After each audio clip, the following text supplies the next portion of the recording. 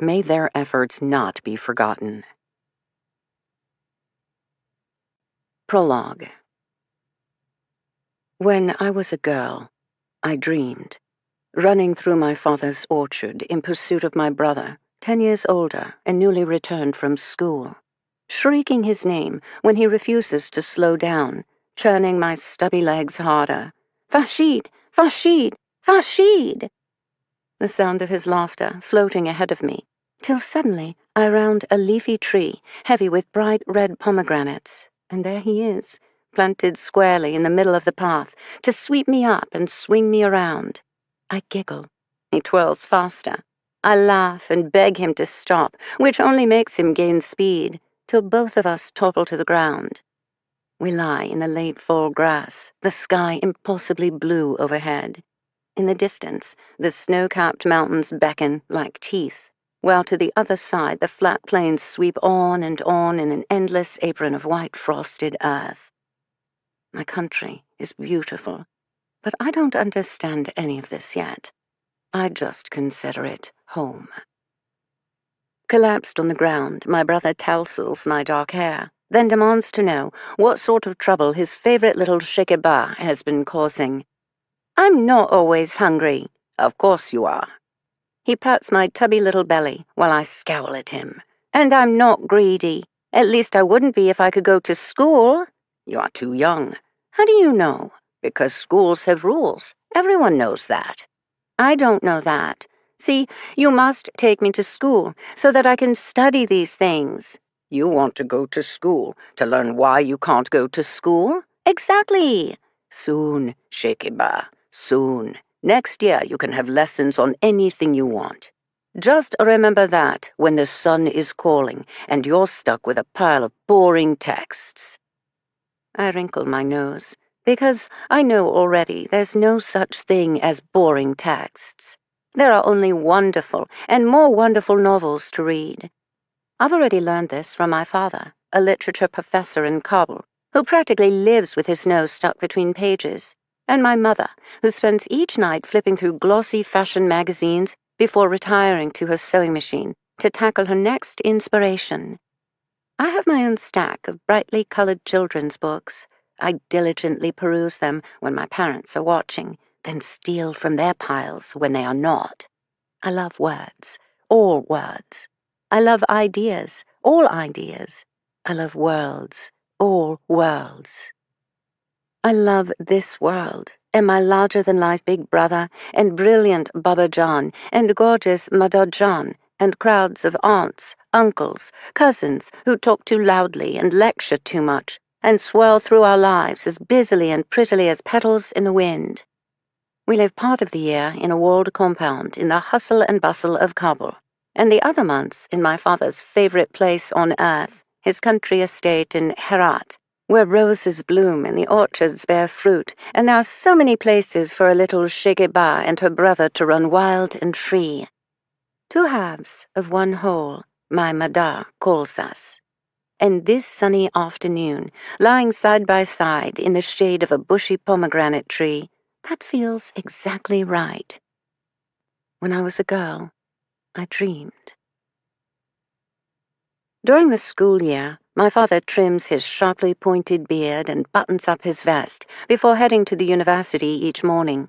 Half out the door, a distracted, befuddled mess, he will pause, turn back around. He and my mother share a look. My brother and I have studied it many times. It is their look. We don't understand it, but on some level we know it's good, and we're happy they have it. Then my father heads off to teach, while my mother prepares more tea for her and me to enjoy. Her long black hair is carefully coiffed and pinned at the nape of her neck. Her brown skin is flawless, her dark brows perfect arches framing her lustrous gray eyes. My mother is beautiful. Everyone says so. Even my aunts, though they fuss over her choice in clothes and make faces that communicate both stern disapproval and powerful longing. My mother loves fashion. She reads, she studies, she designs. Late into the night, I can hear her sewing machine whirring away. In a matter of days, she'll produce the next stylish outfit, an ode to decades past and cities far away, such as Paris, London, New York. My mother never just goes to the market. It's an adventure of high art, where she'll riffle through piles of beads, rows of shoes, and boxes of hats in order to perfectly punctuate her chosen ensemble. Chin up, she states each time we prepare to depart, her in a perfect hat, me in a coordinating hijab. We exit my family's compound to enter a sea of bustling humanity, where waves of western blue jeans and dull-colored tunics part before my mother's sapphire-wrapped dress or saffron-colored jumpsuit. Like my aunties, the other shoppers eye my mother with expressions that are a mix of awe and disapproval. Some gazes, under the thickly furrowed brows of darkly dressed men, follow her too long and too intently. Their stares are filled with a kind of heat I don't understand and already don't like. But when my mother catches them, she stops and skewers them with a look of her own, till one by one they glance away. My mother has many duties at the market, picking out perfect cucumbers and ripe tomatoes for the evening's chopped salad, inspecting the fresh herbs for just the right bundle of mint. But there are other activities, too. A pause here, a whisper there, a discreet passing of one palm across another. Like children everywhere, I know when to fade into the background. Later, my mother will smile at me and nod approvingly, and I know we share something special, just like her and my father with their parting glance. So I never speak of these moments, not even with Farshid, who rolls his eyes and groans over how much time women spend in the market. One day, I want to be just like my mother John. I will never be as beautiful, but maybe, just maybe, I can be as clever. When I was a girl, I dreamed. The whispers start when I turn 12, always behind closed doors. First my father and my mother, then my aunts and uncles flitting about, everyone talking, but no one saying anything. My brother, returning home from his university studies. Additional murmurs behind my parents' bedroom doors, where my mother spends more and more of her days. Pale when she comes out, exhausted when she returns. My auntie, Fahima, a hawkish older woman with a relentless attention to detail, starts meeting me each day after school. Stand taller. Don't read that. Don't look at him. Don't touch that. Don't. Her fashion tastes run to flowing trousers and plain billowing blouses, with a simple dark hijab covering her hair. I want my mother. I miss her warm smile and outrageous outfits and fierce stare. But my mother appears only long enough to disappear. A sudden shadow of her former self, patting my cheek, stroking my hair, telling me I'm pretty today, which we both know is a lie, before retiring once again to rest. Whispers. In our house, the city, my country, where Black Hawk choppers now circle overhead and concrete barricades expand daily, along with checkpoint after checkpoint, until a walk to the local market feels as arduous as a border crossing. The American soldiers are leaving. Our own forces will now protect us, though safe doesn't feel so safe anymore. Within a matter of months, my father summons me to the hallway outside my parents' room. My brother is present, but doesn't meet my eye. "Your mother wants to speak to you," my father states, his voice thick. He points to the cracked door, indicating I should go in. But my feet won't move. For once in my life, I don't want to know.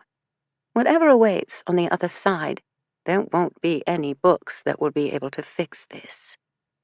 I gaze at my brother pleadingly, but he keeps his attention fixed on the floor.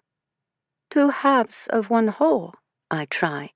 "Not this time, Sobera. Not this time." My father pushes the door open. Slowly, I force myself to step inside. "Janem." My mother utters the term of endearment as half whisper, half sigh. I follow her hushed voice through the shadowed space till I'm just able to make out her face in a room where the drapes are tightly drawn and the bed piled high with blankets. "Janet," she murmurs again. The covers shift. She reaches out her hand, so skeletal it's painful to see. Her fingertips, light as feathers, dance across my forearm. She finds my wrist, clasps it lightly. "Don't," I tell her. But I don't mean for her to stop holding me. I mean for her not to say what she's going to say.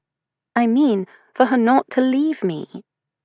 I drop to my knees, placing my forehead against the mattress, clasping her hand to my cheek. If I don't let go, she will have to stay. The future will not happen. My mother will always be mine.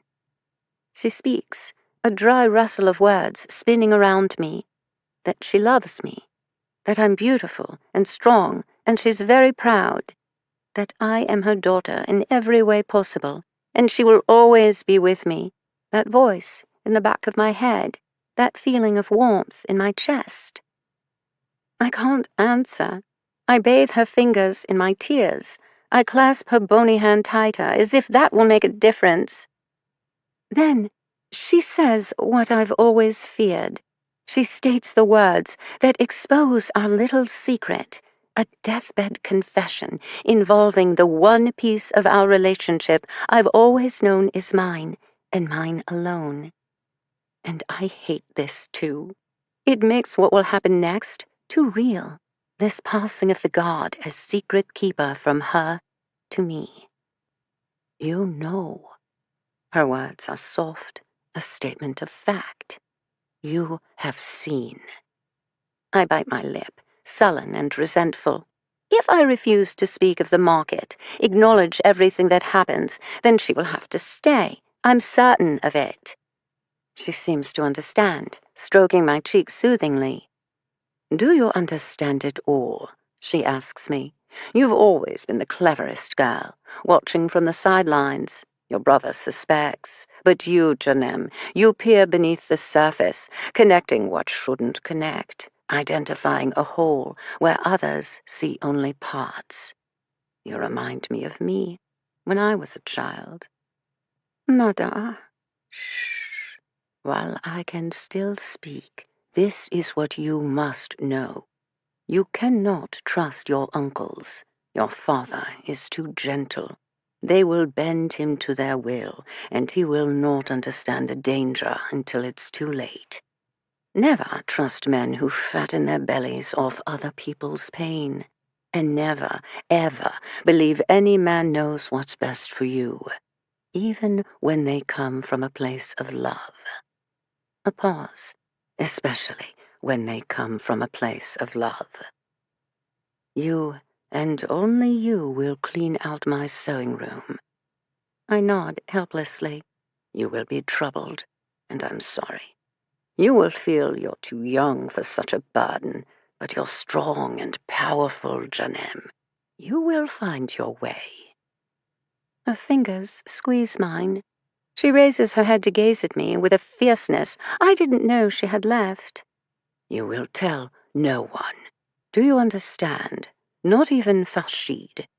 You can peer into other people's souls, my sweet, but never let them see yours." I open my mouth. I want to say no, to selfishly refuse such a giant and terrifying ask. But it's too late. My mother's head falls back against the pillows, the exhaustion like an extra blanket weighing her down. She slips her hand from mine, draws a thin line through the tears on my cheek. "Should the worst happen, people will want to take everything, but in the end, they will be allowed nothing. Remember this, my sweet. Remember." I break down, sobbing, begging, demanding that she stay. She pats my back once, twice, 3 times. Then she gently pushes me away. Her gray eyes stare straight into mine, clear, purposeful. She states, "Chin up." And that's it. My father appears with my brother, more aunts and uncles and cousins, until, with a last exhale, my mother passes, her hand tucked into my father's, while my brother and I kneel with our heads against her feet. My father's wail is the first to crack the silence. Then we are all sobbing and moaning. "Oh, my God, I am dying. I can't live without you. Why have you left us? Oh, God, please, please. I'm sorry I wasn't a better husband, sister, daughter, son." We collapse over her body and howl our pain to the heavens. She is gone from us, gone from me. When I was a girl, I dreamed. Later, I clean out my mother's sewing room. I don't understand everything I find, but I realize enough. More choppers roar across the minaret-studded skyline, and blast walls are built higher, while roadside bombings become so common we barely flinch at the sound, just round our shoulders and scurry home. My classmates exchange horrible tales of things going on in the outlying towns. A growing resurgence of Taliban fighters executing policemen, annihilating entire villages. Females dousing themselves in gasoline and setting themselves on fire to escape forced marriages. Even more women, school teachers, reporters, doctors, disappearing in the middle of the night. And yet still, we flit from coffee shop to coffee shop, post photos to our Facebook page, chat away on our cell phones. Because this is Kabul. The insurgents would never dare to attack here.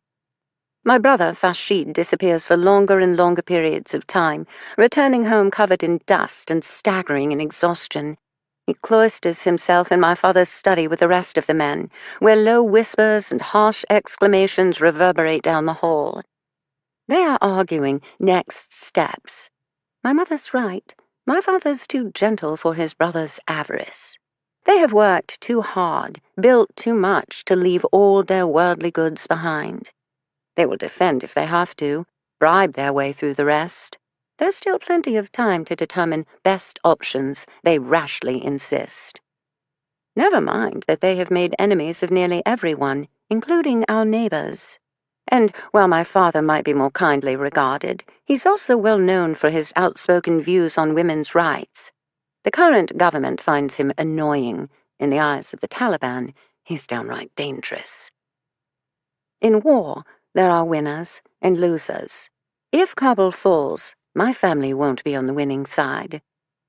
One day, I discover Fashid striding through the courtyard with an armful of rifles, his expression so grim it hurts. There's so much I want to tell him, but I remain bound by my mother's words. "Fashid," I try. "Not now, Sabira. If there's anything I can do to help, go to school, Sabira. Study, learn, grow that stubborn mind of yours that enjoys torturing me so much. You do your job, I'll do mine. I will keep you safe, Sabira," he states darkly. "Trust me." "I will keep you safe too, Fashid. Two halves of one whole, yes?" He smiles softly. "Two halves of one whole," he agrees. And for a moment, we are kids again, running through my father's orchard, and all is right with the world. When I was a girl, I dreamed. And now, with the Blackhawks thundering overhead, and the packed streets of Kabul exploding with the frantic cries of desperate people, I take the gun from my brother's lifeless hands. He has fallen outside the wall of our compound, his face a mask of blood and dust. I already know what I'll find inside will be even worse.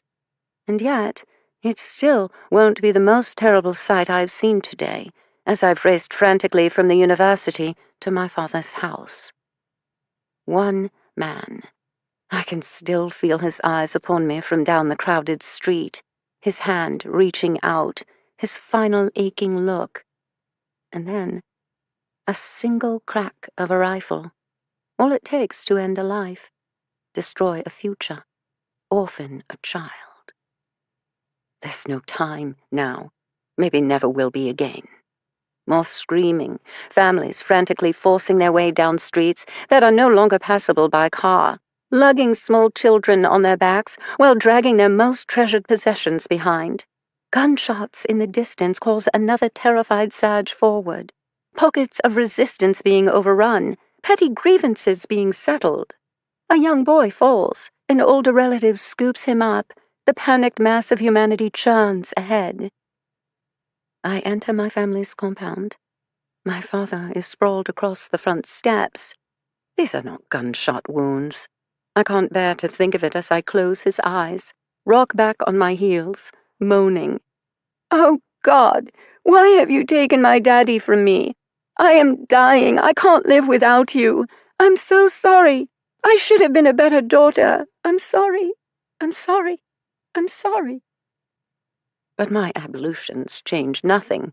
He's gone, while outside the chaos looms closer. I continue on, finding one of my uncles in the front parlor, while down the hall my Aunt Fahima is on her knees, wailing over her husband's body. When I try to approach, she hits me so hard I stumble backward. I leave her to her grief as I search room by room, rifle clenched tightly in my hands. The fight was heavy and fierce. There are bodies of men I've never met and already hate, though they're now gone from this earth. The thunder of more choppers overhead, followed by the sound of explosions. I end in my parents' room. I touch the edge of the bed where my mother died. I feel her hand in mine. I remember the taste of my tears upon my lips, the words she spoke to me. Should the worst happen, people will want to take everything, but in the end, they will be allowed nothing. I understand now. I understand everything, including what there's still left to lose. I take a quick moment to sort through my mother's jewelry box, then rummage through my father's study. I select a single necklace from my mother, a single book from my father. I don't expect to keep them, but they will serve their purpose along the way. Then I square my shoulders, raise my brother's rifle, and face the front door. Chin up, I murmur. I run for it. When I was a girl, I dreamed. When I became a woman, I woke up. Chapter 1. My friend's name is Sobera. She's been gone for 3 weeks. You will find her. Here, try this. My hostess, Alia, picks up a pretty blue bowl and holds it out. The coffee table in front of me is covered with similar dishes, all in deep jewel tones with scrolling gold patterns that shimmer beneath the overhead lights. The overall effect is less an offering of treats than a scattering of gems. It's made me hesitant to touch anything.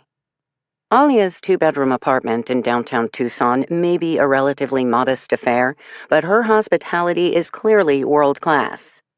I dip my fingers into the proffered bowl, tentatively extracting a few pieces of dried fruit. They resemble shriveled white blackberries, which is to say, I have no idea what they are. So far, that's par for the course. I've spent the past 10 minutes watching Olia perform some kind of elaborate ceremony that resulted in the best cup of tea I've ever had. Saffron, she informs me, which tastes just as good as it smells. To accompany the tea is a dizzying array of nuts, dried fruits, crunchy chickpeas, and bright candies, all placed elegantly around a magnificent centerpiece of fresh whole fruit. I sample the first wizened berry in my hand. Sweet. Tart. I like it. Follow it with more. Alia nods in approval. Tout gauche. White mulberries. They're my favorite. Here. She hands me a shiny green pear. Eat, eat. It's good for you. I bite into the fruit, juice dribbling down my chin, while Alia takes my plate and dishes up little piles of almonds, raisins, and hard-coated candies, then hands it back. She's very serious about this eating business, especially as there are just the 2 of us present, and she's laid out enough snacks to feed an entire elementary school. As new case meetings go, this one is off to an auspicious start. Of course, I met my last client at a maximum security prison where she was serving time on death row. Not too hard to beat that. Alia had found me through a friend of a friend, which was pretty good considering I don't have many friends. I was enjoying a long overdue hiatus that had brought me all the way to Seattle when I got her call. Maybe I shouldn't have answered the phone. Maybe it's the true measure of my obsession that, even happy and well-rested for the first time in years, I clicked answer. Or maybe it's the full degree of my self-destructive streak that led me to say yes to her and no to him, even though it hurt us both. I'm not one to look back. At least for the past 24 hours, that's what I've been telling myself. And now, I'm at a charming tea party in Arizona. My specialty is working missing persons cold cases. I can't tell you exactly why I take on this particular mission versus that one. Given there are hundreds of thousands of people who've disappeared at any given time, I might as well be throwing darts at a board. Money is not a factor. I don't charge for my services, as I'm not a trained professional, just a woman with an obsessive hobby. Geography is also a moot point. I don't have a home, family, or a real job, meaning I can go anywhere at any time. Some people might find my lifestyle concerning. What kind of idiot dedicates herself to finding people she's never met, in cities she's never frequented, at the behest of complete strangers she'll never see again? I've spent the past 10 years trying to answer that question. If only I knew. In Alia's case, the timeline sparked my interest. Her friend, a fellow Afghan, vanished 3 weeks ago. Definitely not my usual cold case terrain. In fact, not enough time had passed to motivate the police to search overly hard or alarm the husband enough to launch his own efforts. The combination of searching for a missing refugee, exactly the kind of at-risk population that's often overlooked, as well as possibly discovering someone's still alive, proved compelling enough to bring me here. That doesn't mean, however, that I'm completely on board yet. In my line of work, in my kind of hobby, it pays to be skeptical. People lie. Endangered people who live in marginalized communities often have a tendency to lie even more, with good reason. Look, I attempt now, setting down my pear, sampling another one of the ridiculously good dried mulberries. You say your friend has disappeared, but you seem to be the only one who's worried about her. Why are you so certain she hasn't run off with another man, taken a mental health break, whatever? Didn't you say she'd just immigrated to the U.S.? That's gotta be a little traumatic. Of course, Sobera's overwhelmed. In the beginning, we all are, but she has a daughter. No mother leaves her child, especially not after fighting so hard to get here. What do you mean by fight? There are 30 million refugees in the world. Do you know how many are actually granted placement, a chance at a fresh start? Not many, barely 1%. Sabera and her husband are the lucky few, and they know it. I nod. Fair enough, but fortunate or not, their stress level has gotta be real. She would not leave her daughter, Alia insists. Zahra is only 4. She needs her mother, especially now that they're in a new country. What about Sabera's husband, the guy who's not even looking for her yet? It's not a love match, Alia confirms, her scowl returning. How long have they been married? 4 years. Married 4 years with a 4-year-old kid. I can't help but arch a brow. Alia merely shrugs. My understanding is that Isad was a friend of her father's. They had just gotten married when Kabul fell. Isad was able to get Sobera out of the country. Her family was not so lucky. What happened to them? They're dead.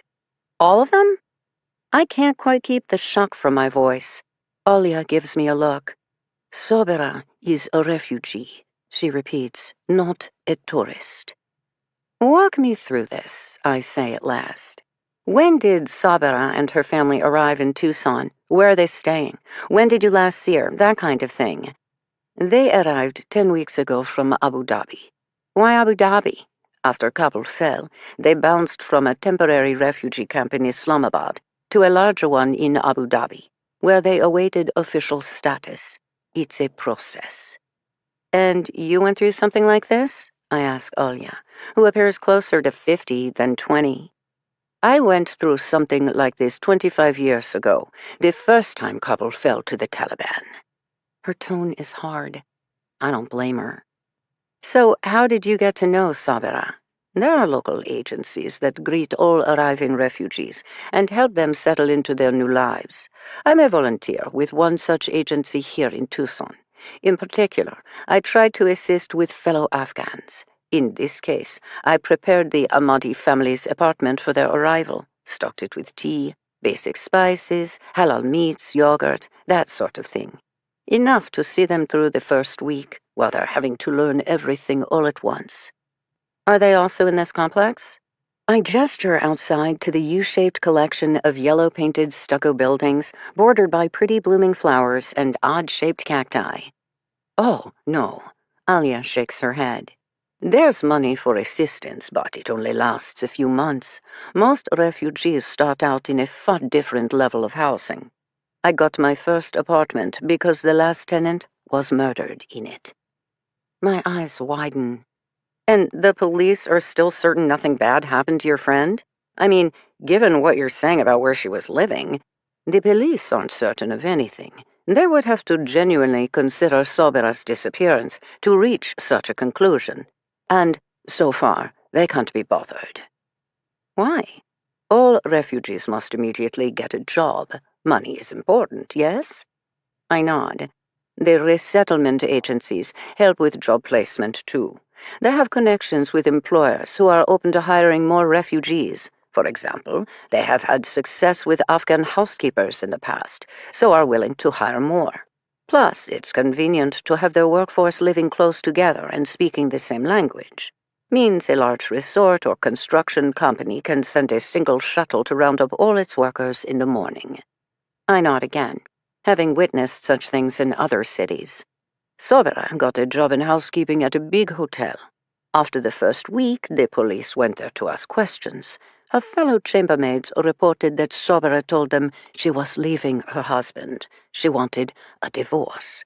For the officers, that was good enough. But you don't believe it. A slight shrug. It happens. Trauma, hardship, stress is very hard on marriages. Couples get here, where suddenly everything is new. They are new. It happens. But there's no good reason for Sobra to leave her daughter behind. Or she's waiting to come back for her daughter when she has a place to stay. Could she afford an apartment on her own, given what you're saying about limited funds? It would be very difficult. Certainly, if that was her plan, she'd need to continue to work. Except she hasn't returned to work? No. Or her family? No. I'm beginning to see Olia's point. What does her husband say? Olia's lips thin into a hard line of disapproval. He says he's sure she'll be back shortly. She'll be back shortly? Like what? She went out for a walk? And the cops accept this? Another sniff of disdain, which is answer enough. Has she reached out to you? I ask. No. Would she? If she needed help, had decided to leave her husband, would she contact you? A slight pause. I would hope so. I'm divorced. She knows that. Back to answers that aren't really answers. I tilt my head, study my hostess again. She's an attractive woman with wavy black hair cut short to frame her face. There are crinkles next to her dark eyes, lines furrowing her brow. But the effect enhances her beauty, gives an overall sense of strong will and determination. She's seen some things, lived some experiences, survived some hardships. She's not about to break now. Would that be comforting for a young female immigrant such as Sabra, or overwhelming? I gotta believe the police had to be a tiny bit interested if Sabra hadn't even returned to work. Unless her fellow chambermaids had provided additional details Alia either doesn't know or doesn't want to share. How good is Sabra's English? I changed tack. Excellent. Her mother's people are from London. Sabra grew up speaking English, as well as Dari and Pashto, which are the two most prominent languages in Afghanistan. She's also a skilled linguist, fluent in many languages, not to mention dialects. In other words, language is not an issue. No. Nor is the culture shock as significant for her as it is for others. Her father taught at the university in Kabul, while her mother was a noted fashion designer. The household was very westernized. Certainly her parents were progressive enough to support Sobra pursuing her own studies, though, of course, she grew up in a professional, affluent family. I fill in the blanks. Meaning, it can't be the easiest thing to now be living in a rundown apartment while working as a housekeeper. This is not the end. It is the beginning, Olya recites. Of your new life in America. I was a nurse back in Afghanistan. When I first came here, I wasn't allowed in the medical field. I washed dishes in the back of a restaurant for pennies on the dollar. People think all refugees can do is drive taxis or scrub toilets. No, it's generally the only thing we're allowed to do. Do you know how many doctors, lawyers, engineers, and pilots have come over from Afghanistan in the past few years? And yet, our professional degrees and licenses are not accepted here. She shrugs. We must adapt. It's not easy, but it's the only option. And Sobera was committed to making life in this country work, for her daughter, if for nothing else. Where was Sobera last seen? Leaving work. She'd stayed late, missed the employee shuttle, so she was headed to the bus stop. Did she get on? You would have to ask the police that. I nod, thinking. And she has a cell phone? Everyone does now. Yes, with prepaid minutes. Ah, a woman after my own heart. No one's tried pinging her GPS? Again, you would have to ask the police. Or her husband? Sure. Olia's skepticism is palpable. I pause, looking around me at this bountiful spread in a lovely, well-tended apartment with its stunning mix of richly colored tapestries and a comfy sofa set. If Olia had started out scrubbing pots when she'd first arrived in this country, then she had adapted well indeed. I haven't made up my mind yet, but I have a final question, often the most telling.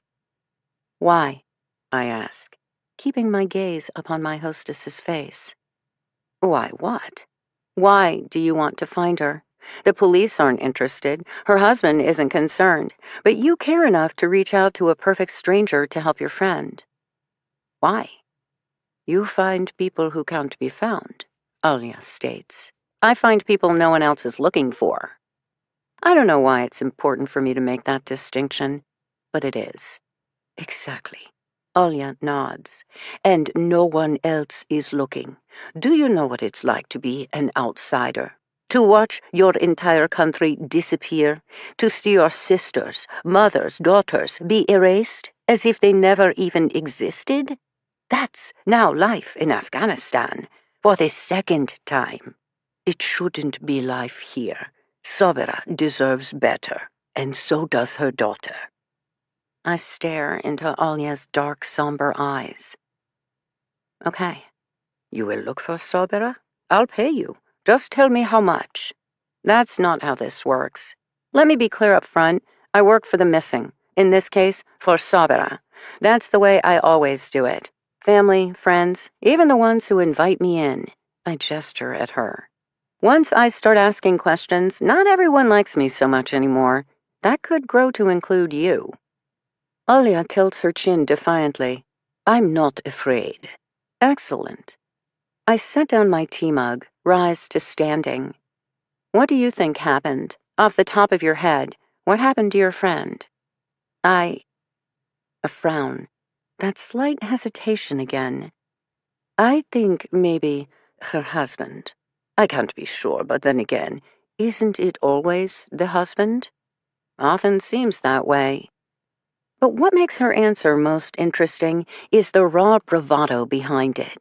It's not clear to me that she believes what she's saying as much as she wants to believe what she's saying. Basically, I've no sooner said yes than my initial contact is dissembling. A smart person would walk away now. A sane person would get a real job, maybe even an apartment, and if not a healthy and stable relationship, at least a cat. And yet I don't even hesitate. I hold out my phone and request Sabira's mobile number, apartment address, recent photo, and name of her employer. Olia gratefully provides those details, then adds the name of the family's caseworker and housing coordinator from the resettlement agency. Just like that, I'm back to work. My name is Frankie Elkin, and finding missing people is what I do. When the police have given up, when the public no longer remembers, when the media has never bothered to care, I start looking. For no money, no recognition, and most of the time, no help. My mission has taken me all over the country, from inner city neighborhoods to the wilds of Wyoming, to even a brief stint in paradise. I've been cursed at, shot at, and nearly killed. I've watched people die. I've assisted with some of those deaths. Clearly, I'm not a woman who learns from her mistakes. Recently, I took a long-deserved hiatus to recover from a particularly horrific case, spending the time with a truly amazing guy. It was so good. It was even great. Yet still, when my phone rang... From the very beginning, he whispered against my neck, I knew you weren't the staying kind. Because that's also who I am. A woman with an inherent separateness I'll never be able to shake, so that no matter how hard I try, I will always be the outsider looking in. Some people understand real life. Then there's me, a person who searches for the missing, and who will always be the first to disappear. Chapter 2. First order of business when beginning a case. Figure out employment and lodging in whatever city is about to become my temporary new home. Walking down the sidewalk from Alia's apartment with all my worldly possessions, a brown leather messenger bag and a small rolling suitcase, I squint against the blazing desert sun and do my best to get my bearings. In the less than 24 hours I've been in Tucson, I've already figured out a few things. One, that whole, at least it's dry heat, is a load of hooey. Mid-October, the mercury is still topping 90, and I'm already sweating profusely after walking only 3 blocks.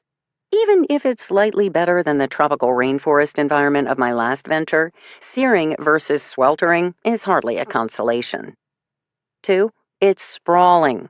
The city itself seems to stretch on forever. Long, expansive avenues, short, squat buildings, endlessly unfurling sidewalks lined with palm trees, mesquite, and palo verde. The green contrasts nicely with one of the other main features of Tucson. It's brown. Brown adobe houses with brown, scorched earth yards encircled by brown, towering mountains. If I were more poetic, maybe I'd note the pinkish red highlights or soft gray undertones, but I'm too tired and thirsty to care.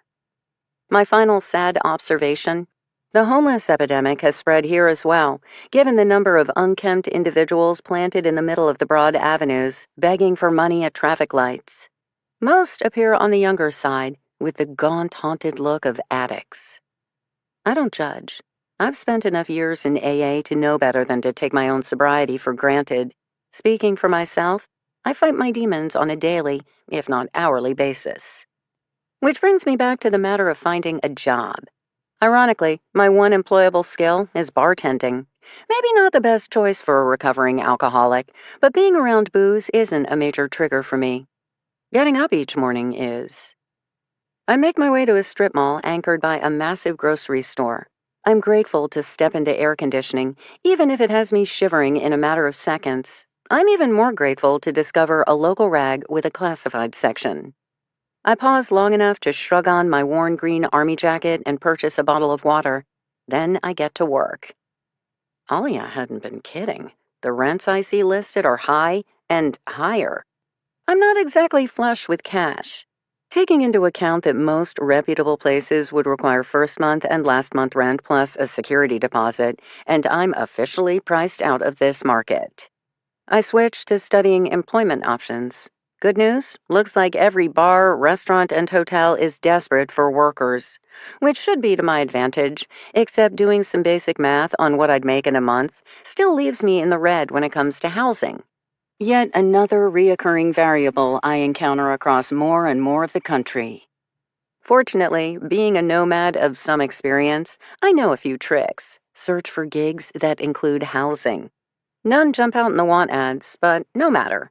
I fire up my prepaid cell phone and spend some precious minutes visiting two websites that specialize in such exchanges, labor for rent. One immediately jumps out at me. House, pet sitting duties for 1 month, lodging included. With nothing to lose, I hit dial. Hello? The voice on the other end is male, sounds younger than I would have expected, and is definitely frazzled. I'm calling about, yes, can you start today? Excellent, you're hired.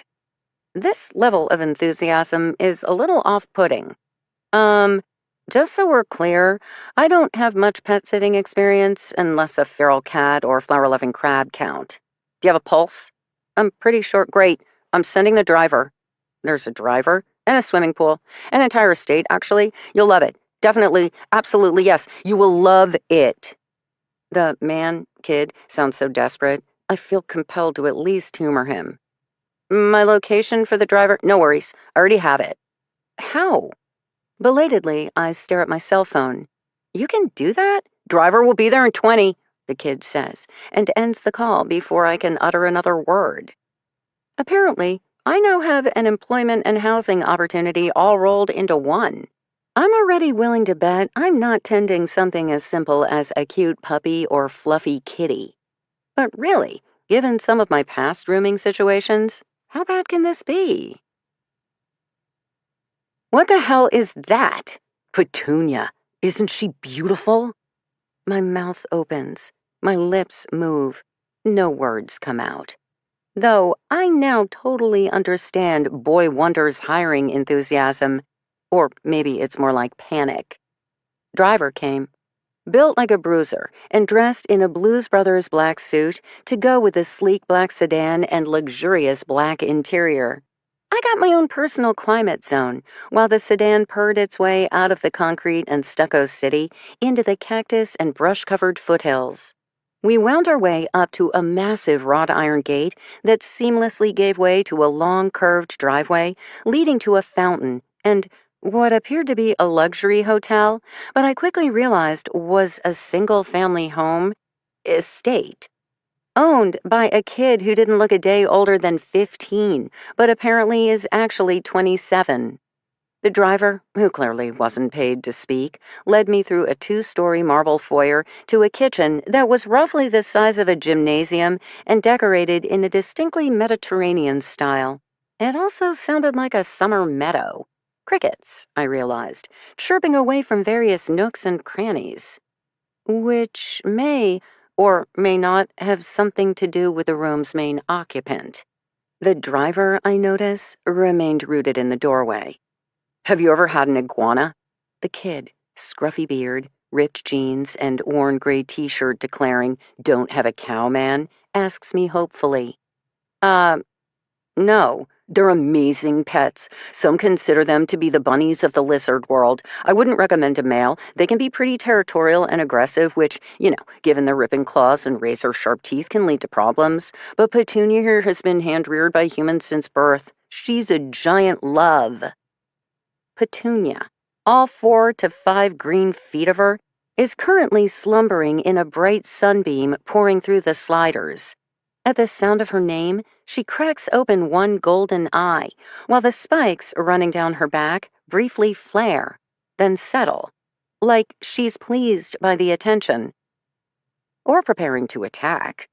Now, for care and feeding, the man-child continues. I'm sorry, your name again? Oh, I'm Bart. He gestures to his t-shirt, as if that should have been a clue. I got the reference, didn't realize it was a statement. And you are? He blinks dark brown eyes behind wire-framed glasses. The homeowner. His voice has grown sharper. I can't help myself. I gesture around me. As in, yeah, mine, all mine, including Petunia.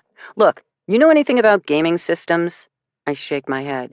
Well, I do. So, yeah, mine, and all mine. Speaking of which, I got a Vamos sooner versus later, major gaming conference, world tour, already 2 days late given what happened to my last caretaker. Petunia didn't eat the pet sitter, did she? Nah, fucking idiot got bitten by a hot. I have no idea what that means. Venomous snake. Bart fills in at my blank expression. His own, no less. I mean, seriously, if he can't handle his own snakes, why would I want him handling mine? Wait a sec. So, Petunia here, super simple. She eats once a day, basically a salad of rough chopped fresh veggies, sprinkled with a special calcium plus vitamin D powder. I have the next 2 days prepped, which should get you off and running. Freshwater is very important, as well as her mister. Just to be clear, don't walk around with a banana peel or apple core or, really, any kind of fruit or veggie refuse in your hand. Iguanas are primarily herbivores, but sometimes they're herbivores with really bad aim. Hand, peel, peel, hand. Just don't do it, okay? Bart is already on the go. He walks past Petunia in bare feet. I edge behind her with as much distance between myself and her long, pointed tail as possible. I wonder if mango-scented sunscreen counts the same as holding a scrap of mango. If so, there's nothing about this conversation I find comforting. At the end of the kitchen, a glass corridor opens up, leading to another wing of the mansion. The hallway is carpeted in a tightly woven cream-colored rug, while off to the right side is a small room roughly the size of a den. Except this room features a terrarium theme of lush plants, zigzagging tree limbs, and definitely a tropical misting system. The lower part of one wall appears to be swinging slightly. Some kind of flap, I realize. As in a pet door for an iguana? I let Petunia out for most of the day to roam the kitchen and family room. It's important for iguanas to have enrichment and socialization, especially one as domesticated as Petunia. I hear a noise behind me. Turn around. Sure enough, Petunia is standing right there, stretched up tall on her front legs, staring at me with those crazy golden eyes, while a large, nearly human-looking tongue lolls out, licks her lips. I twitch, but hold my ground. Never let them see your fear. Isn't that the #1 rule when encountering wildlife, including other humans? Petunia will wander in and out of her room as she needs. She prefers a humid environment, and I can hardly turn the entire house into a rainforest, especially, given that I'm living in a desert. So this works for her. The flap allows her to go outside when she wants, which helps her get enough UV light, and of course she has a small pool. Petunia is still staring at me. Of course, I manage. In the evening, she likes to sit on your lap while you watch TV. What? She doesn't always realize her own size. Bart concedes. Really, she rests her front half on your legs, which is your hint to rub her shoulders. What? I can't get the rest of the word out. Don't touch the spikes running down her spine. I'd think that much would be obvious. But yeah, rub her shoulders, like you do with any life form. She doesn't exactly purr, but you can tell you're doing it right when she, totally zens out. Her skin's a little bit rough, a little bit silky. Hard to explain. Up close, you can appreciate all her colors. Blues, greens, blacks. Even by green iguana standards, she's a beaut. I don't bother with a reply. I'm pretty sure I've entered a parallel universe, or drifted into a particularly realistic and disturbing nightmare. Which explains Bart's next statement. Now for the snakes. He turns, marches to the end of the corridor where there's a single closed door. First rule of thumb, never let Petunia in the snake room. Then, for added emphasis, he turns to the lizard in question. Petunia, stay. You get the rest of the house, pretty girl, but this room is off limits. Maybe Petunia blinks in acknowledgement. Maybe I drank a magic potion while in the black sedan. Anything is possible. All right, your next responsibilities. Bart pops open the distinctly heavy door and marches inside the darkened space. Meet my babies. And by that, I mean literally. Look, baby ball pythons. Chapter 3. Do mother pythons think their babies are adorable? Isn't there some rule about that? I don't know, because I don't think any snake is adorable. I think snakes should be avoided at all costs. Spiders, fine, if I really have to. Snakes, hard no. Don't approach, don't go near, certainly don't touch. How the hell did I get in this room? It's a shadowy space, with the only source of natural light filtering down from narrow windows ringing up top. Against the lower half of two walls sit impressively sized individual terrariums, each sporting heat lamps in one corner. Good news? Occupant of the largest terrarium isn't immediately visible. Less good news? Occupants of smaller split terrarium, very visible. All 12 of them. You know anything about ball pythons? I don't answer, as I'm too busy swallowing back a primal scream. Super docile, love nothing better than to curl up in the palm of your hand. You know, hence the name. Want to hold one? Furious shake of my head. You like snakes at all? Bart peers at me intently. I don't care about employment or lodging anymore. Another furious shake of my head. No matter, you'll do fine. Third shake of my head. Bart continues as if he hadn't seen. Okay, so again, pretty simple. First rule of snakes, larger they are, easier the care and feeding. Marge over there only eats twice a month, whereas these gorgeous little minions... Bart bends down, gazes adoringly at the collection of curled and slithering shapes in mottled shades of light brown and deep black. These little dudes will require some genuine tending, but nothing any person of basic competence can't handle. I'm not competent, I attempt weakly. You got here, didn't you? That's competent enough. So, feeder crickets. He's off and running.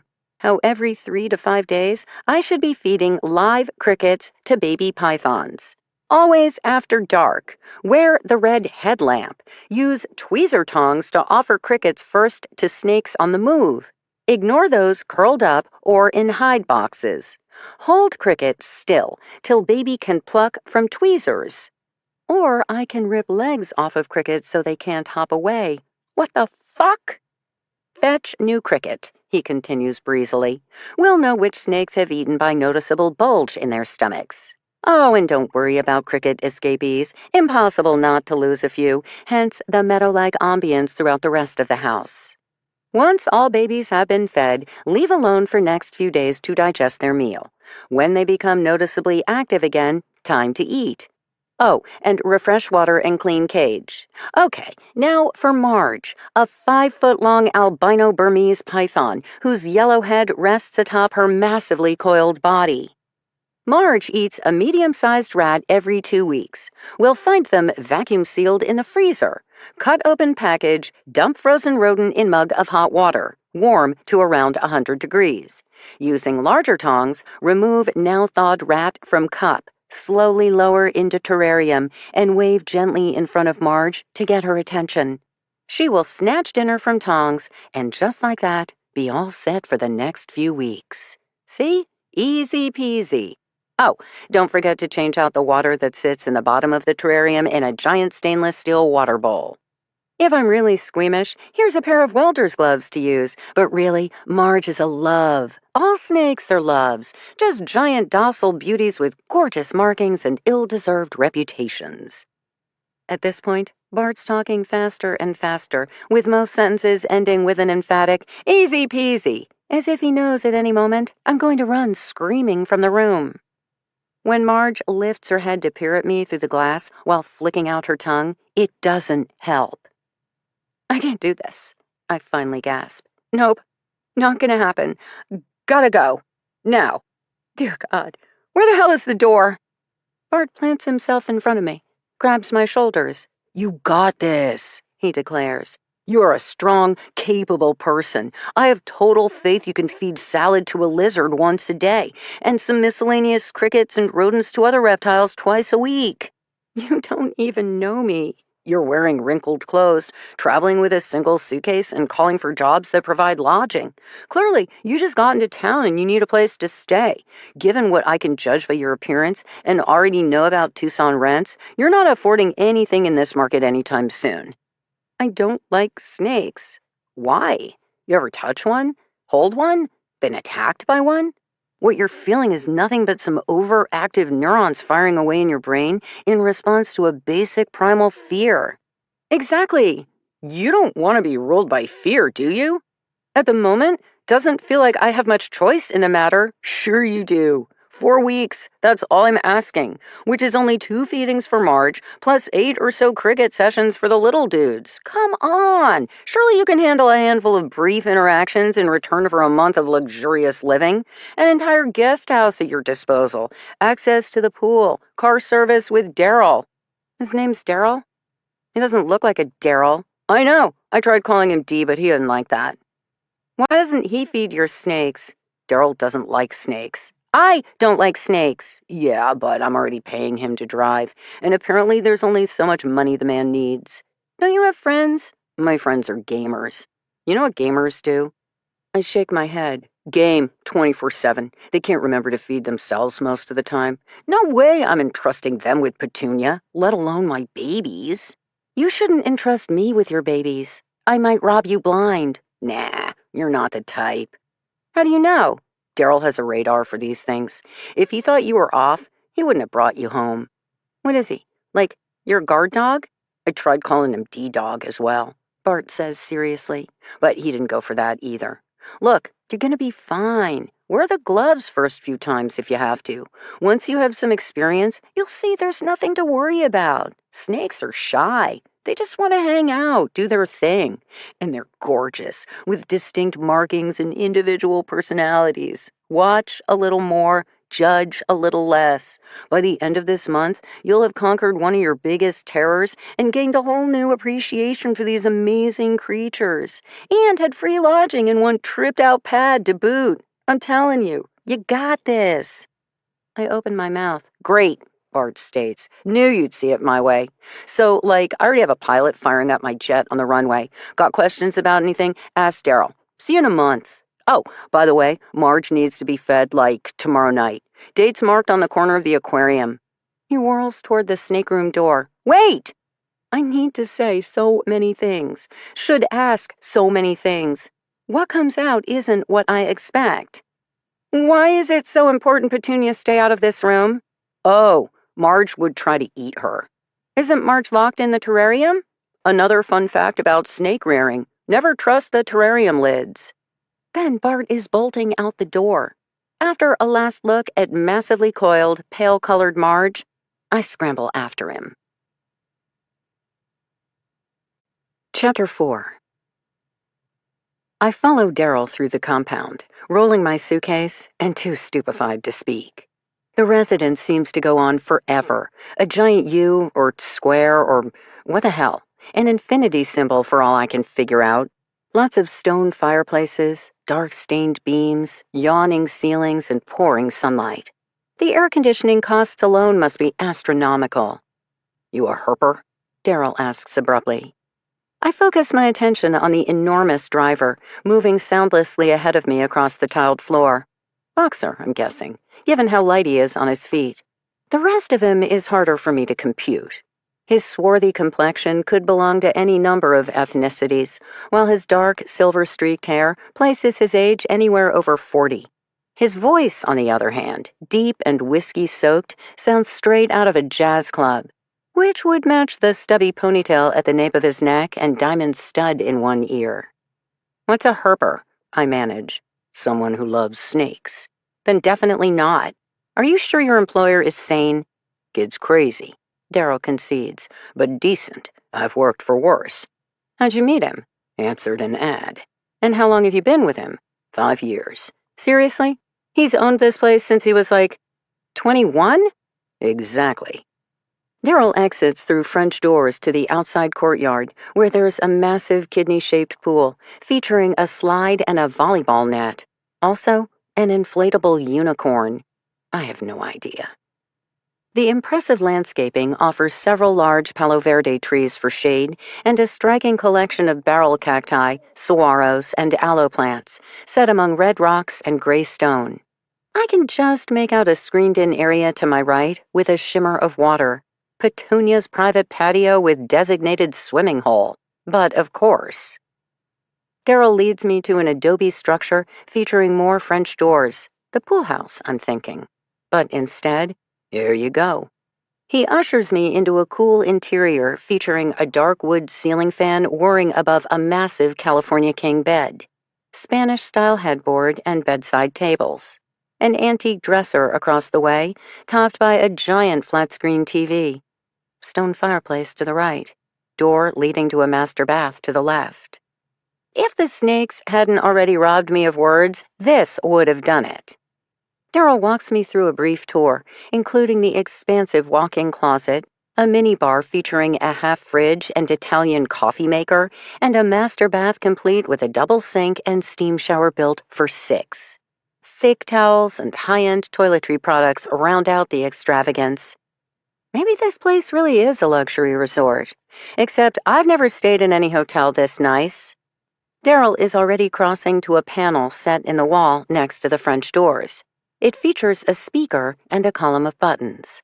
"Whole compound is connected," he states, his deep baritone resonating across the room. "Button 1, the kitchen. Jenny's there most days, 8 to 6, Sundays off." Jenny? Cook, housekeeper. Jenny, Genni. I nod my head to acknowledge the unique spelling. "Buttons 2 through 4 are for the kid. Don't worry about them." Okay. "Button 5, me. Need anything, anytime you ring, I'll answer." There's nothing lascivious in his tone, just basic reassurance, which I truly appreciate at the moment. "You live here too?" He nods. "Another bungalow on the compound?" "Mine's a little bigger." First crack of a smile across his broad face. "Seniority." "What do you do when Bart's away?" I ask curiously. "Since, you bailed on the care and feeding of snakes." Smile grows. "Anything I want." Not a bad gig. "Kid's generous. Take care of him and his pets, he'll take care of you." "You know anything about the gaming world?" "Nope." "But you trust him?" "Yep." "You also serve as hired muscle?" I ask. "Never come up." "But you could if necessary. Boxing, I'm guessing?" Daryl gives me an unexpected wink. "Ballroom dancer." Well, now my day of surprises is complete. What the hell? In for a penny, in for a pound. I unsling my messenger bag, let it rest on top of my luggage. Guess I'll give this a try. Daryl nods, as if my decision was never in doubt. Maybe when it comes to the workings of Boy Wonder, Bart, it never is. "But any snake that escapes is a you problem," I warn him. "Nope." He pauses. "We'll put Jenny in charge." "Deal." I stick out my hand. After a belated moment, he shakes it, his expression serious. "Jenny will provide meals," he explains. "When you need to go somewhere, ring for me." "You'll drive me anywhere at any time?" He pauses long enough to give me a considering look. I don't think there are very many things Daryl misses, and even fewer people he can't assess. "What kind of places are you thinking?" My turn to smile. "Well, now that you've brought it up." "This is not a good idea." "You'll learn soon enough. Most of mine aren't." "You know anything about Tucson?" Daryl asks from behind the steering wheel. After a quick shower, change of clothes, and apples snagged from the fridge, I'd met him out front, destination address in hand. I tried to ride shotgun. He'd pointedly opened the rear door for me. "First time here," I concede.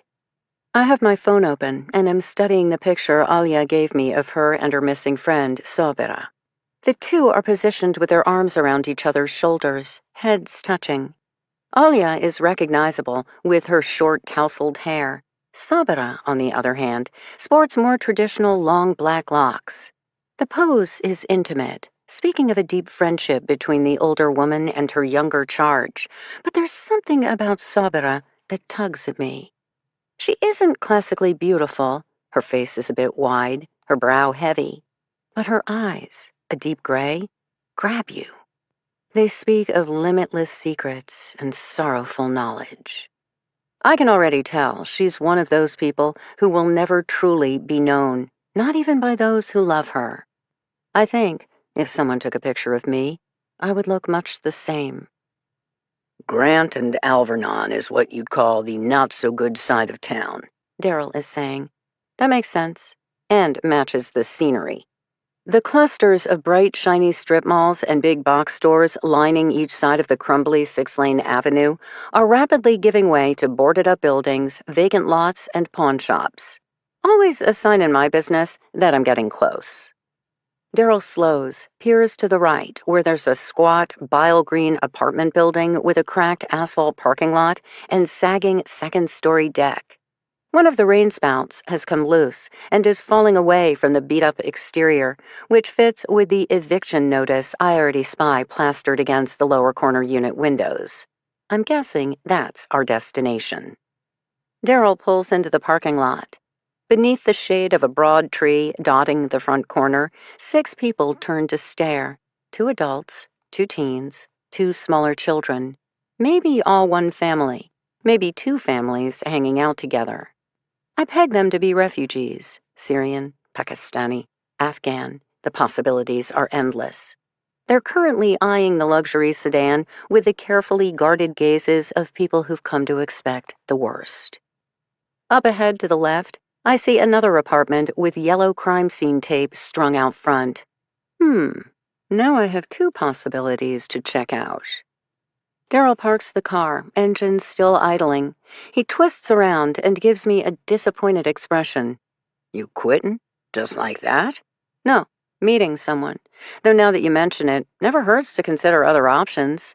This is no place for a single female. And yet a family with small children, like the one still regarding us with hunched shoulders, the woman clutching the youngest closer. What do you think rent goes for in a place like this? I ask him. $500-600 a month. Better than what I was seeing in the paper, I murmur. No first and last month rent required, just first month plus security deposit. Big difference. You ever live in a place like this? I ask curiously, given he seems so knowledgeable. Somewhere similar. When? 6 years ago, when I first got out of prison. He eyes me expectantly. I merely shrug. I've never been to prison, but I have been to jail. Little problem with alcohol. Drugs. Been sober 11 years. 8. I gotta keep moving. I gotta keep dancing. I nod again, his words making perfect sense. I also better understand his loyalty to Bart. Few would hire a convict recently released from prison. Fewer still would entrust him with their 6-figure luxury sedan. The door to the eviction notice unit opens. A woman appears, young, white, and with a mess of curly blonde hair gathered high in a ponytail. She's dressed in jeans and a pink t-shirt, with a blue bandana tied around her neck and yellow dishwashing gloves on both hands. She glances over at the idling car, does a double-take at the obvious wealth. I pop open the door and step out. Ashley Cantrell? I call out. She raises a gloved hand in tentative acknowledgement. I smile broadly, then duck my head back in the sedan long enough to declare, I'm gonna need an hour, maybe 2 if there's still a lot of cleaning to be done. Not a good idea, Daryl states. Most of mine aren't, I remind him. Get yourself killed, he warns, and Petunia will be pissed off. I shudder slightly at the reminder. Don't worry, I doubt the housing coordinator of a resettlement agency is much of a threat. Sure you know what you're doing? Never. Then I shut the car door and prepare to meet the first of many people I hope can tell me all about Sabra Ahmadi. Mother, wife, refugee. 3 weeks later, I wonder which of these roles cost her the most. I can't help myself. I check my cell. No texts, no voicemails, no contact. I put my phone away and get back to work. Chapter 5. Earlier this afternoon, while waiting for the mystery driver of the mysterious job opportunity to pick me up, I'd reviewed all the contact information Alia had provided for Sabra's known associates. Generally, I start my inquiries by speaking with the family. But in this case, my conversation with Alia had revealed to me how little I knew of the refugee experience. So I decided to start broader, gain an understanding of Sabra's current challenges and stress, then visit with her husband. I'd begun with calling her designated caseworker, which had gone straight to voicemail. Then a volunteer coordinator, also no luck. But the housing manager, Ashley, had answered, sounding rushed. The moment I mentioned Sabra's name, she was already bailing. I should reach out to this person, that person, another person, anyone other than her. which is often a sign she's exactly the person with whom I should be speaking. Not being a dumb bunny, I bulldozed ahead in a state of cheerful exuberance. Of course you're busy. No matter. I'll come to you. Better yet, let me help you out with whatever you're doing. We can chat while we clean. I didn't get the impression Ashley was thrilled with this option, but like most people who were raised to be polite, she couldn't figure out a way out of it. Score one for me. But I meant what I said. I'm a decent scrubber, and in my experience, some of the most revealing conversations happen when two people are doing their best not to think about what is that black stuff growing in the corner. Now I cross to Ashley, who has big brown eyes and a sprinkle of freckles across her nose, cute, in the proverbial girl next door look, and already trying to save the world at the ripe old age of 20-something. Poor thing. Frankie Elkin, I introduce myself. We spoke by phone. Ashley nods. She looks even more stressed than she sounded by phone. I'm sorry, I really don't have time, she rattles out. Just got a call that another family is due to arrive day after tomorrow, and it was all I could do to line up one 3-bedroom apartment, let alone an additional 2-bedroom unit. Not to mention the furniture I need to scavenge. Mattresses. Shoot! I have a pair of bunk beds in storage, but not the twin mattresses. This is the 3-bedroom unit? I point to the one she just exited. Have you finished cleaning it? Still have the kitchen to do. I need more paper towels and bleach. Lots of bleach. She's standing near a battered Subaru that had seen better days around 100,000 miles ago. The rear window bears the emblem of a Jesus fish, which tracks.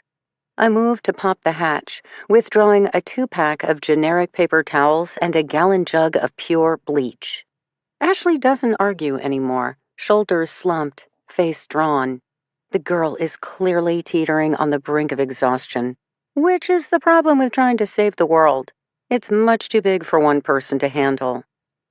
I'll help with the kitchen, I announce. We'll get this unit squared away, then focus on the second. You know the landlord here? Yes. I point to the crime scene tape across the way. I'm guessing there's a recent opening. Ashley's lips finally crack into a smile. At least she's not without a sense of humor. When I first started placing families here, she murmurs, this complex was a hotbed of drug activity, strung-out addicts sprawled outside all times of day and night, broken-down cars and trash littering the parking lot, puddles of urine on the sidewalk. When I brought the family here, the mother broke down sobbing, while the father begged me to take them anywhere else. They're children, they kept saying. Surely there had to be someplace else. Except there wasn't. Tucson is in the middle of a major housing crunch, and the meager 3-month stipend these refugees receive, that was my first lesson in being a housing coordinator. That even when you're doing your best, you mostly feel helpless, which is still better than the days you feel hopeless.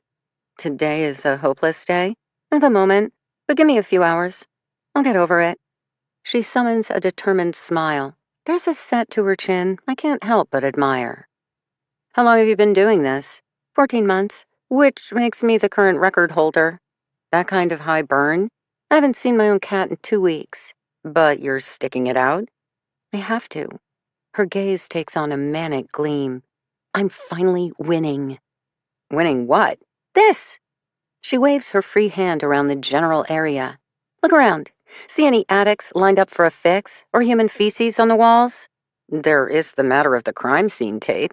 Last dealer had a beef with his supplier, or so I'm told. But the rest of the complex, almost all refugees now. And you know what refugees have in common? They're seeking safety for themselves and their children, and they don't take having a roof over their heads for granted. The landlord was reluctant to take the first family. Now he's ready to take them all. They work, they pay their rent, and they stay out of trouble. If only he had more tenants like that. I study Ashley for a moment. And Sabra Ahmadi and her husband, are they like that? Her face shudders, her expression immediately becoming more cautious. Because she doesn't like them, or doesn't like talking about them. More things I need to know. You said on the phone you were searching for Sabra, she states carefully, but you're clearly not the police, so who are you? I consider her question, trying to put it in terms Ashley might understand. Think of me as like a good Samaritan. Except I seek so that others can find. One of your volunteers reached out. She doesn't believe Sabira is the type to simply run off and leave her 4-year-old daughter, especially without a word to anyone else. Ashley doesn't give any hint of her thoughts on that subject. Instead, she offers up a simple half shrug. I think people can have different definitions of what starting over means. Many of these women are coming from societies where they had no choices. Now, suddenly, they have limitless ones. They get a job outside the home to help pay rent, then realize they like it. They throw on blue jeans to better blend in, then figure out they can walk faster, move less constrictively. They see other women speaking up, attending colleges, driving cars. Change can have a domino effect. Once you start, there's no telling where you'll end up. Including abandoning your own kid? My turn to be skeptical. Because no mother in her right mind would ever leave her child? The amount of trauma these people have suffered, from emotional loss to physical violence. Ashley regards me intently. Sometimes parents abandon their families for selfish reasons, but sometimes they genuinely believe their children would be better off without them. Personally, I can't pretend to know Sabira's thoughts on that subject, any more than I can pretend to know what she's gone through. My imagination isn't horrific enough. I take a minute to absorb what Ashley's saying. I get it, while registering the whole point is that I'll never get it, and to think otherwise would be a mistake. Then again, when it comes to experiencing violence, fear, loss, maybe Sabira and I have something in common. I don't like nights anymore, and sleep hasn't been my friend in a very long time. Ashley is watching me. I don't know what emotions are playing out across my face, but eventually she sighs, reaches for the bottle of bleach. I gotta get back to work. Sorry I couldn't be of more assistance. No worries. I ignore her outstretched arm and head for the open apartment door, cleaning supplies firmly in hand. After a startled moment, Ashley falls in step behind me.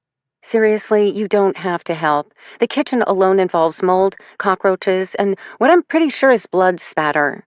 Sounds like just another Friday night in my world. Who are you again? My name is Frankie Elkin, and I never back away from a challenge. So come on, let's get this done. Chapter 6. What got you into working with refugees? I ask 5 minutes later, contemplating the brown flecks covering the wall in front of me. I've cleaned up after enough bar fights to know Ashley's instincts had been correct. It's definitely blood. And not exactly the kind of spray you'd get from nicking your finger while cutting up carrots. Interesting. I pick up a bottle of bleach solution and start spritzing. My youth group at church. We volunteered to help several years ago.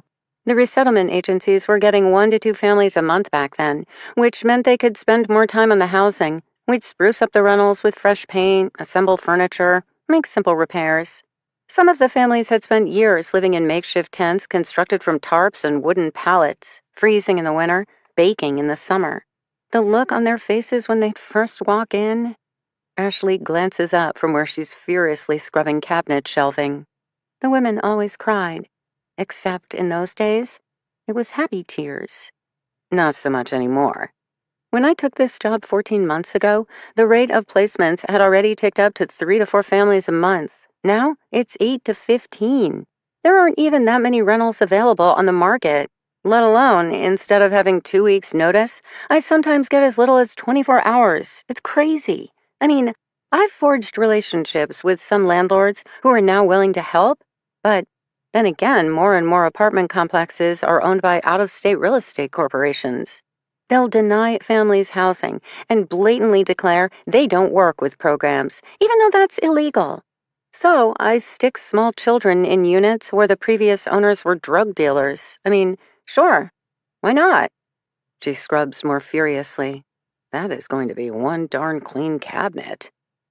Who's sending the families? I ask. I mean, why so many on such short notice? A snort of derision. Welcome to the global refugee crisis. Wars, famine, natural disasters. You read the morning news and think, oh, that's sad. I read the morning news and think, now where am I going to put them? Hence her level of exhaustion. How do the families end up in Tucson? Did they get to pick? Oh, no. It's all a bunch of administrative red tape, global, federal, local. Okay, so you, Frankie, whomever, are declared an international refugee by the UN. Thank you. Hey, this is an official legal status that can take years and over half a dozen attempts to earn, all the while having to live in fear of sudden deportation back to your home country, where your government may or may not kill you. Her tone is serious.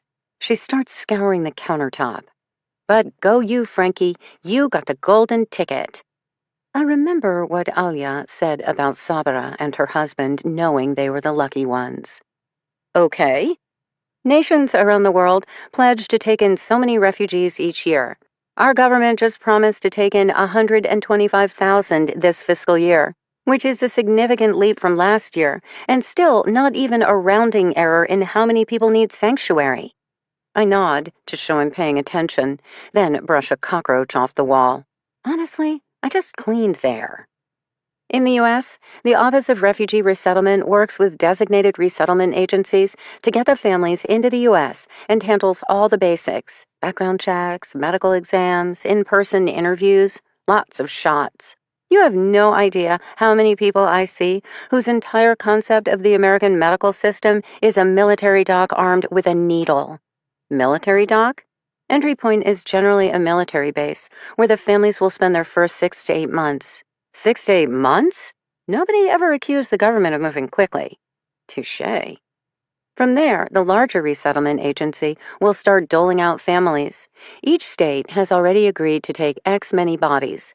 Some bureaucrat with a red pen, well, more like outdated modeling software, arbitrarily sticks in random information, gets back a random location.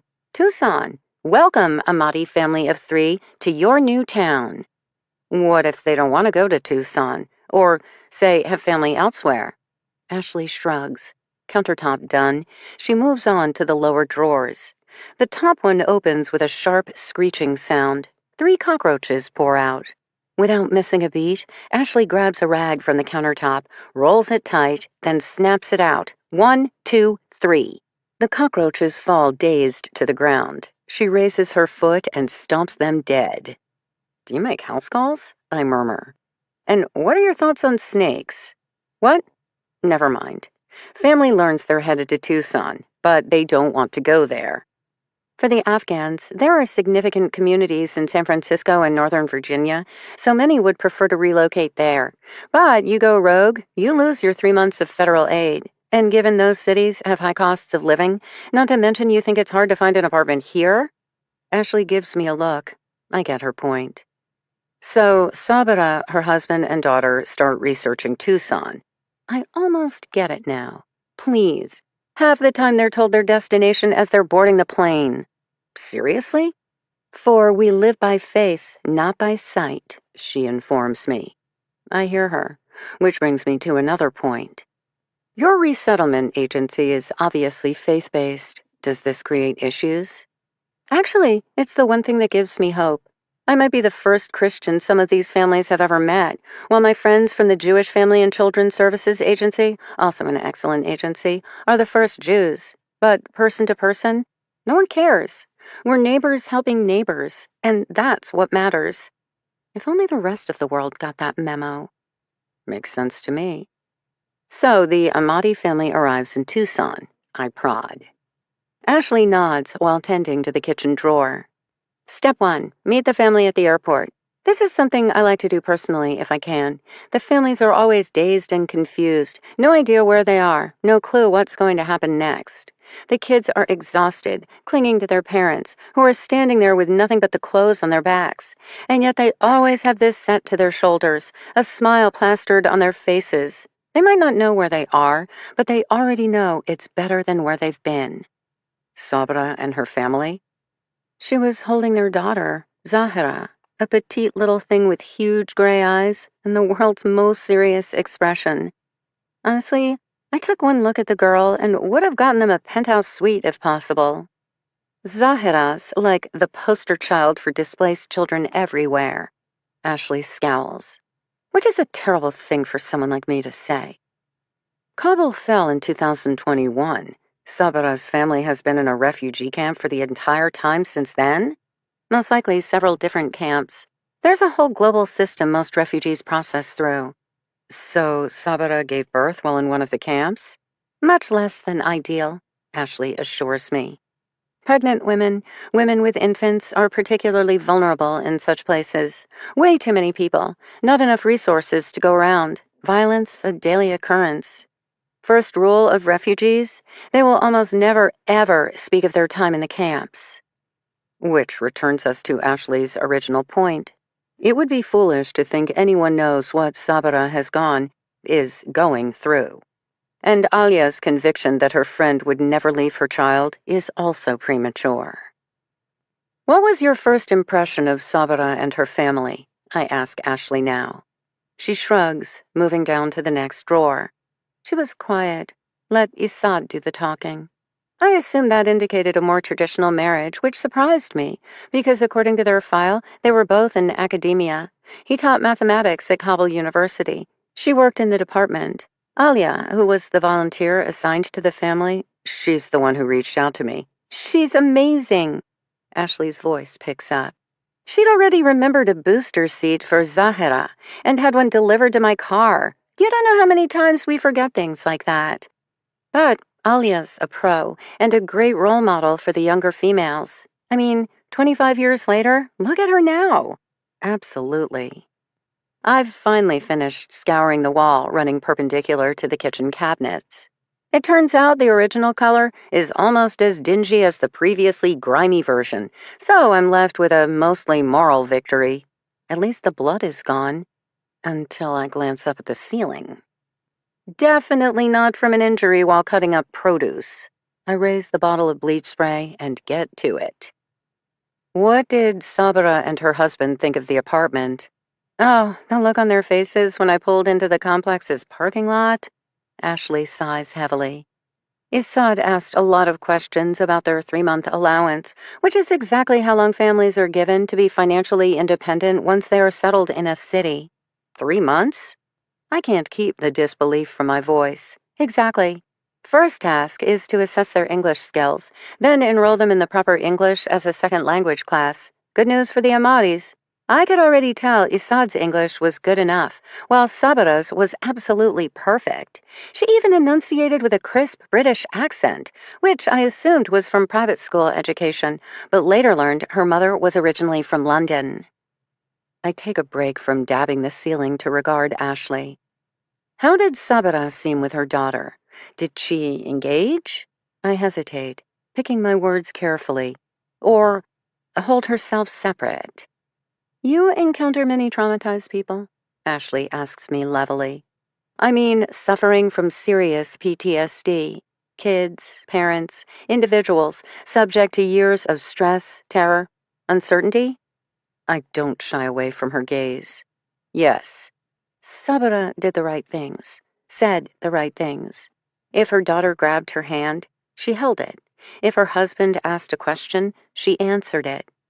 But at the same time, she remained removed. There, but not there. For the record, it's not the first time I've seen such behavior.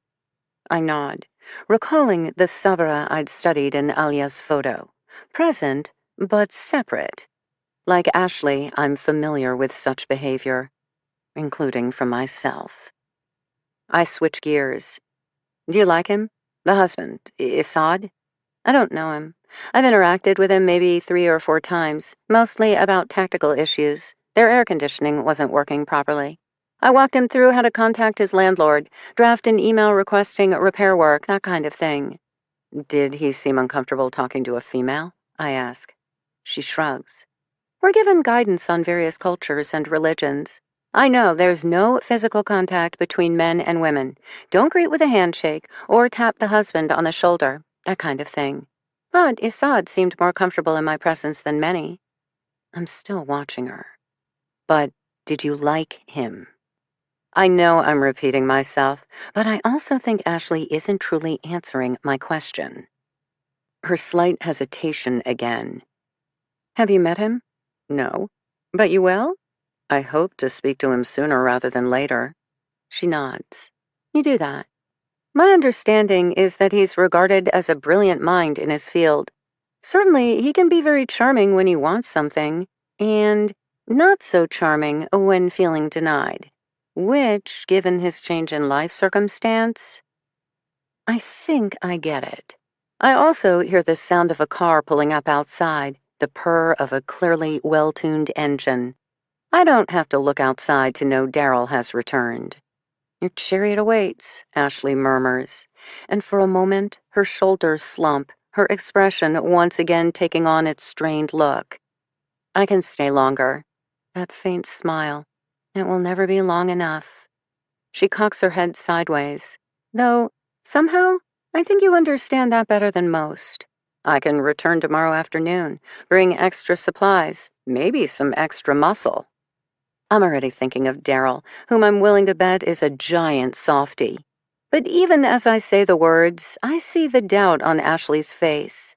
My mission often feels overwhelming, but I'm only ever trying to help one person. She is literally trying to assist a community of 30 million. Her poor cat, indeed. I finish up this ceiling, set down my spray bottle and sponge. There's no easy way to walk away, but we've both picked the loads we're determined to carry.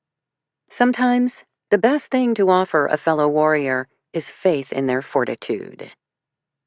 I've left messages for Sabara's caseworker, I say, and the volunteer coordinator at your resettlement agency, who are much too busy to call you back, Ashley provides. Even about her? A woman missing 3 weeks? None of you are worried about her? Worried? Haven't you heard anything I've said?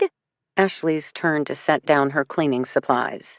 I'm worried about all of them. Every single person I've placed in every single apartment. I don't have enough hours, days, or headspace for the amount of worry I carry in my heart. I understand. Do you? Her tone is hard now, her gaze piercing. I imagine weaker humans quaking before that look, but I can hold my own. I'm here to help, I state, to find Sabara Amadi and bring her home to her family, or at least discover the kind of answers that will offer some comfort, and I'm staying till I get this job done. I won't pretend to understand you, Frankie, whomever, but I will pray for you. Ashley bites her lower lip, stares at some point just past my ear. I sense some kind of internal battle. We're not supposed to talk about the families, she states abruptly. That's one of the issues you're encountering, why Stacy and Carlos won't call you back. I wait. Privacy matters. These people aren't going to just grant us their trust. We must earn it. I don't say a word.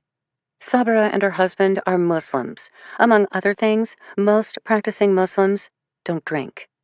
That pause again. I keep my face blank, my body language neutral. The last time I saw Sabra, I would swear she smelled of alcohol. She noticed, mumbled something about having to deal with spilled wine in one of the rooms she was cleaning. I know sometimes people leave booze behind in the hotel rooms. Once, she gifted me a bottle of champagne. But her words were too slow, her movements awkward. She was impaired in some manner, I'm certain of it. And Isad knew it too. The expression on his face? He was not happy with her. Ashley looks at me.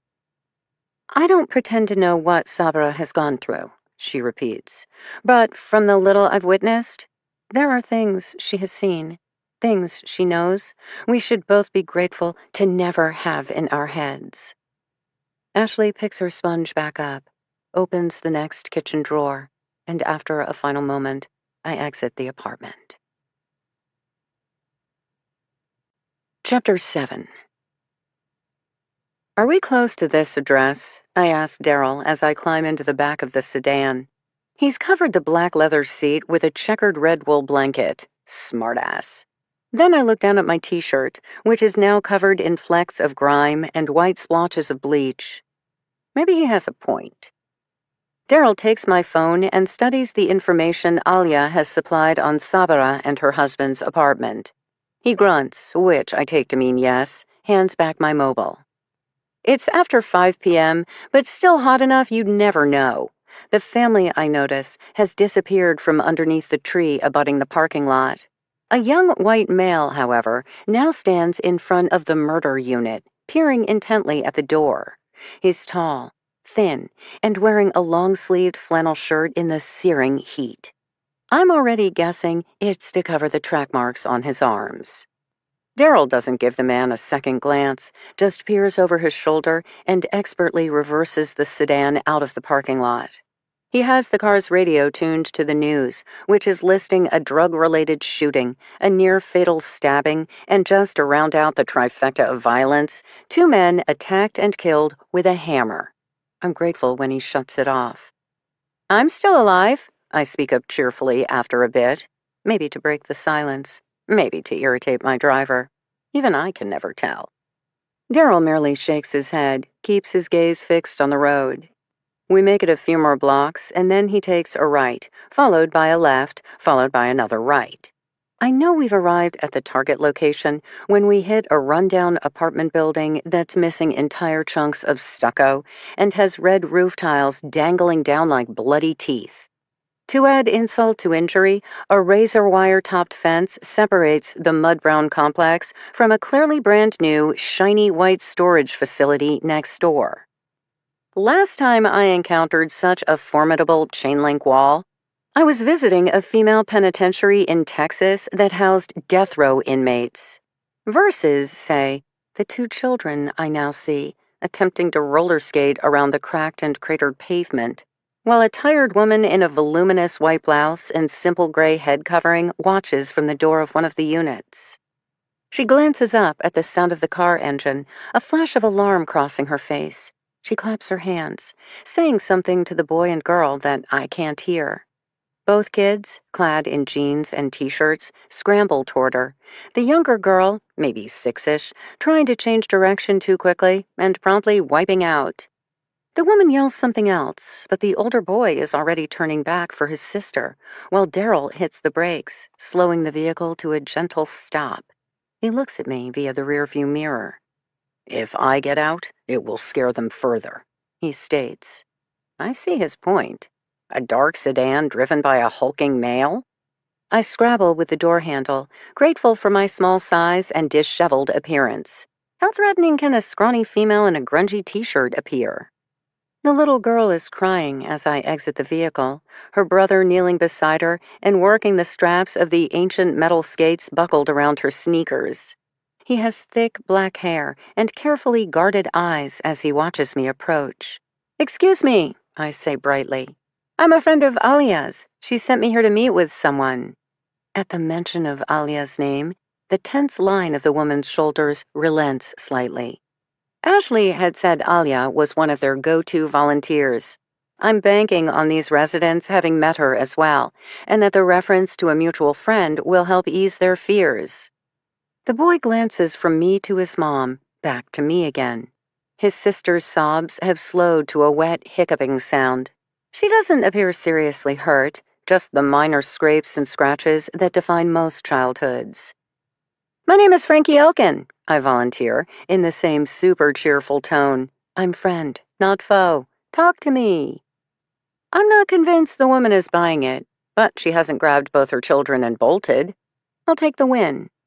I'm looking for the Amadis, Isad and Sabira. Can you point me to their apartment? Now the woman does move. She walks directly toward me, her left hand shifting by her side. I catch the gesture. She's waving her children inside. The boy helps his little sister to her feet, her skates held in his hand. He's still wearing his, but has no problem navigating both himself and his sister to the open doorway. He lingers just outside, still staring at me. 8 years old, but ready to come to his mother's defense. I wonder what he's seen to have instilled such a level of hypervigilance at such a young age. I'm not like Ashley. My imagination is horrific enough. Who are you? The woman's accent sounds Middle Eastern, but I don't have enough experience to be certain. Frankie Elkin, who are you? I pause, getting her point. She doesn't care about my name. She wants to know my business here, which is a good question. What is my business here? Most people have been lied to enough in their lives. It's my general policy not to add to the carnage. I go with, Alia is worried about Sabira. She asked me to check on her. The woman's expression doesn't ease, her attention flicking from the luxury vehicle back to me. I may need to ask Daryl to find something less conspicuous. A man has appeared in the doorway, his white-collared shirt wrinkled, hair mussed, as if he just woke up, or had possibly been dragged out of bed by his two frightened children. He steps outside, taking up position next to his wife. Isad is not here, he states. His English is clearer, but his regard no less suspicious. He's out? At work? He's not here. There's a definitiveness to those words that is starting to worry me. The Ahmadis live here, right? This is where Alia told me to find them. He is gone. Maybe I should come back tomorrow? I'm trying to understand the nature of Isad's, and presumably his daughter Zahira's, absence. As in, ran out to grab dinner, or packed up and departed for good. The neighbor merely shrugs. Clearly, he has no intention of giving anything away. Though his gaze has now darted to the same door twice, which is useful enough. I make a show of nodding in acknowledgement and turning back toward Daryl's idling vehicle. From this angle, I can see the front window of the unit in question. It's covered in cheap plastic blinds. I pause for a moment, my hand on the car door, waiting to catch some sign of life, say 2 slats being pushed apart so Isad can peer out. Nothing. I sigh and declare defeat, just in time to hear from behind me. Excuse me. I twist around to discover the original family has gone inside, but now a young woman has materialized in the doorway of another apartment, holding a drooling toddler on her hip. She has high cheekbones, set in a stunning face, with the kind of thick lashes women spend a fortune on mascara to achieve. She appears to be mid-20s, and, given the hard line of her compressed lips, a woman who means business. You are looking for Isad and Sabira? I nod. You are not government. You are not military. You are not police. Not with that vehicle. She cocks her head to study me further. Who sent you? Alia, I answer honestly. She's worried about her friend. In a fit of inspiration, I remember the photo of Alia and Sabra I have on my phone. I cross to the young woman, holding out the image as proof of my good intentions. The woman studies it. She's about the same age as Sabra, I realize, and also has a small child. Maybe they're friends? I stay silent, will the woman to come to me. Finally, she pulls her gaze from the photo and studies me instead. Isad received a package yesterday morning. He asked me to watch Zahira for a bit, possibly overnight. Then he left. Did he say where he was going? No. But he hasn't returned yet? I expect he will show up sometime this evening. Isad is Isad. He is brilliant with all numbers, except those on a clock. This is interesting. Have you watched Zahra before? The woman shrugs, shifting the drooling toddler on her hip. Childcare is expensive, and Zahra is close in age to my oldest, so yes, we help each other when we can. I'm Frankie Elkin, I volunteer. Your name? Nagina. She tilts her head toward her hip ornament, Hassan, who looks to be a little over a year, as he gnaws furiously on his knuckles. According to Alia, I venture, Sabra has been missing for around 3 weeks. Have you heard from her at all? Nagina shakes her head. She hasn't dropped in, even briefly, to grab clothing, personal possessions? Another shake of her head. Don't you find that odd? I press. That she would suddenly take off and leave her daughter behind? She is a good mother. She would do what is best for her child. Interesting answer. What had Ashley, the housing coordinator, said about depression, PTSD, leading some parents to think their children would be better off without them? How did she seem the last time you saw her? I try. A delicate shrug. She was tired. Zahra had had a cold, keeping them up all night. Is Isad an attentive father? Isad is Isad. I really gotta meet this man. For now, I switch gears. You're from Afghanistan? Your English is excellent. My father is Tajik. They have more liberal views on education and women's roles in society. He ensured all 4 of his daughters attended university, even if many thought it foolish. I regard her curiously. What did you do in Afghanistan? I worked in the government for the Ministry of Women's Affairs. We focused on legislation to improve women's rights. We created the first anti-harassment laws. I was very proud of that. Her tone is matter-of-fact, her expression unchanging. But I can feel the hard edge of her grief. All that work, dedication, hope. All that love for a country that disappeared nearly overnight. I'm impressed she remains standing on her own 2 feet. I would be curled in a ball, still screaming at the injustice of it all. Did you know Sabira when you lived in Kabul? I ask now.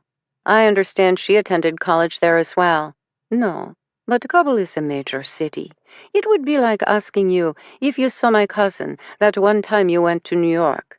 I met Sabira when her family arrived here 2 months ago.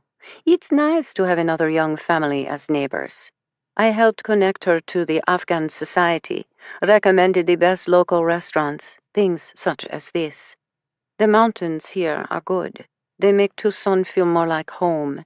But it's very hot here, and Kabul is Kabul, a city that has existed for over 3,000 years. She regards me with her piercing gaze, the toddler on her hip still chewing on his fist. It is my experience that most Americans think of Afghanistan as a backward country with backward people.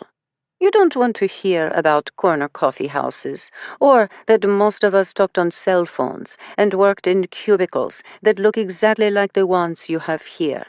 You don't want to know that I went to my office at 8 a.m. one Sunday morning to catch up on paperwork, and by 8 p.m., the Taliban entered the city, and my country as I knew it was gone. Her voice cracks slightly at the end. She glares at me, as if daring me to acknowledge her pain. I'm starting to understand the housing coordinator's point more and more. I may know death. I may know grief, but I've never known the kind of anguish that comes from losing everything. Do you still have family there? I ask at last. My sisters made it to Islamabad. My parents remain in Kabul. We can WhatsApp for now. My family are Tajik, though, and the Talibans are Pashtuns. They don't care for Tajiks. They are starting to seize property, possessions. Each time we talk, my parents' faces are thinner, their clothing shabbier. There's no one to help you? What about the resettlement agencies? There are forms for reunification, but there are rarely results. I don't know what to say. Eventually, Nagina fills the silence. Isad got a package, she repeats, but not from UPS or FedEx. There was no delivery truck, just a man in a black shirt, black pants. He handed Isad a box. Isad opened it, inspected the contents, then signed on the delivery man's tablet. 10 minutes later, Isad knocked on my door with Zahra in hand and asked me to watch her for the night. I frown, consider what she's saying. Sounds like a private courier, delivering something Isad expected. Needed? What size was the package? Envelope? Container? Chest? Say, a box, no larger than a shoebox. I frown, still contemplating. Sabra has been gone for 3 weeks, though her husband doesn't seem worried. Yesterday, he received a package from a private courier and then took off without his daughter. I run the information through my head several times, still have no idea what it means. Do you think Sabra was doing okay? I ask at last. With marriage? Motherhood? I don't know. Any of it. All of it. Nagina regards me with her level brown stare. So does baby Hassan, who's finally pulled his fist out of his mouth. Speaking for most of us, she says at last, this is a lonely life.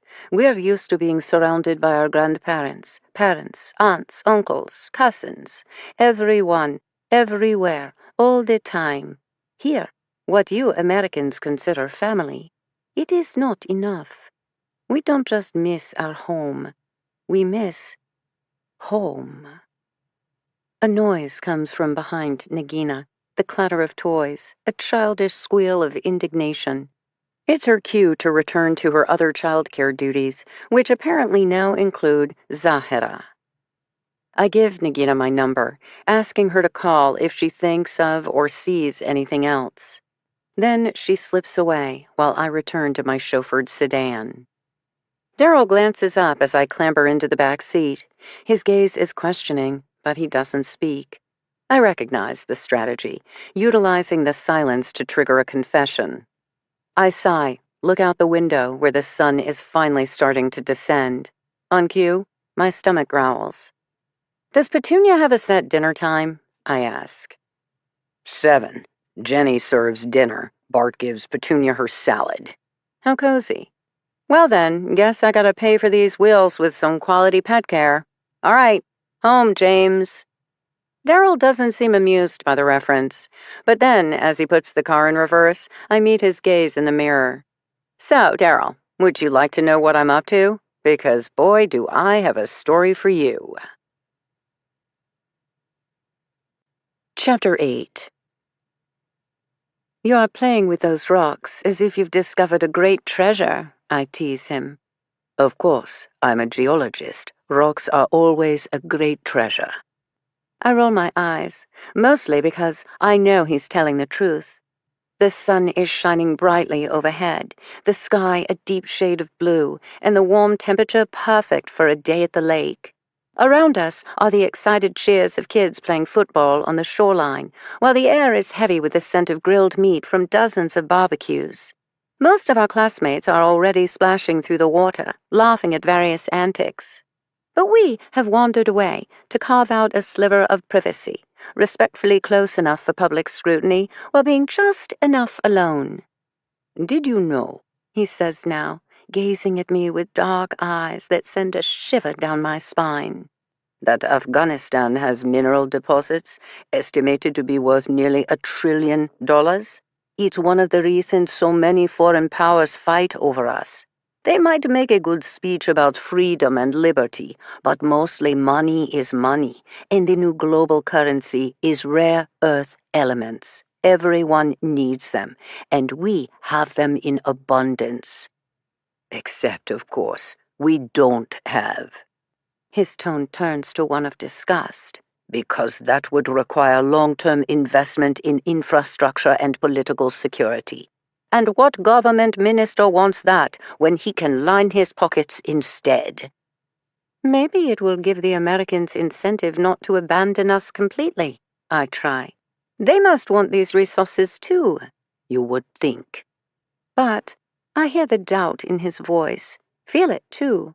In a matter of months, all American troops will be withdrawn, and judging by the stories we hear from the countryside. With a single swipe of his hand, he sends the pile of pebbles tumbling. What is your treasure? He asks me. I don't have to think about it. Words, not numbers. No, books, stories, poems. He gives me a sideways glance. And yet you study with Professor Ahmadi. I shrug. He's a brilliant mathematician. He's an old man with a younger man's appetites. He makes a fake coughing sound. Dr. Baz. I understand his less than complimentary label. Professor Ahmadi has a reputation for hiring only pretty young assistants. Not that he's such a handsome man, but genius can be attractive in its own way. I flash a smile. Jealous? Always. Forever. But his expression is serious. You should be careful. He's an excellent teacher, I state firmly, and a friend of my father's. An old man with a younger man's appetites, he repeats. Jealous, I chide him. Always and forever. Later, we go diving into the crisp lake, our loose clothing at first plastering to our limbs, then spreading atop the water like a silvery halo against the dark depths. The foreigners play in the shallows, wearing swim trunks and tiny bikinis that expose their overly pale skin. The baby-rocking aunties and pipe-smoking grandpas shoot frowns of disapproval, but for the younger crowd, there are only exchanged grins at the outsider's ignorance. We understand the fierceness of the bright sun shimmering overhead. There's no such thing as gentle beauty in our country. The sun burns, the mountains bite, the wind batters, and we would have it no other way. We swim deeper into the lake until we are bobbing shapes in the distance, bodies modestly covered, my head respectfully wrapped. While beneath the lapping waters, a brush of toes against ankles, fingers dancing down backs, palms sliding around waists. "G got him." He murmurs the endearment as his hands slip beneath the hem of my shirt, stroke a long line up my ribs. He touches. I sigh. He retreats. I protest. We drift atop the water, playing, not playing, playing, not playing, till our skin is pruned, and we know it's time to return to shore. At the last moment, I tighten my hand around his. I feel like a child again, kneeling at my mother's bedside, desperate for her to stay. This day is so perfect, and I already know, with a terrible sense of dread, we will never have such magic again. What kind of fool falls in love when the world is burning? I murmur.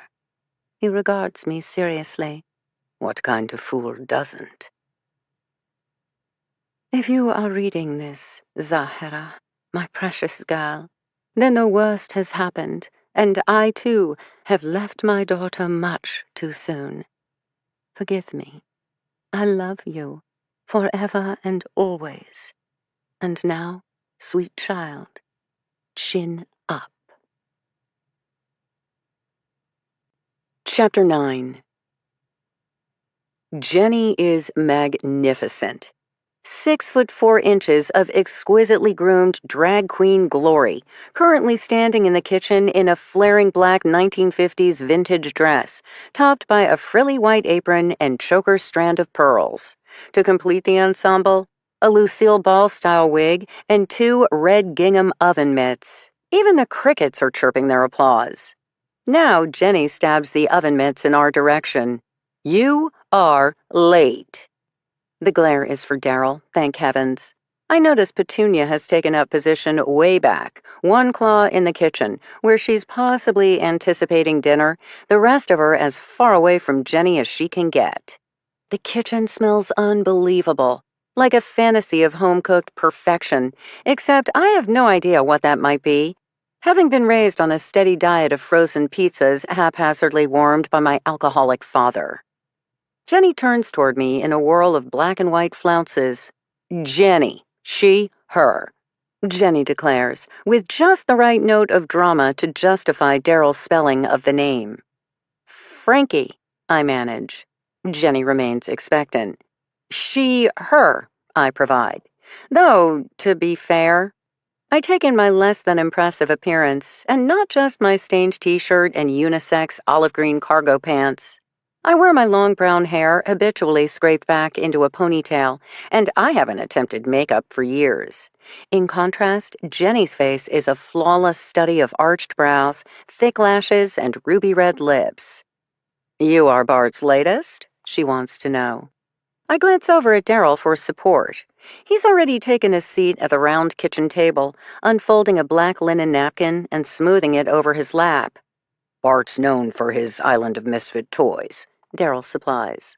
Then to Jenny, "Frankie's the designated lizard/snake sitter for the month. Go easy on her. She's not a herper." Jenny regards me more thoughtfully. "Just passing through, or looking for a fresh start?" "Not the staying kind."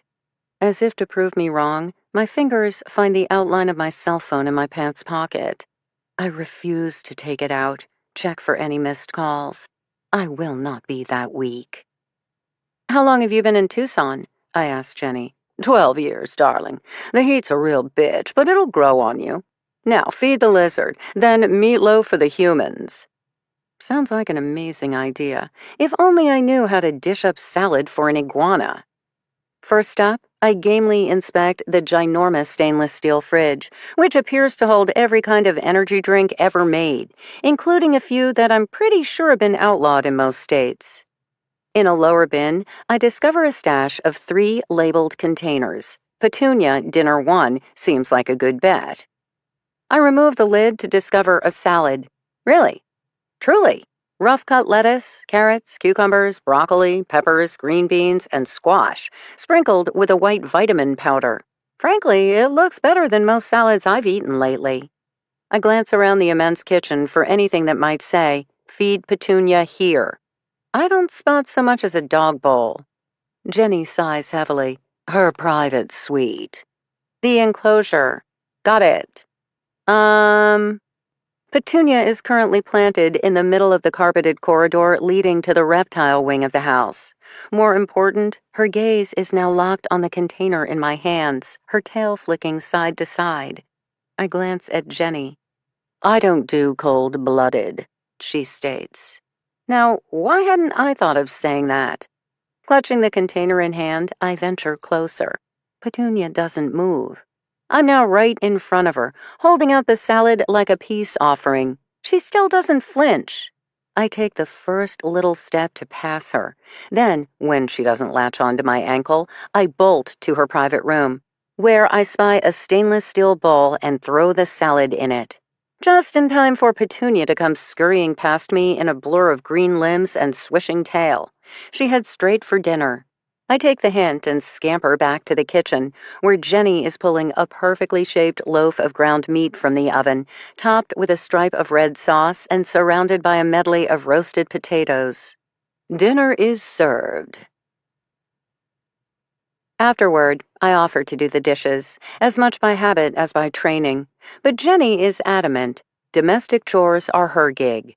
I should save myself for the snakes, which, according to the care instructions that magically appear on my phone, should be fed tomorrow night. All of them. Oh, goody. The next text reminds me not to forget Petunia's nightly massage and TV time. Sure, I'll get right on that. Daryl excuses himself the moment he's done eating. Given the number of times he's glanced at his watch, I'm guessing some kind of pressing engagement. Ballroom dancing? Booty call? Daryl isn't one to volunteer such details. Following Bart's directions, I return to Petunia's room. It takes me a moment to spy her, tucked under a collection of leafy branches in a corner, one golden eye peering out. Wanna watch TV? Then, as I genuinely consider the matter, do you have a favorite show? Wait, I'm being stupid. It's The Simpsons, isn't it? Yeah, never mind, should have known. Okay, I don't know you, you don't know me, so I think we can both agree this is awkward. But your loving and devoted human seems to think we're perfect for each other. So, I'm going to head to the family room, assuming I can find it. Then I'll turn on the TV and then, well, suit yourself, okay? You show up, you show up. If not, no harm, no foul. I'll still sleep well tonight. Petunia continues to regard me with one unblinking golden eye. I sigh heavily, turn on my heel, and return to the kitchen, where Jenny is harmonizing with the crickets as if they're one big happy family chorus group. I do my best to remember Daryl's brief tour of the house and find myself in a yawning room dominated by a TV larger than most automobiles and positioned in front of a U-shaped sofa big enough to hold a football team. This must be the place. On cue, my phone buzzes. Remote is on the charger on the table. Hit power button up top. I nod, identify the black charger on the sofa table, and then, wait a minute. How did he know? Cameras. Has to be. WizKid Gamer has his house wired and is watching me right now because he's actually not stupid enough to trust a perfect stranger with the care and feeding of his pets. I look around till I spy the lens tucked halfway up the stone fireplace. I give it a little wave, then stick out my tongue. Nice, Bart texts me. Little shit. With a sigh, I work the remote. The flat-screen TV graciously offers me a collection of favorite shows. Sure enough, The Simpsons tops the list. I hit play just in time for the distinctive sound of clicking claws and rustling tail. Petunia has entered the room. She scrabbles inelegantly across the tile floor, smooths out when she hits the tightly woven area rug, which probably explains why there are so many carpet remnants around the place. I take a seat, stare at bright animated characters bouncing around a screen so huge, baby Maggie is bigger than my entire head. And then, I glance at my phone. I wish for contact from someone I told not to contact me. I wish for time to move backward. I wish I didn't still remember the smell of his skin, the feel of his arms, the whisper of his voice. Do what you gotta do, Frankie. I would never want you to be anyone less than who you truly are. Because that's what happens when you let someone in, when you let them get to know you that well. They learn who you are, and they learn who you are not, even when you wish it were different. More rustling. Petunia appears at the far end of the sofa, now perched on top of the arm. She makes no move to advance. I make no move to draw closer. Eventually, I sense a small shift in her posture as she settles in. On the TV, Lisa Simpson plays her saxophone. Petunia watches from one side of the couch, and I stare from the other. Two life forms, alone together, which feels like the only way I know how to live anymore. Later, she follows me back to her private room, where I lock her in for the night, per instructions. Then, because I just can't help myself, I venture to the snake room, easing open the door, peering in the darkened interior. No immediate sign of movement, sounds of alarm. I pull on the headlamp with its night-friendly red beam. I make out slender 12-inch baby pythons slithering along the sides of one enclosure, some sliding over others, some dotting the bottom in tight little balls. On the farthest wall, pale yellow Marge is a stack of thick coils, her narrow head now lifting up from the pile. She stares at me expectantly, tongue forking.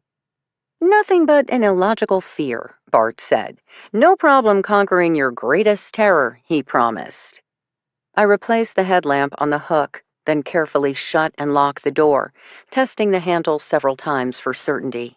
I bolt for the safety of the guest house. I don't dream of snakes.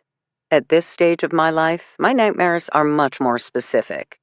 The first love of my life, holding his bleeding abdomen, a look of surprise on his face. Except then it's some young man I barely know, and we're in a back alley, his head on my lap as he gasps desperately for air, his dark gaze still angry, still defiant, still determined to live. Until it isn't. Now I'm running through the rain with Bigfoot hot on my heels, or maybe it's a coconut crab with giant snapping claws. I clamber up the steps of a darkened cabin, seeking shelter. Except there's the severed head, with its sightless eyes and still screaming mouth. I don't look away. I know this head too well. I know what will happen next, as I place my finger against those bloody lips and stare deep into milky white eyes. Shh, I remind the dead man. Always remind the dead man. You must be quiet. She's still out there. She's... The snapping of a twig directly behind me. Myself, twisting around in the howling storm. Catching the silvery gleam of the machete as it arcs up, up, up. She's laughing. Now. Then, now again. The machete falls, but it is someone else who screams in agony. I bolt awake just in time to catch a faint musical chime building to a larger, louder crescendo. My phone ringing. I fumble around the top of the nightstand for the squawking device, registering the first hint of daylight beyond my window. No more raging storms, no more dying men or murderous females. Thank God for morning. I snatch up my cell, suddenly hopeful. But the number isn't from Washington. According to my caller ID, it's Alia. And it's way too early for a social call. I hit connect in time to hear her rushing demand. Turn on the TV. Right now. The local news. You need to see this. What? I drag myself out of bed, feeling like I've drowned in a massive sea of mattress. It takes me a minute to find the remote, hit power. It's Sabra, Alia rattles out. She's on TV. The police found her? No, they're showing a video of her. The two men killed with a hammer. I have a vague memory of hearing about that yesterday. They have footage of a woman walking away, her face covered by a headscarf.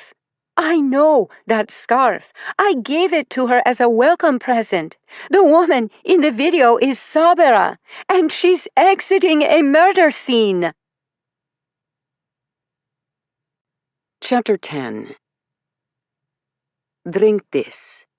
Alia sets a tall glass of frothy white milk in front of me. Stir first. The cucumber and mint settles to the bottom. You will like it. She sets a second glass in front of Daryl, who immediately perks up. Dough? He asks. You know Afghan food? I love Afghan food. You just love food, I mutter, having witnessed a similar display of lust over Jenny's meatloaf last night. I'm not very happy with Daryl right now. He raises his glass and takes a considering sip. Salty, with just the right touch of sweet. Excellent. I take a swig of my own drink and nearly start choking as a mouthful of brackish yogurt hits the back of my throat, followed by a crushed mint leaf and diced cucumber. What the? That's like drinking feta cheese, I manage to gasp out. Alia calmly thumps me on the back. It is not for everyone. For you, she nods at Daryl. I will bring you mantu, the best you ever tasted. 10 minutes. She disappears through the swinging door to the rear of the small deli grocery store, leaving Daryl and me sitting at a table near the window. To our right are several aisles bearing bags of fragrant spices, boxes of bright-colored candies, and containers of every kind of nut, chickpea, and dried fruit imaginable. I recognize the white mulberries from my visit to Alia's apartment. Daryl, on the other hand, nods thoughtfully at every other item, then stacks several selections near the register for our departure. I'm still mad at him. Alia owns the Afghan deli. Apparently, her help doesn't arrive till noon, so she requested that I meet her here around 11, which I thought was perfect. Gave me plenty of time to visit the crime scene and check out the supposedly abandoned warehouse where the two murder victims were found. I also planned on identifying the location of the camera that caught Sabra on video, then continue walking in the direction she had headed. Made total sense to me. When looking for a missing person, always good to start with their last known location. Daryl, however, refused to take me. Too dangerous, he said. I cajoled, threatened, then flat-out badgered the man. In the end, I got a curt promise. I'm not taking you to a crime scene, but I will bring the crime scene to you. I still have no idea what that means, and the fact he's barely spoken to me since has only added to my irritation. How do you know so much about Afghan food? I demand to know now. A single shoulder shrug.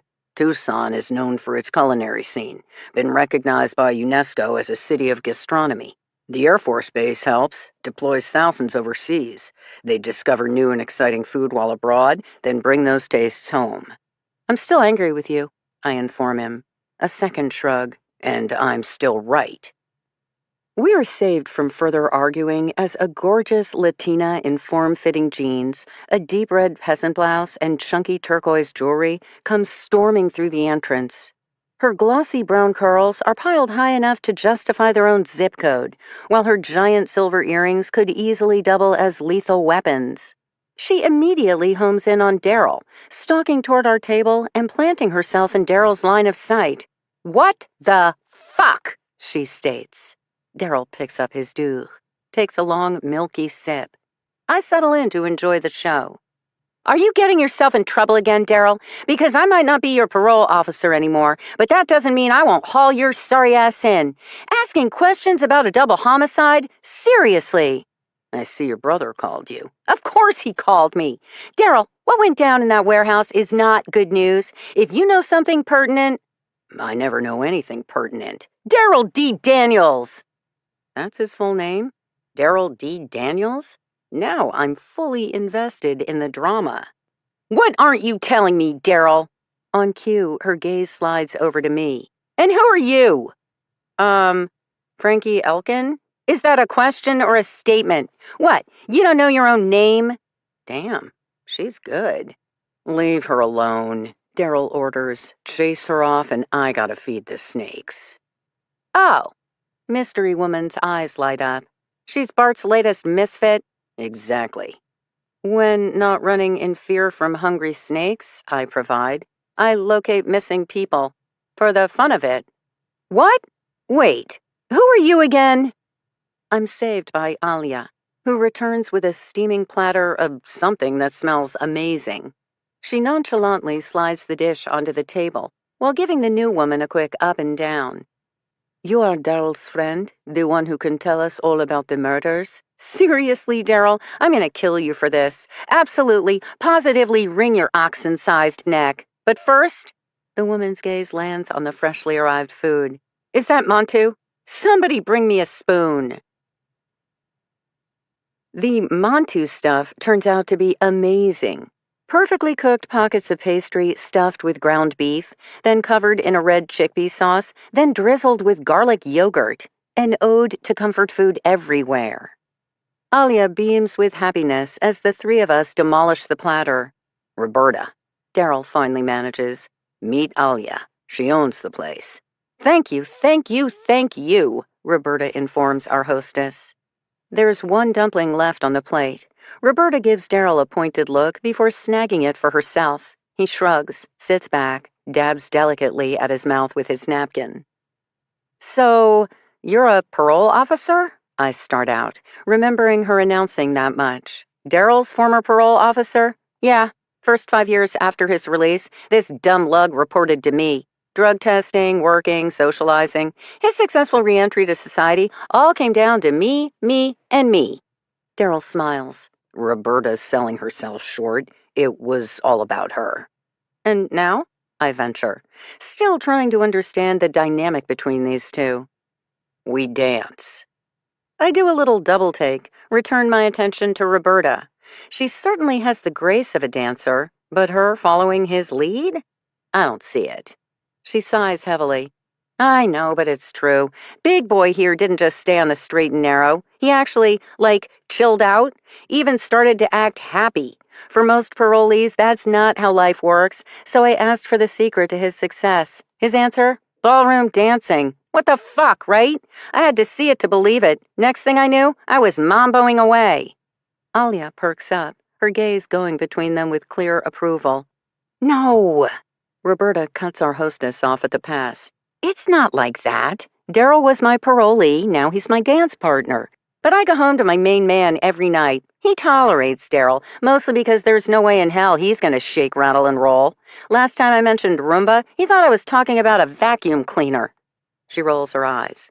Luca has his gifts, but rhythm isn't one of them. She leans forward. Seriously, Daryl, why are you interested in two guys whose skulls were shattered by a hammer?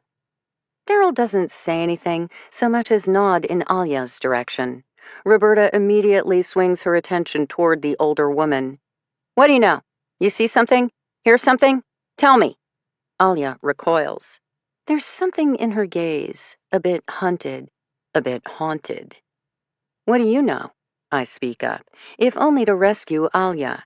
You're a parole officer, not a homicide detective. The homicide detective would be my brother, whom Daryl called first, except Mark isn't that stupid.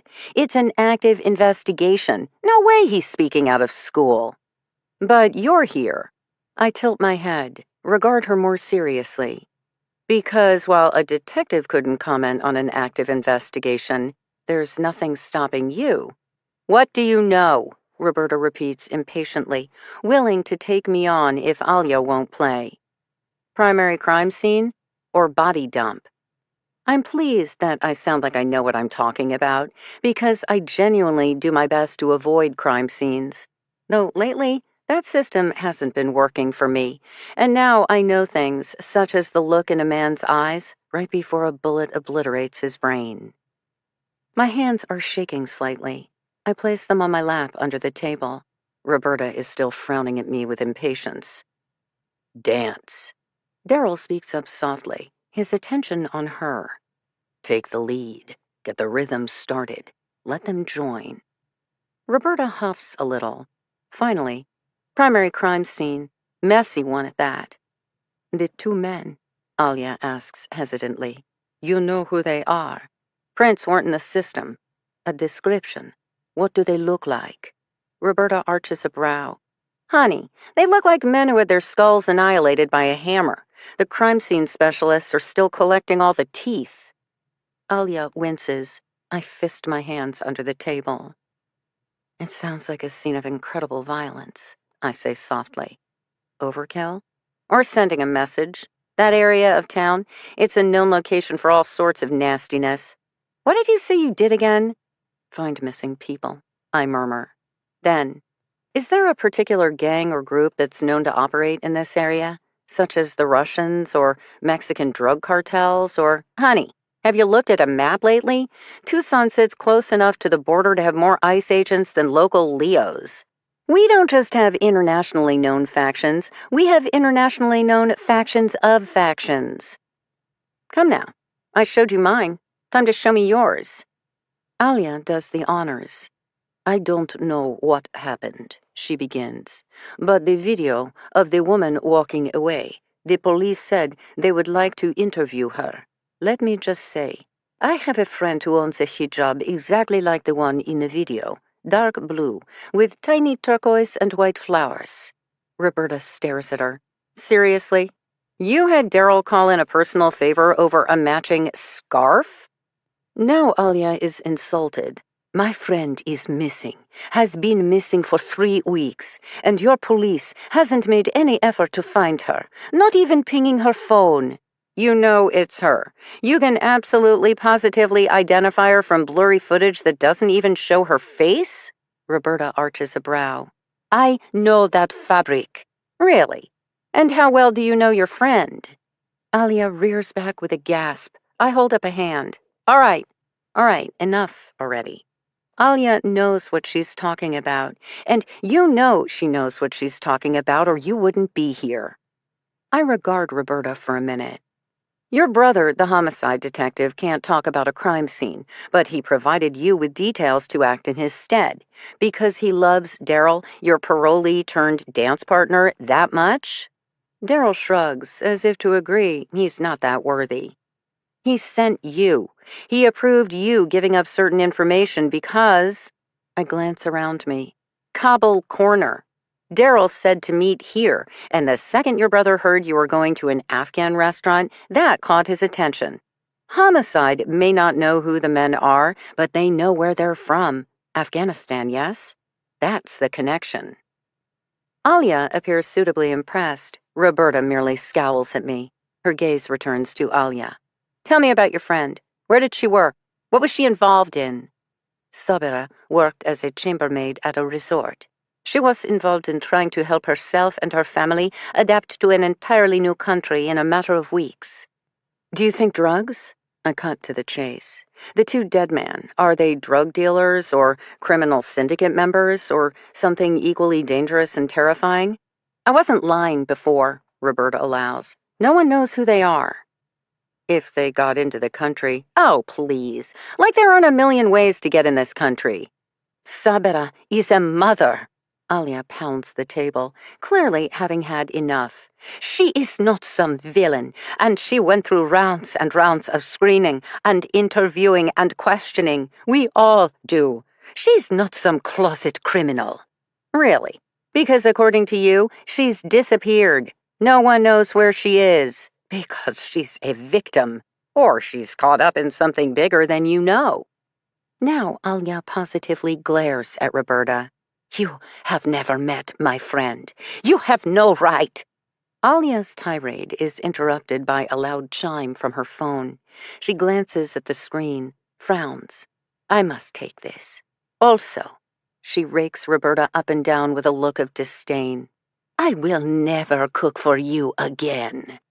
Alia stalks away with her phone glued to her ear. I see you haven't lost your charm, Daryl murmurs after Alia has disappeared into the kitchen.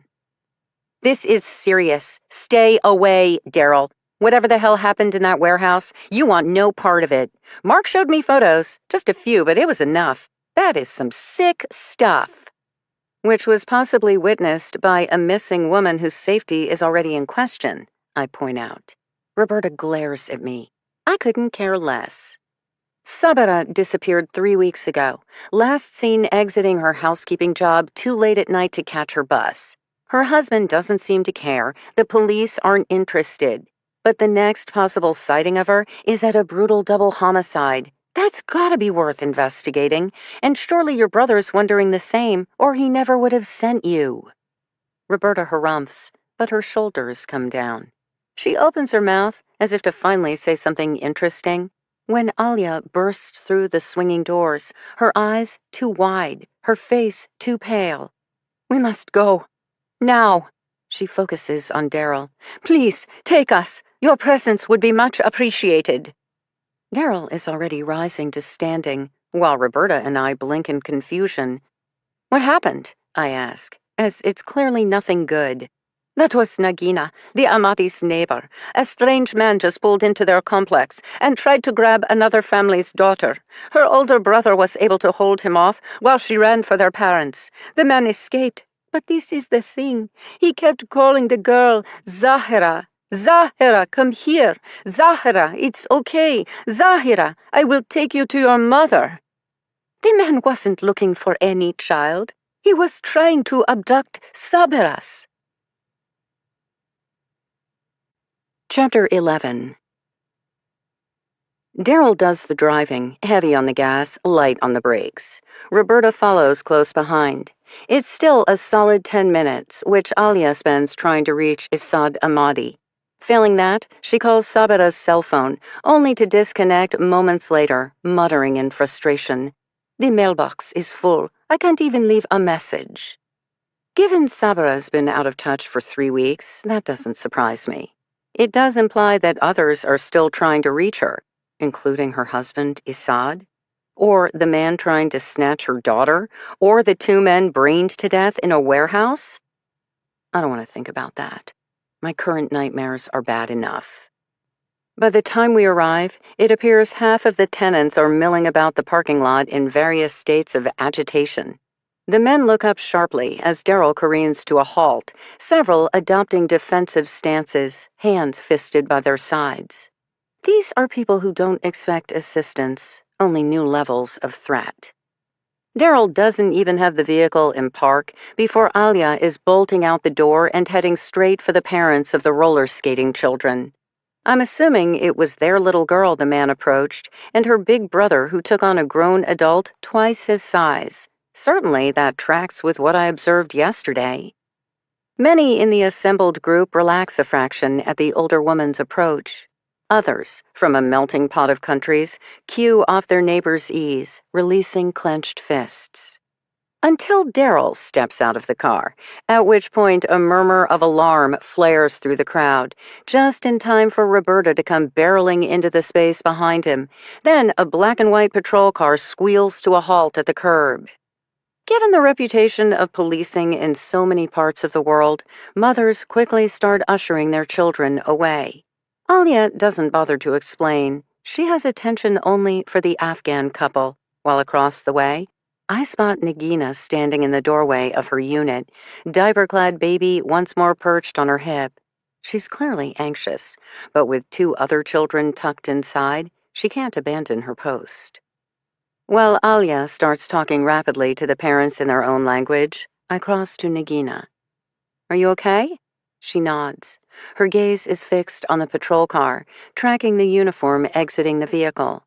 When the officer turns out to be a young black female, Nagina slowly exhales. I did not see anything, she murmurs, hitching her drooling son higher on her hip. I was in the living room with the children. It faces the rear of the property. I knew nothing until I heard Pazir yelling, and then a car thumping over the sidewalk. I had no idea. What if the man had come here? What if he still wants Zahira? Her agitation ratchets up another notch. Have you heard from Zahira's father? I ask. Do you know when he's returning? No. I texted earlier, but never received a reply. I tried calling again. Nothing. And Zahira, your other boy? Are they okay? Their mourning has been wooden blocks and workbooks. The rest of this, they have no idea. Just then, two little faces appear in the hallway behind her, a dark-eyed boy in a red dinosaur t-shirt, and a dark-haired girl with impossibly huge gray eyes. She peers at me solemnly, while the boy tugs on the hem of his mother's shirt. The baby glances down, squeals something at his brother. The boy responds by pinching the baby's big toe. "Timur!" Nagina reprimands sharply. Timur grins, but releases his brother's foot. In return, the baby waves a slobbery fist at him. More squealing ensues. I squat down till I'm eye level with Zahira. She's not said a word, just stands a few feet back, right shoulder tucked against the wall. I have vague memories of babysitting as a teenager, but primarily so I could steal the parents' booze. I would refill the bottles with water, which might have covered my tracks if I hadn't ended most evenings passed out drunk. Needless to say, there wasn't a huge demand for my services, and to this day, I know next to nothing about kids. Now, I study Sabira's daughter, while she studies me back. What is it Ashley, the housing coordinator, had said? Zahira could be the poster child for refugee children, with her stunning features and solemn expression. She isn't just beautiful, she's haunting, like an old soul peering at the world through a child's eyes. I want to tell her everything will be all right. I will find her mother. I will bring her home. I will save her family. But I already think she knows better. I'm the one with the questions, while this little girl has all the answers. She's simply waiting for the rest of the world to catch up. Alia arrives behind me. I glance over my shoulder to see that Roberta and the uniformed officer are now talking to the other parents. I'm assuming asking for a description of the subject, taking down basic information. By now, I can predict their responses, the same the world over. I don't remember. I didn't see. It all happened so fast. Personally, I have only one question for Pazir and his family. I'm curious who will ask it first. Are you all right? Alia arrives at the unit, attention focused on Nagina. The baby is now kicking away at her hip, trying to play with his big brother. Alia plucks the younger boy out of his mother's arms and folds his drooling form into her own. The baby babbles in delight. Nagina sighs in relief. So that's how it's done. A slight tug of my hair. Zahira. Standing directly in the doorway now, so close her nose is nearly touching mine. God, those eyes. The mysteries of the universe. The heartbreak of eons past. The sadness of homeless, countryless children everywhere. My name is Frankie, I murmur. She stares at me. Stares, stares, stares, until I can feel each of my sins, all of my secrets slowly being stripped bare. I let her take my full measure. The losses I have felt. The pain I've inflicted. The sad little girl who still lives deep inside me, longing for her father to sober up, wishing for her mother to come home. The damaged woman I've become, unable to stay too long or connect too deeply because the sheer anxiety of such intimacy makes me want to drink. Zahira nods, as if that makes sense to her. Maybe it does. Then she states, in perfectly clear English, a lock to a key for a key that has no lock.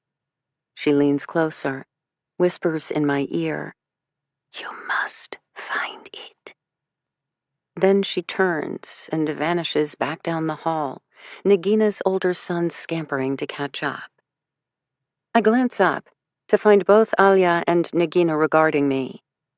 There is a word, Nagina says, for an extremely talented young child. Prodigy? Yes, that's it. Isad is brilliant with numbers. Sabira has skills with language. Zahira, she never forgets. Words on a page, dates on a calendar. Whatever she sees, she carries in her head. A slight hesitation. Her life will not be an easy one. I consider what I've learned about the fall of Kabul and life in refugee camps, then contemplate what that might mean for a 4-year-old who remembers everything. How absolutely horrible, I murmur at last. Neither woman disagrees. Chapter 12. Another vehicle pulls up outside the apartment complex. At this point, every tenant has dispersed save the father, Pazir, who remains standing before Roberta and the uniformed officer with his hand on his son's shoulder. The boy's expression remains wary. He lets his father do the talking, maybe out of respect, maybe out of fear. When a male detective materializes at the scene, I can practically hear Pazir's sigh of relief, not to mention Roberta's huff of agitation.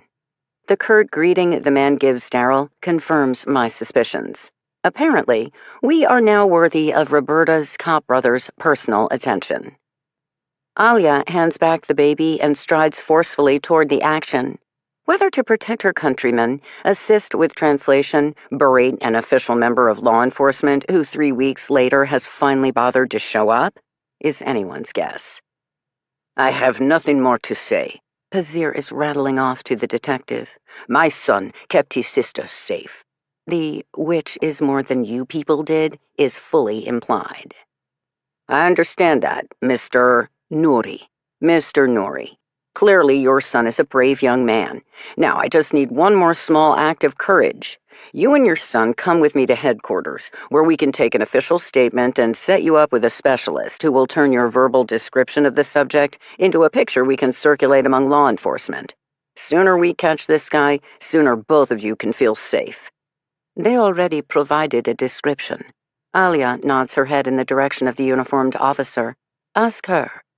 With no disrespect, Officer Cade is not an expert in this area. Now, brown hair. The boy speaks up abruptly. Light eyes. He reminded me of the guards. He glances up at his father. At the camp? Yes. Pazir presses his lips into a thin line. Then the man is military, or maybe special police. I perk up at this piece of information, while Alia looks like she wants to hurt someone. The detective, Mark, leans down to be closer to the boy. How tall? Shrug. Same as most? I take that to mean average height. Given Detective Mark's nod, I'm assuming he agrees. What was he wearing? Gray pants, with many pockets, white shirt with a collar, and many buttons. How was he built? The detective points to himself. Like me? Or maybe like him? He points to Daryl's bulked-up form. The boy hesitates, murmurs something to his father. Alia does the honors. Thin, but strong thin. Wiry, I believe is the word. Detective Mark nods. His hair, short or long? Short. Very short. The boy slides his hand along the top of his head. Buzz cut, consistent with a military appearance. His eyes, close or far apart. The boy shrugs. Could you see any special markings, tattoos, freckles, maybe a scar? Another shrug. He is just a man, the boy says finally. He used nice words, but his eyes didn't match. I have seen such things before. Pazir's hand tightens on his son's shoulder. Mark nods, straightens. You're a brave boy. Your sister, your family, are very lucky to have you. Last couple of questions, okay? His vehicle. Do you know what kind of car? White. Big. Like a truck, but fully enclosed. An SUV? Detective Mark glances at the father. Any chance you caught the license plate? Pazir shakes his head. I ran out when I heard my son call, but the man was already jumping into his vehicle. He wanted to cause trouble, I am certain, but he did not want to be caught." The detective nods, glancing around the parking lot, looking for cameras, I'm willing to guess, but no such luck at this address. "You said he spoke," he asks the boy now. "What did he say?" "He called my sister Zahira. He said he was a friend of her mother's, that he would take her to her. But my sister is not Zahira. The man should know that." "Do you know who Zahira is?" Detective Mark asks. "Does she live here too?" "I will assist with that," Alia interrupts curtly. "You must finish. Pazir is an Uber driver. It's important he get to work." The detective gives her a look, but seems to decide not to press it. "Final question. Would you know the voice if you heard it again?" The boy immediately nods. "Yes." "Because it's distinct," I interject, as this is what I want to know. Sabira and her family have just arrived from Afghanistan. The two murdered men are also from there, meaning, did he sound like he's from your home or neighboring country? "Oh, no, he is not one of us." Again, a look at his father, followed by a quick exchange of whispered words. His father frowns, then focuses on Detective Mark. "The man spoke English the way our neighbor, Sobera, speaks English." "The missing woman?" Detective Mark glances at Alia. She glares back. "Yes, but not quite. Same, but different." "And how does Sobera speak?" "British," Alia supplies. "Her mother grew up in London. Sabra learned English from her, including the accent." "Except not," I muse. "Same, but different." "Australian?" It's all I can think of off the top of my head. The boy shrugs. This is clearly beyond his pay grade. "We will go now," Hazir states. Detective Mark nods, hands over a business card, then does a neat little pivot to regard me more fully. "And who are you again?" "I'm the woman already looking for Sabira. Feel free to catch up." "Excuse me?" Yeah. Whine to someone who cares. At the moment, you need to come meet Zahira, because both of her parents have now vanished, and there's no way this is over yet."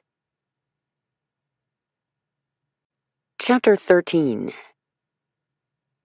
Nagina appears wary when we all reappear on her doorstep. Alia speaks to her rapidly in their shared tongue. Then, with a slight nod, Nagina allows us to enter. I notice the detective nods at her respectfully, but doesn't try to shake her hand. Daryl, however, reaches out reflexively, only to have Roberta quickly yank down his arm. He grimaces at his cultural faux pas, then tucks his hand behind his back, as if to keep from repeating the mistake. Nagina leads us past the kitchen to the living area at the rear of the apartment. The baby is now sitting on the floor, chewing on a wooden block, while his older brother zooms a toy car across the sofa. I don't immediately spy Zahira. Then her head pops up from behind the sofa. She takes in the gaggle of grown-ups, then slips back down into her hiding place. I don't blame her. At least the patrol officer has moved on, but 6 adults is about 5 too many for a space this small. I also have no idea how we're going to talk about anything meaningful with 3 children present, including one who apparently remembers everything. Alia exchanges low words with Nagina, then heads into the kitchen to put on a kettle of water. The 3-year-old is eyeing Detective Mark with a look of wonder, his gaze fixed on the gold shield dangling from the man's neck. The baby is less subtle. He drops his block, waddles over to the detective, and grabs his pant leg. Nagina utters a word of reprimand, but the detective merely smiles, unloops the chain from around his neck, and hands over the desired item, only for the 3-year-old to jump up, grab the new toy from his younger brother, and bolt out of the room. Immediate wailing, flailing of tiny fists. Before Nagina can respond, however, Daryl hefts up the toddler into his arms. In some act of dance partner telepathy, he and Roberta appear to arrive at a mutual conclusion. "Hey, little man, want a tango?" A quick 2-step, and the baby's drooling mouth is converted into a silent "oh" as Daryl cha-cha-chas both of them out of the room.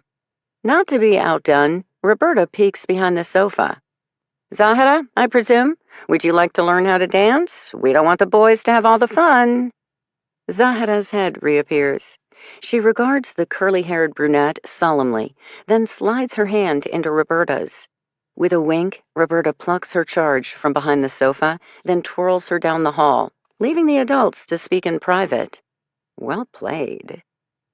Detective Mark takes a seat on the sofa, while Alia returns bearing a tray filled with fragrant cups of green tea.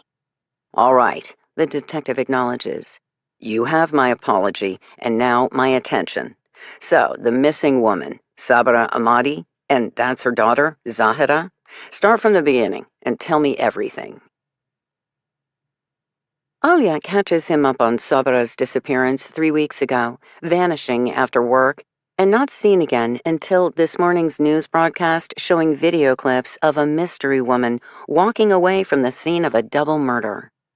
Alia is convinced the woman is Sabra based on her headscarf, while Detective Mark, like his sister, appears skeptical to accept any ID based solely on textiles.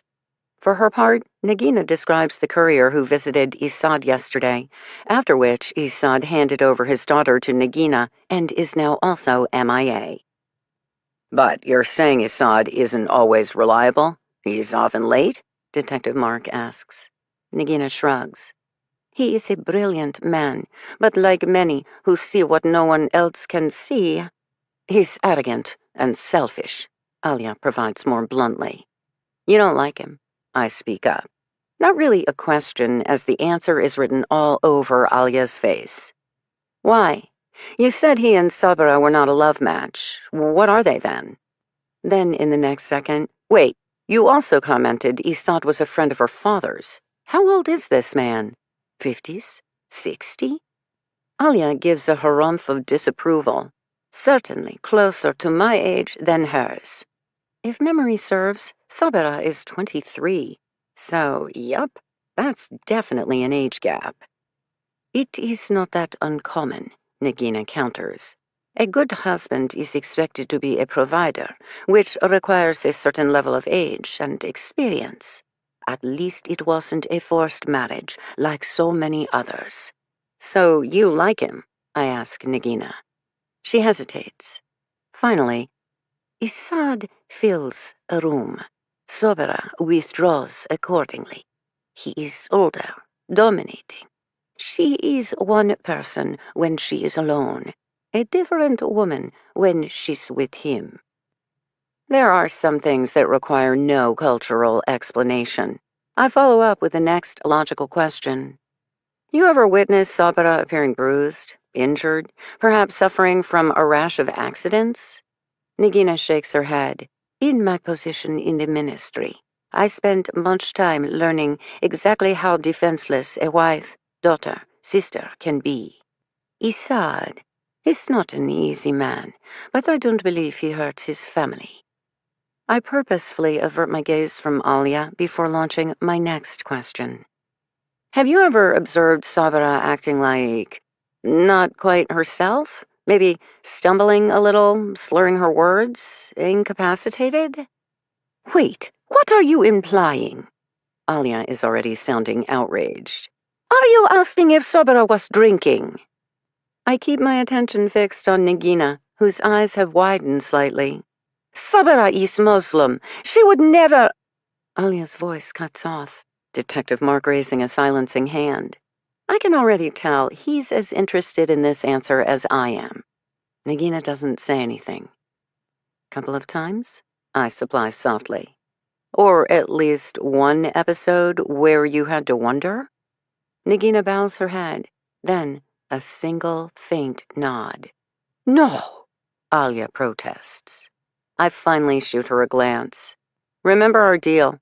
I will ask any question. I will consider all answers, even the ones you don't like. Alia has the good grace to flush. She slumps back on the sofa, appearing less angry, more distressed. Then her own mind connects the dots. You've heard of this behavior before. That's why you made the inquiry. Someone else thinks Sabra is drinking. I didn't. I never saw anything myself. Sounds like there's a lot of strain on the home front. Detective Mark murmurs, focusing our attention. Domineering older husband, stressed out young wife. Is it possible Sabra was planning on leaving him? Leave Isad? Maybe. But leave Zahira? Never. Alia's conviction is absolute. Nor would she have to give up her child to end her marriage. She could have talked to me about how to go about such a thing. I promise you, she's never said a word. Detective Mark turns his attention to Nagina. What do you think? Nagina is more circumspect. Right now, divorce would not be practical. For most families, both the husband and wife must work outside the home in order to pay bills, and still each month is a struggle. On her own, where would Sabra go? How would she take care of her child? These are questions she would ask herself, and without the answers. Could she have met someone? Detective Mark pushes. Another man who could put a roof over her head? Nagina shrugs as if to say she has no idea. Alia once more cuts to the chase. When? She worked, and when not working, she watched her daughter. When would she have the time to meet this fictional someone? That's not true. Alia turns to Nagina with a frown. Now what? Because apparently all bad news is Nagina's fault. The younger woman eyes the older one coolly, before stating, a couple of afternoons a week, I watched Zahira for her. Few hours here, a few hours there. Sabra said it was so she could buy food, take care of household chores, but I never saw her return with any groceries or store items. She left on the bus and would return 3 hours later, always empty-handed. That doesn't mean she had a lover. It doesn't. But there was more to Sabra's life than work and home. What that was, I don't know. You saw her returning, I asked abruptly. Could you gauge her mood? Did she seem perkier, more carefree? Hell, relaxed? Because having just spent time enjoying the company of a very sexy man, the relaxed part stands out to me. Until, of course, the weeks became months and my natural-born terror reared its ugly head. You're afraid of being happy, he told me, and I totally agreed with him. I don't know. Nagina furrows her brow. She seemed like herself, serious, tired, worried. But who isn't? What would her husband do if he found out she had a lover? Detective Mark again. Does he strike you as the jealous type? A man capable of violence? Nagina lowers her gaze to the floor, while Alia does the honors. In Kabul, Isad was a man of great respect, but living here, he's just another refugee. He's not used to such things, and he is a man with a temper. I once saw him throw a pomegranate against the wall with such force, it splattered. I can't help myself. Why throw a pomegranate? Because there's nothing in this world as good as a Kandahar pomegranate, Nagina states seriously. And sometimes it's not the big differences between Kabul and here that are too hard to take. You expect them. But little things, say a piece of fruit that looks and smells like home, but tastes wrong. Some days, that feels like enough to break you. Or causes a grown man to have a temper tantrum, I mutter. Do you think his son still wants to be married? Like you said, his life has undergone a great change. He is respectful, Nagina begins, while Alia snorts. He is controlling. The fruit may be different here, but getting to feel powerful by bossing around a vulnerable young woman, I am sure that never gets old, and certainly isn't something he'd want to give up anytime soon. I have seen him look at her with genuine warmth, Nagina counters. Isad is moody to be sure, but I think he has affection for his wife. It's just, when he grows frustrated, he can be quite intimidating. I don't blame her for finding that difficult. How is Assad as a father? Detective Mark switches gears. Does he seem interested in his daughter? He dotes on Zahira, Nagina answers immediately, voice firm. He takes care of her at night while Sabra works, has even learned how to cook, clean. These are big steps for a man of his years. And I've watched him play with Zahra. He creates little games, puzzles for her to solve. She is very clever, and he delights in that. She is his favorite student? I fill in dryly. Nagina gives me a look. Maybe, but most likely, none of her school teachers will ever be able to keep up with her. So it's good she has such a parent at home. How smart is she? Detective Mark wants to know. She's been reading since she was 2, can already do all sorts of math in her head, and she has a very good memory, extraordinarily so. Did she see the man who tried to abduct the other child? Detective Mark perks up, because if her memory is that good. None of us saw anything. There's no view of the parking lot from this room. White male, Detective Mark rattles off. Wiry build, speaks with a British-like accent. Sound like anyone you've seen around here before? Nagina shakes her head. What if he comes back, tries again? I can ask for more patrol cars in the area. I have 2 other children. I love Zahra, but I can't put their lives in danger. What if... Her gaze goes to Alia, who sighs heavily. I will take Zahra. She knows me, and even if that man has Sobra and Isad's address, there's no reason for him to have mine. Once Isad returns, he can find us. You're still certain Isad's coming back? I ask. Even Alia seems startled by my doubt. Of course, family is everything.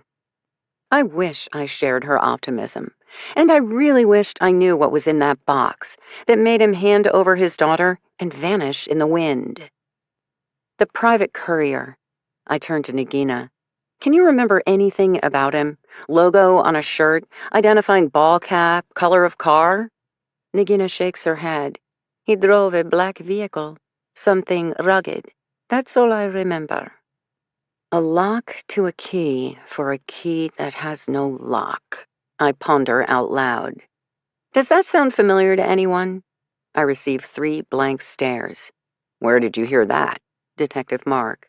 Zahra said it to me. According to her, I must find it. A 4-year-old recited that? With an exceptional memory. I nod toward Nagina.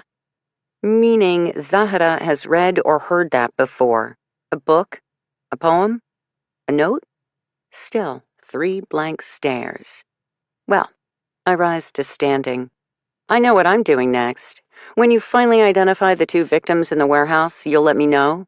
I sure as hell will not, Detective Mark assures me. Come on now. There's no use fighting my charms. You'll need to run the names by Alia and Nagina to see if they recognize them from the Afghan community. Once you do that, they'll share the information with me. Might as well start by dialing direct and save us all a bunch of time. He scowls. Who are you again? I consider the matter seriously. I'm a person who's terrified of snakes, yet due to feed a bunch of pythons dinner later tonight. I'm a woman waiting for a call from a man I instructed not to call me. But mostly, right now, I'm a recovering alcoholic who desperately wants to crack open an ice-cold beer. Because I'm tired and frustrated, and it's too damn hot outside. And, oh, yeah, it's a day that ends in Y.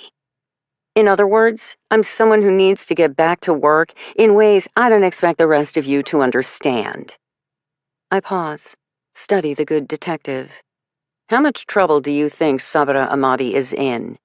Detective Mark hesitates. Death by hammer ×2. Never a good thing. Attempted child abduction? Also quite terrible. Don't be a stranger, detective, I murmur. Then I head out of the room to find Daryl. Chapter 14.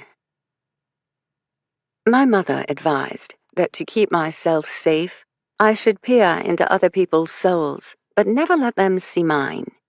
My father said, in the case of danger, I should find a man, specifically his dear friend, Professor Ahmadi, who would always take care of me. I think of these instructions now as I weave my way frantically through the streets of Kabul, dodging milling families, umbrella-topped food carts, and a pile of blocked vehicles honking furiously at one another.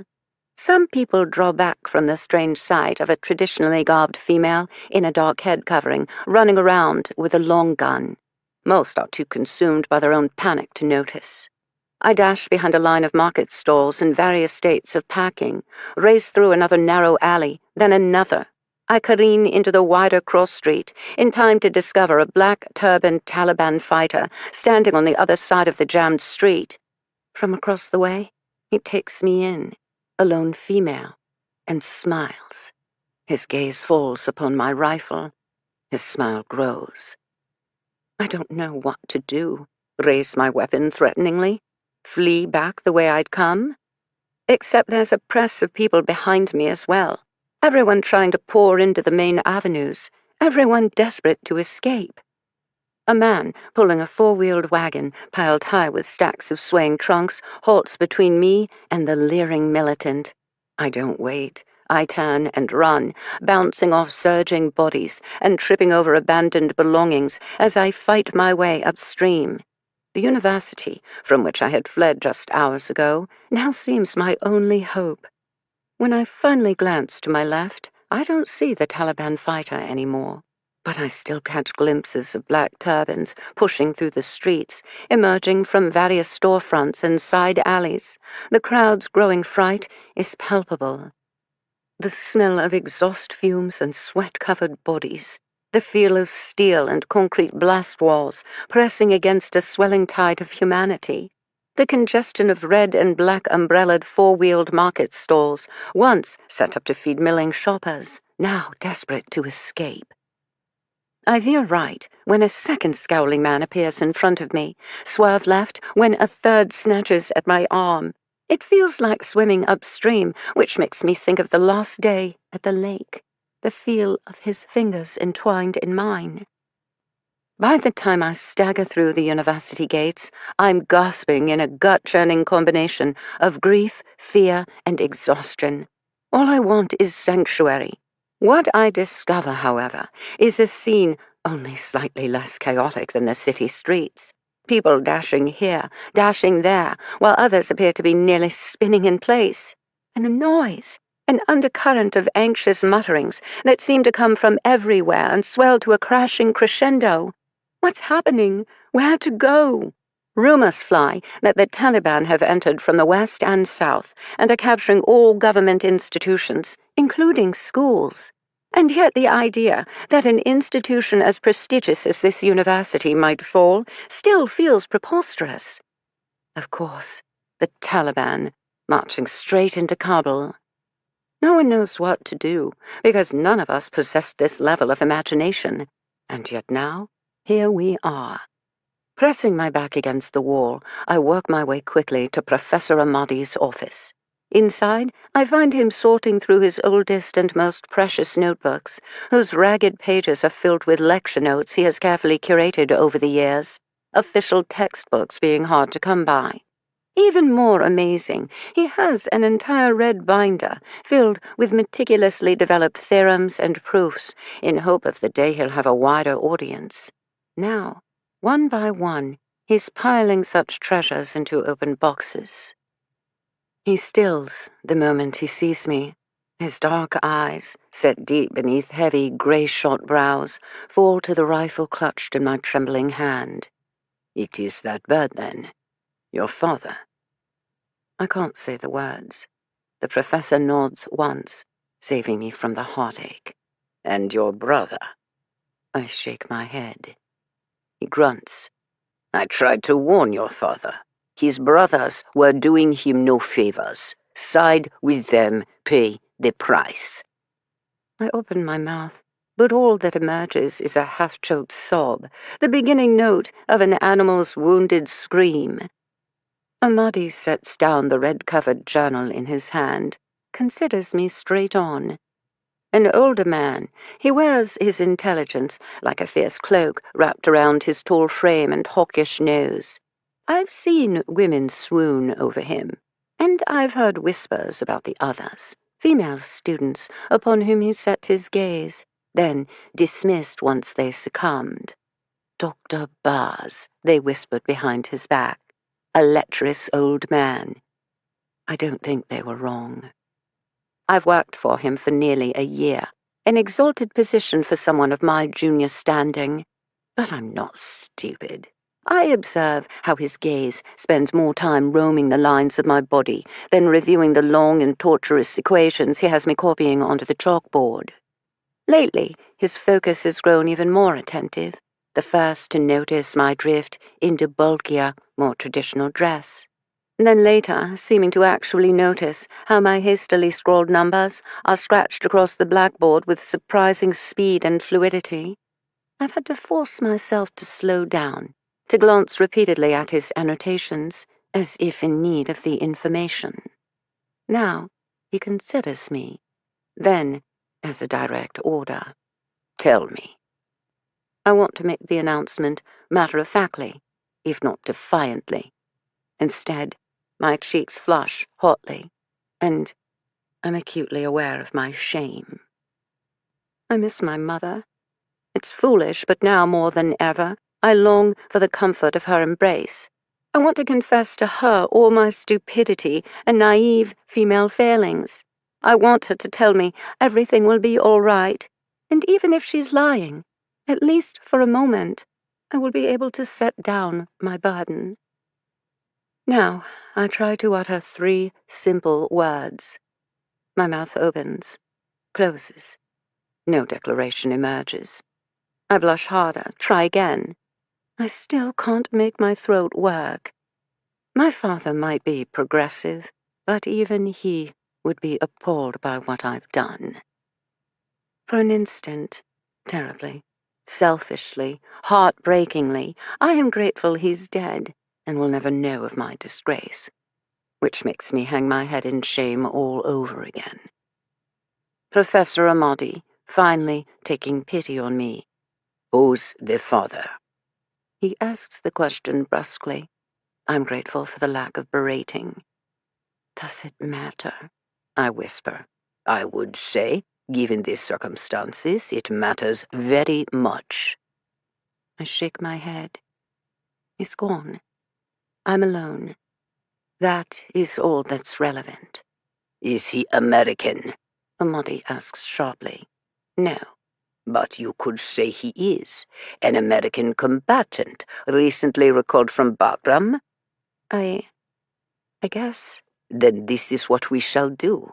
We will head to the base together. You'll be the expectant sweetheart of a U.S. soldier. I'll be your father. They will fly us both out of here. I gave him a puzzled look. I highly doubt it will be that simple. And yet, having dictated his plan, Professor Amadi has already resumed packing. Is that all you're taking? He nods his chin in the direction of my only visible possession, the rifle dangling at my side. I remember what my mother said, about what we would want, about what we would be allowed. I have everything I need, I say at last, drifting a hand over my slightly rounded belly. And when he assumes that I'm talking about my unborn child, I don't bother to correct him. In the end, it is not so simple. Professor Amadi loads his car with all his boxes of books and bags of valuables, everything he's convinced he can't live without. The moment we depart the university gates, however, we are immediately stalled in the same heavy congestion I encountered earlier. No amount of honking or swearing makes a difference, and it quickly becomes clear we'll never make it to Bagram, which is a full hour north of the city. Instead, we set our sights on the Hamid Karzai International Airport, spending an agonizing 4 hours covering what should have taken 30 minutes. Even then, by the final few miles, the crush of humanity has grown too dense to be possible by car. We park in the middle of the road, the professor picking one suitcase, topping it with his most precious box, before slinging a black duffel over his shoulder. He hands me a second. We set out unsteadily, quickly overwhelmed by the sheer chaos. Women sobbing and wailing in the oppressive heat, grown men wading through drainage canals filled with knee-deep sewage. The closer we get, the worse it becomes. The press of humanity congealing into an impassable wall pressing against a second, even more imposing physical structure. This one topped by coils of razor wire and manned by grin-faced U.S. Marines armed with assault rifles. Children are being passed forward through the crowd. Someone has even climbed halfway up, frantically trying to hand over a baby, as if gaining access to the stream of departing U.S. cargo planes is the only hope of survival. I watch, in a mix of horror and fascination. The Americans have abandoned us. The Americans will save us. It makes no sense, and yet still isn't as crazy as the 3,000-year-old capital, my city, my family's home, collapsing in less than 24 hours. There are faces in the crowd I recognize and who recognize me. We all studiously avoid eye contact, though at this point it hardly matters. In war, there are winners and losers. Here are the losers, hundreds of thousands of Afghans who dared fight for a better future, and in the coming days will probably pay with their lives. Or worse, their families will pay that price for them. I'm grateful that my mother is already dead, that she does not have to see this, that she doesn't have to swallow down the bitter taste in her mouth, which is now filling my own. Eventually, Professor Amadi grabs my arm and pulls me away. There's no hope for us here. Everyone is thrusting precious papers in the air, legal documents attesting to their right to leave the country. Everyone is lugging personal valuables and family treasures. None of it matters. Should the worst happen, people will want to take everything, but in the end, they will be allowed nothing. Remember this, my sweet. Remember. Now, I fall in step behind Amadi as we awkwardly press our way through the incoming streams of traffic in order to return to his automobile. We will be married, he states as we are walking. I thought you were my father. He halts so abruptly I nearly stumble into him. Sobera, look around. Surely you see everything has changed. It's no longer safe for a young woman to be alone.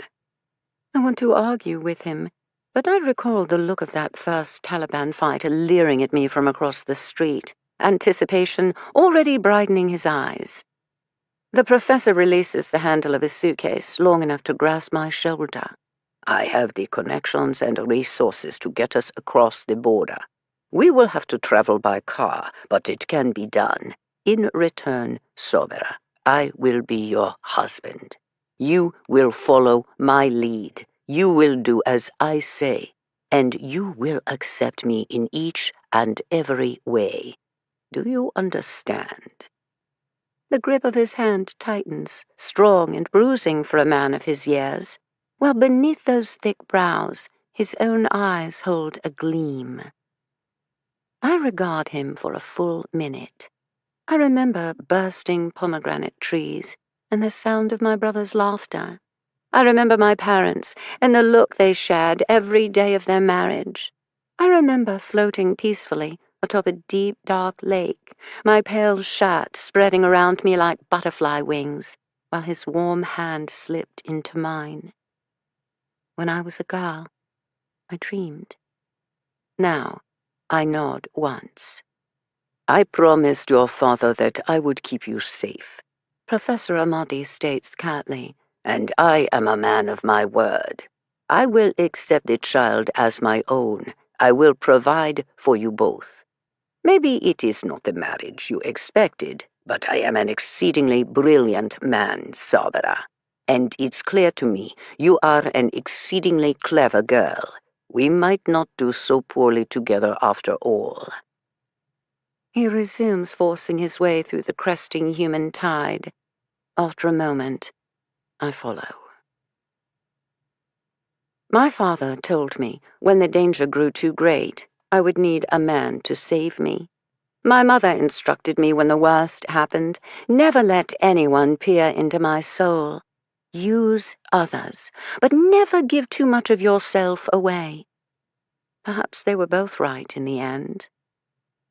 I have written this to you, Zahira, along with the other diary entries and assorted ramblings, because like any child who's lost a parent too soon, I know how uncertain the future is. I have borne witness to so much death and tragedy.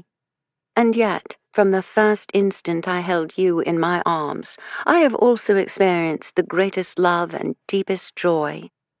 I would have liked to have watched you grow up, my sweet child, to experience the expanding years and significant life events I never had with my own mother. But maybe, much like my mother, John, my days have always been numbered. Now, Zahira, I will give you the same advice my parents gave me. Trust in Isad. He kept his word, claiming you from the moment of your birth, before falling hopelessly in love with your clever and curious mind.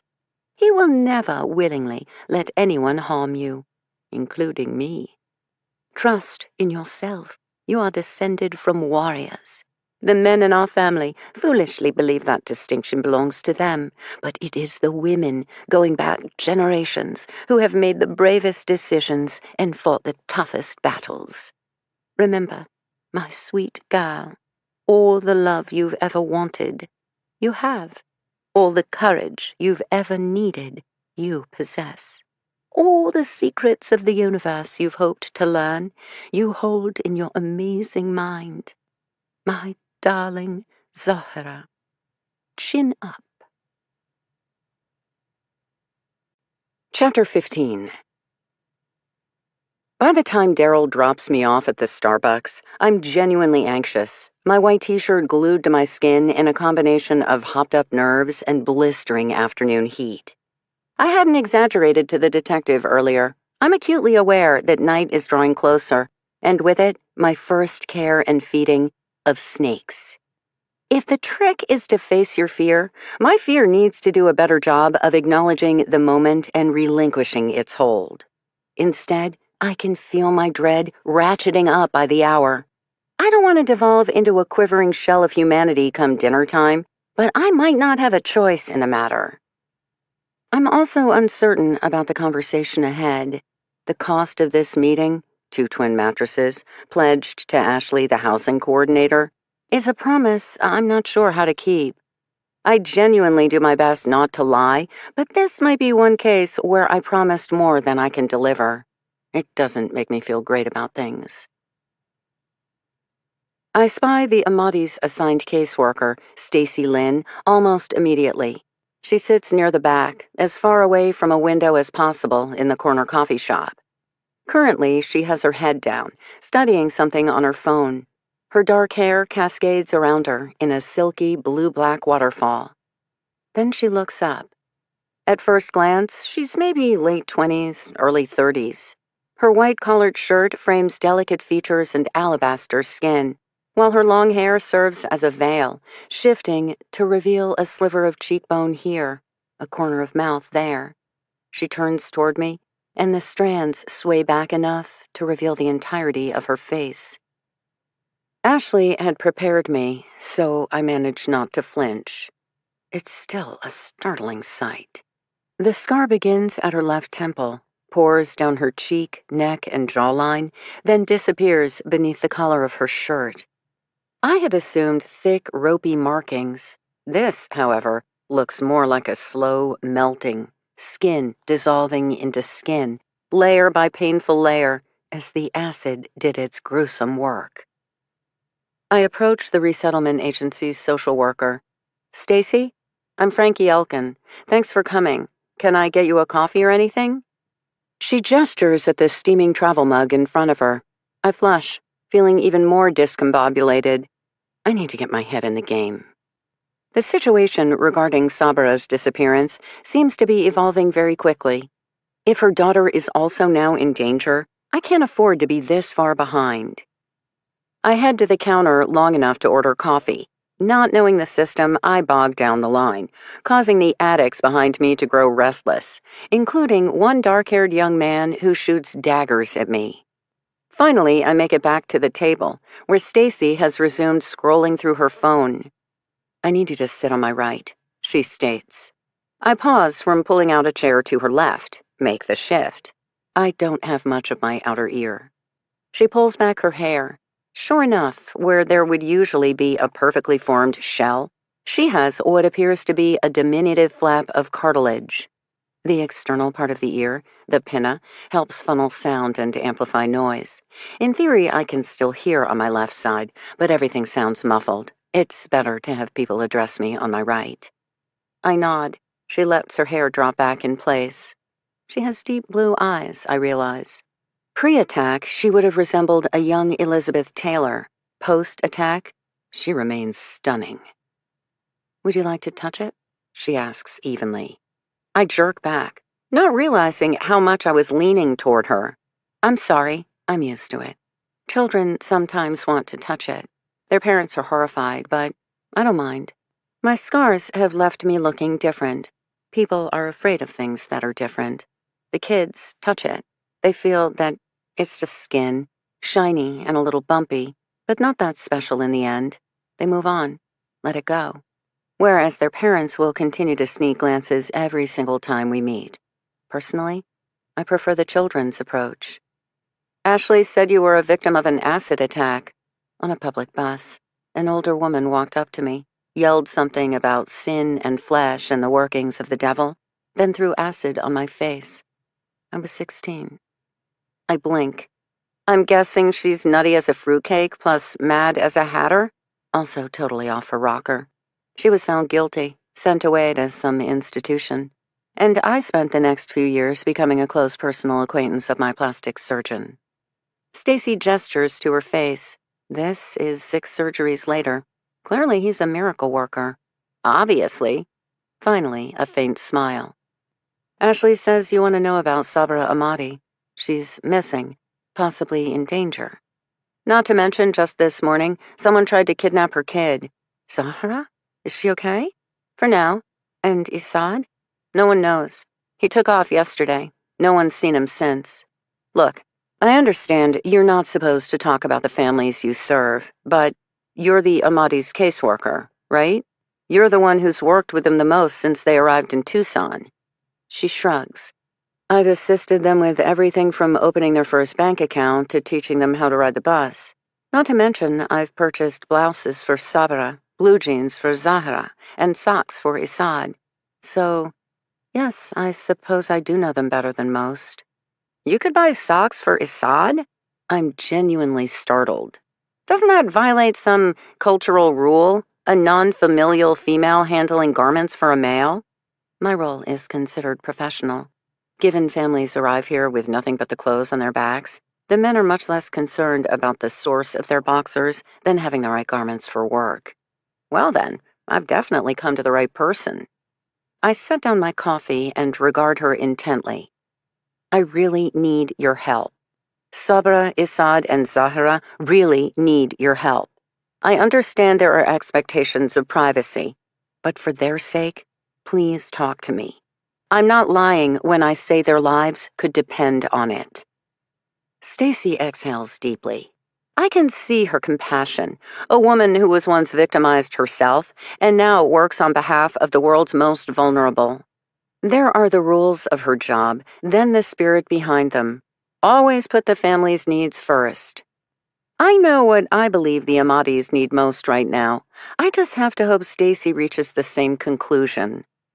Finally, given the circumstances, ask what you want to ask. I'll see what I can answer. I don't blink an eye before pouncing. Have you ever caught Sabra drinking? I know she's not supposed to consume alcohol as a practicing Muslim, but that doesn't mean she doesn't. Stacy raises her travel mug, takes a sip.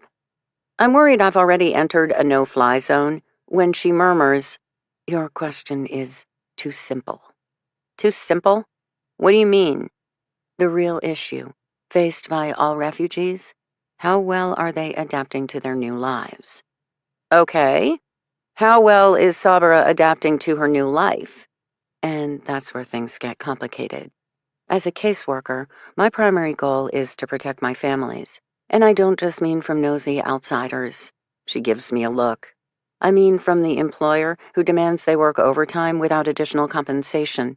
Or the landlord who tells them the broken air conditioner is their responsibility, or the bank that tacks on a dozen extra fees while saying that's standard. For many refugees, who've always lived with their extended families in a place where things have been done the same way for generations, America is less a land of opportunity than a shock to their souls. They're trying to learn a new city, a new culture, and a million new systems, from mass transportation to how to shop at a grocery store to how to file their taxes, etc. To say it's bewildering is an understatement. To hope it will all go well is naive. There are pitfalls everywhere, even for a well-educated, urbanized couple such as Assad and Sabra. The latest challenge for my Muslim refugees: I've built a network of employers at local resorts who appreciate their work ethic and are respectful of their religion, just in time to have hotel guests start attacking the females for wearing hijabs. Honestly, because life isn't already hard enough. Stacy rolls her eyes, thumps down her coffee. Here's the deal. When a family such as the Ahmadis arrive, Ashley, the housing coordinator, finds them their first apartment and gets them settled in. A volunteer such as Alia helps teach them the local ropes while connecting them with the larger Afghan society. My job is to assist them with everything else, get them enrolled in the proper ESL class at Pima, guide them as they establish financial credentials, walk them through employment options. For the men, it mostly boils down to construction, landscape work, or driving for hire. Issa definitely isn't a dirty his own hands kind of guy and had the resources to buy a used car, so Uber Eats it is. For the females, there's some restaurant work, but mostly housekeeping at local establishments. Sabra didn't mind, not to mention she was accustomed to working outside the home. For both of them, given their English skills and advanced education, I felt there would be better opportunities ahead.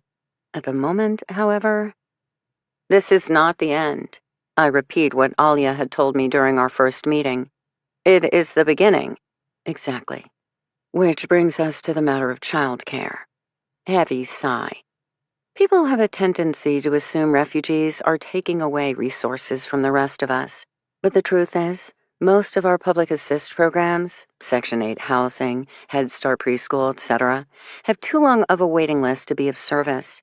Ashley needs to secure an apartment for each family right now.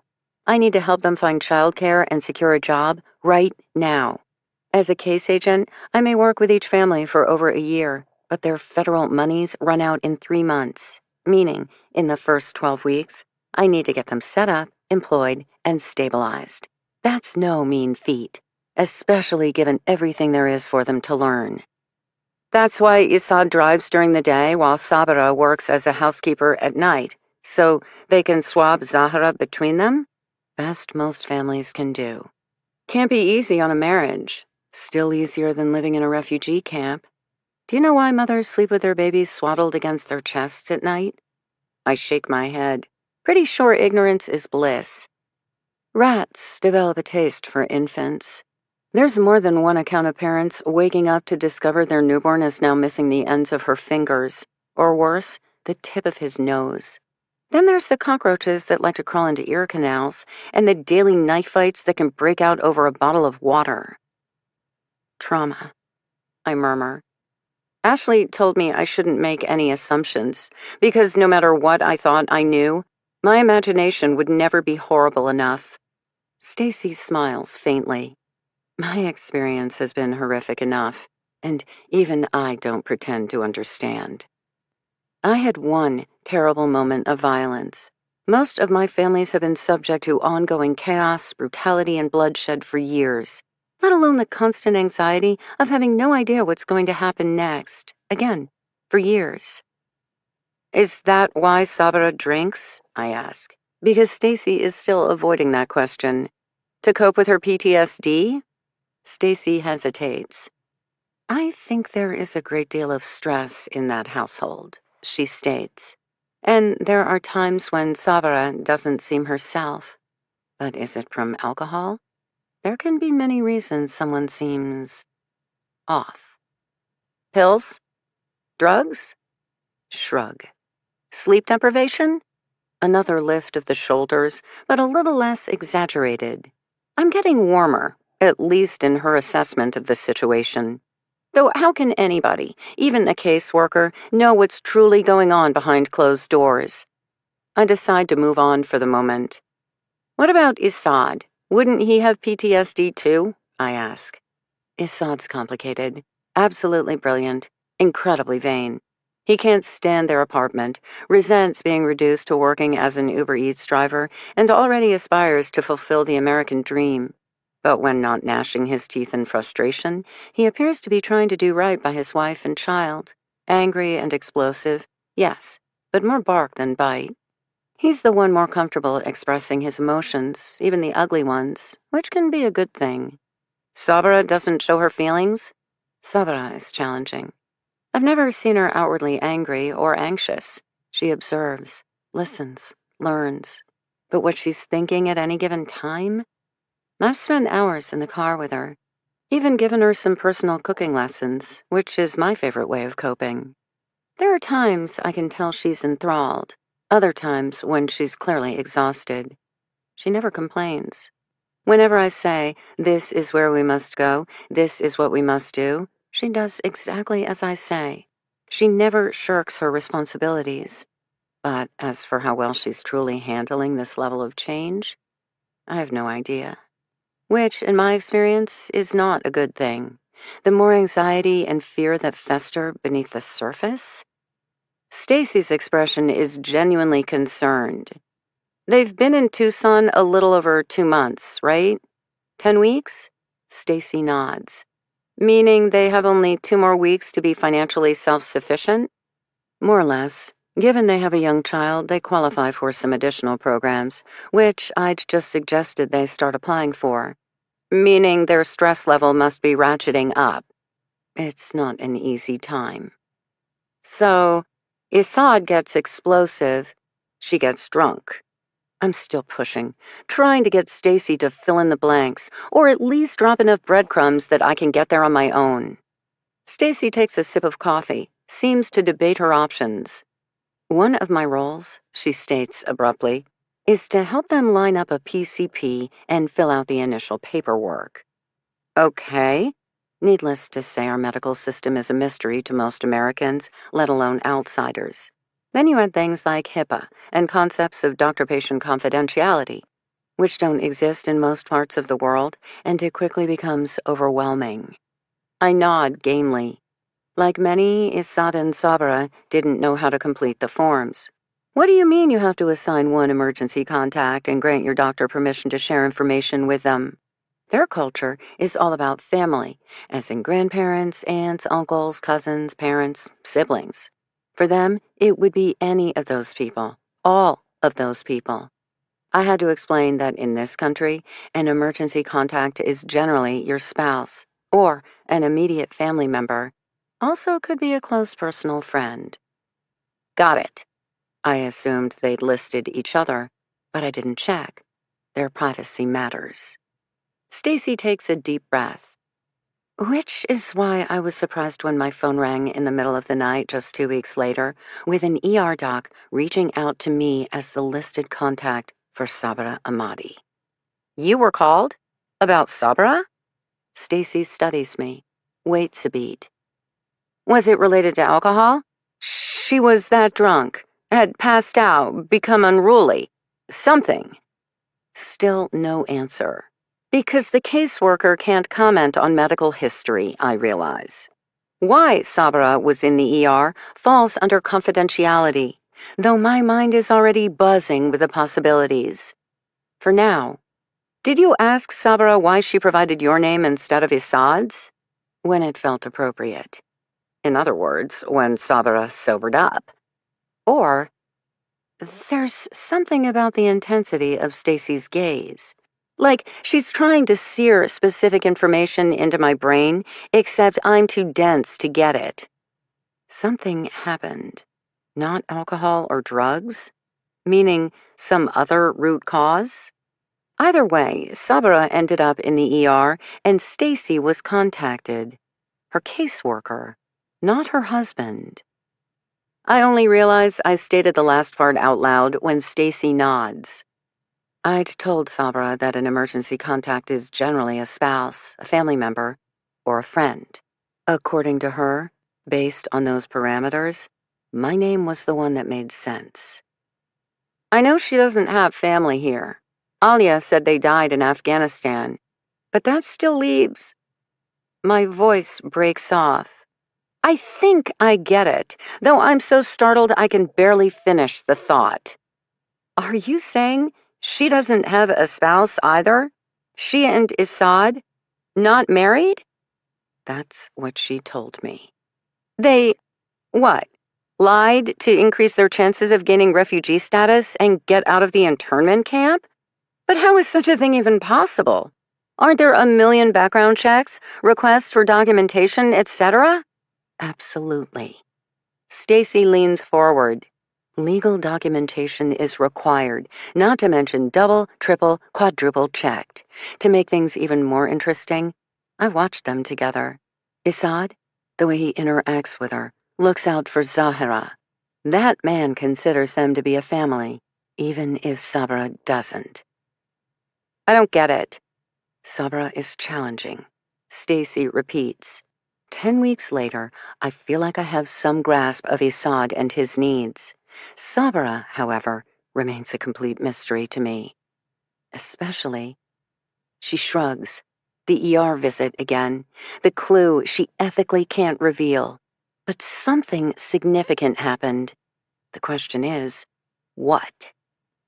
When working cold cases, the reason I can generally make headway versus, say, law enforcement is that I'm an outsider, asking the right questions at the right time. That can get others talking in ways they wouldn't do with local authorities. Medical matters, however, fall well beyond my purview.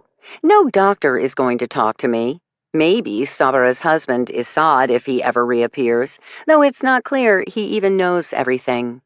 Which leaves me with caseworker Stacy and all the things she will and won't say.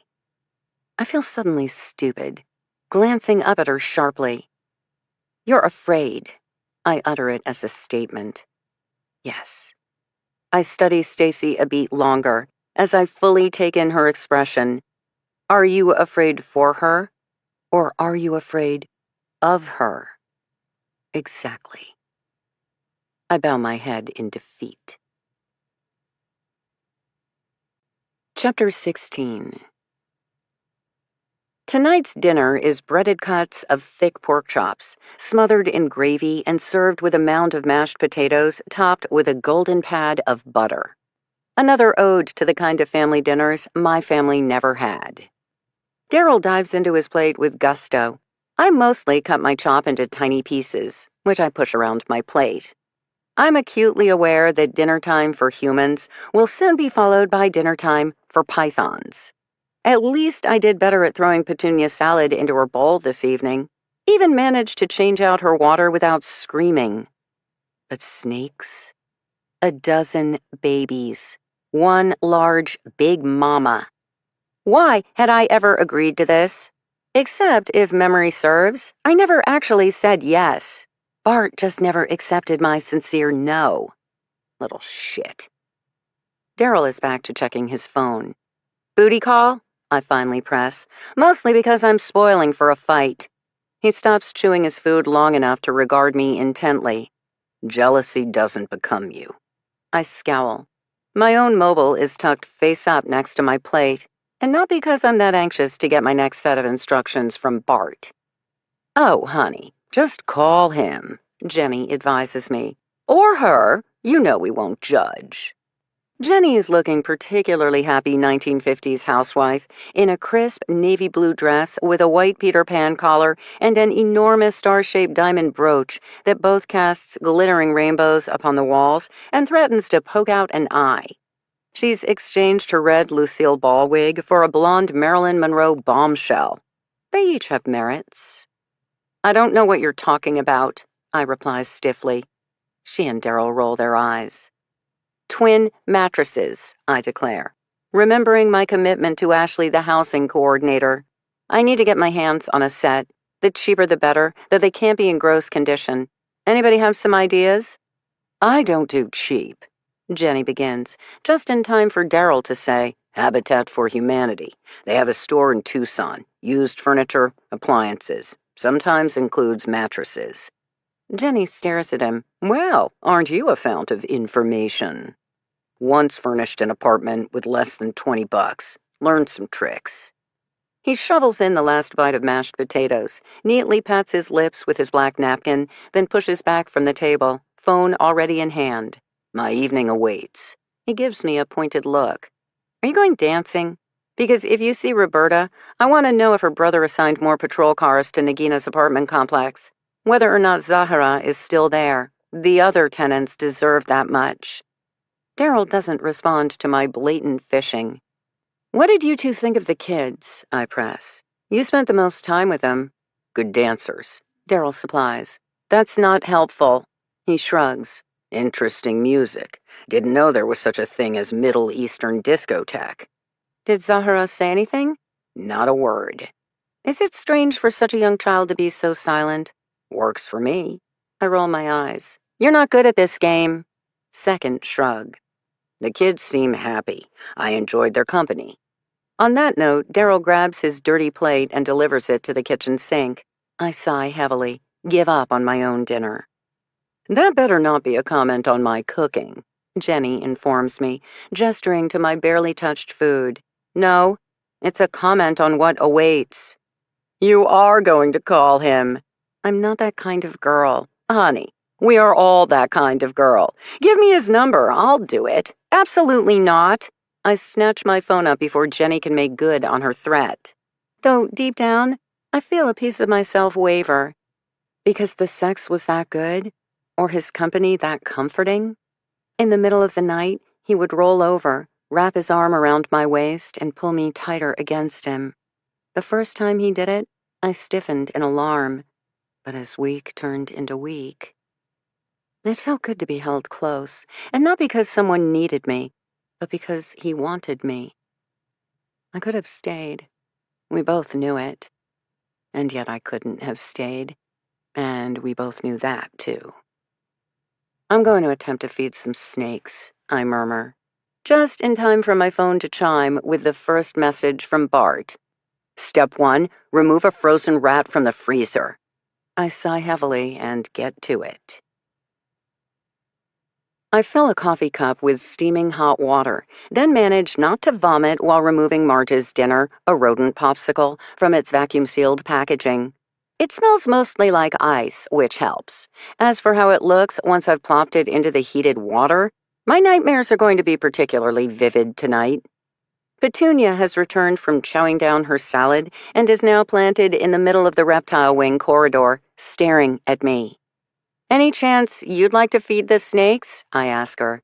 Then, remembering, oops, apparently they'd take that literally and turn you into dinner. Sorry. Though, for the record, I hope you're really appreciating my company right now. Honey, Petunia has a lizard brain. You get that, right? Jenny has her entire 6'4" self leaning against the kitchen counter. She's not even pretending to clear the rest of the dishes, just taking in the show. Start by delivering thawed rat to the one big snake, or by feeding crickets to the dozen baby snakes? I asked Jenny, since Petunia is no help. Have you tried extracting feeder crickets yet? Aren't they in some box, sitting beneath the ball python's terrarium? Just grab with tongs, deliver one by one to waiting serpents? Jenny tisks at my naivete. They're shipped in a box, honey. Then Bart dumps them in an aquarium for tending. Can't feed live crickets if the crickets don't stay alive. I stare at her blankly. Boy Wonder never mentioned any of this, I'm certain. Crickets are fed cricket food, which, between you and me, is ground up crickets. I make a slight gagging sound. Also, never give them water. They drown too easily. There's a pan of green gelatin cricket goo used instead. On cue, my phone chimes in rapid succession. Step 4, reach into the feeder cricket terrarium and remove the first cardboard egg container. I swear, then have to quickly read backward. Sure enough, there's an entire tradecraft involved in feeder cricket extraction. Luring crickets into the hollow depressions in cut-up egg cartons, lifting the cardboard piece out carefully before plucking out the intended victim, then offering it to the waiting python baby. By the time I'm done reading about live cricket distribution, feeding a single semi-thawed rat seems like a much easier proposition. Maybe. I pick up the rodent-filled mug, sigh heavily. You can do this, Jenny assures me. I shudder, squeeze my eyes shut. I don't want to do this. I really don't. And yet, some people make healthy life decisions. Some pay attention to their inner wants, needs, desires. And some of us, we just do what we have to do, even if it hurts us later. I step around Petunia, march 1, 2, 3, 4 steps down the carpeted corridor, and I suffer a strange sense of déjà vu. Myself, as a kid, returning home after school, following one of my parents' blowout fights, when my mother screamed she couldn't take one more minute of my father's drinking, and he swore, begged, pleaded he would do better, leading to a stilted breakfast where my father, who'd clearly spent the night sobering up with 6 pots of coffee, moved about the kitchen with relentless good intentions as he dished out overcooked eggs and prattled about the beautiful weather. Except now it's 8 hours later, which he spent alone in a house that, no matter how hard my mother and I try, always has a hidden leader of Jack. My footsteps slow as I approach the front door, my backpack growing heavier. My hand comes to rest on the door handle. This is the moment. Twist the knob, push open the door, and passed out drunk dad is a given. Sober dad is hope and heartache in equal measures, because it never lasts, and we all know it. Which makes this moment right now, my small fingers curling around a smooth brass handle, a kind of limbo, where I wish for the best while assuring myself I can handle the worst. Where I stand for endless minute rolling into minute, because even when you promise yourself that you're strong enough, it doesn't mean it won't hurt all over again. I have loved my father my entire life, and to this day, memories of him hurt me, which is particularly awful, because my father never wanted to be that man. There wasn't a mean, violent, angry bone in his body, just an illness that robbed his family of him all the same. And soon enough, it became the curse he shared with his daughter. I've never been able to figure out which was worse during my own hard-drinking high school years, my mother's deep disappointment in my behavior, or my father's self-conscious shame. I wish they could see me now. I wish I could know them as the person I've become. But life doesn't work like that. Moments come, moments go, and even the truly horrific ones, such as what Sabra Amadi experienced, are seared into our souls while journeying on. We're left in some kind of cosmic toaster oven where the universe's memory is long gone, while we still struggle with the burn marks left on our psyche. I'm not a young girl anymore, and behind this door isn't the specter of my maybe drunk, maybe sober father. The doubt, the dread, the terror, however, remain uniquely my own. My phone chimes with additional text from Bart. I don't bother to look. It's time to get this done. Final deep breath. Then I step into the darkened interior, my eyes requiring a moment to adjust to the gloom. On my right, the raised glass enclosure, with its slithering mass of hungry baby snakes above, much smaller cricket cage below. Straight ahead, the even more impressively sized terrarium, housing the coiled bulk of pale yellow Marge, her head now rising into the air, forked tongue darting out to test the air. Except Marge isn't 8 feet away in the comfort of her custom home. She's unspooling from a spot on the floor a mere 3 feet away. I yelp. I hurtle a half-thawed rat in her direction. Then, as she lunges for the dead rodent, I get the hell out of there. Chapter 17. Bart and I have words. Really, I have words, a long, incoherent stream of distraught babbling, while he listens. The end result? Jamie, Bart's herper buddy, who shows up with a snake wrangling tool and empty pillowcase. Jamie looks to be 20 to Bart's 12. He also has the face of an angel. Fine patrician features, big blue eyes, and perfect blonde ringlets that brush against the top of his shoulders. Replace his worn blue jeans and ripped black t-shirt with a pair of wings, and his likeness graces many major cathedrals. Jenny lets Jamie into the house. I point emphatically at the shuttered reptile room door. He doesn't seem to require an explanation, but saunters forward with his looped instrument. I yank the door shut behind him, but not before catching a bunch of kissing noises and coochie-coochie coos. As far as I'm concerned, he and Marge are welcome to live happily ever after, as long as I never have to go into that room again. When he appears just 5 minutes later, whistling away, I stomp my foot and deliver more words. Less incoherent babbling, more pointed demands. He will go back inside. He will check the lid of Marge's terrarium 6 more times, and he can feed chirping crickets to the agitated pile of slithering baby pythons who seem really hungry and have just had an impromptu lesson on how to escape. I have no idea how much help Bart originally asked Jamie to provide, but about 30 seconds into my tirade, Jamie steps meekly back into the snake room to get the hell away from the deranged human female. So be it. I retreat to the living room with Petunia, where I impress upon her the importance of staying away from the pythons for her own safety. By the time Jamie appears to say all the snakes are handled, Petunia and I are watching The Simpsons side by side, and there's nothing weird about it at all. Daryl returns halfway through our second episode, takes in the scene, grunts. Heard we had an escapee. I've officially resigned from my position. Petunia know that? Don't be mean to my friend. A second grunt. All's quiet at Nagina's apartment. I swivel around. You've been there? Got a system in place. Kids will be safe. Detective Mark calling in more uniformed patrol officers, or are you and Roberta working your own magic? Something like that. I roll my eyes. Oh, mattresses will be delivered tomorrow. The crime scene apartment complex, right? On it. You found twin mattresses? You arranged for them to be delivered? I'm genuinely shocked and impressed and touched. Daryl shrugs his massive shoulders uncomfortably. Been there. Tough enough for a guy like me. Definitely not good for a family. That's really kind of you, Daryl. What do I owe? He waves a hand. Nah, you can do the next one. He pauses. I'm assuming there will be a next one.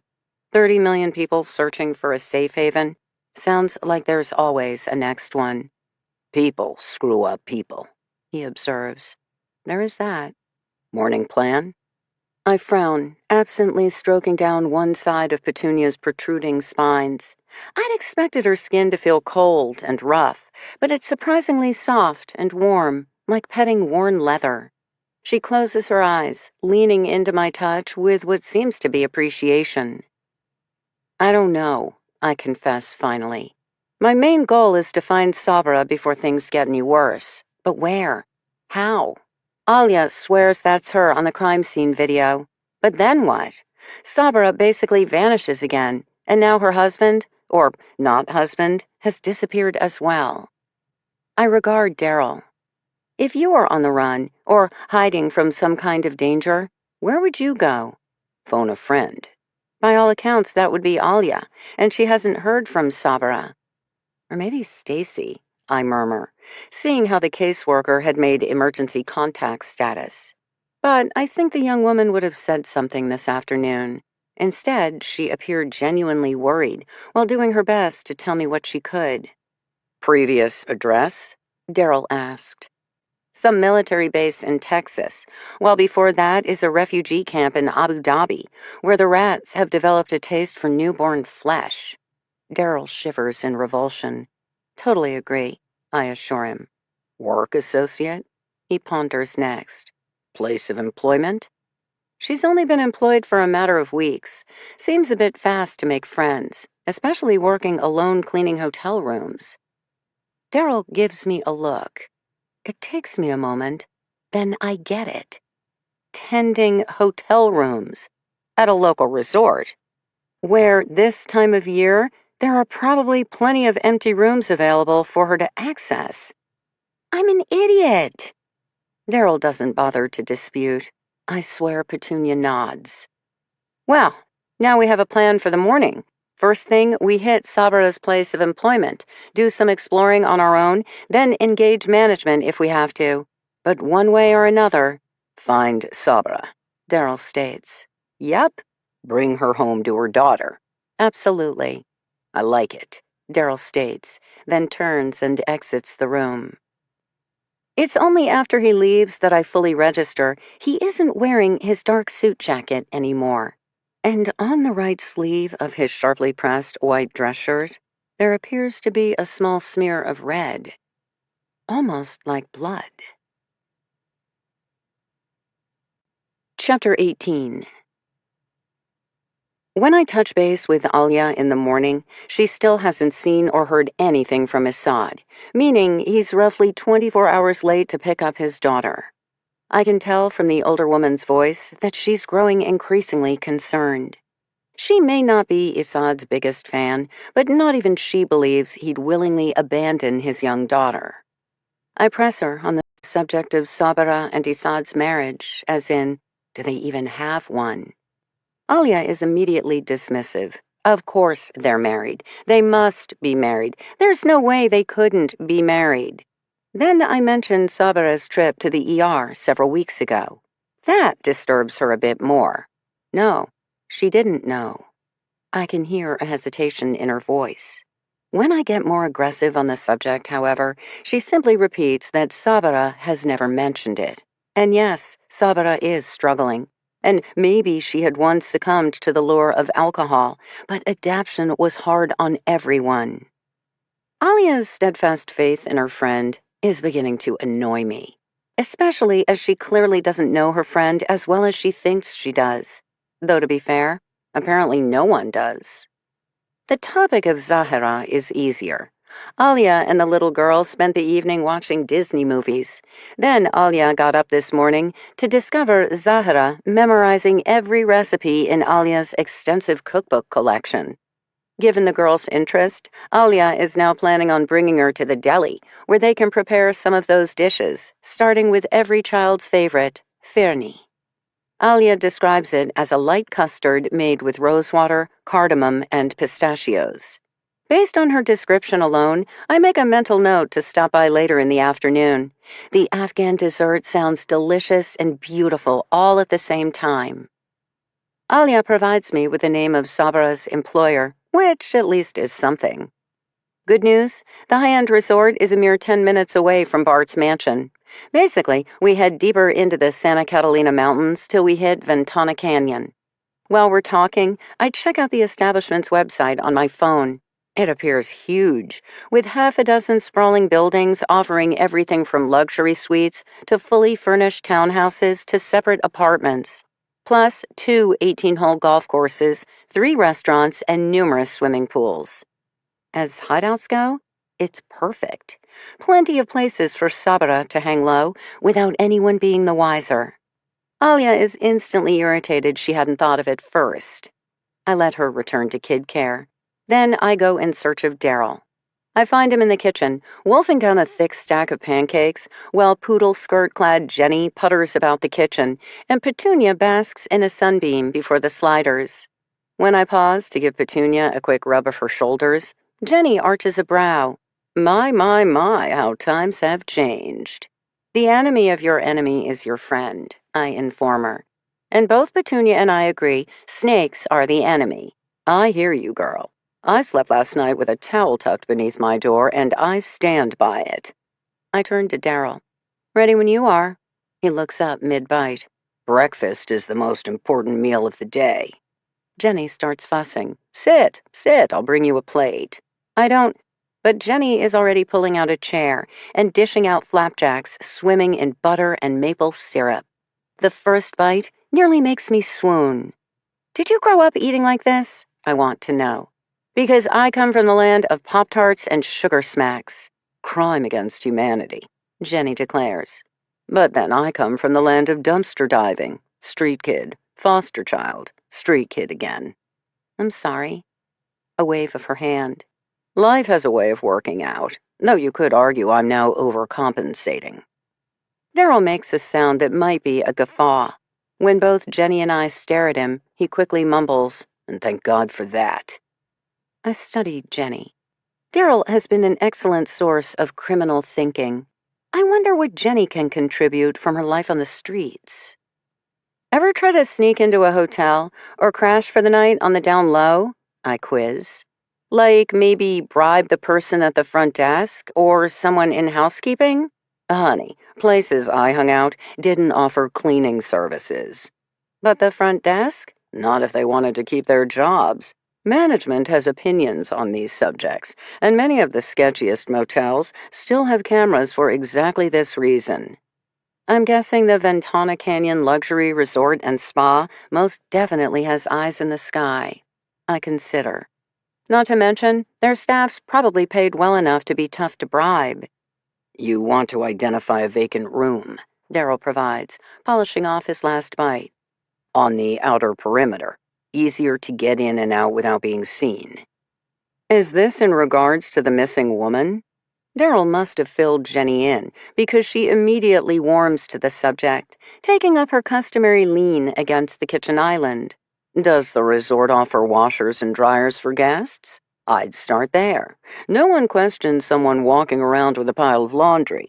Forget an invisibility cloak. Give a woman a toilet plunger and bucket of cleaning supplies, and she immediately fades into the background. Excellent point. I build on that thought. And given that Sabara worked the property, she probably knows where all the vacant rooms are. Though, I catch myself, it also means she'd be recognizable to her former coworkers. Not if she comes and goes at night. Daryl again. The resort offers entire townhouses with separate access. That would eliminate the risk of elevators, long hallways. She could pick her timing, then make her play. In that case, it's real simple, Jenny adds. Just look for the front door fixture missing a light bulb. Missing a light bulb? First rule of law breaking, darling. It's best done in the dark. Sometimes we'd throw rocks to break the bulbs, but shattered glass is its own kind of tell. Better just to unscrew the globe. Can take weeks, even months before someone notices. Huh. I switch my gaze from Jenny to Daryl to Jenny again. You two are really good at this. Daryl shrugs. Lived a life. Jenny grins. Misspent youth. The absolutely best kind. I had a misspent youth as well, I insist, not wanting to be left out. Then I am forced to confess. Unfortunately, I was too drunk to remember most of it. I polish off the last of the pancakes, toss back the final swallow of coffee, and check in with Daryl, who nods. Time to get to it. Search a luxury resort. Locate Sabra Amadi camped out in a vacant unit. Get her whatever kind of help she needs to return to her daughter and worried friend. And then, what do we want most in life? The things that ignite our wildest imagination, or the things that ping our deepest longings? You'd think a woman who lives her life as a rolling stone would go with the daring option each and every time. But lately, I'm not so sure anymore. Maybe I want more than I think I want. Maybe the safe choice for me is the crazy option. Who am I really? A woman who comes from nowhere and is willing to head anywhere. I still don't have the answer. So I push away from the table and go in search of a total stranger whose problems somehow seem easier to solve than my own. Chapter 19. The Ventana Canyon Luxury Resort and Spa definitely takes the luxury part of its name seriously. Daryl and I depart Bart's already impressive estate to wind higher and deeper into the mountains. Basically, we exit his over-the-top wrought iron gate to drive by even larger, more impressive entrances to private abodes, each doing their best to outmoney their neighbors with their increasingly elaborately executed demands for others to keep out. Based on real estate alone, money flows up in Tucson, and at a staggering rate. Daryl and I are suitably awestruck as we finally roll between two towering hand-carved granite formations that appear to both melt into the landscape and command high dollar at the next auction for modern art. I wonder what this is like for the resort's refugee employees, some of whom came from such rough circumstances that this must seem incredibly wasteful, while others, such as Sabra, who probably vacationed at the Afghan version of Hotspots, must experience it as salt in the wound. Oh, how the mighty have fallen. Good news? Bart's crazy expensive black sedan blends right in as we cruise through the entrance gate, artistic statement. Immediately, we behold a sprawling three-story complex constructed of pink adobe cubes that make it appear to be at one with its mountainous backdrop. Based on the fact no one would ever choose this layout for their actual home, I'm willing to believe some top-notch architectural firm was paid an obscene amount of money for a Lego-like design Nagina's toddler son could have managed. Daryl doesn't speak so much as cluck his tongue. I get it. The wide main road curves up to the front gates of the largest building, the main hotel, spa, resort structure. 4 other vehicles are already queued up for pickup, drop-off under the misted portico manned by 3 red-jacketed valets wielding bottles of water. All the easier for us to bypass and continue deeper into the property as if we have every right to be there. We pass a pro shop bordering the first 18-hole golf course, then an impressive but not massive building that strikes me as maybe a separate event space. We roll by more ridiculously green fairways. The sheer amount of irrigation required to maintain so much lawn? Daryl is already shaking his head. We curve around to the rear of the property. Here, we discover a long expanse of townhouse buildings, constructed in batches of 5 that appear to be carved out of the hillside itself. Then, finally, a squat mound of a building with multiple doorways, protruding decks, and a designated swimming pool. I'm guessing the longer stay apartment option. Daryl coasts our way to the end, then pulls into the last parking spot. Townhouses or apartment building, he states. Surprise me. We both peer outside, where the thermostat has already topped 90, and we can watch the heat rise off the dark asphalt in iridescent waves.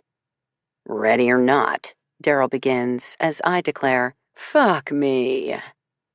We both push open the doors and leave our lovely air conditioning behind. It takes a bit to clear the apartment long-term rental building. First, we can't access the locked gate, but instead must fuss around the beautiful manicured grounds with their mix of babbling water features, hardcore ancient saguaros, complete with personalized bios, and spicy mesquite trees, while waiting for some golf-clad male or bouncy Lululemon female to return. Daryl's intimidating bulk and swarthy appearance actually work to our advantage. People take in his sharply tailored black suit, then my grungy attire, and immediately assume he's a bodyguard and I'm eccentric new money. Given that makes me the power player in the couple, I'm all in. Finally, we gain entrance. We roam a private pool complete with a waterfall and half a dozen cabana boys serving a parade of bored parents and hyper children. All the better for us to drift on past, slipping inside the building, down the lower-level hallway, then the second floor. Unfortunately, nothing appears wrong with any of the units. Each door has its own light. Nor do any locks appear to be forced, though I'm guessing Sabra has the ability to digitize a keycard for her personal use. We exit the apartments, head for the larger townhouses. I've already sweated through my fancy microfiber hiking pants, while Daryl appears completely cool in his buttoned-up black suit. If I ever needed proof he wasn't human. The townhouses all have a few steps leading up to a front stoop.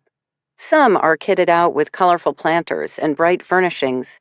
Others are completely barren. The rentals. We hit them first. Not the first building, but end unit second complex. Barren porch, a certain feel of benign neglect, and ding, ding, ding, a porch light missing its bulb. Daryl and I exchange a look. We have a winner. Now what?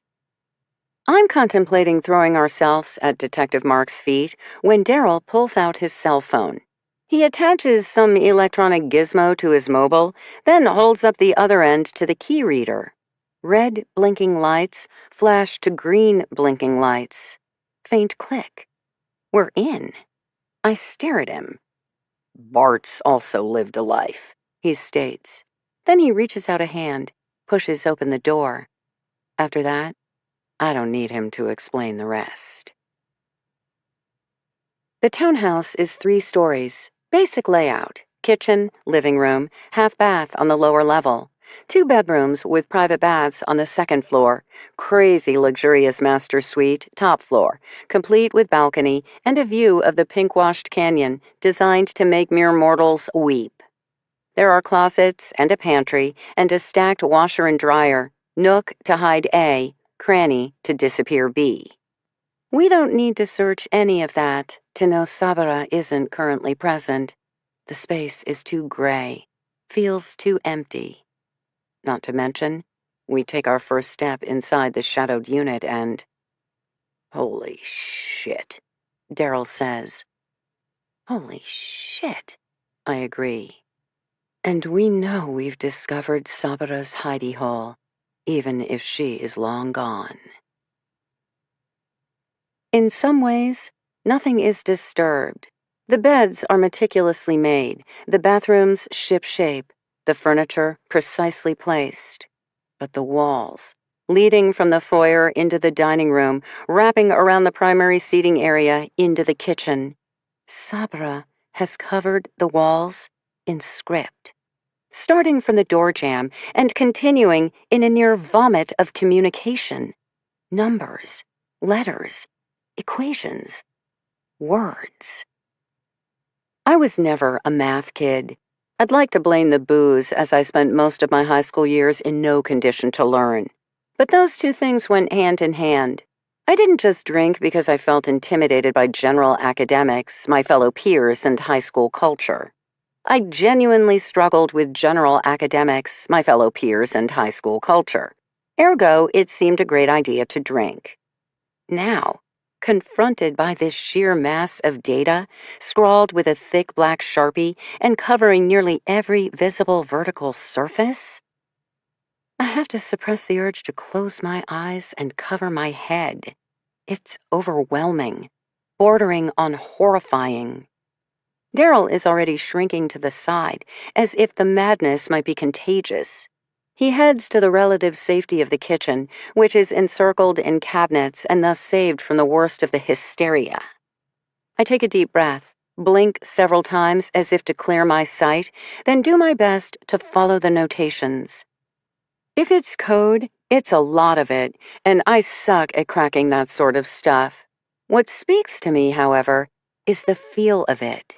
The forward slant of the hastily scrawled figures, the relentless top-to-bottom coverage, filling every available inch of space, and then continuing on, up, down, around, and now, as I follow it, beginning to progress up the stairs. There's a feverishness to it all, a desperation, as if the person who did this was either manic or terrified. The question is, which? The largest volume is in the dining room, where the expanse seems to be mostly filled with numbers, with random punctuations of symbols I don't recognize, but I'm guessing are mathematical. Slowly but surely, I start to make out phrases. 2 halves of 1 whole, a key that has no lock.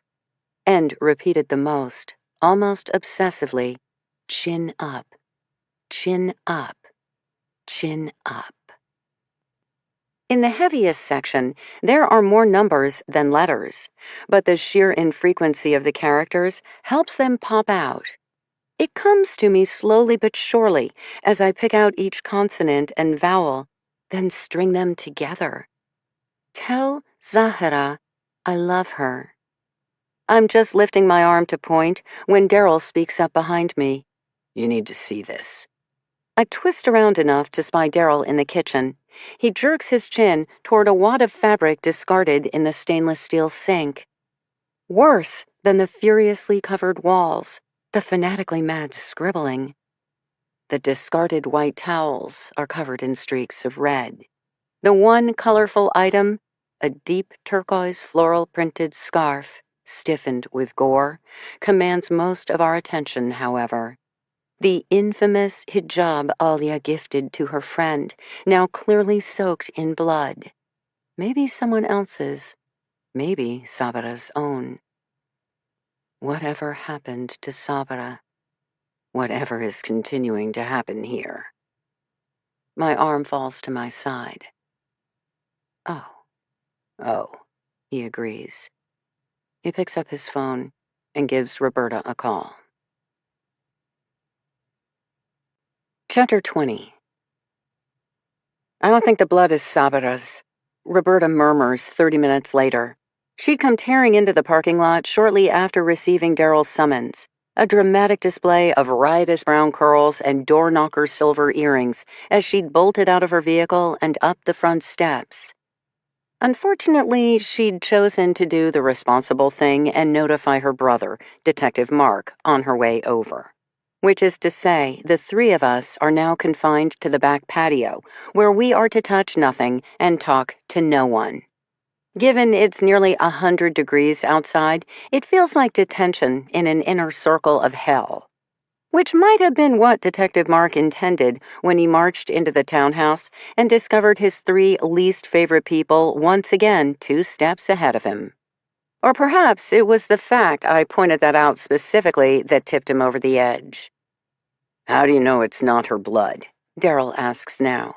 He's removed his black suit jacket in deference to the heat. I've already done my best to discreetly inspect his starched white dress shirt for blood stains. So far, so good.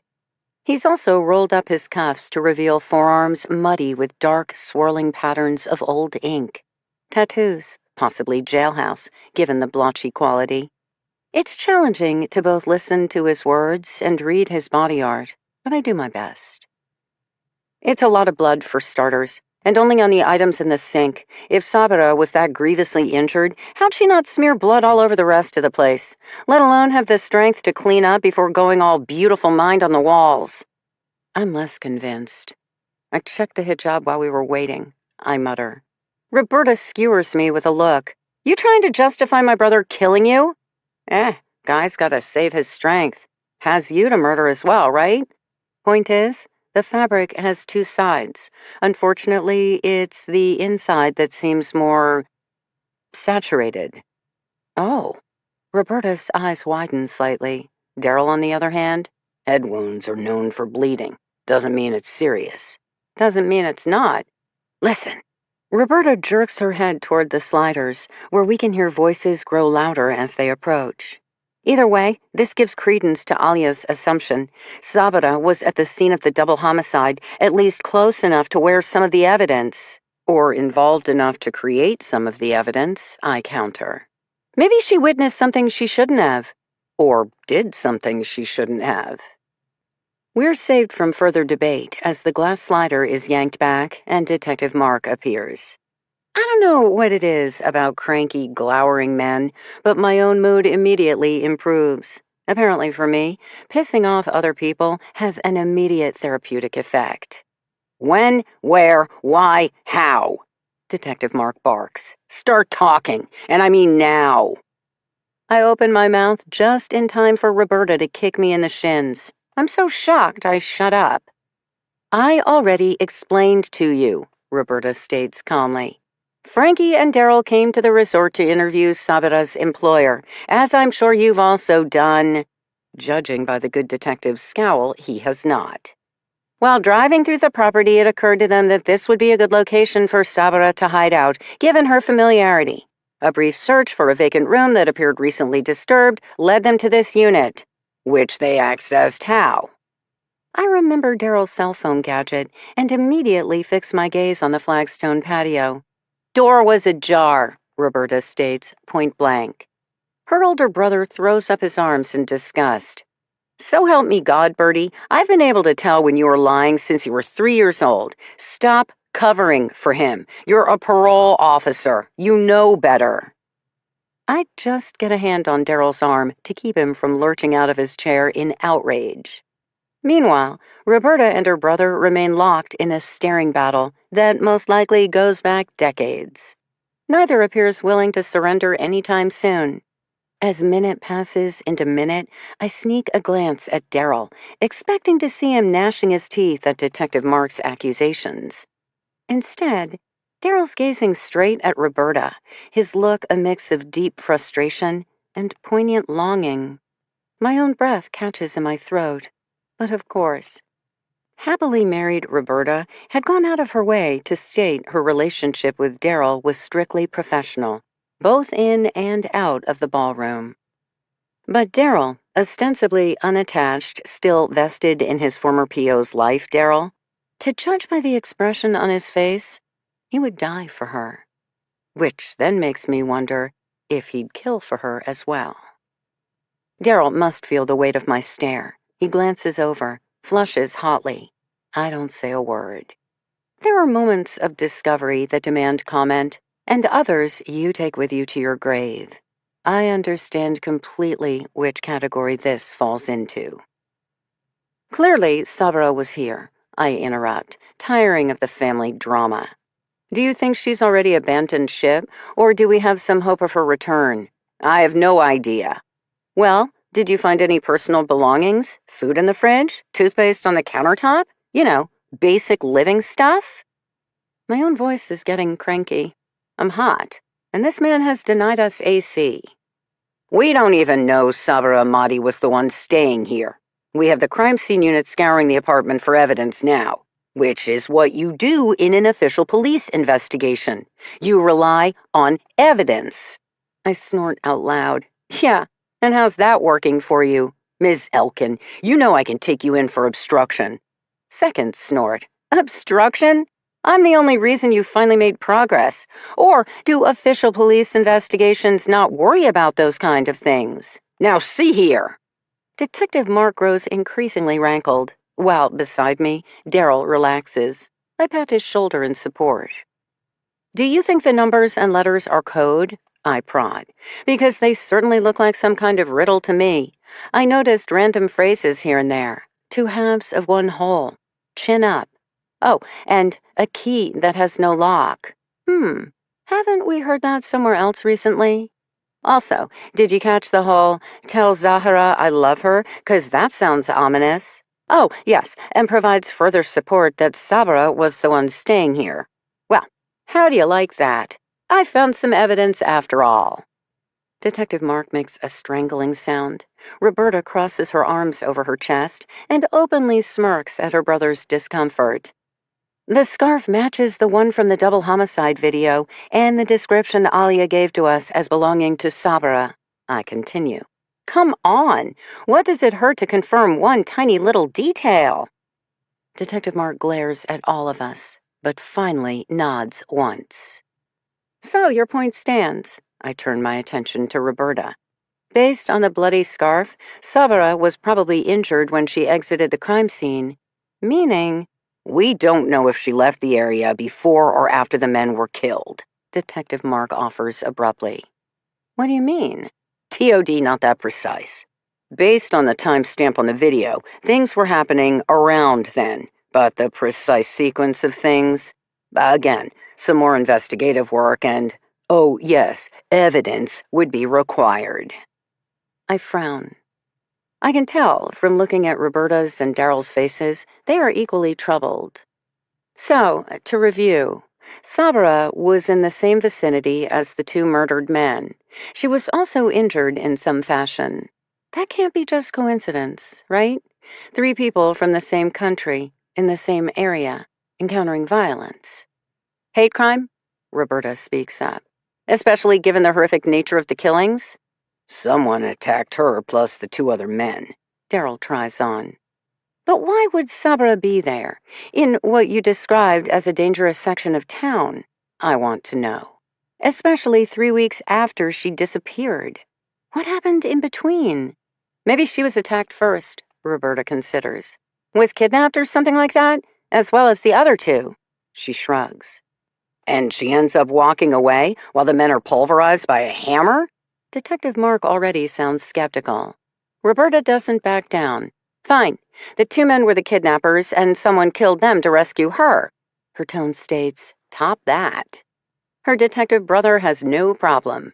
Then where's her savior? She's the only one caught on camera. Daryl re-enters the fray. Bigger question. How'd she get from there to here? Warehouse District is a solid 20 miles from this resort. No way she walked it. Maybe she called Uber, Roberta suggests. Or her husband. I glance at Detective Mark. Do you have her phone? He shakes his head. Can you track it? Get records of texts, voicemail messages, recent calls? We're not idiots, thank you. Up until this point, however, we haven't had cause to subpoena records. Technically speaking, she's still not considered missing. But now that she's a possible witness, suspect, person of interest, in a double homicide, that must give you probable cause. I have more avenues of investigation open to me now than I did before. Mark agrees dryly. I hesitate. If Sabra was going to reach out to anyone, you would think it would be Assad. Maybe the courier was a hint or alarm of some kind. A way for Sabra to send her husband a secret message. Certainly, based on the walls of this place alone, she's way into coded messages. Detective Mark doesn't say anything, as there's nothing to say. Sabra was attacked along with the men in the warehouse. Sabra attacked the men in the warehouse. Sabra is covered in her own blood. Sabra is covered in someone else's blood. Sabra is in desperate need of medical attention. Sabra is a danger to herself and others. Sabra is married, not married, a great mother, a distant mother, a devout Muslim, a closet drinker. We have theories and more theories. What we need are answers. According to my conversation with Alia this morning, I ponder out loud. Assad still hasn't reappeared. Is it possible he was the one staying here? He's a mathematician, right? Maybe all these notations. But the moment I say it, I waver. The handwriting doesn't feel right. I'm no expert in these things, but there's a kind of looping flair to the script that seems distinctly feminine. I can tell from the others' expressions they think the same. Okay, so he's not the one who wrote the message, but what if he's the intended recipient? I mean, everything going on in there, I wave my hand in the general direction of the townhouse, certainly looks like some kind of riddle, and math geeks are good with codes. What if something terrible did happen to Sabra? Something involving a hammer? Detective Mark rolls his eyes at my broad conjecture. I refuse to back down. She makes her way here, where she can tend her wounds, then leaves a message for her husband, telling him what happened in a way only he'd understand. Why all the secrecy? Detective Mark asks bluntly. If she already contacted him to pick her up, then he knows at least some of what happened. And if she's that grievously injured, he should be taking her to the hospital, not a stolen townhouse. I scowl. Solid questions once again. Daryl and Roberta give me disappointed expressions, as if I've somehow let them down. My last-minute salvo. Okay, try this on. Sabra was targeted for some reason we have yet to determine. She gets away, arrives here by some means we have yet to determine. I can already feel Detective Mark's eye roll. Where she leaves a coded message for Assad, warning him of the danger, because she's not the only one at risk. Whatever happened involves him as well, which would explain, my voice picks up, why he's now disappeared. I feel pretty good about myself, right up until Detective Mark goes with this sarcastic hand clap. Brilliant story. Except, oh, yes, where the fuck is your evidence? I glare at him. Then it occurs to me. Cameras! Place this swanky must have one hell of a security system. Access the tapes, fill in the timeline. Great idea. Why didn't I think of it first? Oh, wait, I did. Another pesky detail. The security system hasn't been working for the past few weeks. Some kind of electrical fritz, or so they believe. My eyes widen. Do you think she did that too? I begin. Sir. A uniformed officer with short-cropped black hair materializes in the doorway. His light blue shirt includes a patch identifying him as crime scene unit. We've found something you should see. The young Asian male focuses solely on Detective Mark. Of course, the rest of us automatically take a step forward as well. Stay! Detective Mark attempts, but is quickly overwhelmed when we all pointedly ignore his command and traipse into the house behind him. The first blast of air conditioning makes me giddy. The second gives me goosebumps as the frigid breeze hits my sweat-slick skin. I noticed another pattern in the script, west side wall, leading into the kitchen. The crime scene specialist points toward a sea of black notations. This one is a bit harder to spot immediately, but if you extract each letter from the rows of numbers, then focus on just the lowercase entries, which, I now realize, vary across the rows. Uppercase, uppercase, lowercase, uppercase, lowercase, upper, upper, upper, lower, etc. It spells out another message. This one states, the crime scene tech holds up a piece of paper where he'd been scratching notes. Beauty is power. I am her sword. He gazes at Detective Mark expectantly. Darryl recites, if beauty is power, then a smile is its sword. By John Ray, a 17th century naturalist. In response to our shocked expressions, he self-consciously shrugs. What? A lot of time to read in prison. Beside him, Roberta has also perked up. It's Zahra. Gotta be. Her name means beauty. I was talking to Alia about it last night. So, Zahra is power, and Sabra is her sword? More like Sabra is Zahra's hammer, Detective Mark mutters darkly. Honestly, can't anything about this case be normal? He rubs his forehead. Look, excusing the obvious drama, homicide happens because of 3 things: money, power, love. Anyone want to translate that to what the hell is happening here in Club Hypergraphia? Hypergraphia means, Darryl begins. Roberta smacks him on the arm. Hey, just because we didn't go to prison doesn't mean we're stupid. I focus on the detective's question. He's right. Every case I've ever worked has boiled down to one of those 3 driving forces: money, power, lust. Love. Involving a refugee who fled her home country with nothing but the clothes on her back, which suggests this can't be about money. Involving a female Afghan trying to survive in a male-dominated world, which would argue she'd never be perceived as a source of power, leaving us with lust, love. Involving a woman who told at least one person her husband isn't really her husband. Now that's an interesting thought. If only Sabra or her husband were available to pursue it. I turn to the crime scene specialist. Your name? Chen. J. Chen. Are you good at riddles, J. Chen? He doesn't say yes, but neither does he demur. In other words, absolutely. A lock to a key for a key that has no lock, I recite. That mean anything to you? He contemplates it for a moment, shakes his head. Should it? We encountered it earlier. Any ideas on the subject would be appreciated. At least the second half, a key that has no lock, is repeated here.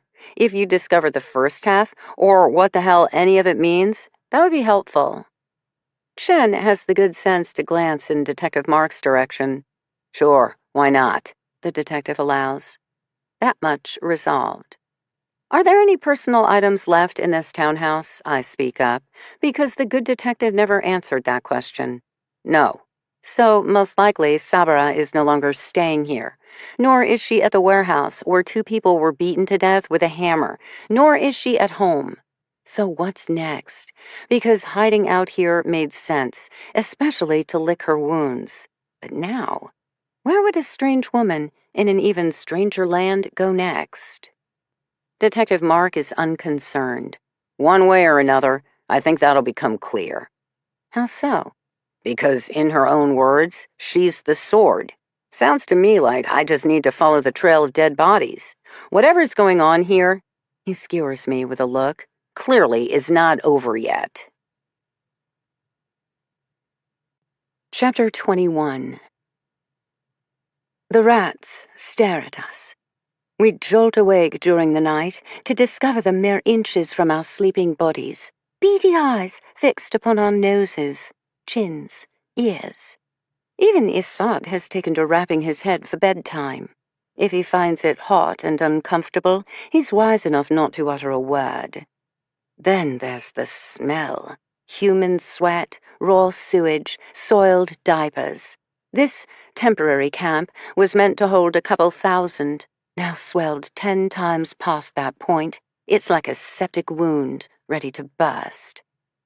Isad announces my pregnancy the moment we arrive. I'm self-conscious but quickly relent. A refugee camp is less a way station than a dumping ground for desperate humanity.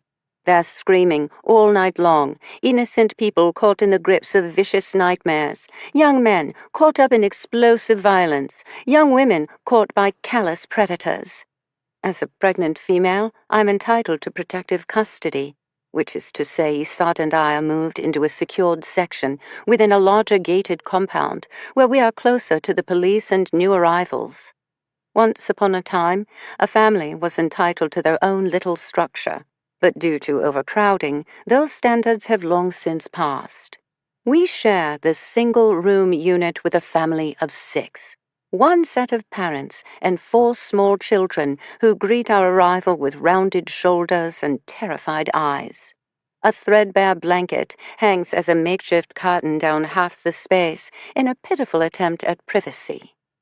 Our first night, after spending an entire day standing in line to receive a single ration of food, Isad hands half to me.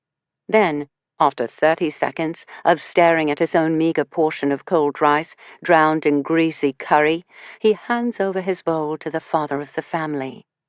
"It is not for us," Isad states gruffly. "We are Afghan, not Indian. This food will only hurt our stomachs." The 4 children fall upon it gratefully, their parents gazing at us in quiet exhaustion. And I think, not for the first time in the past few weeks, that there's more to my husband than meets the eye. A woman can give her body. It's not so hard, after all. The things men want, the demands they feel are so important. It costs us everything, but it costs us nothing, because a clever female, a strong female, can meet basic expectations while keeping everything of value to herself. In the beginning, it enraged Isad. Our first night, when he made it clear he was my husband in every way possible. And I lay there, not thinking of lakes or hot summer days, or those moments where once I could see an entire future in one man's eyes. I thought of none of those things. I felt nothing. In the end, my husband rolled away in a huff of rage. We were on the road, limited to sleeping awkwardly in a cheap hotel or cramped car. But as we grew closer to the border, still not having been blown up by an IED or shot by a Taliban soldier, Isad's attentions grew more frequent, more urgent, more creative. Things of which I had no idea. Persistence that invited rather than commanded, and was therefore even more threatening to my determination to remain aloof, which seemed to make him all the more determined on the subject. By the time we arrived at the border, Isad's resources had run dry. I volunteered the contents tucked inside this single volume I had plucked from my father's library. Books may be priceless, but when making my selection, I knew cash would matter most, hence my father's safe book. Next up, having been allowed to cross into Pakistan, and now desperate for entry into a designated camp, I'd produced my mother's necklace. It took a bit more haggling, as the officials had been bribed with many heirlooms by now, but fortunately I'd picked the pendant with equal care. Ironically, the necklace was my mother's least favorite, as it featured stones from my uncle's mines. The impressive size and exquisite color of the watermelon tourmalines, however, made it an exceptional piece, and a final homage to a place and people that were no more. We were finally granted entrance, only to spend even more hours standing in line, where despite our more than generous offerings, uniformed guards stared at us in open disdain. I waited for my husband to explode into a show of vanity and self-importance, but at each checkpoint, in front of board officials and heavily armed police, he remained a steady and devoted family man. He murmured reassuring words in my ear. He requested our safe passage. He begged for the life of my baby. Day after day, line after line, obstacle after obstacle. Professor Ahmadi, the once notorious Dr. Bars, put his own future on the line to fight for my unborn child. I learned, perhaps there's more to life than pretty lakes and hot summer days after all. The family sharing our cabin is kind. They have already been at this refugee camp for 6 months. They have relatives in Australia. They hope someone, anyone, might approve their paperwork sooner versus later so they can continue on to their loved ones. They are Hazaras. In other words, as Shiites in Sunni-dominated Afghanistan, they have long been subject to discrimination. A return to the Taliban-controlled state would mean at best persecution, at worst genocide. Unfortunately, their fate isn't much better in Pakistan, where they must face down glowering guards and distrustful neighbors, as if life behind coils of razor wire isn't hard enough. After the first night of Isad sharing his food, the woman, Malale, appears with an offering of her own, adult diapers. She offers them first to me, and then, much to Isad's consternation, to him. It's not safe to use the latrines at night, she informs us.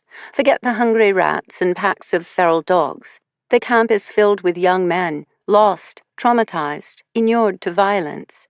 Stabbings are daily, some the result of short-tempered exchanges, some simply the last straw of troubled minds that can't take 1 second more of the noise, the smell, the oppressive rain, heat, cold.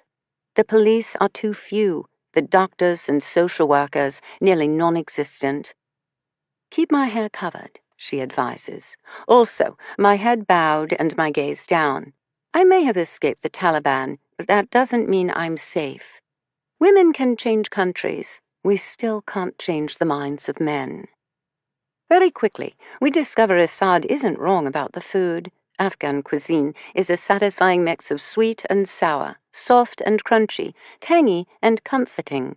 The endless curries served up here, however, rip through our intestines. By the 3rd evening, both Isad and I can only lie on our mats and moan, our one precious bottle of water not nearly enough to replace the fluids pouring out of our bodies.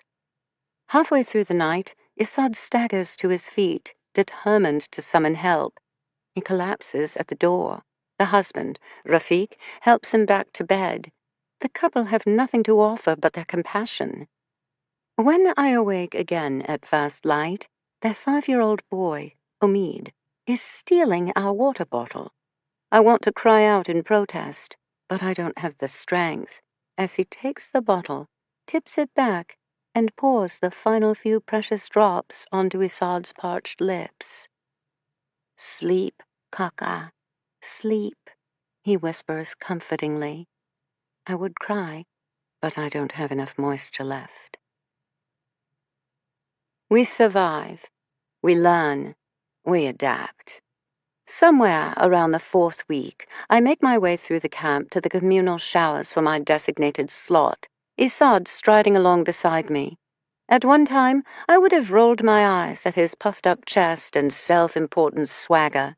Now I'm grateful for his protective arm and beetled brow as mere mortals scatter before us. Suddenly, a teenage boy lurches into our path.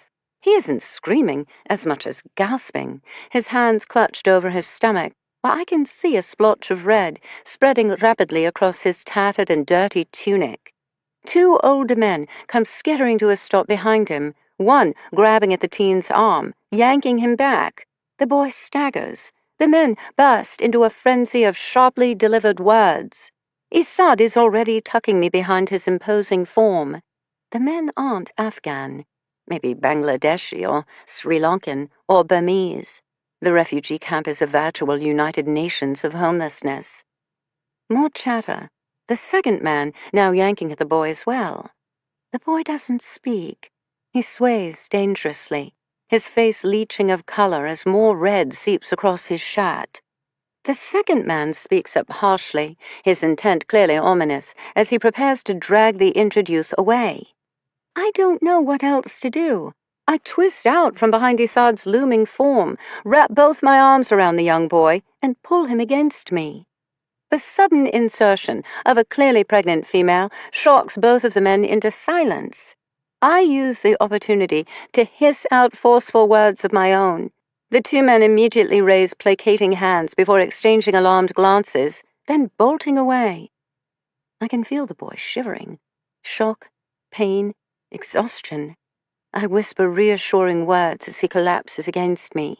I cradle his form as we sink to the ground, offering what comfort I can, as 4 other teens burst onto the scene, taking in me, the wounded boy, then Isad's obviously enraged expression. They begin to mutter in agitation, their language foreign to Isad and rapidly increasing his hostility. Quickly, I cut them off with a slew of questions, followed by rapid-fire instructions. In the next few minutes, they mobilize, 2 returning with a thin brown blanket, the others helping lift their friend atop, then each grabbing a corner, the refugee version of a stretcher, as they heft up their friend's injured form and sprint in the direction of the makeshift medical clinic. Bit by bit, the crowd returns to the demanding task of basic survival, till it is just me and Isad. I'm covered in blood, while Isad wears a look of confusion. What was that? He asks. The boy was waiting in line for food. The men thought he'd taken their place. There was some kind of disagreement. The boy's friends came, but not in time to help. How do you know this? I hesitate, studying the man who is now my husband. I search his face for a long time. I must pick my next words very carefully. I listened to them. That is not Dari, no Pashto, no English. Isad frowns at me. How did you understand them? Then, when I don't immediately answer, Tell me, Sabera, where are they from? What were they speaking? I am saved from having to confess that I have no idea, that all syllables in any language are nothing but bright, shiny notes, waiting for me to pluck them out of the air and string together in a song of my own making. That I can do the same with numbers, and symbols, and faces, and names. For me, the entire universe is nothing more than an assortment of threads that I can weave together, rip apart, then form anew in any and all configurations. And most of the time, I can do it between drawing one breath and another. It took me years to understand. Others don't experience the world the same way. And it took my mother to make it clear that others must never know. Life for a woman is hard enough. A fresh commotion. 2 dark-clad policemen appear, sending an immediate shiver of panic through the crowd. Then a tall man with unkempt curly brown hair and heavily whiskered cheeks strides up behind them. He wears stained blue surgical scrubs with a stethoscope dangling haphazardly around his neck. They said a woman understood him. You. His gaze locks on me, still seated on the ground with red streaks across my hands, my clothes, my face. What's your name? Isad takes an immediate step forward in aggravation. The 2 policemen muster accordingly. The doctor raises a commanding hand, declares, in a distinctly American accent, Stop. You. His gaze once again zeroes in on me. Your name. It's not a question, but a command. I murmur obediently. Sabra Ahmadi. She is my wife, Isad begins. The doctor couldn't care less. His attention remains fixed on me, and only me. Mrs. Ahmadi, the wounded boy that was just dragged into my clinic. You can understand him? Yes. Then come with me. I need you if that boy's to live. The look my husband gives me. Be still, I want to tell him. Everything will be all right. And it occurs to me for the first time that I've grown accustomed to his bristling eyebrows and hawkish nose and perpetually brooding features. I've come to appreciate the way, in the middle of the night, when my dreams are especially bad, he will tuck my head against his shoulder, even if we never speak of it come morning. My mouth opens. I grasp desperately for words of assurance. But just because I can understand nearly every language doesn't mean I always know what to say. Before the boy bleeds out, The doctor barks. The security men take a threatening step forward. I shift away from my husband, toward the impatient physician. His gaze homes in on my bulky figure. And you're pregnant? Of course. Fuck it. All right, one life at a time in this hellhole. Then a string of exasperated mutterings I understand better than he thinks as we head for the woefully understaffed, undersupplied medical clinic. A young man I saved, and who might well be the death of me yet. Zahira, I'm sorry. Zahira, I love you. Zahira, forgive me for what happens next. Chapter 22. Daryl announces we need to make a stop as we depart from the luxury resort, which has now been taken over by a sea of law enforcement vehicles and gawking bystanders. No doubt management is ripping out their hair at this turn of events. On the other hand, here's one family vacation people will be talking about for years. I'm still lost in my own thoughts. Whose blood on the towels in the sink? Sabara's? The two dead men? Issad's? Too many possibilities. Too large a cast of characters. Not nearly enough information. I'm distracted enough that it takes me a moment to realize Daryl has pulled into the dilapidated apartment complex from the first day, where in front of us looms a giant furniture store delivery truck. Two guys with a dolly appear at the back of the vehicle, maneuvering a low-slung wooden dresser down the ramp. They roll it across the cracked asphalt, through the door of the unit I helped clean just the other day. Ashley is hovering outside, her blonde hair once again gathered in a messy topknot as she shifts from foot to foot, looking torn between clapping wildly and bursting into tears. I know how she feels. You did all this? I asked Daryl, taking in the new mattresses leaning against the side of the unit, as well as nightstands, sofa, coffee table, and standing lamps.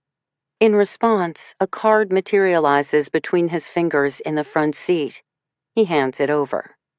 One side bears a brightly colored cartoon, Marge Simpson with her signature pile of blue hair and string of red pearls. On the back, a single sentence. Marge says she's sorry. The front illustration bears a hastily scrawled autograph across the bottom, Matt Groening. I look up to meet Daryl's eyes in the rearview mirror. Seriously? Daryl shrugs. Bart is Bart, and he really did feel bad about Marge escaping. Bad enough to furnish an entire apartment for a resettlement agency? Gamers, go big or go home. We get out to inspect the move in progress. Upon our approach, Ashley, the housing coordinator, throws her arms around my neck. Oh my goodness, you did exactly as you promised. I self-consciously wave my hand at Daryl. It's really more his. Ashley flings herself at Daryl, who does his best not to stagger beneath 100 pounds of pretty young thing. We got this employer, boy wonder, or Bart, or... Ashley gives him a giant squeeze. God loves both of you. Daryl appears slightly terrified. Just go with it, I direct him. He nods weakly. Turns out Bart had graciously provided furniture for not just the original apartment where I'd scrubbed a blood spatter, but for the infamous murder unit Ashley had already snagged for an incoming family. I'm not sure who picked the pieces, but someone did a great job. Nice looking, to be sure, but also sturdy and durable. Solid building blocks from which to create a new life. There's still some setup at the crime scene unit to be done. Daryl sheds his jacket and we get to work, unrolling rugs, assembling beds, unloading kitchen supplies, with Ashley keeping up a steady chatter. I drift in and out of attention. Busy work makes for the best thinking. Sabra, Isad, and their daughter Zahira. Who, what, when, why, and how. An entire family, uprooted from their homeland, bounced around other countries, and then slingshotted here. We all believe we know their hopes and dreams. But do we? Can we? Safety and security are basic needs. Once you move beyond that, could Sabra really be doing all this because she desires freedom that badly? Did Isad disappear because his need to control his wife ran that high? And what about little Zahira, with her solemn face and crazy, eerie riddles? A lock to a key, for a key that has no lock. I can't wrap my head around it. Mostly, I'm haunted by the intense sound of Zahira's voice as she delivered that line. Memorized it? But from where? Ashley, appearing at my shoulder. Frankie. No worries. Almost done. I billow out a thin blanket, tuck it around the twin-sized mattress. Frankie! Her insistent tone gets to me. I regard her directly, not bothering to keep the impatience from my face. She shifts uncomfortably. Nagina just called. 2 men are at the apartment, asking questions about Sabra. Close-cropped hair, military posture. Nagina is concerned. She said you'd know why. My thoughts go immediately to the incident that happened yesterday. How the young boy had described the man looking for Zahira as similar to the guards from a refugee camp. Daryl, I call out. Already heard. We don't bother with an explanation. Daryl grabs his jacket, and we race for the car. The complex Nagina shares with Sabra and her husband is only 5 minutes away. 3 when you have Daryl at the wheel. He careens to a halt in the parking lot with the sedan positioned to block the entrance-exit. In front of us is some kind of heavy-duty white SUV that appears outfitted for either a moon landing or deployment behind enemy lines. Military grade indeed. Just beyond the vehicle, 2 men in khaki cargo pants and polo shirts. One man is older, red-cheeked face, pale blue eyes. The other is younger, with dark hair and an intense, burning gaze. Both sport standard buzz cuts and stand at rigid attention as they talk to Nagina.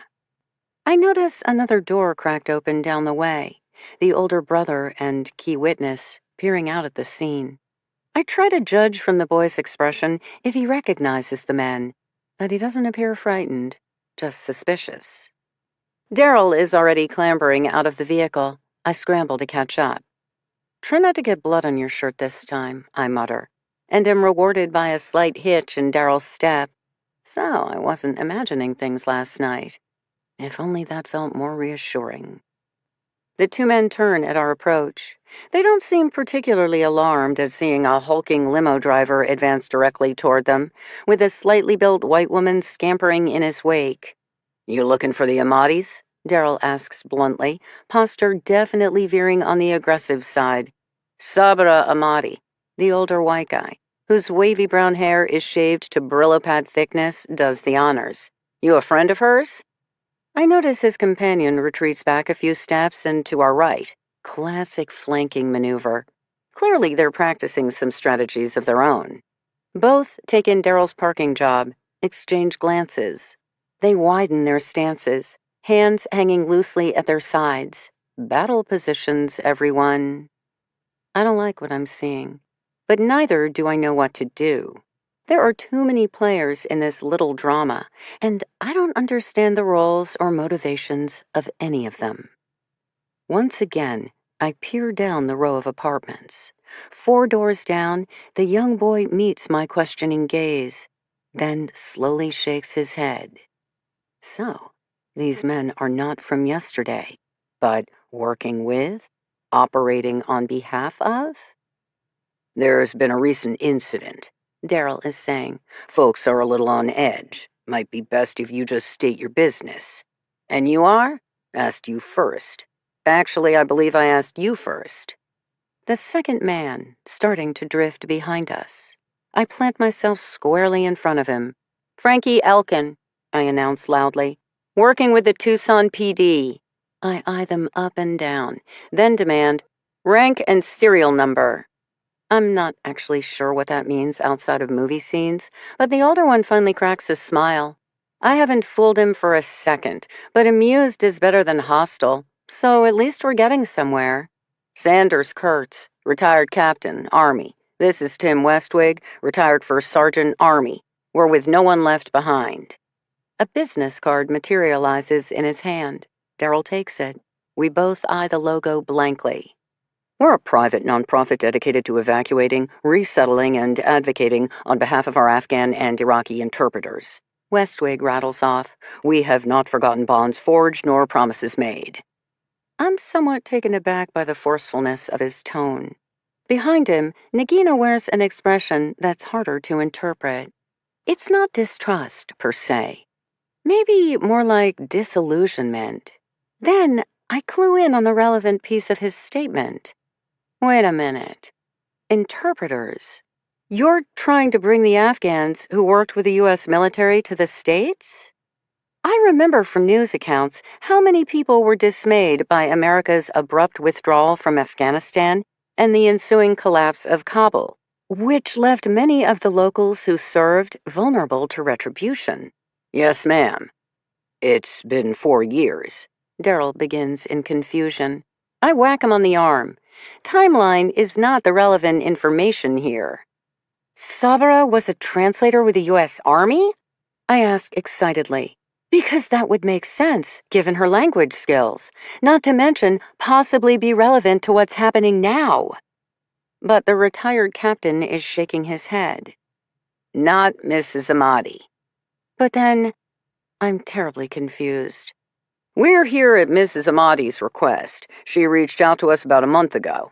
She was aware her family supplied some assistance to the military efforts in Afghanistan. In particular, she was looking for information regarding her mother. Chapter 23. Our mission, Kurtz is explaining, is to support local assets in Afghanistan and Iraq who qualify for the Special Immigrant Visa Program, or SIV. Right after Kabul fell, we were able to evacuate 80,000 Afghan personnel, but we abandoned another 25 to 50,000 allies. An exact count is unknown as we lack a comprehensive list. To make matters more complicated, the principal applicant for the SIV, say the interpreter, is entitled to bring his family members as secondary applicants. Meaning that 4 years later, there are at least 250,000 eligible friendlies still left behind, which is at least 250,000 people too high. Kurtz pauses, studies Daryl and me as if to see if we're following his explanation. We nod as one. We're hearing him. Speaking for myself, however, I'm not sure what this means. We've followed retired Army Captain Sanders Kurtz and former First Sergeant Tim Westwig back to their offices, which are located in a newly opened commercial park.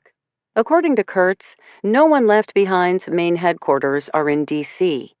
He and Westwig have just opened up a satellite office in Tucson, however, and given the organization's close ties with the Davis-Monthan Air Force Base, a significant number of the approved SIV candidates are arriving there from Afghanistan. This space is so recently constructed, it still has that new carpet smell, though Kurtz and Westwig have already made a go at interior decorating. The wall behind them is covered in framed photos, including shadow boxes containing folded American flags and half a dozen group photos of American men and women in uniform. Interspersed are other, more intimate snapshots of Kurtz with his arm around an Afghan male's shoulder, a trio of soldiers grinning around a campfire, Kurtz relaxing in the front of a heavily armored vehicle with a man whose features look startlingly similar to his own. Huge smiles split both their faces as they raise cold beers toward whoever's wielding the camera. No doubt about it, war is a human enterprise. I wonder how many of the pictured men and women made it home again. As the company commander, I personally oversaw 14 interpreters. Captain Kurtz continues. Those Afghans risked their lives day in and day out. They worked 7 days a week, rotating between time in the field and duties on base, assisting with interrogations, interacting with locals, and serving as go-betweens with the Afghan army. They faced all the same dangers we did: roadside bombings, snipers, enemy ambush, while serving in a civilian capacity. Which is to say, I watched unarmed men race toward burning vehicles to drag their U.S. buddies to safety, let alone face down attacking assailants while radioing in enemy positions and coordinating air support. We had one incident of a U.S. commander being grievously wounded. His Afghan translator grabbed his rifle and took out both of the advancing Taliban. These men trained with us, they served with us, and now we're gone, and they're left behind to pay the price. These are guys who wouldn't even take a weekend leave, because returning home put their families' lives in jeopardy. They did what they did because they believed in our efforts and hoped for a better future for their country. They didn't let anyone down. Again, Daryl and I nod as one. I raise a tentative hand. You said Afghan men. Does that mean all the interpreters were males? In the field, yes. Westwig does the honors. That's not to say there weren't plenty of skilled females. They generally served in different capacities, assisting with government ministries, enabling diplomatic efforts. Admin, I intone. It's all necessary, Westwig counters. But your program never assisted Sabra Ahmadi? You said she came to you? Yes, ma'am. Showed up right here at our office. Isn't that a little unusual? Kurtz speaks up. We actively publicize our organization, particularly within the Afghan community. Time is not on our side. Last year, we evacuated 4,000 eligible persons. We're very pleased to be able to bring that many individuals safely to the U.S. But if you think of the overall number of folks left behind, it remains just a drop in the bucket. Add that it takes 3 to 5 years to process a single SIV applicant and, well, our ability to reach enough people in a timely manner. He leans forward. Let me put it to you this way. The Iraq SIV program stopped accepting new applicants in 2014. Over 10 years later, it's still actively working on processing the personnel still in the system. Nothing quick or easy about government, which, if you consider everything these people have at stake. He doesn't have to complete that sentence. We get it. So, what did Sabra want to know? I ask. Again, Westwig and Kurtz exchange glances. Oh, come on, I huff out. God save me from self-important men. You're operating as a private nonprofit, correct? That hardly grants client confidentiality. Let alone, in case you didn't realize, Sabra vanished 3 weeks ago. Her husband is now in the wind and, oh, yeah, just yesterday, someone tried to kidnap their daughter. What? Kurtz and Westwig exchanged startled glances. Exactly. The perpetrator had a British-adjacent accent. Ring any bells for you? Another exchanged look. At this point, I want to reach across the desk and knock their heads together. Daryl seems to sense my agitation. He places a large hand on my shoulder. When the big bruiser ex-con becomes the calming influence, you're definitely in trouble. Sabra knew her mother was working in intelligence. Kurtz relents. On behalf of MI6, to be exact. And while no one left behind is comprised primarily of former U.S. military connections, we partner with a fair number of Brits, given their own history in the country. I have to raise my hand again. Hang on. You're saying Sabra's mother was, like, a British spy? For real? Kurtz smiles. Even as a child, Sabra recognized that when her mother went to the local markets, she was doing more than simply shopping for tea. Mariam Shinwari would pass a note here, pick up a slip of paper there. According to Sabra, she and her mother never spoke of it, but it was an open secret between them. Then, when her mother died in 2014, how? Cancer. Sad for any family, but particularly dramatic in the case of Mariam, as her father was a doctor of note in London and wasn't involved in her treatment. Kurtz lets that sink in. Sabra remembered overhearing her uncle demanding to know why Mariam's parents weren't doing more to help. Her father simply said that wasn't an option, though no one ever explained why. It made Sabra more interested in delving into her mother's background, including her mother's extracurricular market activities, which I'm guessing proved to be enlightening. Mariam's family emigrated from Afghanistan to England when she was a young girl. Westwig explains. Father opened a medical practice. His brothers established various business dealings. Basically, the entire Tabrizi family made London their new home. Except one day, Mariam meets Saber Shinwari, who's a doctorate student at Oxford. They fall in love, and Mariam returns to Kabul with her new husband, despite her family's disapproval. Then the Taliban seized control, and Mariam and her young son fled to London for safety. They spent 5 years living with her family until the Taliban fell in 2001, after which time Mariam declared she'd be returning to her husband in Kabul. Except her family strenuously objected. If she went, that was that. They were cutting all ties. Obviously, she made her decision and they made theirs. To the best of Sabra's knowledge, her mother never saw or spoke to her family again. But this is what the London Tabrizis didn't know. Mariam wasn't just returning to Afghanistan out of love, but out of duty. While in the UK, she'd been recruited by MI6. They needed her to return to Kabul and go to work. So, Sabra's mom is like a female James Bond? Now I'm totally enthralled. I wonder what it meant to Sabra to learn her own mother was some kind of super spy. Isn't that what all children secretly fantasize about? That their parents aren't the tired, boring people they appear to be? Westwig shrugs more philosophically. According to our MI6 contacts, Mariam Shinwari's orders weren't exactly high risk. Essentially, she was to resume her old life of mixing and mingling with the Afghan elite. Between her husband's respected position and his family's expansive commercial dealings, they routinely hobnobbed with high-ranking ministry officials, other wealthy businessmen, and society's movers and shakers. As you may know, Afghanistan's government had quite a reputation for corruption. MI6 wanted Mariam Shinwari to get the lay of the land, gather up intelligence on who was cozying up with whom, which government ministers were suddenly flush with cash, etc. Basically, who could be bought, who could be sold, and who could potentially be blackmailed. I nod thoughtfully. I can see where that kind of insider information would be of interest to a spy agency, especially one with historical involvement in the country. So what happened? Both men stare at me blankly. I wave a hand to move their story along. Sabra's mother got discovered. Someone else also noticed that she was passing notes in the market. Her husband became angry. It all went to hell. Come on. What? Mariam Shinwari contracted cancer.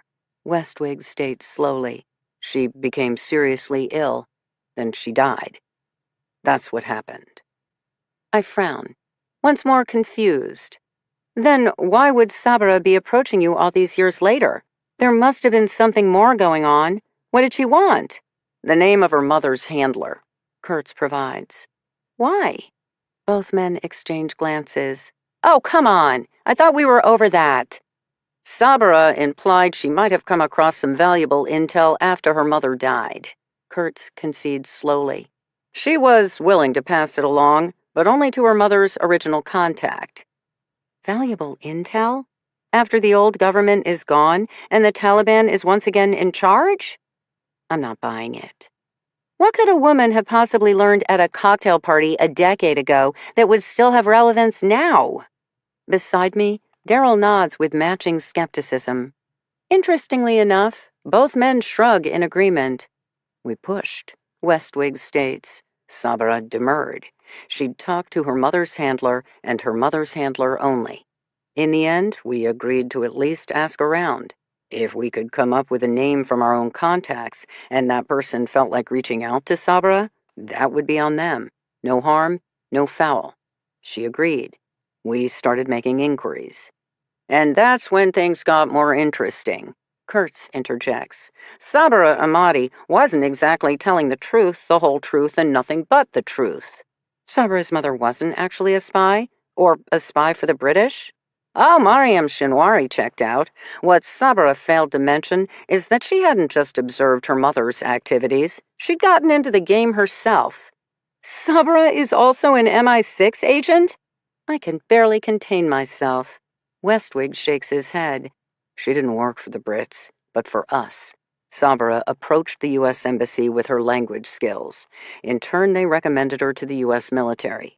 Though, very quickly, the powers that be recognized she had an even more interesting and valuable skill. She was a natural-born crypt analyst. I blinked my eyes several times. A code breaker?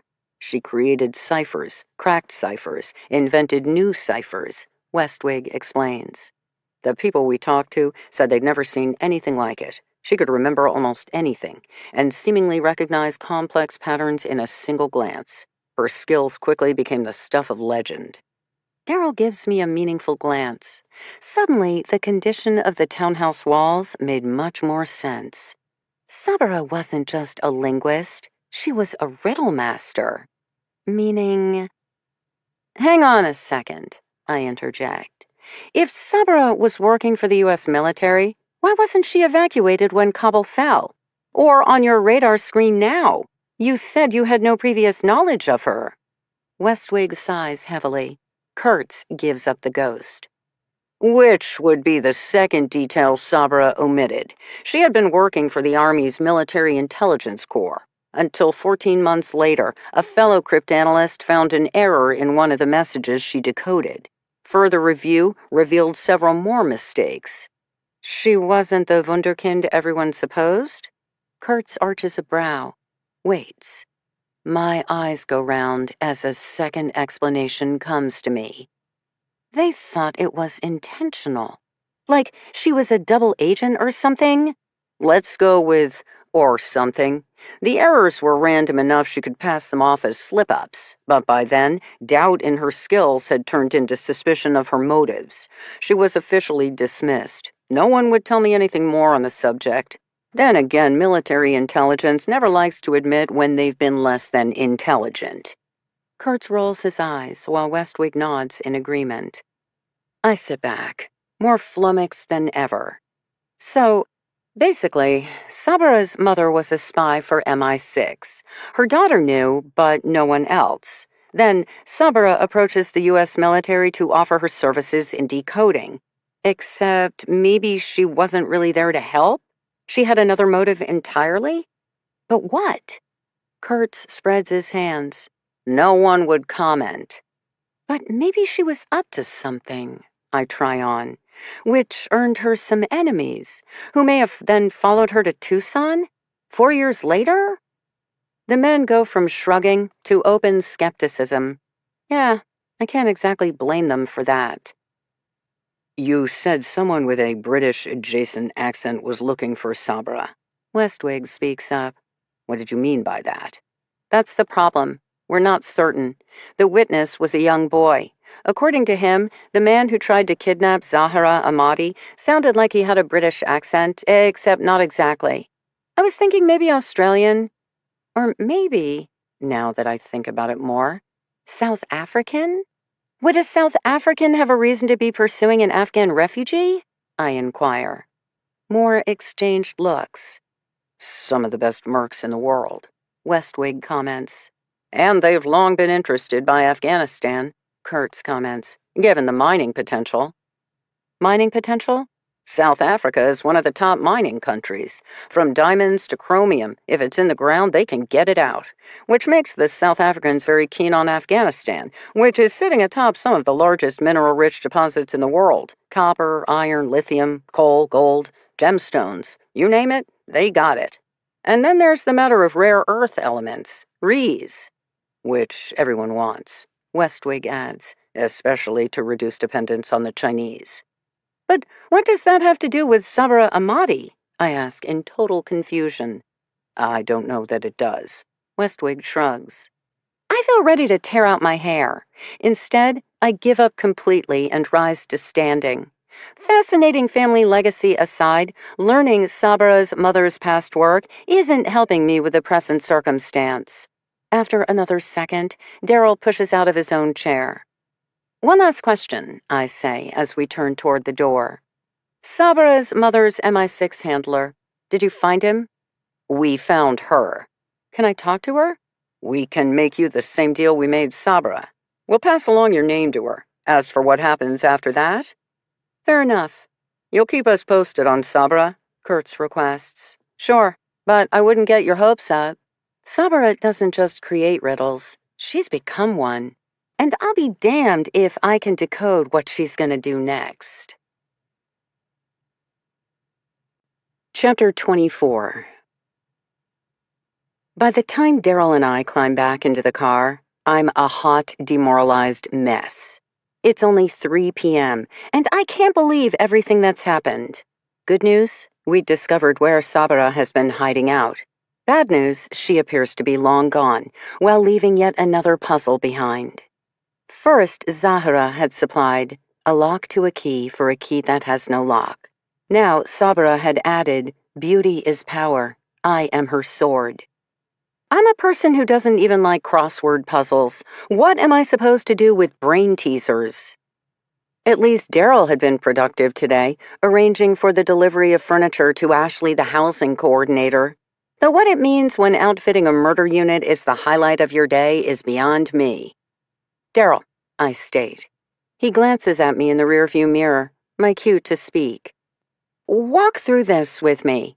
Something happened 3 weeks ago, causing Sabra Amadi to take off. She disappears until just the other day, when she reappears at a crime scene where 2 of her countrymen are brained to death. Do we think she's a witness, perpetrator, or possible fellow victim? He shrugs. Exactly. Okay, so what else do we got?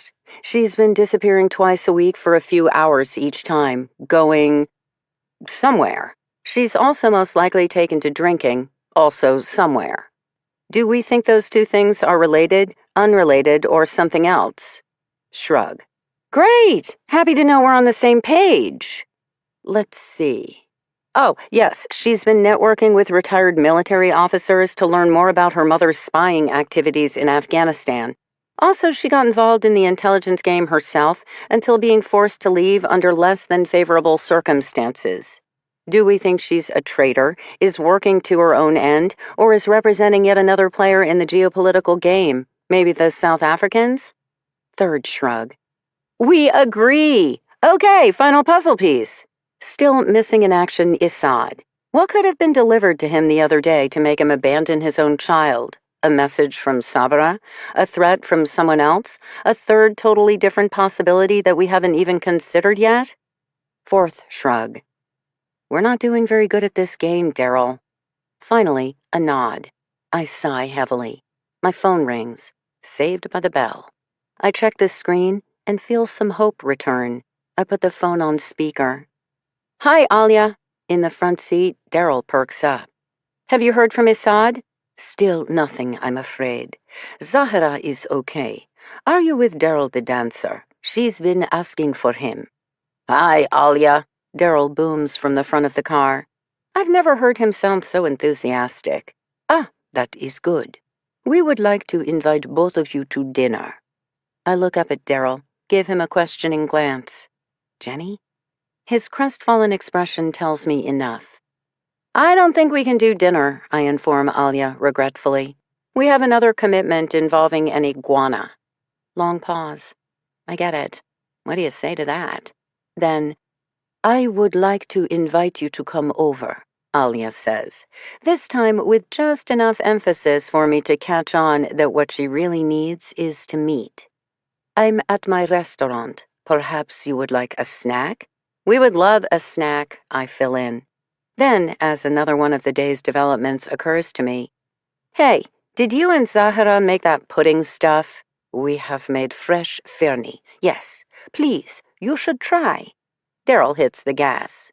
We will be there in 10, I inform Alia dryly. Or 5, given someone's appetite. Alia already has a table waiting for us when we arrive. She has set out 2 square bowls filled with what looks like custard. Half is a pretty pink, the other half a creamy white. Daryl doesn't bother with words. He pulls out a chair, grabs a spoon, and digs in. Far from disapproving, Alia beams with pride. Zahra is nowhere to be seen.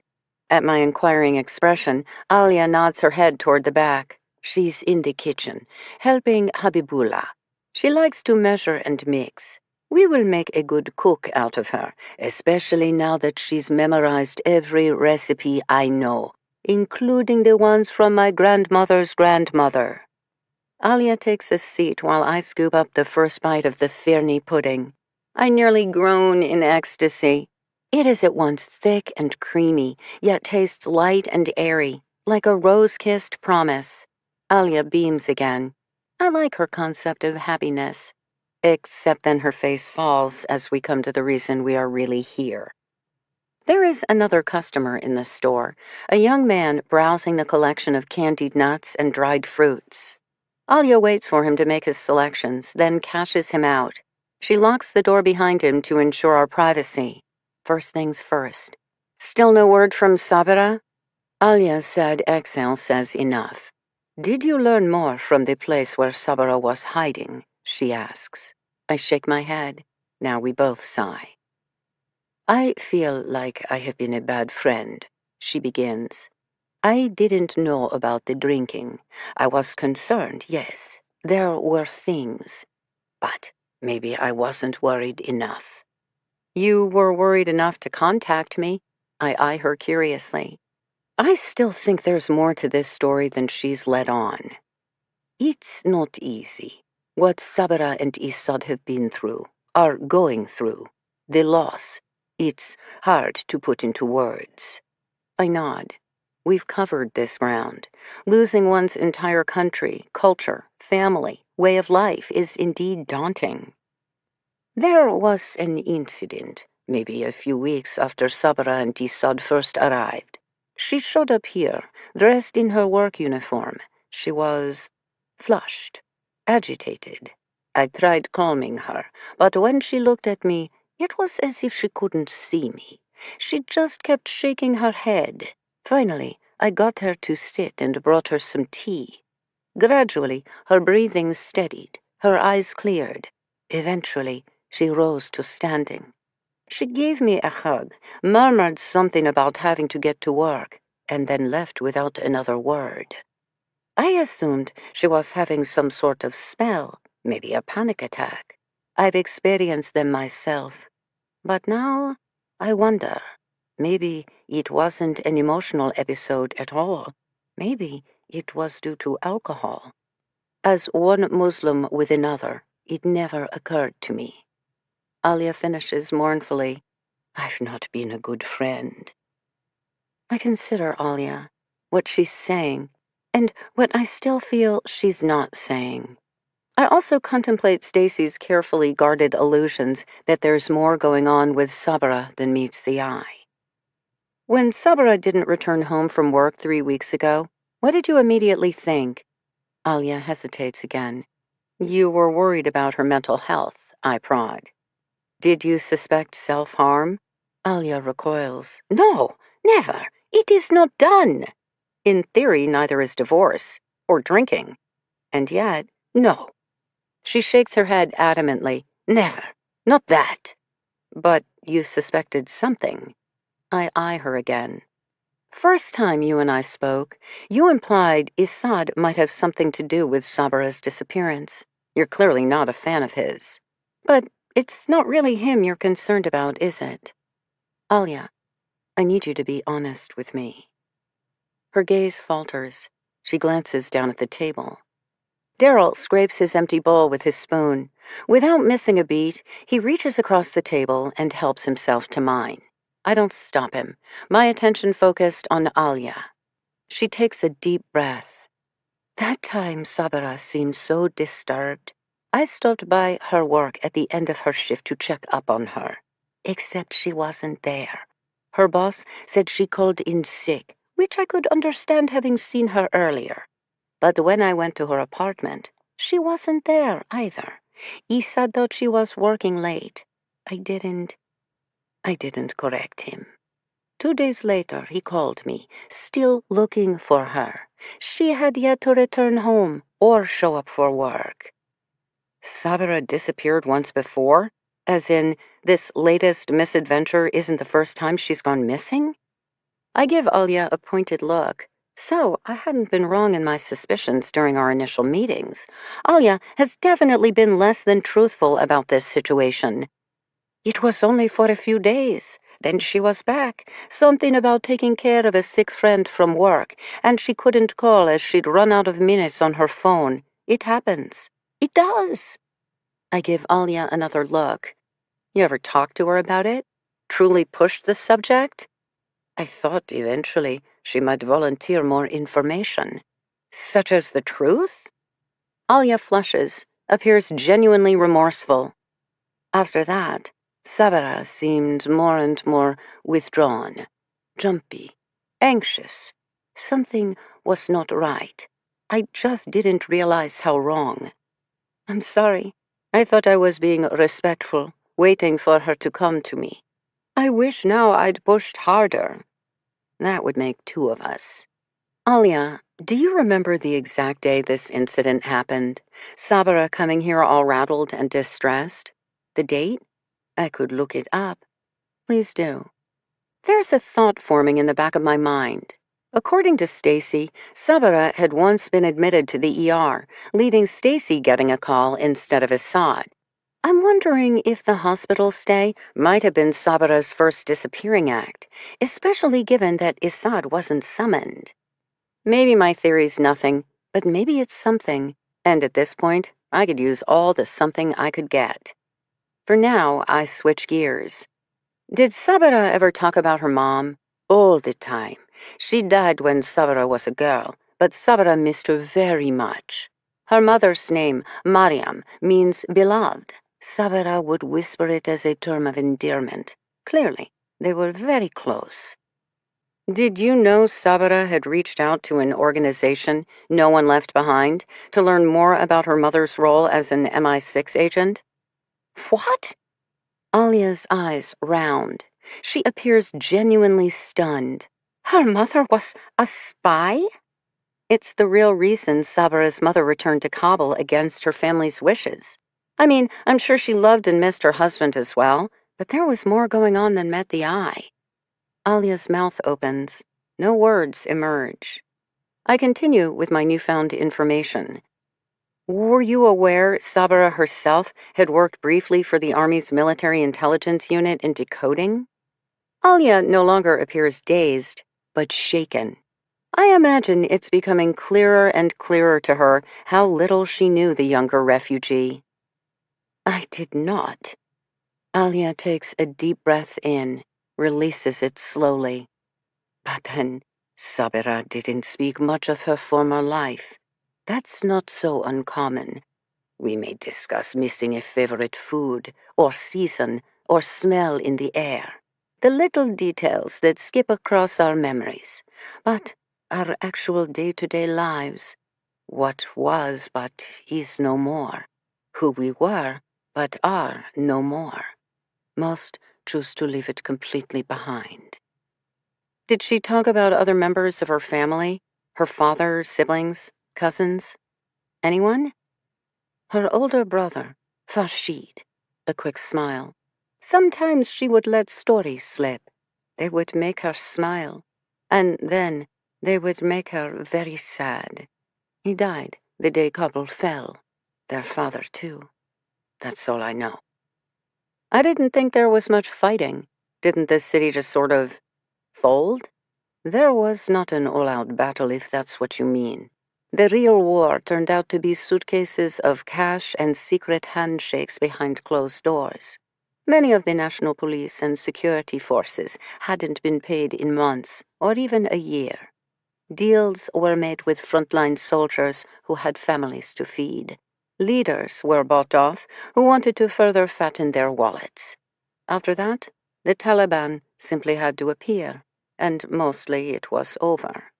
But not everyone gave up their future so quietly, and some knew they would be targeted by the Taliban either way. Especially once it became clear evacuation was impossible, they made the decision to go down fighting. I lost some family too. You still had family in Kabul? Of course. Only my mother and us two girls emigrated 25 years ago.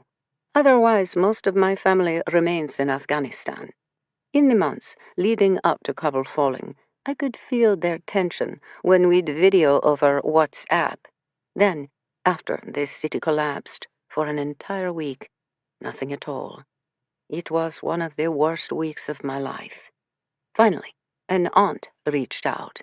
The moment I heard her voice, I knew. My cousin's son, a known activist.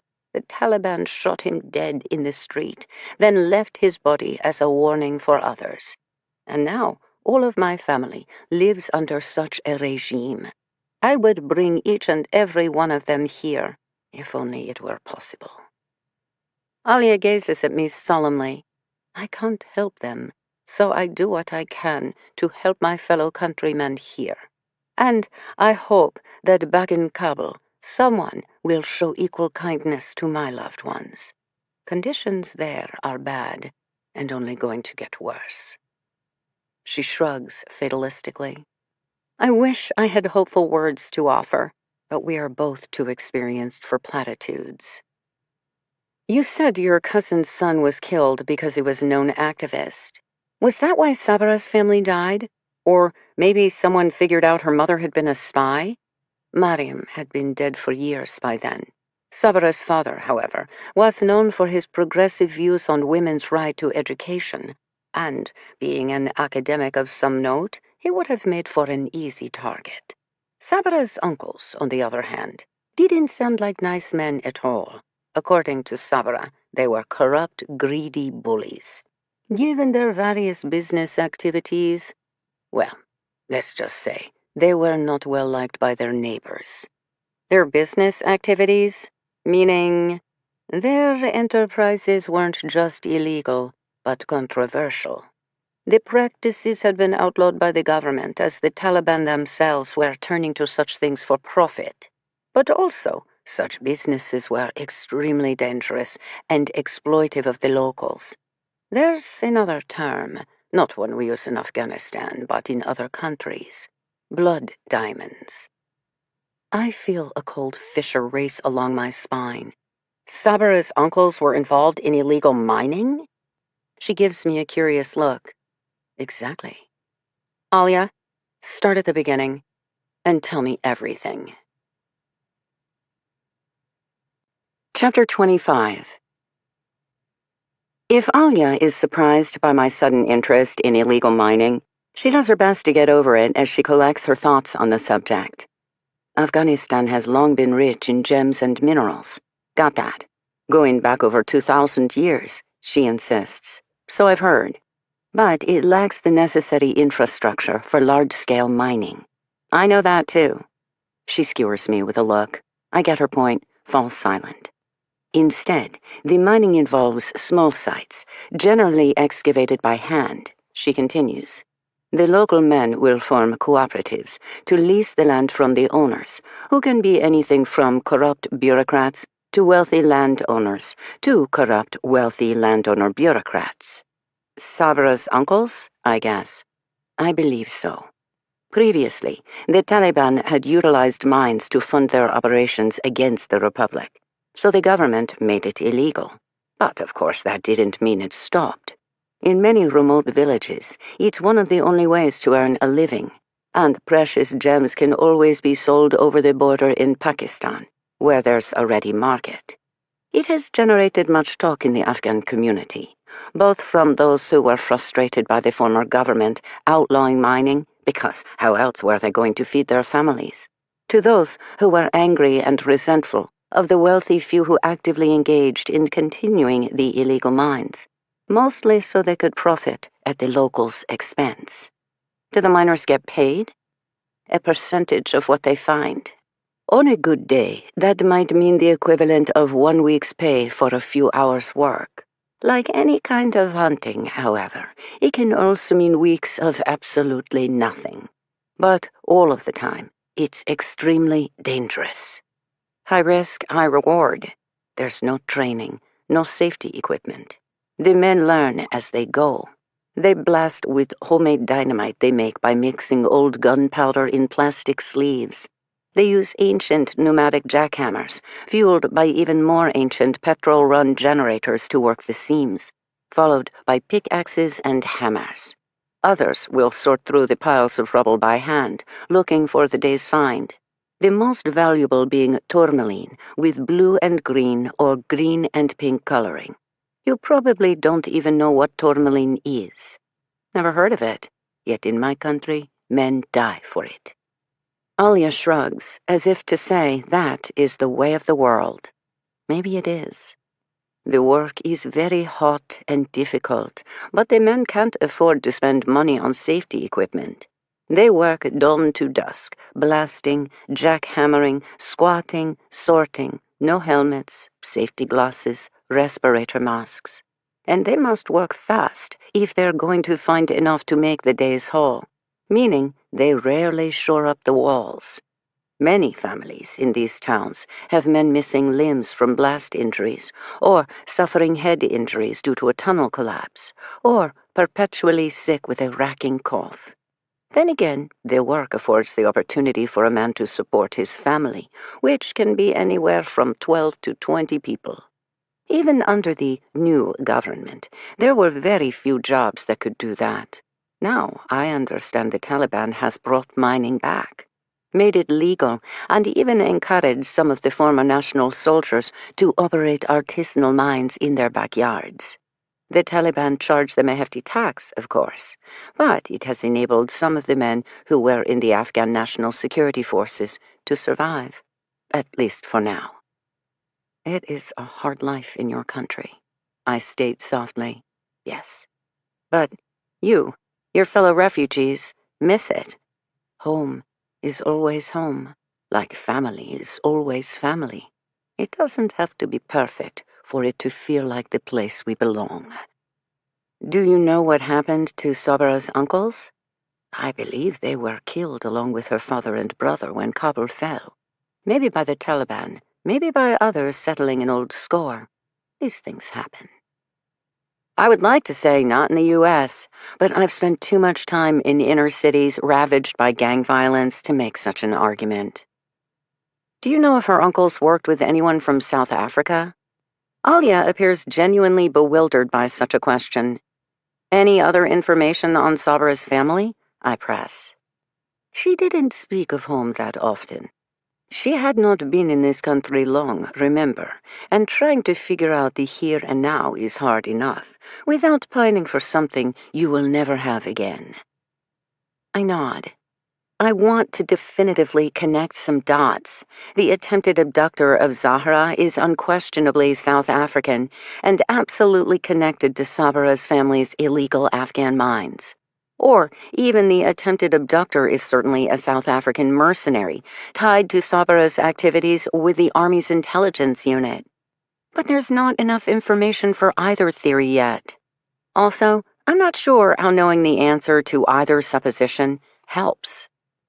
The why isn't nearly as important as the who and the where.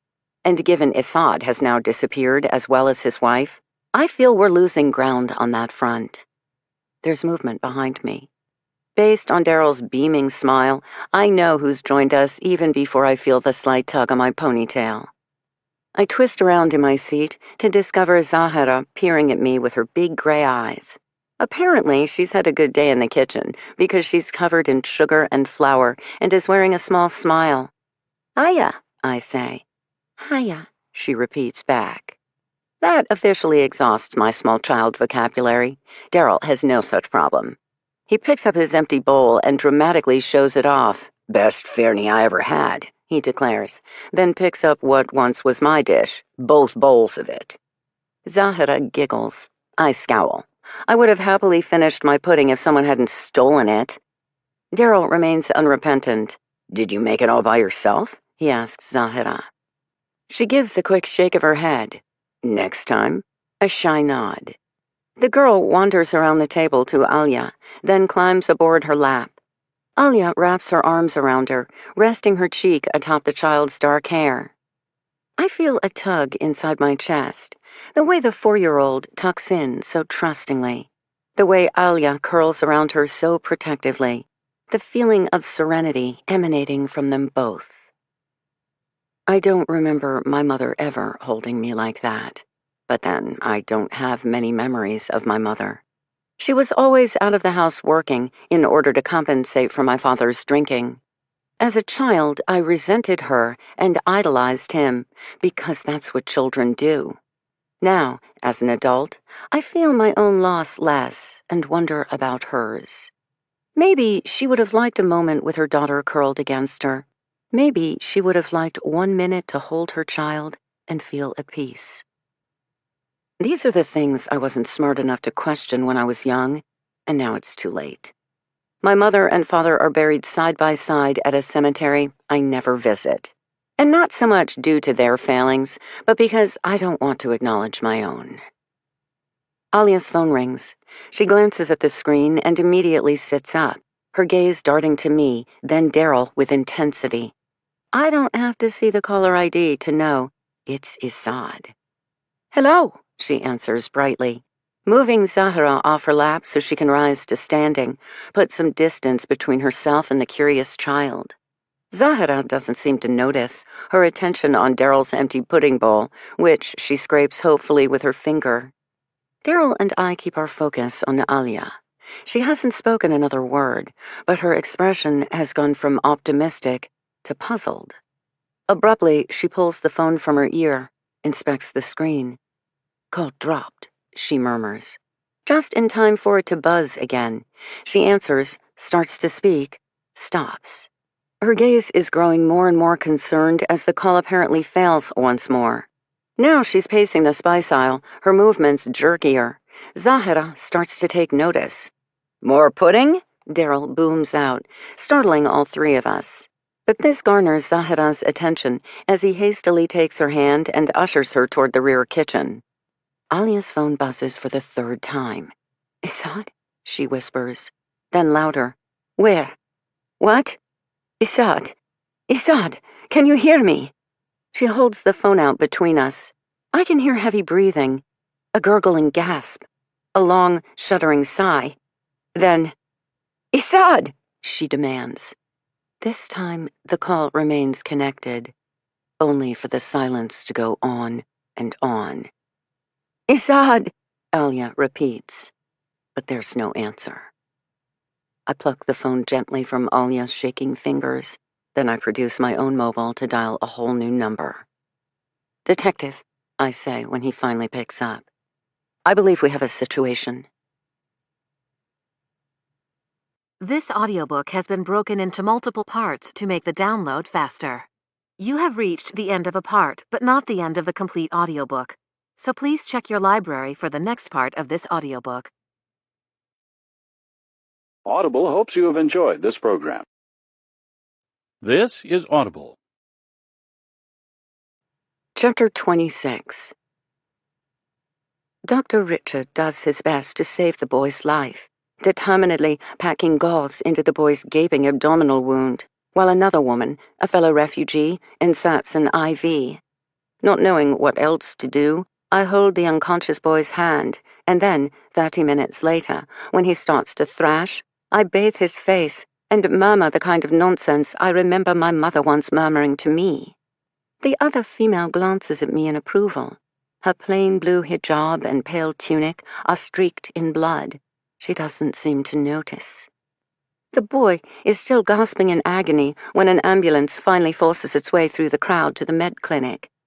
His eyes pop open just as he's being loaded into the back, his dark gaze locking feverishly onto me. Mama, he cries, stay with me, please, Mama. I stand there frozen, his hand clutching mine. I have to let him go. I can't let him go. He shouldn't be alone. This place is a sea of orphans. What have they done, the stupid politicians and military generals, throwing away our lives as if they have no value? What have I done? Eventually, Dr. Richard untangles the boy's fingers from my wrist. A slam of the rear doors, and the ambulance lurches forward, weaving its way around the mass of still-waiting patients, pressed against chain-link fencing. I don't know how long I stand there, seeing nothing, hearing nothing. Eventually, I register Dr. Richard before me, hands on his hips, expression unreadable. Does it hurt him too? This calling where whatever he does will never be enough. I wait to be dismissed. Instead, he offers me a job, and I say yes. Dr. Richard, who's volunteered at refugee camps around the world, leads up the night shift from 4 to 11 p.m., bouncing around the woefully understaffed and ill-supplied clinic in a blur of curly brown hair and disapproving grunts as he pieces together human flesh with little more than band-aids and good intentions. Also on duty are 2 nurses and 4 interpreters, which is to say everyone does everything all the time. By the end of the first week, I know how to check vitals, provide oxygen, and assist with wound bandaging as adeptly as any trained medical assistant. I also learn how to wipe up blood, mop up vomit, and sterilize every available surface in 10 seconds or less. As the polyglot most in demand, my primary responsibility is to greet arriving patients through the small opening in the barred door. At any hour, there are dozens of sick, injured, and desperate individuals, all frantically waving their official papers. As the night grows later and the camp is cast into darkness, the crowds grow thicker, the cases more urgent, the causes more violent. I start with simple triage, recording everyone's name and basic information on a whiteboard. Green means urgent care, stomach bugs, feverish children, broken bones. Address, treat, dismiss. Yellow is severely unwell with irregular vital signs requiring a thorough exam. Time we rarely have. Admit for further analysis when we have a moment. Red signifies a full-blown emergency, stabbings, heart attacks, ruptured appendixes. Everyone drops everything to assist, much like the young boy, whose status I still don't know. Another rule I have to learn. We exist in this moment. What happened before, what will happen after, are not our chapters of the story. We must focus on this and this only. There are 2 exam rooms, one for the less critical, one for the most, though by 9 p.m. the line between more or less urgent is a matter of debate. I've never been around the infirm before, from feverish children to screaming young men to pain-racked elderly, from spurting arterial bleeds to bloated stomachs to rash-covered skin. After the first week, when Isad huffs and puffs and demands to know why I'm still going back, I don't know what to say, other than someone has to. There's so much need, a bottomless well of desperate families and single parents and abandoned children, all trying to survive. If we don't help each other, who will? There are concessions for the volunteers. I'm granted my family's ration of food and water at the end of my shift, a precious gift, given that normally Isad or I would have to stand in line all day for the same provisions, only to often end up with nothing. Isad can't argue with guaranteed meals when so much about our existence is precarious. Far from relaxing, however, he takes up new responsibilities for our 2-family shanty. Isad, once considered the most brilliant mathematical mind in Kabul, now tends to bookkeeping for local merchants, in return for another bowl of rice or a treasured piece of fruit. Even more interesting, the camp children have taken to following him around, led by Omid, who basks in Isad's shadow. Isad shows a surprising tolerance for his growing brood, even teaching basic arithmetic in the afternoon, using a stick to scratch equations in the dirt. Soon, the whole place becomes accustomed to a glowering older man with his trailing pack of ducklings striding about camp on what always appears to be very important business. By 11 p.m., he's back at the clinic to escort me home through the roaming packs of feral dogs, predatory men, and beady-eyed rats. But first, he engages in a nightly staring contest with Dr. Richard before pointedly gesturing me to his side. Dr. Richard doesn't engage. I understand. The clinic closes. Our moment ends. We move on to the next chapter. This is what it means to survive. I both marvel at our adaptability and fear the consequences. When you have journeyed so far out of your comfort zone, spent so long living what surely must be someone else's life, can you ever return to the person you once thought you were? Maybe this kind of slow erosion is as powerful as any traumatic break. You lose your home, then your country. You lose your loved ones, then yourself. You lose your heart, then your soul. I lie awake deep into the night, my hands splayed around the rounded bulge of my unborn baby. I feel him or her kick inside me. I wonder if I will make it long enough to meet my future offspring. And I wonder how my own child will ever truly know me when I don't even know myself anymore. The crisis erupts 2 months later. The first young child presents with vomiting and diarrhea, followed quickly by dozens more adults and children, families lining up outside the clinic's chain-link perimeter well before our 4 p.m. opening. By the 3rd day, it feels like half the camp is out with a stomach bug, including Malale and Rafiq in our cabin, as well as their young son and Issad's biggest admirer, Omid. We administer water as they once did for us, Issad trading for bone broth, a couple shriveled apples. Cholera, Dr. Richard announces, his face dark with foreboding. We start handing out zinc and electrolyte tablets to the people still strong enough to stumble their way to the clinic. We quickly run out, however, as the first bodies start piling up. By the end of the week, the clinic is a madhouse of moaning, cramping, dehydrated patients. Parents staggering in with 2 to 3 kids in their arms. Older children dragging their younger, more vulnerable brethren from babies to grandparents. We can offer exam rooms only to the worst cases. The rest we medicate, emphasize the need for hydration, and send on their way. It is not enough, and the strain starts to show on everyone's faces, especially after dark, when we begin our nightly run of code reds. One evening, a young man is dragged through the back door, completely comatose. His friends have no idea. They found him that way. I lean over to check his pulse. His eyes fly open, and he screams so shrilly I jump back, clattering into a stand of preciously sterilized instruments. His shriek grows in volume, his eyes bulging in their sockets, while his entire body goes rigid. I sense violence, pain, and fear. An animal, about to break. Dr. Richard shoves past me, syringe in hand. He stabs the patient deep into his deltoid and hits the plunger.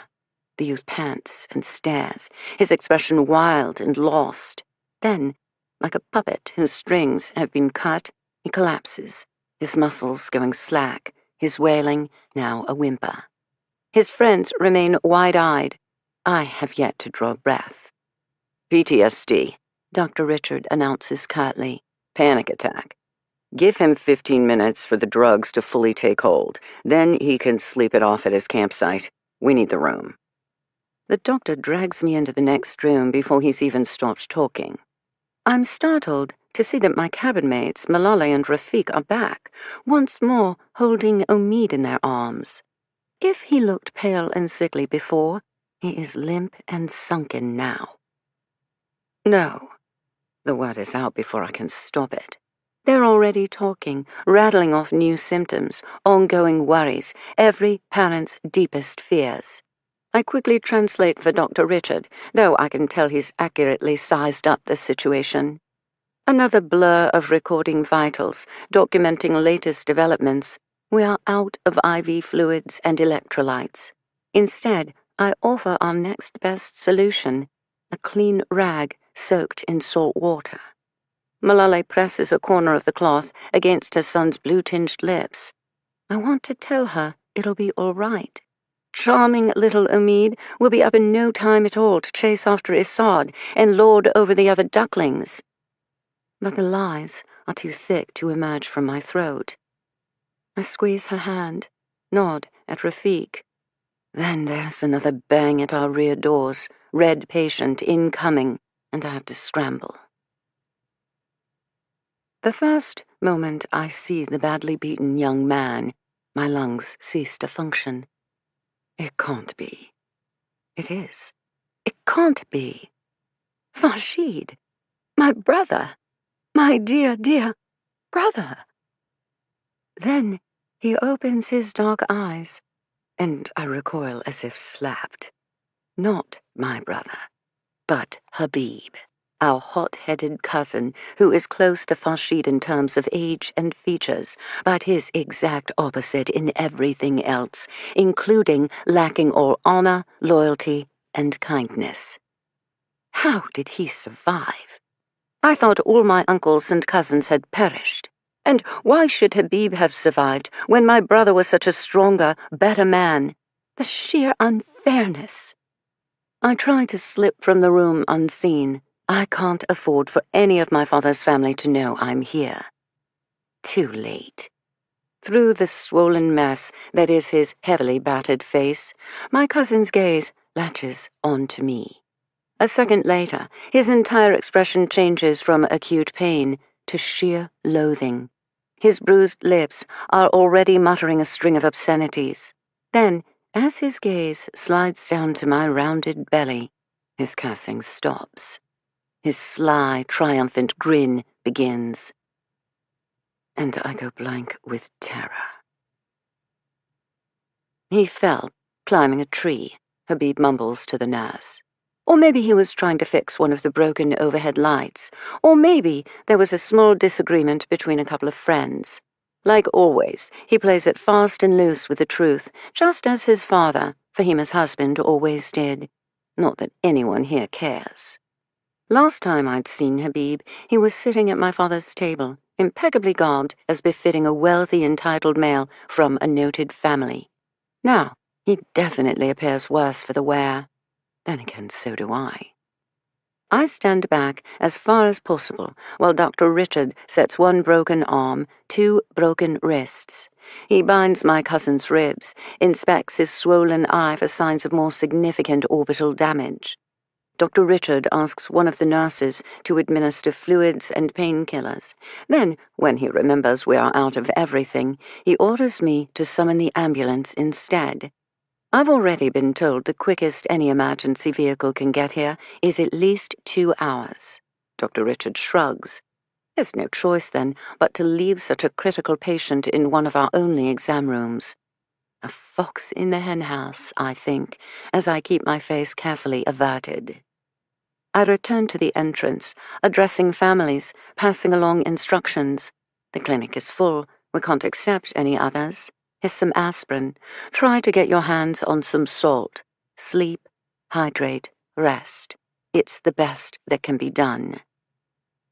I peek in on Malale and Rafiq long enough to see them rocking Omid, the salt-water rag tucked pitifully between his blue-tinged lips. Then Dr. Richard is back, his curly hair a disheveled mop as he surveys the chaos around him. He glances at his watch, studies the ever-growing crowd of desperately sick and needy. That's it, he announces. Red patient must go. He instructs me to clean him up, then we'll move him outside till the ambulance arrives. It's not like there's any additional care we can offer, and others still require attention. Orders issued, he returns to the melee of crying children and moaning adults. He has his war, I have mine. So I return to the exam room to discover my cousin has regained consciousness and is staring at me in open hostility. I wipe the blood from his brow. It's your fault they're dead. Did you not think we'd figure it out, you fucking bitch? I dab at the bruise above his cheekbone. 2 halves of one whole. Habib snorts in derision. You and your brother and your whore of a I clap my hand over his mouth to prevent further words. Habib's head thrashes beneath my palm. His nose is broken. It's clearly hard for him to breathe. He twists his head far enough to escape my palm. Where is it? You must know. It's only a matter of time. Tell me everything. And maybe I can convince them to let you live." My saliva-smeared hand is still clutching his chin. They're dead. The Taliban are in charge. It's over now.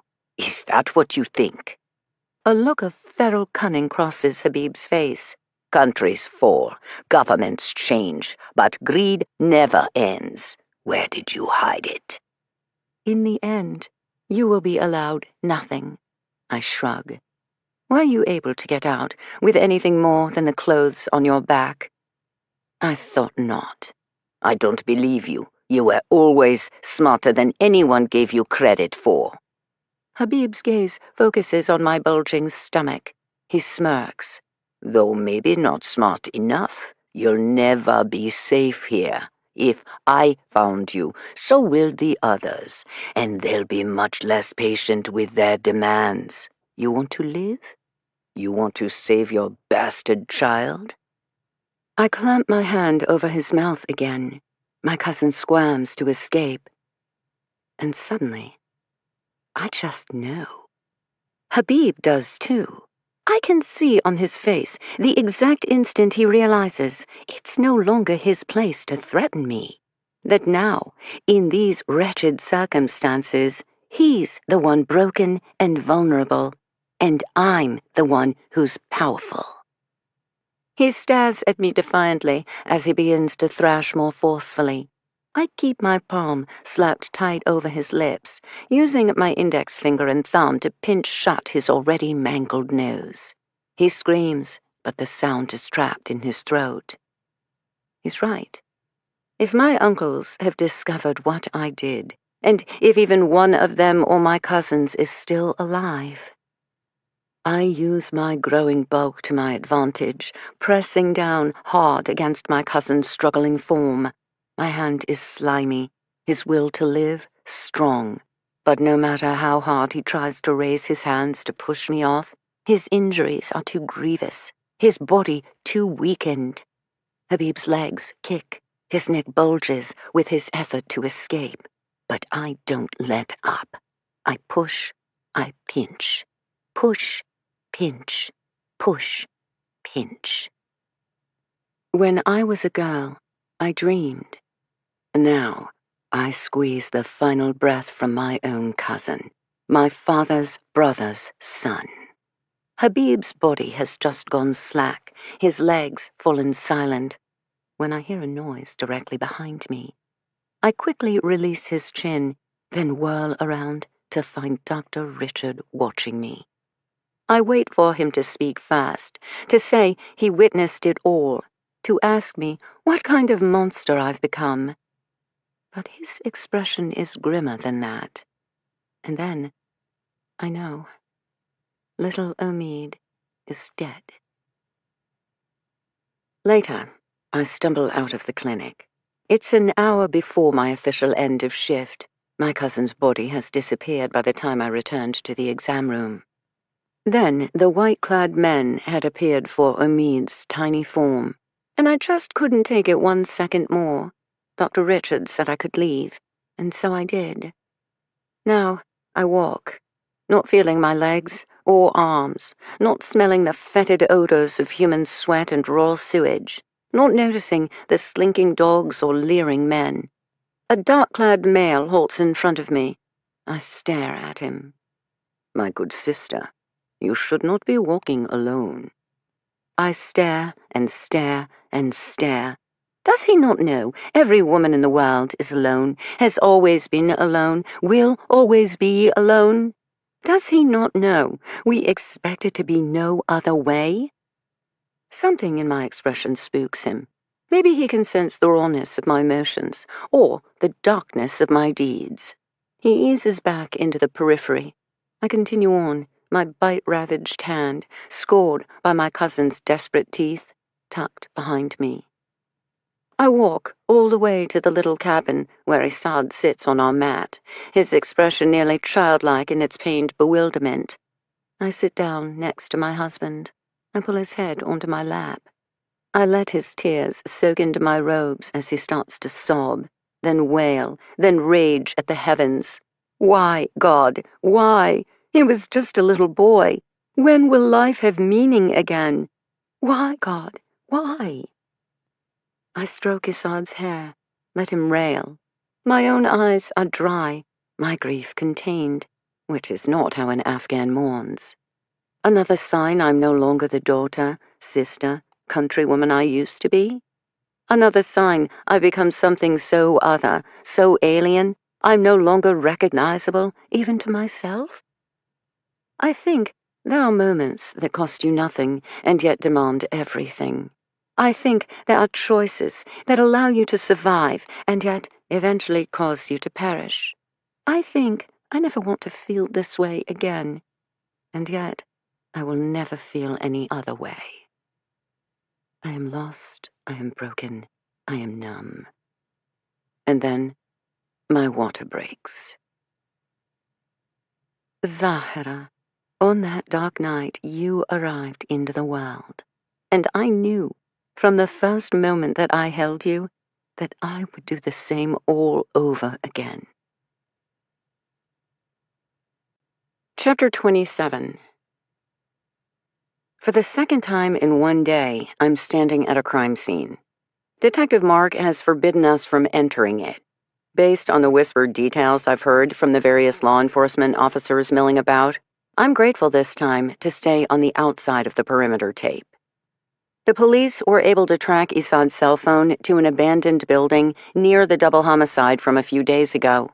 The entire area is a rundown collection of decrepit warehouses and vacant businesses.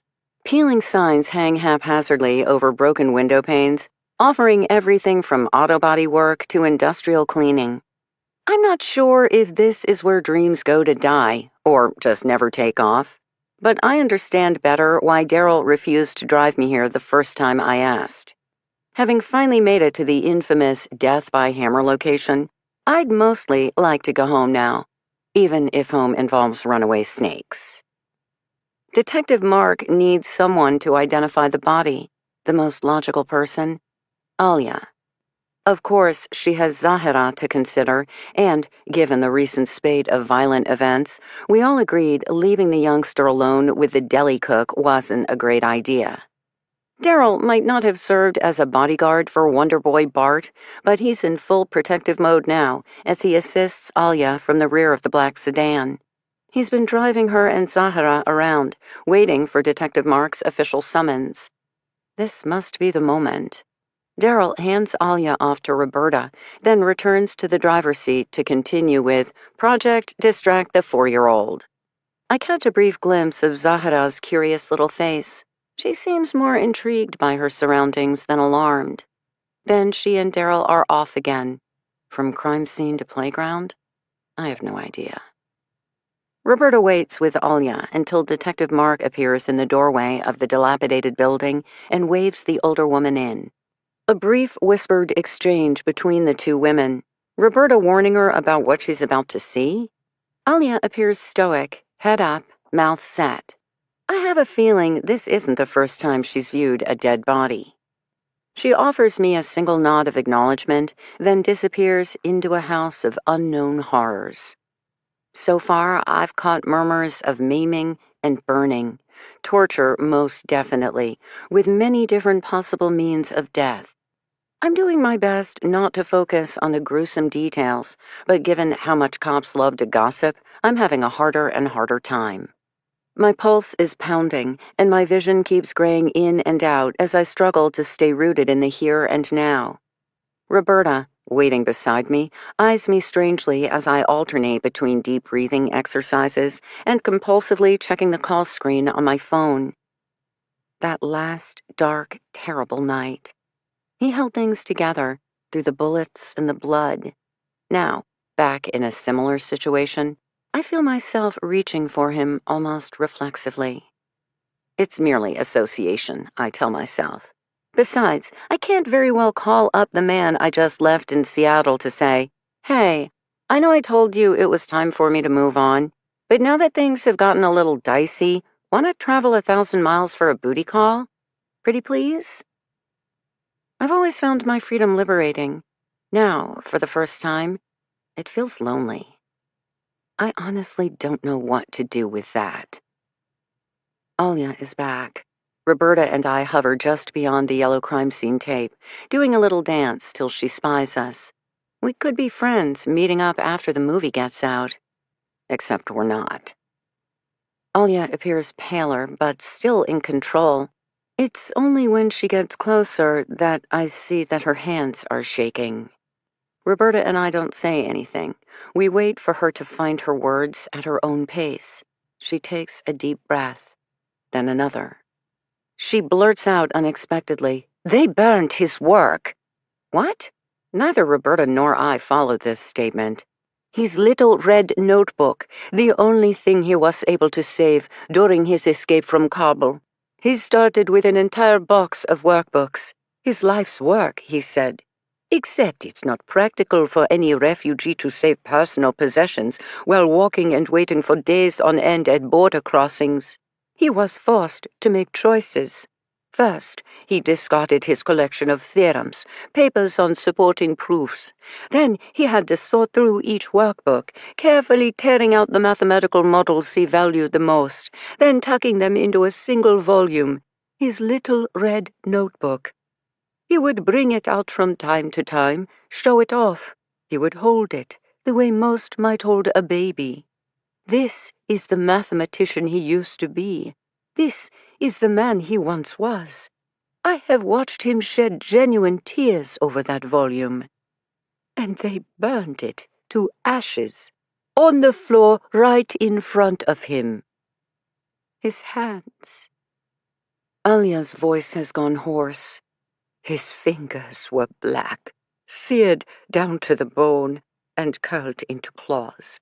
From trying to save it, salvage a single page.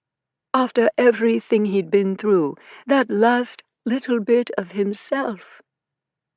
I never thought Isad was a nice man, but he was a brilliant man, and they used that to hurt him. What kind of people do that?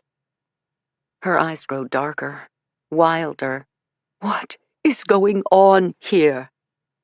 But neither Roberta nor I have an answer.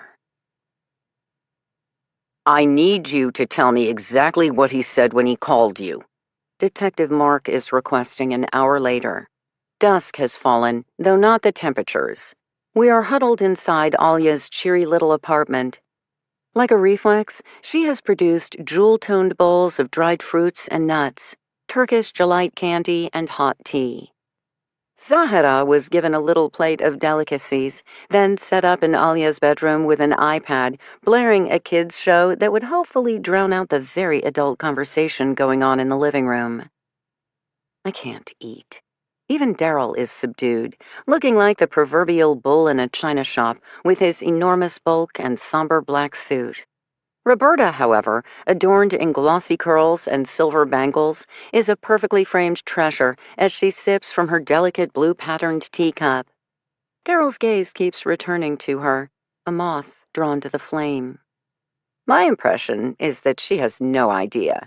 Her brother, Detective Mark, however, appears more astute on the subject. He's the only one who seems relaxed, cracking pistachios and tossing them back. Apparently, he's not one to let a gruesome homicide get in the way of his appetite. There was no speaking, Alia reports now. The call kept disconnecting. There, not there. There, not there. Then, finally, I could hear sounds, like moaning, but not words. I don't know. She raises her hands hopelessly. I don't know anything more than that. Detective Mark nods slowly. He doesn't seem surprised by her statement. He cracks another pistachio. Had you heard from Assad before this? No. I'd left many messages, but not received a call back. And in those messages, did you say you had Zahira? She was with you? Of course. I told him she was safe but missed her father. He should come pick her up. That nod again. With a sense of foreboding, I start to understand where this is going. Given Roberta's sudden sharp inhalation, she does too. Alia's gaze bounces to both of us. What? What is it? His fingers, Roberta murmurs. Her brother nods. His fingers.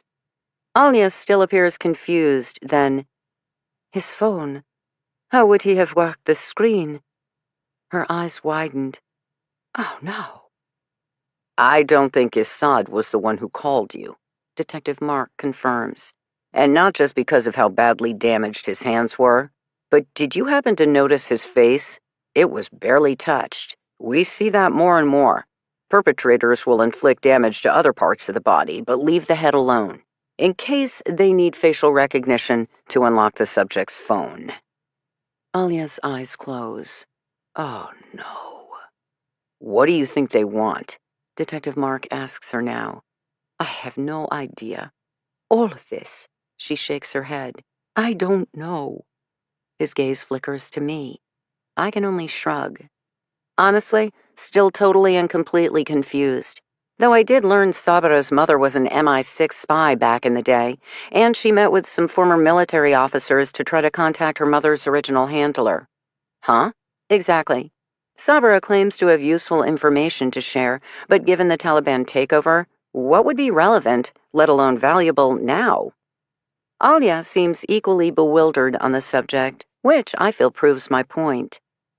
I asked the officers from No One Left Behind to put me in touch with the MI6 handler if possible, I offer. Sounds like a she'll find me when, if she wants to find me sort of thing. I'll keep you posted. I mean this seriously. Jurisdictional issues, turf wars are a detective's problem. I genuinely just want Sabra located safe and sound. Now, more than ever. They accessed Assad's phone, Darrell states. Most likely. Meaning, they heard Alia's voicemails and have her contact information. They could be headed here, even now. Why would they do that? Detective Mark focuses his attention on Alia. She shakes her head again, clearly spooked. To get Zahra, Darrell states bluntly. Assad didn't give them what they wanted. They'll use Zahra next. But what do they want? Detective Mark presses. A lock that has no key for a key that has no lock, I murmur. When you discovered Assad's body, was there anything on it? A note, coded message, hell, old-fashioned brass key? A private courier delivered something to him right before he took off. I've been trying to figure out what would be significant enough for him to leave his daughter behind and disappear. We found one item in his pocket, Detective Mark allows. He doesn't immediately elaborate. Roberta addresses the issue by reaching out and punching her brother's arm. He gives her a look, downs 2 more pistachios, then picks up a piece of Turkish delight. A gathered band of long black hair, he finally gives up. Like maybe a ponytail that someone had whacked off. I'm guessing it belonged to Sabra? Some kind of proof of life. Roberta stares at her brother as if he's an idiot. You mean a lock of hair? Detective Mark freezes, with the candy halfway to his mouth. His eyes widen slightly. I do the honors. A lock that has no key. What do you want to bet? That token came with a note that Assad read out loud and a certain 4-year-old overheard. A lock that has no key. Detective Mark sighs heavily. All right, I can buy that. Which, assuming it's Sabra's hair, makes her the key that has no lock? He eyes us all expectantly. Of course! Roberta is on a roll now. A key with no lock could definitely mean a cipher to crack a code, which, given Sabra's skill set and feverish writings, would make sense. Clearly, she has something others want, making her the key. Meaning, whoever is doing the hunting needs Sabra to get their heart's desire. And based on what we've seen thus far, they're really, really intent on getting their heart's desire. If they had a lock of her hair, they had her, her brother interrupts. Maybe they did, I grant. Then give Roberta and Darrell a look. But as we debated while reviewing the bloody towels at Sabra's resort hideout, maybe one hammer later, they didn't. Alia appears horrified. Roberta impressed. They tried to squeeze her for this mystery information, Detective Mark fills in skeptically. But somehow a 23-year-old, slightly built female got the upper hand, killed both her captors, then made her escape? Roberta punches him again. Give me a hammer right now, and I'll show you how it can be done." Wisely, her brother doesn't take her up on that offer.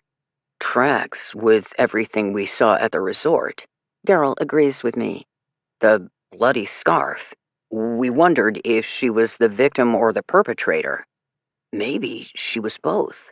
Kidnapped and assaulted, but able to escape. She couldn't very well return home, though. Not with people looking for her. But she could reach out to her husband. Have you had a chance to subpoena Sabra's phone records yet?" I ask Detective Mark. "To see who she's called since she's gone missing?" "You mean in the 8 hours since we last spoke? No. Courts, not to mention due process, take a more leisurely approach to these things. However," he skewers me with a look, "we could access Isad Ahmadi's phone. As you imagine, there are dozens of calls from him to her, mostly short, just enough time to leave a message." "Him trying to contact Sabra." Daryl grunts. "Get her to come home." "Maybe." Detective Mark eyes us thoughtfully. "I've only had a moment to glance at the call logs." His voice breaks off abruptly. "Shit. You might be right about something." He pulls out his cell phone, quickly scrolls through a few screens, nods slightly. "All right." The detective's found what he's looking for. It's not the number as much as the pattern. Sabra has been missing approximately 3 weeks, yes? Looking at that timeline, first couple of days, there's a flurry of calls from Isad's phone to hers. Say, a husband desperately trying to reach his wife. But then the activity suddenly drops to 2 calls a day, almost like clockwork. You could argue a routine check-in. He found Sabra. Roberta does the honors. Knew she was safe enough. Until 3 days ago, when suddenly the call activity spikes again, reaching a near frantic level during the 36 hours before Isad receives the mystery package and takes off. Detective Mark glances. One interpretation could be that within that time frame, things went south. He could no longer reach Sabra, hence his renewed intensity. Then the box arrives with her hair plus the mystery note, and off he goes to meet with whomever sent the message. "She was discovered," Alia breathes. "Sabra had hidden away to stay safe, but they found her. These men who want what she has. They took her, but then—" Alia frowns. "She must not have given them what they needed, so they lured out Isad instead, because he might know something? Or," Detective Mark considers out loud, "to up the stakes. If you can't make someone talk by hurting them, next best option is to hurt someone they love." Alia shivers, the rest of the room falling silent. I'm frowning. I can both see and not see all of this. "It feels to me we're getting somewhere," I allow slowly. "First off, we can be pretty sure Sabra holds the secret to gaining something extremely valuable. Other people clearly know and somehow followed her to Tucson. I eye Alia. A city they didn't even know would be their future home?" She shrugs. I decide to let that go for now. Let's just fast forward to she was discovered. But she must have seen something first, or someone, that spooked her enough to go into hiding. Unfortunately, she was found out. The 2 men, who we know are from Afghanistan, nods around the room, tried to get the secret out of her. Failing that, they lured out Isad. And then, somehow those 2 guys end up dead. Sabra not only walks away, but also makes it all the way back to the resort. While Isad doesn't. He gets left behind to now be tortured by other Afghan men, South African men, evil men. This is where it starts to fall apart for me again." Detective Mark nods. "Yeah, that scenario gets messy fast. Unless there's a third party we have yet to identify. Which, at this stage of the game, why not? It's going to take some time to thoroughly analyze Isad's call logs. He was a busy guy. Tons of calls. Dozens of recurring numbers to reverse search, including ones in D.C. and Texas. Hadn't his family just gotten here? Because Assad seems well networked for a newbie. They had only recently arrived in Tucson, Alia corrects. They have been in the U.S. for nearly a year, the past 8 months at a base in Texas, which may explain many of the Texas numbers. There's another key time period to analyze as well. I gesture to Alia. Sabra disappeared once before, for 3 days, right? I'd be curious who Assad was calling then. And are there any correlations between those numbers and the ones he's been dialing for the past few weeks? Sabra vanished once before? Detective Mark gives us a look. It was nothing. Alia waves a hand. She returned. All was well. Then, as the detective continues to glower, she adds, I will get you the dates. All right. I try to pull this together in my head. Sabra is the key. Certain people with violent tendencies are clearly willing to do most anything to get their hands on her. This earns me a round of nods. I warm to my subject. But just to be interesting, Sabra is also searching, reaching out to retired military veterans with contacts in Afghanistan. Her 2 afternoons a week when she takes off on some unknown errand. Her absence after seeing you that afternoon, Alia, when she came to your store all upset. If she's the one who's supposedly in the know, what's she looking for? Alia appears genuinely bewildered. Could she have lost it? Daryl starts. Like, had something, but lost it after arriving in Tucson? Like her mind? Roberta asks dryly. Because I feel like I'm about to lose mine. That's not a bad theory, I counter. Sabra's agitated behavior, alleged drinking. There's something going on with her, let alone the repeated emphasis on a past filled with trauma, trauma, trauma. I shrug, not certain how to explain all the jumbled thoughts in my head. There's still some kind of X factor we're missing. A third party who remains invisible. A connection to the past that's still hidden. Something real spooked Sabra 3 weeks ago. And now she's both looking and hiding. She's predator and prey. And both roles appear to be equally deadly. I'm onto something. I can feel it. But the what remains just out of my grasp. Predator and prey, though. I'm stuck on that notion, and the full implications of it make me shiver. Now that Assad is dead, Alia asks hesitantly, do you think Sabra will return to keep her daughter safe? I don't think her reappearing helps Zahra, I say honestly. It'll probably make them both a target. Then we'll have to do it. Daryl rises to standing, expression set. Do what? We'll guard Zahra. I can't order protective custody without more evidence of a direct threat, Detective Mark begins. Alia adds nervously, I do not know that she will be safe here. We got this. You'll come with us, you and Zahra both. You'll be secure at the estate. Are we allowed to do that? I ask in awe, because that would be perfect. Gated drive, state-of-the-art security system. Pet snakes. I certainly wouldn't attack anyone there. It's decided, Daryl states.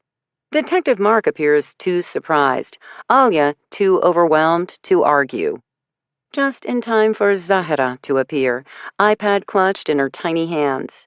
She takes in the adults in the room, then wordlessly hands over the device to Alia. Apparently, her show is over. Hey, Zahra, you want to go on an adventure? Daryl asks her. It includes an iguana. Her name is Petunia, and her skin is surprisingly warm, I tack on. I'm coming too, Alia adds soothingly. The girl studies us. I wait for her to ask about her mother or her father, but in the end, she nods once, then returns down the hall. It makes me wonder how much she might have overheard, and fear for what this little girl might have to survive next. Chapter 28. By the time Alia finishes packing up supplies and we make the drive back to the hills, it's past 9. Not having much experience with domestic life, I don't know how well Jenny, let alone Petunia, will take us missing dinner. But Daryl must have phoned ahead because Jenny is waiting at the front door, all beaming smiles and red gingham cuteness as she greets our new guests. Tonight's fashion homage appears to be Mary Ann from Gilligan's Island, including a dark-haired wig with red-ribboned pigtails. Alia blinks several times, then manages to recover. Zahira simply stares up at Jenny in awe. Jenny scoops up Zahira's pink backpack, slips it over her shoulder. Hungry, hun? Of course you are. This hour is much too late for dinner, so I made you breakfast instead. What do you think? Waffles with whipped cream and strawberries? Mm-hmm. Follow me, love. I got you covered. Jenny holds out a red manicured hand. Zahira takes it, and they're off. Jenny's heels rat-a-tat-tatting across the tiled floor. Did that just happen? Alia murmurs at last. Yes, I assure her. He is a her? I know of these things, but have never. She goes by the name Jenny. And let me tell you, those waffles are going to be amazing. While Daryl handles her suitcase, Alia follows me to the kitchen, where Jenny is mounting an impressive pile of homemade whipped cream atop a single waffle for Zahira's dining pleasure. The little girl looks both giddy and exhausted. She'll crash hard after all this. I know I will. I'm halfway to the fridge to fetch Petunia's salad when Jenny informs me she already took pity on the lizard. The "because someone had to" is implied. I'm pretty sure I'm a complete fail as a reptile sitter, but am prepared to live with the shame. Alia and I dish up bowls of fresh sliced strawberries, leaving our share of waffles to be devoured by Daryl. Jenny fusses happily over the extra guests. She produces a toiletry bag and is soon brushing out Zahira's long, dark hair while the girl picks through a rainbow of colored ribbons. The only life form put out from the evening's unexpected turn appears to be Petunia, who has abandoned her usual spot in front of the glass slider in favor of a high perch on top of the curtain rod. Given the iguana did get fed, I'm not sure what she has to be so hostile about. But she keeps glancing down at us, flicking her tail and sticking out her eerily human-looking tongue. Don't be a brat, I finally inform her. Zahira starts yawning minutes later. Daryl takes the hint to scoop the last bite from his plate, then escorts Alia and Zahira to their room. Jenny is already bustling about, clearing dishes. Petunia deigns to climb down the draperies. I toss her a strawberry as a peace offering. She gulps it off the floor, scuttles closer. I feed her a couple more, till her posture relaxes, and we seem to be buddies again. Daryl said the little girl's father was found dead. Jenny speaks up from the sink. Yeah, tortured and killed. Not a good scene. All at once, I feel exhausted. I drop to the floor beside Petunia, stroke a line down her side. She's not exactly a purring kitten, but as pet therapy goes, she's not half bad. And the mother? Still no word. But you think she's in danger. The girl as well. Let's just say wherever Sabra goes, violence seems to follow. I glance up at Jenny. Are you worried? Should we take them someplace else? Jenny practically huffs at me. Girl, I grew up dressing like this while living on the streets. You think I don't know how to defend myself? I might be a tall, gorgeous Amazon now, but I earned my scars along the way. I don't just sew my own clothes. I make sure they have plenty of pockets for rusty blades. You? I killed a man. The words are out before I can stop them. I don't know why I'm talking about it, but it's too late to take this statement back now. Jenny comes around the massive kitchen island. She peers at me thoughtfully, then, in a surprisingly graceful motion for a woman in 2-inch Mary Janes, lowers herself to the tiled floor. Tell me about it. I didn't do it myself, per se, but I knew what would happen next, and I did it anyway. Led him into the clearing. I don't think he saw the bullet coming, but I did. My hands are trembling again. Which makes me imagine Isad Ahmadi's fingers, burnt black claws from scrabbling through the flames to save his precious notes. He must have known he wasn't walking out of that warehouse alive. They lured him there with the lock of his wife's hair, offered it up as some kind of exchange. Did he think he was saving Sabra? Did he love her that much? A woman who'd once been his assistant before becoming his bride, if indeed they were really married. Alia found him dominating, the proverbial controlling older husband. Sabra's neighbor, Nagina, and the caseworker, Stacy, thought the Ahmadi's relationship was more complicated. Then again, aren't all relationships? I press the heels of my hands into my eye sockets, scrub at my own eyelids. When I lower my arms, Jenny is regarding me with open sympathy. Honey, we all got our scars, she gestures down at her country chic ensemble, and we all got our own kind of armor. I get it. Who worked here first, you or Daryl? My charming self, of course. And you got this job? Bart Boy likes the bar scene, drag and otherwise. We bonded one night over our shared love of chicken fried steak.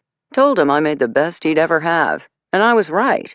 He offered me a permanent position before he even finished the dish. Of course, I still have Thursday, Friday, and Saturday nights to strut my stuff. No girl wants to be too domesticated. She gives me a look, judging by how many times you check your phone, guessing you're struggling with some man trying to clip your wings. They don't clip. That's the problem. Doesn't matter the person, place, or thing. Sooner or later, I just have to go. It's not something you choose. It's someone you are. Jenny nods. People come in all types, honey. You just gotta be you. Sometimes being me sucks. Welcome to the club, my friend. Welcome to the club. I regard her for a moment. Have you met Roberta? I ask her curiously. You mean Daryl's dance partner and unrequited love? She arches a brow. You think Roberta knows? Girl, I've watched them dance together. How any woman can be held like that and not know? Mm-hmm. And her husband? Nice enough. A little too vanilla for my tastes, but you know what they say about opposites attracting. She's the fire, he's the rock? Or that's the lie they tell themselves to keep on keeping on. Do you think Daryl has a violent streak? I mean, he's kinda got this whole reformed ex-con gentle giant thing going on. But then again, still waters, Jenny agrees. I thought I saw blood on his shirt last night. Did you ask him about it? No. Why not? I don't know. It's a good question. I mean, he definitely didn't cut himself shaving. Whatever else happened, maybe I didn't want to know. And now? I think he would kill for her. Watching them together this afternoon, Daryl would kill for Roberta. No questions asked. Sounds damn sexy when you put it that way. Jenny shivers delicately. I trace a final line down Petunia's soft, leathery skin. Lately, it feels to me like there's way too many people willing to kill for each other. Maybe we need some people desperate to live for each other instead. Because I'm honestly not sure how much more of this I can take. Chapter 29. I wake up the next morning feeling completely disoriented. The sun is streaming in through a crack in the curtains, and I can hear a noise that is both mystifying and familiar. Children's laughter, coming from outside, along with the sound of splashing water. I lie beneath the lazy twirl of the ceiling fan and take a moment to listen. More splashing. A girl's high-pitched squeal. The lower murmur of accompanying adults. Zahira and company. Daryl, I'm guessing. Probably Alia, and maybe Roberta as well. All taking advantage of Wonder Boy's toy-stocked swimming pool. If I continue to stay right here, I can close my eyes and pretend I'm really a guest at a luxurious resort. Maybe on vacation from my high-stress job. and accompanied, naturally, by my sexy boyfriend who's gone to fetch coffee. Soon he'll be back to rejoin me in bed, where we'll wake up properly with the help of caffeinated beverages and toe-curling sex. Afterward, I will lie with my head on his chest while he strokes my hair.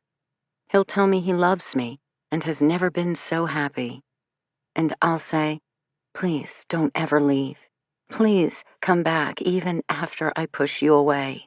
Please know me and understand me and forgive me, because I still don't know how to do any of those things for myself.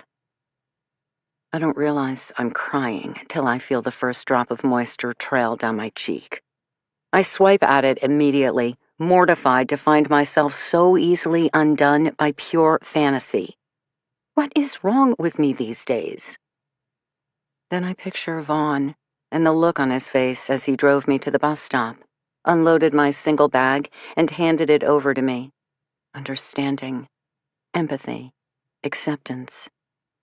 I'm not sure which hurts more. I roll onto my side and sob in earnest, ugly, messy tears I do my best to get out once and for all. Then I sit up, wipe off my face, and prepare for the day ahead. Breakfast this morning involves golden biscuits smothered in sausage gravy. Poolside play completed, Daryl is on his second helping, looking uncharacteristically casual in red swim trunks and a frayed V-neck t-shirt that shows off heavily muscled arms and an incredibly furry chest. Kind of like a bear dressed for a day at the beach. Alia is in her usual jeans and flowing top. Apparently Daryl was in charge of pool duty. Zahira sits between them, smothering a split biscuit in strawberry jam, not her first, judging by the smears of sticky red adorning her smiling face. I head straight for coffee, down the first few sips while standing. Jenny is frying up some eggs. She gives me a questioning look, but I shake my head, not ready for food just yet. Petunia, I noticed, is back to sunbathing in front of the glass sliders. She's keeping a wary eye on the small human, but with Zahira safely occupied at the table, all is well for the moment. How did you sleep? I asked Alia at last, pulling out a chair. Like a baby. This place is amazing. And you, Zahira? Looks like you discovered the pool. I flashed the girl a smile. Her still wet purple swim shirt and trunks are creating a puddle on the kitchen floor. Far from being put out, Jenny appears completely enthralled with her new pint-sized charge. If you like to cook and clean, I suppose a 4-year-old would be a source of happiness. Now Zahira nods in earnest, then shoves half a biscuit in her mouth, adding to the butter dotting her chin. This is the most childlike I've ever seen her, like an honest-to-goodness preschooler. I wonder how many of these moments she's had, and, given what's happened with her parents, how many more she'll have next. Alia has a fierce expression on her face as she watches the girl lick crumbs from her fingers. Whatever happens, I have no doubt she'll fight for Zahira's best interests, which is good, because I don't have great feelings about how this case will end. The body count is getting very high, the threat of horrific violence too real. Whatever's going on here, the people involved are playing for keeps. I take another sip of steaming black coffee, clear my throat, then get to it. At this point, I begin. We have more questions than answers. I glance around the table, receive several nods, a look of genuine, small-child curiosity. There's only one person who can tell us what's truly going on. More nods. I say, we stop searching. Instead, we use what we know to get that person to come to us. I don't directly address Sabra by name, given Zahira's presence, but the adults know who I'm talking about.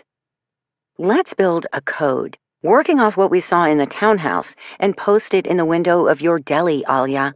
A time and place to meet. See what happens next. More interested expressions. Zahira, who appears to be following the conversation perfectly, despite my best attempts, provides a single emphatic nod. I'd taken photos of Sabira's frantic scribbles covering the walls of her hideout in order to analyze them later for evidence of other riddles, clues, perhaps a nice simple statement, "Find me here." No such luck. Now I print out a few for samples while Jenny produces half an art studio from seemingly thin air. There are glitter pens, collections of neon bright markers with crazy fruit scents, and sheet after sheet of stickers, not to mention construction paper in about every shade imaginable. What? She asks as Daryl and I stare in amazement. I got friends with kids, and let me tell you, I'm definitely the cool aunt.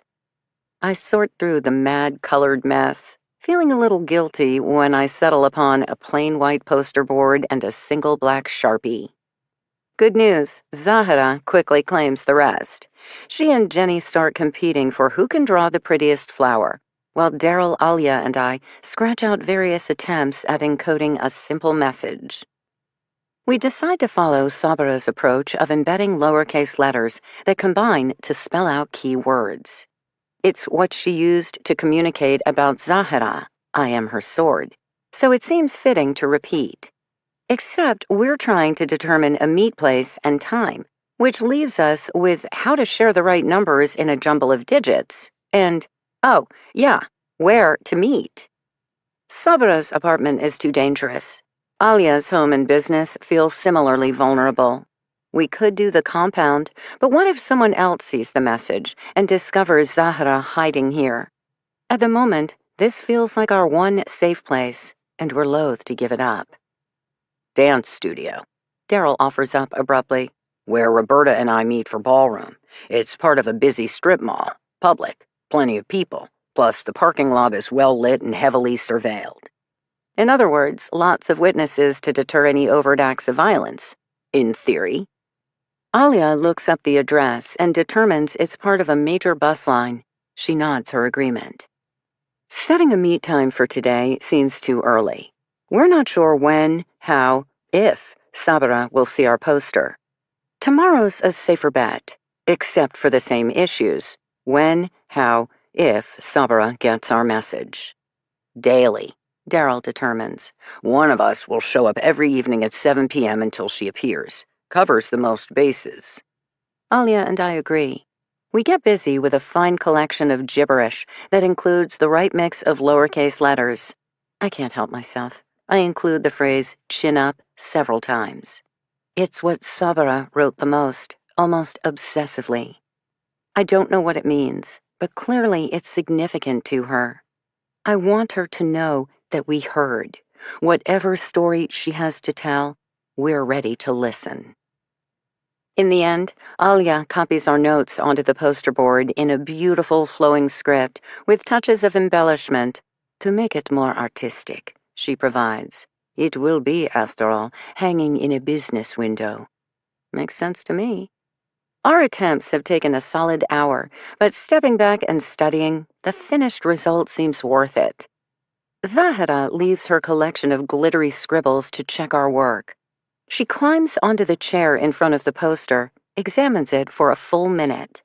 I can practically see her eyes scanning across each line, copying each letter and word, filing them away in the great vault of her mind.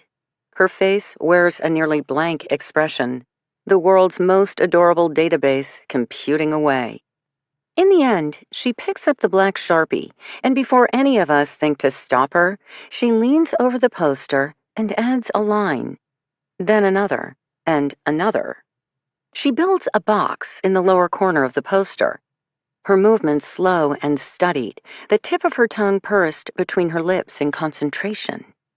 The box gets split into many little boxes until she has created a 5x5 matrix. Then, she places a number in the middle of each square.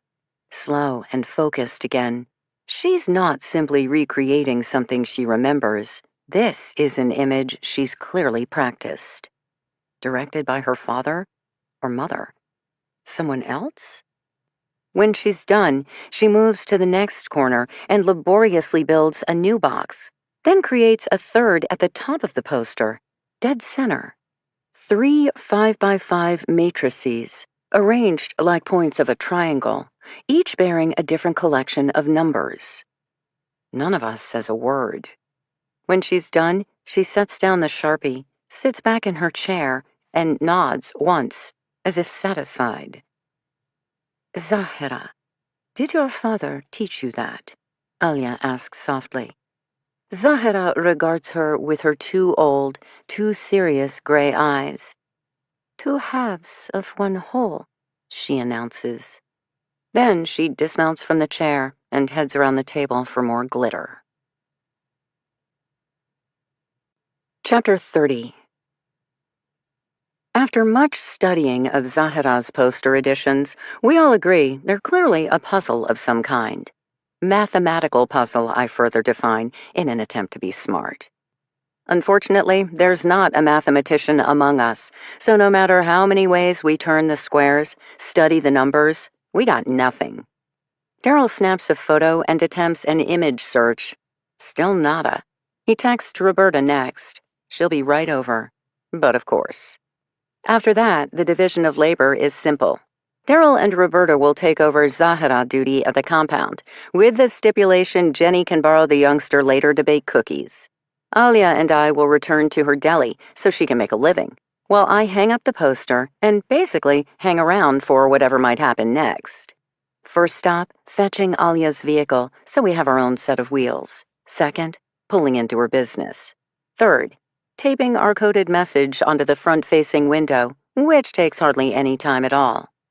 Turns out, so does waiting for whatever happens next. I've barely put away the tape when the bell above the door dings, and in walks retired Army Captain Sanders Kurtz from No One Left Behind, bearing a plain manila envelope and a very intense look on his face. Alia appears in a matter of moments, 2 tall glasses of doux in hand. I pass, already knowing better. Kurtz, however, appears genuinely excited. He murmurs several phrases in what must be excellent Dari, judging by Alia's charmed expression. She sets the drink in front of him, fussing with the place settings on the table. If I didn't know any better, I'd say she was flirting. Then again, I don't know any better. New restaurant? Kurtz wants to know. Open 8 months. Specialty? Kabuli pulao. Kurtz breaks into a broader smile. My favorite. 2 servings to go, please? Alia nods, blushes, nods some more. She heads back to the kitchen. Kurtz takes a sip of his doux, sighs happily. You have no idea how much I've missed Afghan food since returning. At least Tucson has some options. Several of my military friends are completely out of luck. Do you miss Afghanistan? I ask curiously. He takes his time answering. It's a beautiful country, especially Kabul. You can wander through some of the most gorgeous historic gardens in the world while staring out at white-capped peaks. Then there's the crazy crowded markets, bustling away in the shadows of ancient mosques. I could walk down the same streets every day and still discover something new. It is also, as you can imagine, a complicated country, where hospitality and hostility have been ingrained in equal measures, where the Hindu Kush are buried in snow, while the arid plains will bake every last drop of moisture from your body. I met some of the bravest and most loyal people I've ever known, and I encountered many whose sole goal was to kill me. So, yes, I miss Afghanistan, but maybe in the way you remember a particularly intense relationship. When it was good, it was really, really good. But when it was bad... I nod.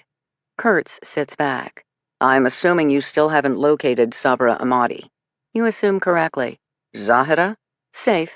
Sabra's husband, Isad, however, is dead, after being tortured first. Jesus. When? Last night. This is getting dangerous. Kurtz peers at me intently. Don't you think it's time to leave the investigative work to the police? No. It's not even your fight. It's always my fight. Kurtz's eyes widen slightly. He doesn't seem to know what to do with me. Not the first time I've encountered such disbelief. Won't be the last. I think, Kurtz says at last, you may want to proceed with extreme caution. There's way more here than meets the eye. He slides the manila envelope across the table to me. I reached out to MI6 as promised. Then, when I walked into my office today, I discovered this sitting on my desk. I'm thinking it's their way of answering. Perhaps you'd like to pass the enclosed documents along to the proper local authorities. Given American confidentiality laws, this information is above their pay grade. God knows it's above mine. He rises to standing just in time for Alia to appear with his takeout order. Another exchange of charming grins on his part, coquettish giggles on hers, then he's headed out the door. At the last moment, however, he pauses, leaning back in. What's with the poster? Looks like a bunch of gibberish, framed by 3 magic squares. Magic squares? He has our immediate attention. We used to mess around with them in math class. You know, all the rows, columns, and diagonals must add up to the same total. Though, he frowns. These ones have repeating numbers, which any purist will tell you is cheating. So, not the cleverest puzzles after all. He disappears back out the door. Alia and I don't have to say a word for her to immediately start texting Daryl, while I rip open the manila envelope and pull out a sheaf of papers. It takes me a second or two to understand what I'm seeing, and when I do, I feel sorry for Sabra and her family all over again. Chapter 31. Stacy agrees to meet me at the same coffee shop as before. The caseworker doesn't sound surprised to get my call. Understanding now what she was hinting at earlier, I suppose she isn't. Once again, she's seated near the back, her side-swept hair artfully shielding her acid-scarred face. She already has a mug of coffee steaming before her. I pause at the order counter long enough to pour myself a glass of water, then head over. Stacy watches me approach. Her expression is carefully composed. I don't blame her. I know, I state without preamble, about Sabra's hospitalization, the 72-hour psych hold. Stacy continues to study me. And I know the other piece of the puzzle. Sabra's pregnant. Were you ever going to say anything? I couldn't. I puff out an exasperated breath. What a fucking mess. Stacy's turn to sigh. Exactly.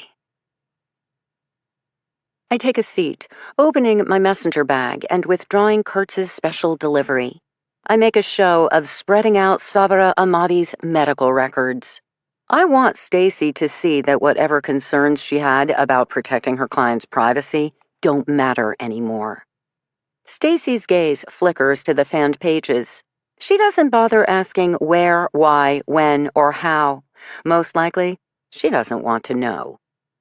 According to these reports, Sabra suffered some kind of mental breakdown while on a city bus.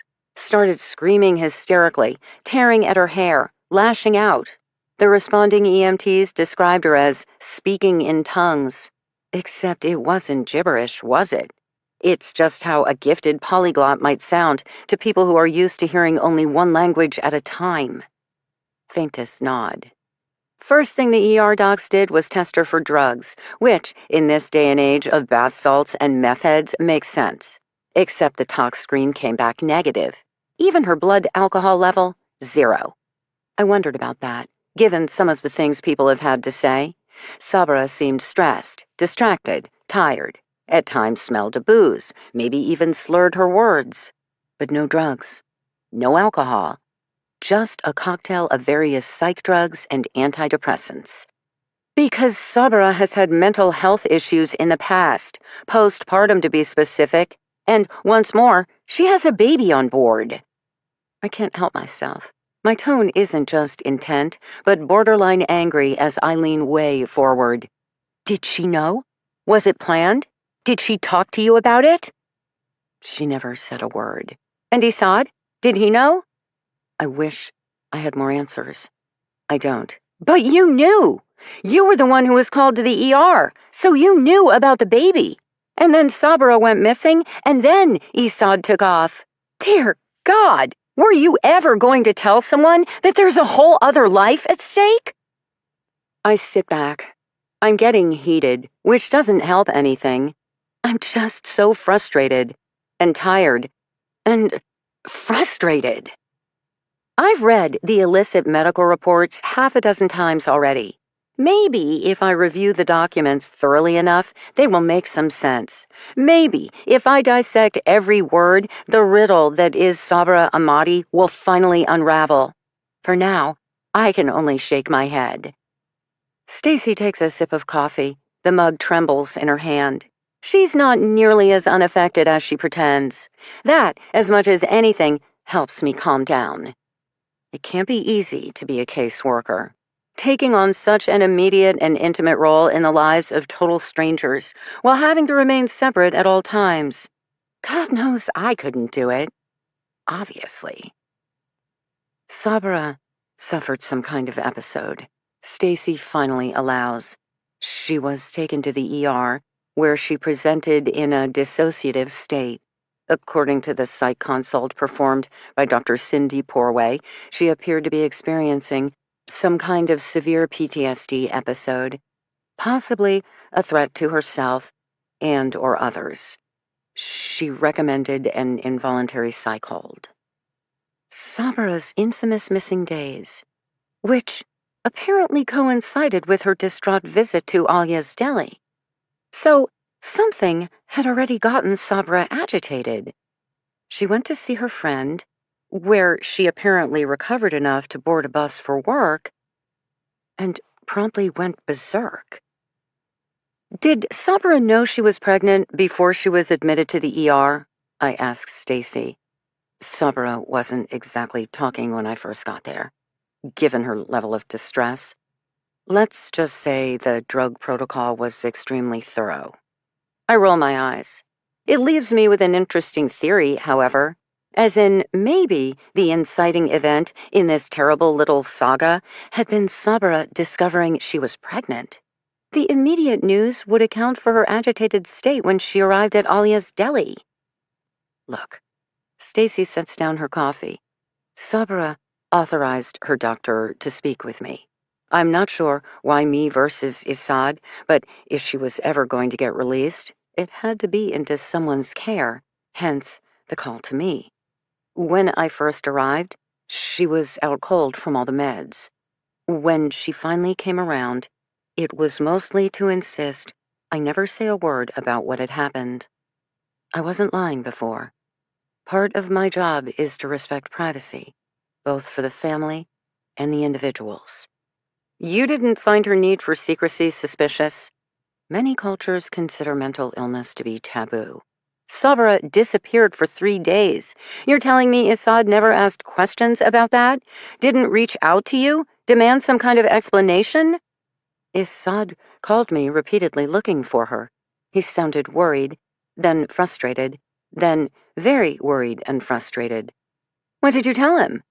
Stacy thins her lips, studies her coffee again. Part of the psych hold is a more thorough evaluation of Sabra's mental and physical health. Dr. Porway had an entire list of considerations. Had there been any recent changes in Sabra's eating or sleeping habits? Signs of self-destructive behavior? Suspected alcohol or drug abuse? Maybe she was hoarding weapons or suddenly giving away personal treasures.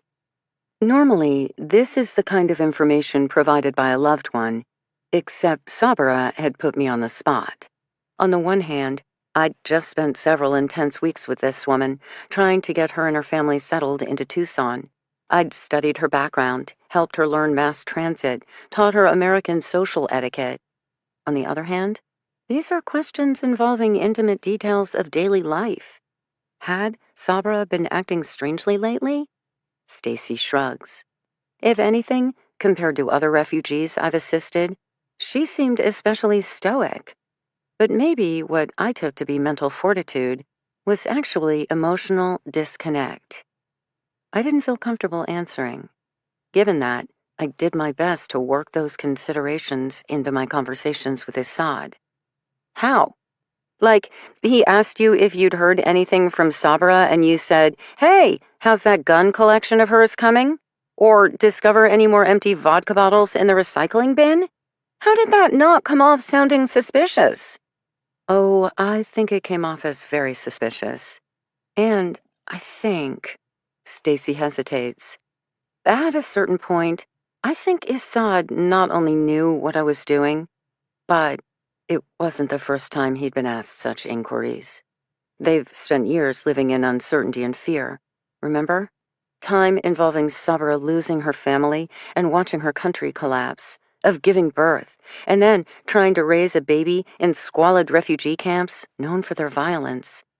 Of course, Sabra has a history of mental health struggles, postpartum, PTSD, and otherwise. Again, I don't know why she didn't list Issad's name. Personally, I think he figured out exactly what was going on. And, like me, he did his best to assist, while never acknowledging what he wasn't supposed to acknowledge. I'm honestly not sure what to do with this. So, Sabra disappeared once before for 3 days, but maybe, for Issad, that didn't count as a true vanishing act, given he connected the dots to a necessary medical intervention. Which could also explain why he didn't initially respond to Alia's pestering when Sabra disappeared a second time around. From your point of view, I asked Stacy now, when you heard Sabra never made it home from work a second time, did you assume she'd suffered another breakdown? After the first 24 hours, I contacted local hospitals. I also reached out to Dr. Porway, who did some digging. One of the trickiest parts of a psych doctor's job is making the determination of whether a patient can be safely discharged or continues to be at risk for harm. Needless to say, she was very concerned about Sabra's well-being. Was it the news of Sabra's pregnancy that got her released the first time around?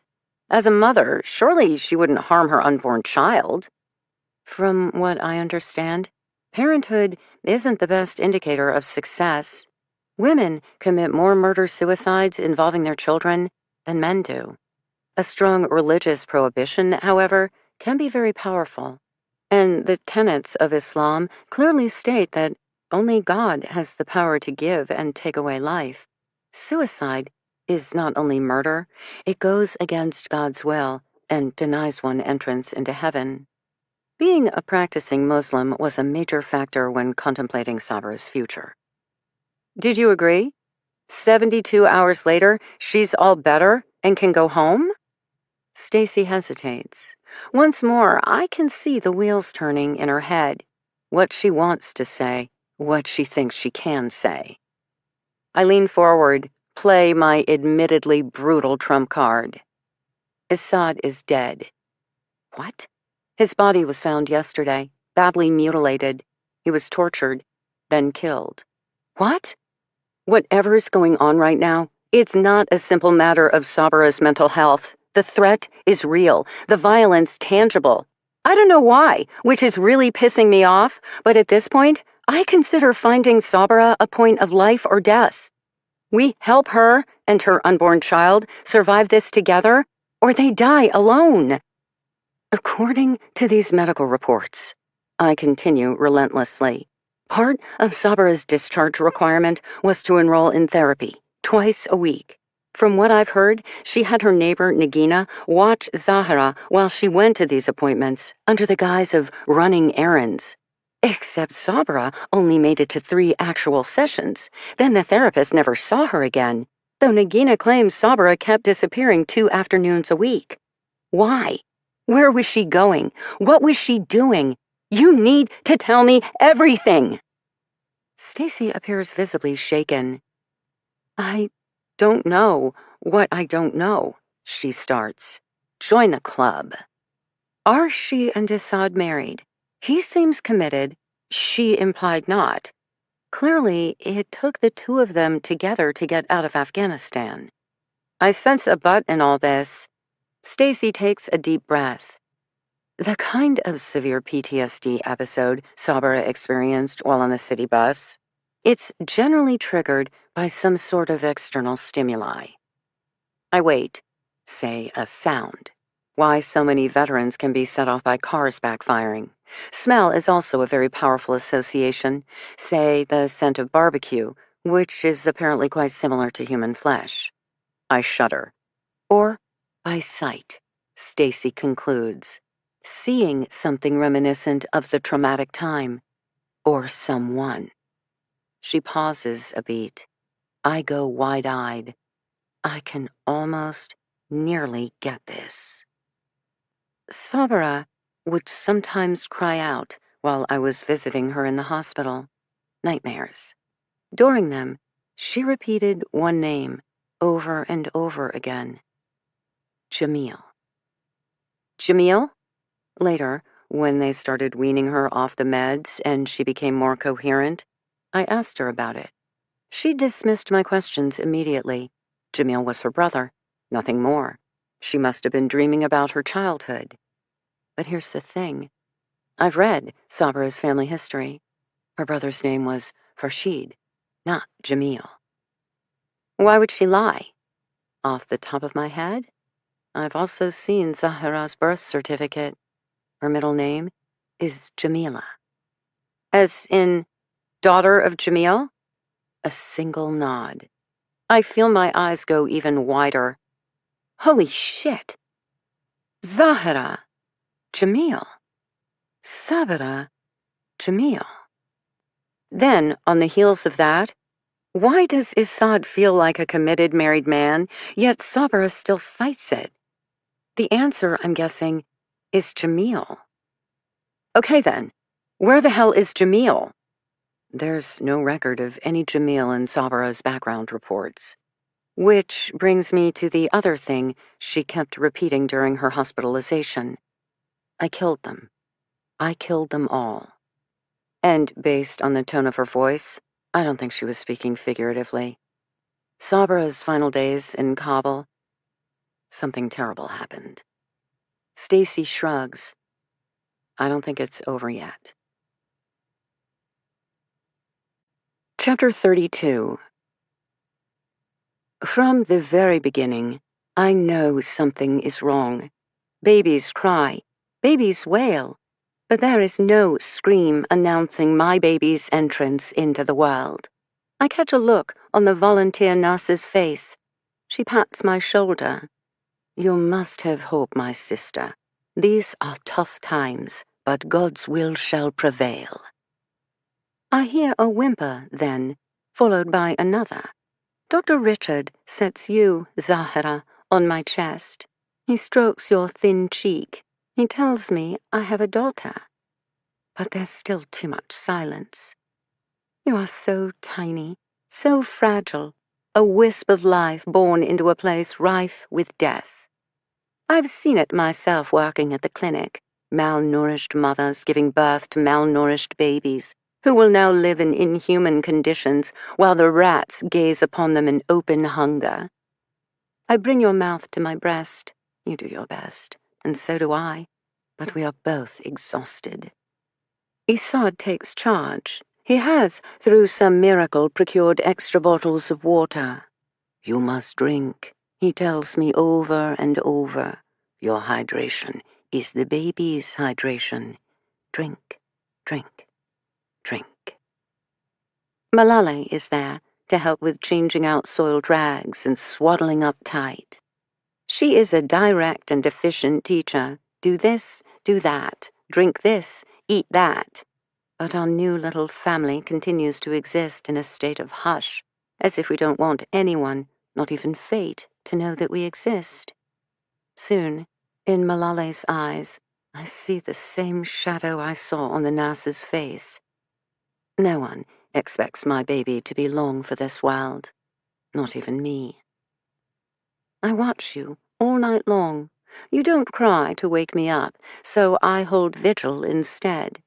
I try to catch the sound of your breathing and match it to my own. I drink a bottle of water, then bring you to my breast. I bundle you up, then guard against the rats. When it's cold, I hold you close. When it's hot, I fan your face. When it's wet, I cradle you away from the damp. I can't let you go. I must watch. I must tend. I must count every breath, because any minute, moment, second, your little chest might fall and never rise again. I hear the silence, but worse, I see the specter of death actively stroking your sunken face while delighting in the hollowness of your belly. It is coming for all of us, but I know, as deeply and surely as I've ever known anything, it wants you first. Night after night after night, I stand guard. You, me, and the endless quiet. As your whimpers grow fainter and my breasts turn red and hard.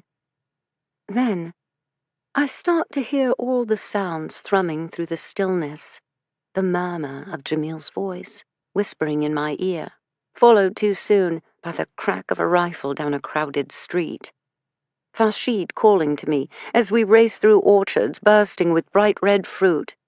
2 halves of one whole, as we should be, would be, could be for the rest of our lives. Except we are not.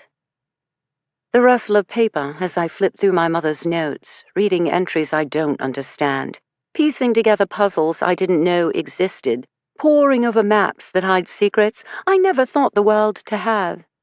2 halves of one whole. In the end, you will be allowed nothing, nothing, nothing. I gaze upon the baby swaddled upon my chest. I must keep you safe. I must hold vigil. The silence wants you. I can hear it now, a buzz of gnashing teeth, so impossibly hungry. How had I never realized? Then, one afternoon, walking back from the latrine, my chest a hard wall of fire, my footsteps stumbling, I spy him, clear as day. My cousin, Habib, standing across the way, recovered and now openly smirking at me. I start to run, knowing what he'll do a second before he knows it himself. I push, shove, bulldoze. The camp is so cramped, there are no clear walkways. I can already spy him moving out of the corner of my eye. His line is more direct. He's going to win. He's going to get to you first. Habib had threatened revenge, and no one knows as well as family how to inflict pain. I careen forward, faster and faster, but he's ahead of me. I can just catch sight of the flap of his shirt. I won't make it in time. I will not be able to beat him. Your little chest rising, falling, never to rise again. Babies should cry. Babies should wail. I never deserved you in the first place, and the silence tells me so. What is wrong with her? Off the top of my head, mastitis, postpartum depression, failure to thrive. You must fix her. Sure, I'll just order up a regimen of antidepressants, antipsychotics, and talk therapy. And while I'm at it, how about some fresh fruit, yogurt, and non-spoiled goat meat to make everyone happy? You cannot let her suffer like this. I have Prozac, and more Prozac. It was never intended to be the be-all and end-all, yet in a place like this? A drop in his tone. I'm doing the best I can. They are shadows to me, figments of a dream scurrying along the edges of my mind. They want things, do things. I haven't the heart to tell them they're too late. I doomed myself years ago with small choices made, then larger ambitions attempted. My baby. Where is my baby? The throbbing in my chest, growing, growing, growing. Isad is talking again. We must get out of here, for both their sakes. A hollow laugh. You think I don't know that? I have no control over these things. You are a doctor. You have contacts. You are more powerful than you think. I can't, please. I will give you anything. Money? I am a mathematician. I have a notebook of original theorems, proofs. I'll hand them over to you. My life's work. It's worth something. In certain circles, it is priceless. Don't insult me, please. I'm begging you. My wife, my daughter. I beg you. A hoarse, choking sound. I see him again. Habib, my cousin, is right there, standing behind them. I see his triumphant smile. He has a knife, raising it up high. Did you not think we'd figure out what your bitch mother had done? What you did? 2 halves of one whole. You'll pay. You will all pay. I scream, am screaming. But they don't hear, don't see, don't move out of the way. Zahira, I love you. Zahira, I'm sorry. Zahira, I love you. Zahira, I'm so sorry. Shh. The nurse tells me, a cool cloth upon my brow. Rest now. Shh. Is she dead? My baby? Where is she? Calm yourself, Quaharjan. Close your eyes, rest your body and mind, so you can return to your family. I killed him. I killed them. I knew what would happen, but I did it anyway. For my mother. I remember exactly how they treated her. For her, I finished what she started. Shh, my sister, do not say such things. Two halves of one whole. I didn't know, didn't realize until it was too late. I loved him, too. If I had known. If I had known. I'm choking, sobbing. Farshid, running through the orchard. Farshid stating, I will take care of you. Farshid, staring sightlessly at the sky, his face covered in blood. Why had I not pieced it together sooner? Me, the one who can stare into the fabric of the universe, knitting and unknitting at will. And yet, still so ignorant of the plain facts right in front of me. My brother, trying stoically to save our family. Myself, thinking I was so clever. Rest, your daughter needs you.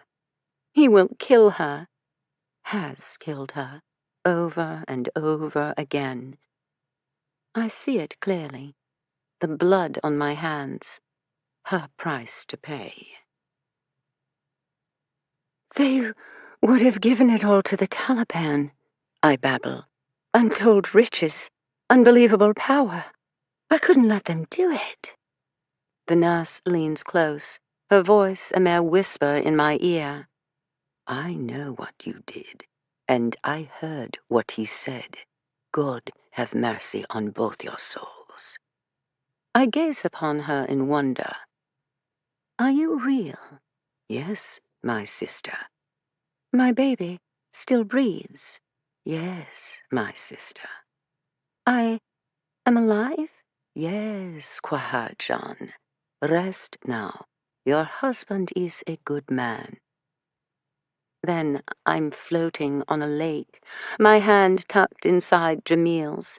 The sky is pure blue, the sun a bright promise. And now I am sure I'm dead, but I don't care anymore. I would stay here forever, float here forever, my fingers entwined with his. She is beautiful, he tells me. I'm crying, my tears pouring down my cheeks into the gently lapping water. You have done well. He turns to look at me. I can see the hole in his head, where the bullet penetrated his bone-white skull, obliterated his brilliant brain. His blood, my tears, spreading out in the water around us. Two halves of one whole, he informs me. I shake my head. He is gone. You're gone. Everyone is gone. Are you so certain of that? What did you see that day? And what do you know? I'm confused and hurting, but gradually, as the water caresses my skin and Jamil's hand warms my own, I can picture my brother's blood-covered face as he lay sprawled on the ground, and I realize, for the first time, how much I didn't truly comprehend. Because that version of me didn't know how to take a pulse, or that head wounds bleed horrifically, or that even the most grievously wounded body can sometimes be healed again. I was still a child, a well-intentioned one, but a naive girl just the same. You have everything you need, Jamil says now. You know everything you must know. And I understand what he means, even as I dread what will happen next. What kind of fool falls in love when the world is burning? Jamil whispers, so close it is his blood dripping down my cheeks. What kind of fool doesn't? I awake with a start. The first thing I see is Isad kneeling on the floor beside me, his hair, his clothing in complete disarray. As my eyes open, so do his. For a moment, he looks as bewildered as I feel. Then he grabs my hand, clutches it fiercely. Praise be to Allah! He feels my forehead, touches my cheeks. You have returned to us. My brother is alive, I croak. What are you? Fashid is alive. I must find him. He gives me a look of deepest pity. Like your cousin, Habib, you have been screaming about him, Jigaram. You point at shadows, warn us to look out. He is behind us. He'll kill us, you, Zahra. But no one's there.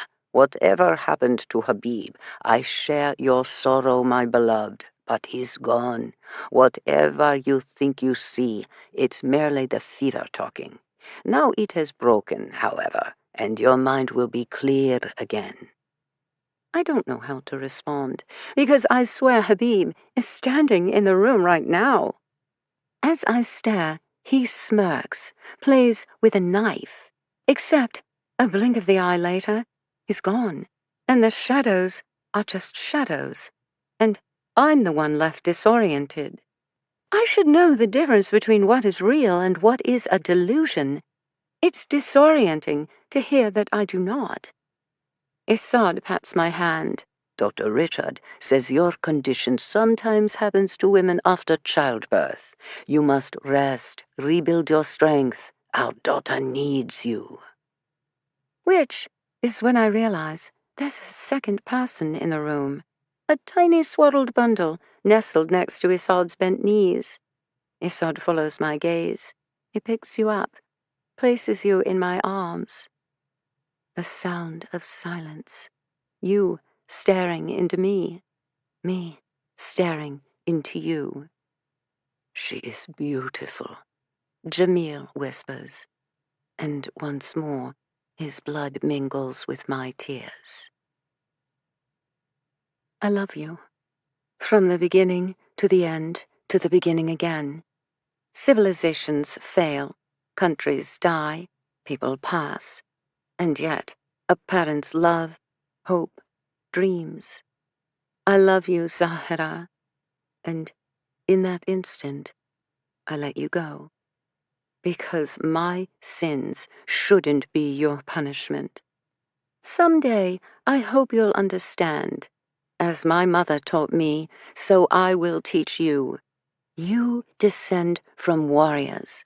There are good men, amazing men, exceptional males out there. But too many. They seek to erase us from existence, to force us to disappear within our own communities, to make us become invisible to even ourselves. Never let them win. Your voice has value. Your heart sings. Your mind glows. Your strength beckons. I bow to you, one tired fighter to the next, and I hope you will understand what I have to do next. Two halves of one whole. I finally understand, and there are things I must do. I can only offer you this, a parent's lament to all the children out there. I'm sorry. I love you. I'm sorry. I love you. Chapter 33. Alia is surrounded by a sea of graph paper when I return. At a glance, I can tell she has duplicated the 5x5 grids provided by Zahra, each sheet bearing a raft of scribbles in the margin. Do you know what magic squares are? She asks upon my entrance. Not a clue. Your handsome friend is correct. They are puzzles where the sum of the digits across rows, down columns, and through diagonals are the same. From that regard, these are magic squares. The numbers always add up to 60. There's no way such repetition can be by chance. What does that mean? Is the number 60 significant? Maybe. But here's the problem. Your friend is also correct. A true magic square doesn't have any repeated numbers, and these ones do, which apparently classifies them as trivial. But given everything that's going on, they don't feel so trivial to me. I peer over her shoulder, studying the laborious process she's been going through, adding up every single combination of numbers. She's right. There's no way this kind of perfectly synchronized addition can be by chance. But what does it mean? I pick up a piece of graph paper, study the copied puzzle for a bit. If it's a code, by whom and for whom? And what does this 5x5 grid of numbers signify? Do we know how Zahira learned to draw this? I ask. She says her mother learned them from her mother, a gift passed from generation to generation. Hand-me-down math puzzles? The concept alone hurts my head. Two halves of one whole, Alia repeats. Do you know what that means? Not at all. I take a seat, study the assorted pages. Was the grandmother a math professor? Mariam was a fashion designer. That tracks, I mutter, given that nothing about this case makes sense. But Sabra knows math, yes? She worked as an assistant for Isad at the university? Yes. Meaning she'd understand these grids were wrong, or trivial, as you say. They aren't constructed properly. I would assume she'd realize such a thing. I frown. You said the repeating digits shouldn't be there. What happens when you call them out? You're asking if the repeated numbers are significant on their own? Sure. Alia shrugs. I've analyzed them many times. As the saying goes, I got nothing. I study the grids. All look Greek to me. For lack of anything smarter to do, I pull out my phone and Google magic squares. I learn that they date back to ancient China, have gained occult status, and can appear as symbols in works of art. As a matter of principle, they are constructed with non-repeated positive integers. There are, however, examples of famous trivial squares, including the 4x4 Sagrada Familia magic square, whose rows and columns add up to the number 33, the age of Jesus at the time of the Passion, but get there by repeating the numbers 14 and 10. So famously trivial. Basically, the more I read, the less I understand. I'm also still struggling with the concept of the grids being a hand-me-down from Zahira's grandmother. Because Sabira's encryption skills weren't challenging enough? Except, of course, her mother was also an MI6 agent. Meaning maybe Sabira learned encoding from her? Seriously, what were family dinner-time conversations like in that house? I return to two halves of one whole. A key of some kind? Maybe we should have the numbers inside the magic squares, except that results in messy fractions. Next, I try dividing out the total. If the magic sum is currently 60, what happens if I make it 30 and reconstruct the grids accordingly? What I get from my awkward computations is that it's very difficult to create a magic square. Certainly, the only way I can get each row, column, and diagonal to total 30 is to repeat numbers again. I'd like to think it's because that's the only way it can be done, but it could also mean I'm not clever enough. One thing I've learned in my years as an investigator, play to your strengths. The odds of me cracking this code and/or using it to locate Sabra are not high. Then again, the crime scene specialist from Sabra's townhouse hideaway, Jay Chen, he clearly enjoyed puzzles. I give Detective Mark a call. What? He growls. I fill him in on Zahira's carefully replicated math puzzles. I do not mention our own attempt at a coded message inviting Sabra to a meeting. I'm not totally stupid. Fuck, he states. We're thinking the grids are magic squares, which may or may not have something to do with two halves of one whole. Fuck. I was wondering if your crime scene expert, Jay Chen, might give them a look. Silence. Then, fine, send me a photo. Has he had any luck discovering more messages from the wall art? He's running photos of the scripted mess through an encryption software. An encryption software? Huh. I wonder if I can find that as an app. More silence. Any more breakthroughs from Assad's cell phone? Sabra's cell phone? You had a term for it. Wait, I remember. Any new evidence? Are you trying to piss me off? Generally, I don't have to try. I changed my tone to dead serious. I am attempting to keep a little girl safe. Whatever happened to her parents, we both know she could be next. Detective Mark sighs heavily. I don't think he's a bad guy.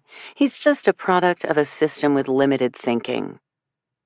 Issad Ahmadi's phone had half a dozen incoming calls from a burner phone, he supplies, all lasting less than 30 seconds, none leaving messages. You can't trace the burner? Nope. What about triangulating the signal, or whatever that is? It's possible a few of those calls bounced off a tower near the warehouse district, including the same evening as someone went whack-a-mole with the 2 male Vics. So, someone calling from the vicinity of the first crime scene, I muse. Maybe the bad guys making contact with Issad? Or Sabra having dispatched bad guys, calling Issad for a ride out of there? Whoever did the calling, it got Issad there, and we all know how that ended. Slight pause. For the record, the ME confirmed Issad Ahmadi had blood on his clothes that matched the 2 Afghans discovered bludgeoned to death. She then tested the blood on their hands and clothing and got a match to Issad. So definitely the 3 had some kind of altercation.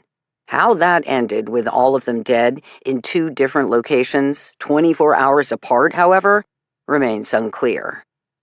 They lured Issad to the warehouse. He got into a struggle with them, allowing Sabra time to flee. And then I have the same problem Detective Mark has. Then someone should have won the fight. Issad kills the men with a hammer. He and Sabra get away. Or the 2 men overwhelm Issad, taking him prisoner to interrogate and torture for the next 24 hours. Except the 2 men die the evening of Sabra's escape. Issad isn't killed until the following day, which is a particularly disturbing scenario. Because Detective Mark is cooperating, I fill him in on my other breakthrough for the day. Sabra was hospitalized for 72 hours on a psych hold, had some kind of nervous breakdown/PTSD episode.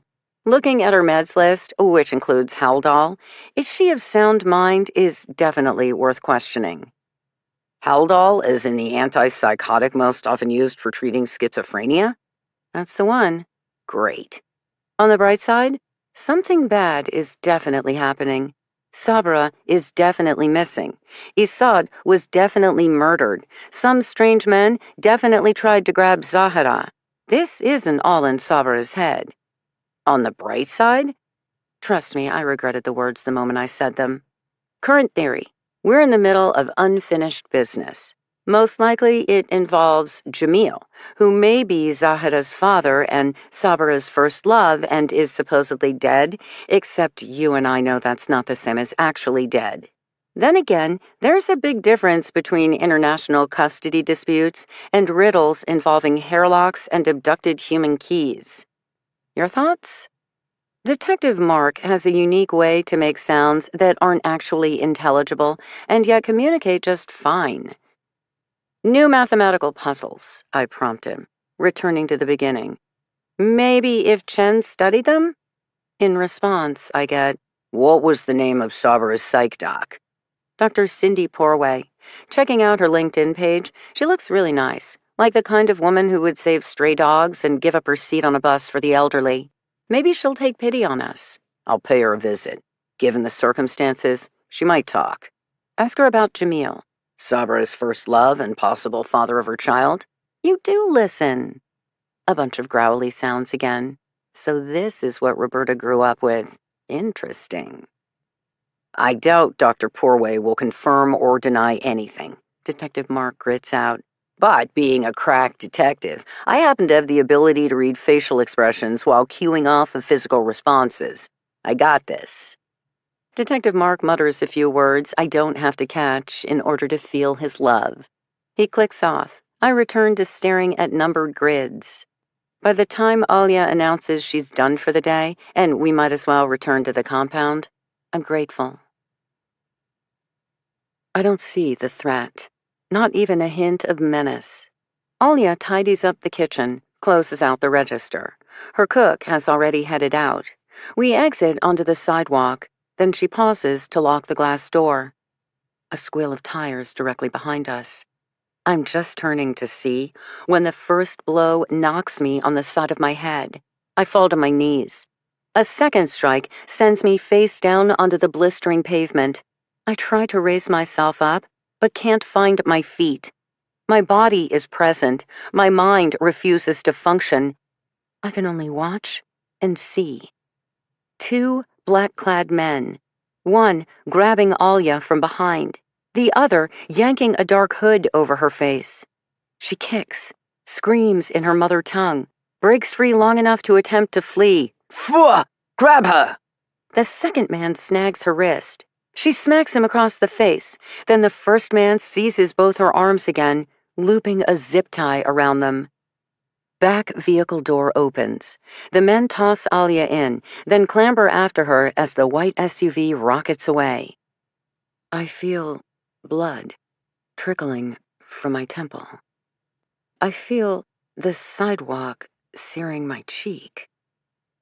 I feel nothing at all as the world spins away. Chapter 34. Reality comes and goes. People screaming, followed by uniform-clad professionals. Police. EMTs. I try to hold the moment. Things I need to say. Alia, I attempt to croak out, but no sound emerges from my throat. Blinding lights. Speeding vehicles. Alia, I whisper. Fade to black. I wake to voices. Daryl's, I think. He's moaning that he should have been there, shouldn't have left us alone. He's demanding answers, action, something. Another man's placating tone. They were able to identify the license plate on the SUV, trace the vehicle to a vacant lot where it had been hastily abandoned. Crime scene techs working it already, certain to have answers soon. There's something important I need to say, but I don't remember what or why. Throbbing in my head, chest, arms. I roll to the side, vomit, clamber of movement. People appear. Some I know, some I don't. I stare at them all, glassy-eyed. Fade to black again.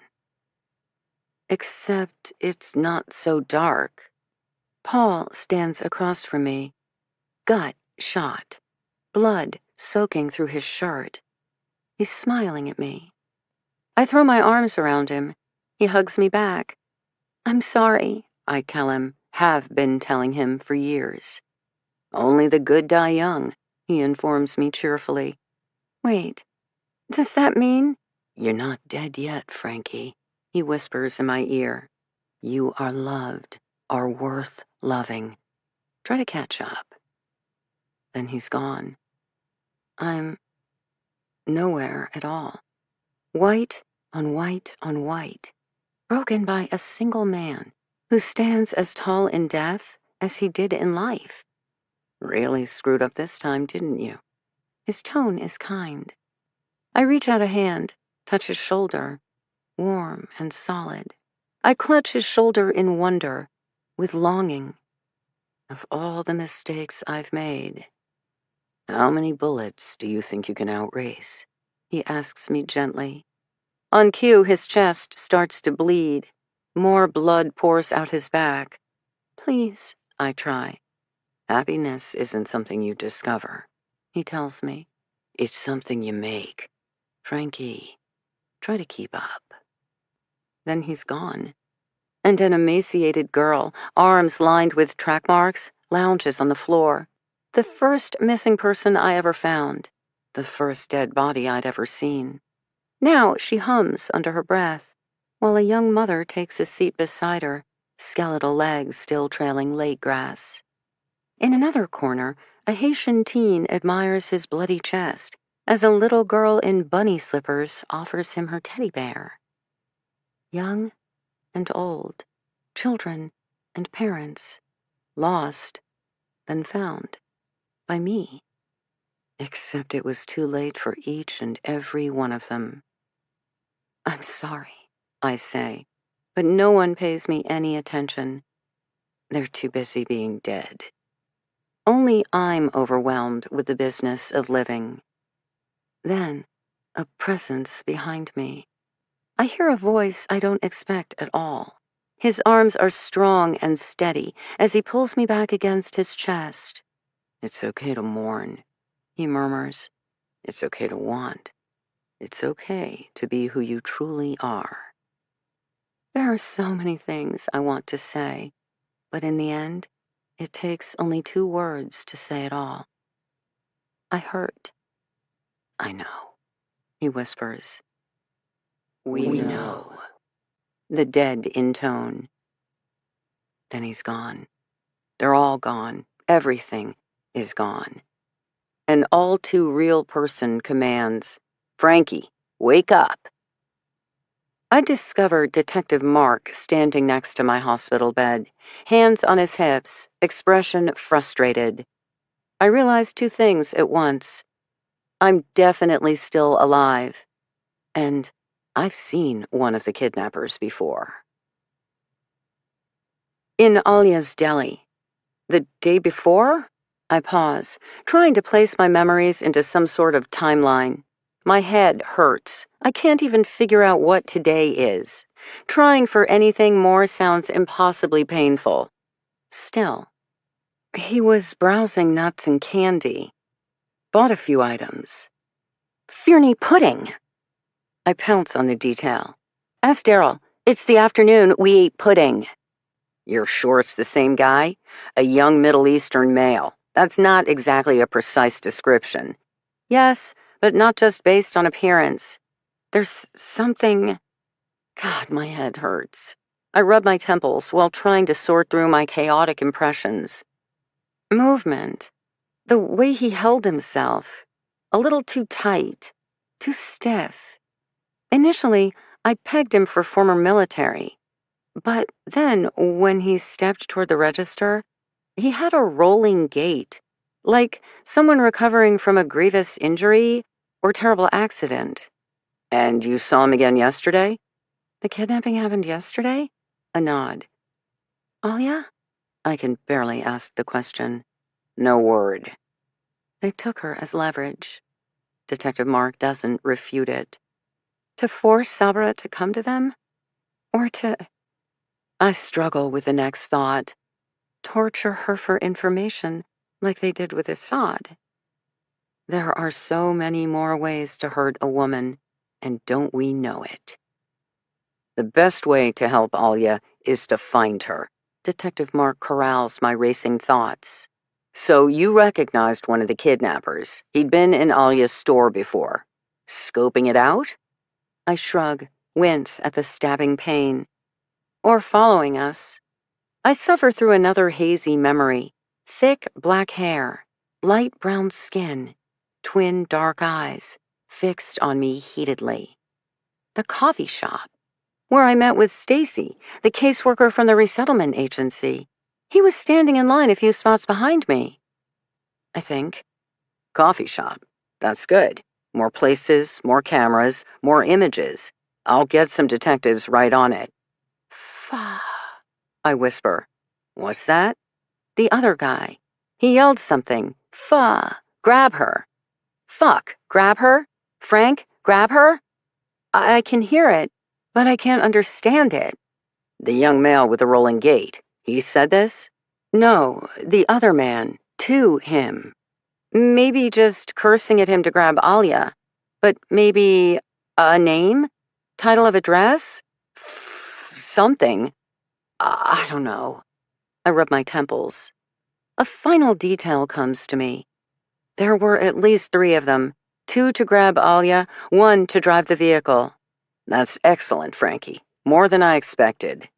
If those 3 belong with the 2 found hammered to death at the warehouse, that makes 5. 5 men out to get Sabra for something she knows, is. Doesn't that seem like a lot of people involved in a treasure hunt? Depends on the size of the treasure. Even my semi-fried brain can grasp that. Zahra? I ask. Still safe with Daryl and Roberta. I offered to contact Child Services. My sister? Let's just say she made a suggestion only a sibling can get away with. Threatened to remove your manly bits? With a rusty knife, he assures me. I like your sister. Dramatic eye roll, but he isn't fooling either of us. He and Roberta have a special relationship, the kind an only child like me can admire, but never truly understand. Dance studio meet and greet, I mutter. Fresh eye roll. Yes, Daryl confessed your master plan for summoning Sabra Amadi, at which point Roberta threatened him with a rusty knife. But the detective shrugs. We need Sabra. Trying to coerce her into locating us? Not a terrible idea. The bad guys are moving very fast, I murmur. We, on the other hand, are very slow. That's not a great recipe for success. Detective Mark nods. I try to sip more water through my cup's straw, but get only air. He takes the pink plastic receptacle from me and fills it up. He volunteers. Chen is working on the new math puzzles. His first thought was also magic squares, but there's something about them being trivial. He has a theory. Gonna consult a friend who's also a math nerd. I know better than to nod by now. I'm very, very tired. I want to close my eyes and sleep forever. I want to dream of rainbows and unicorns instead of a gathering of the dead. I also have IDs on the 2 murdered Afghan males, Rafiq Barami and Ahmad Barami, cousins. Both fled Afghanistan after Kabul fell, being Hazaras, an ethnic group the Taliban has a tendency to cleanse. Connection to Sabra and her husband? I croak. Working on it. Records post-Taliban takeover not being so accessible, especially, for the Tucson PD. I get it, though it doesn't diminish my disappointment. Also, Mark continues, have been spending quality time with cell phone records, his and hers. First time Sabra disappeared, Assad made a dozen calls to a number in New York. Interestingly enough, soon after, Sabra started reaching out to that number as well. It's the main number of a major hospital. My eyes round. The baby. The baby? I didn't mention that Sabra is pregnant? What? Just learned. Honestly, right before returning to Alia's deli, I had received a manila envelope with Sabra's medical records. You have the missing woman's actual medical records? Detective Mark sounds irate. In a clear violation of how many HIPAA laws? I didn't steal them. Someone else did that. I was just given them from a friend. I glance painfully around the room, waving my hand in a gesture of searching. My brown messenger bag must be somewhere. Has records. Was gonna share. Swear it. Detective Mark huffs, then crosses to a closet, where, sure enough, my leather bag is hanging from a hook. He delivers it to me, but when I open the flap, nothing. The manila folder is gone. I poke and prod some more. Basic items, including my emergency whistle, lip balm, discreet zippered pocket of cash. I empty everything out, not that it's much. Then I gaze at the detective blankly. I had it. I slipped the docs into my bag after speaking with Sabra's caseworker, returned to Alia's deli. I phoned you, then we closed up shop. Stepped outside. Everything gets blurry after that. Would one of your officers have taken it? I ask. Mark bristles. No, and not the EMTs either.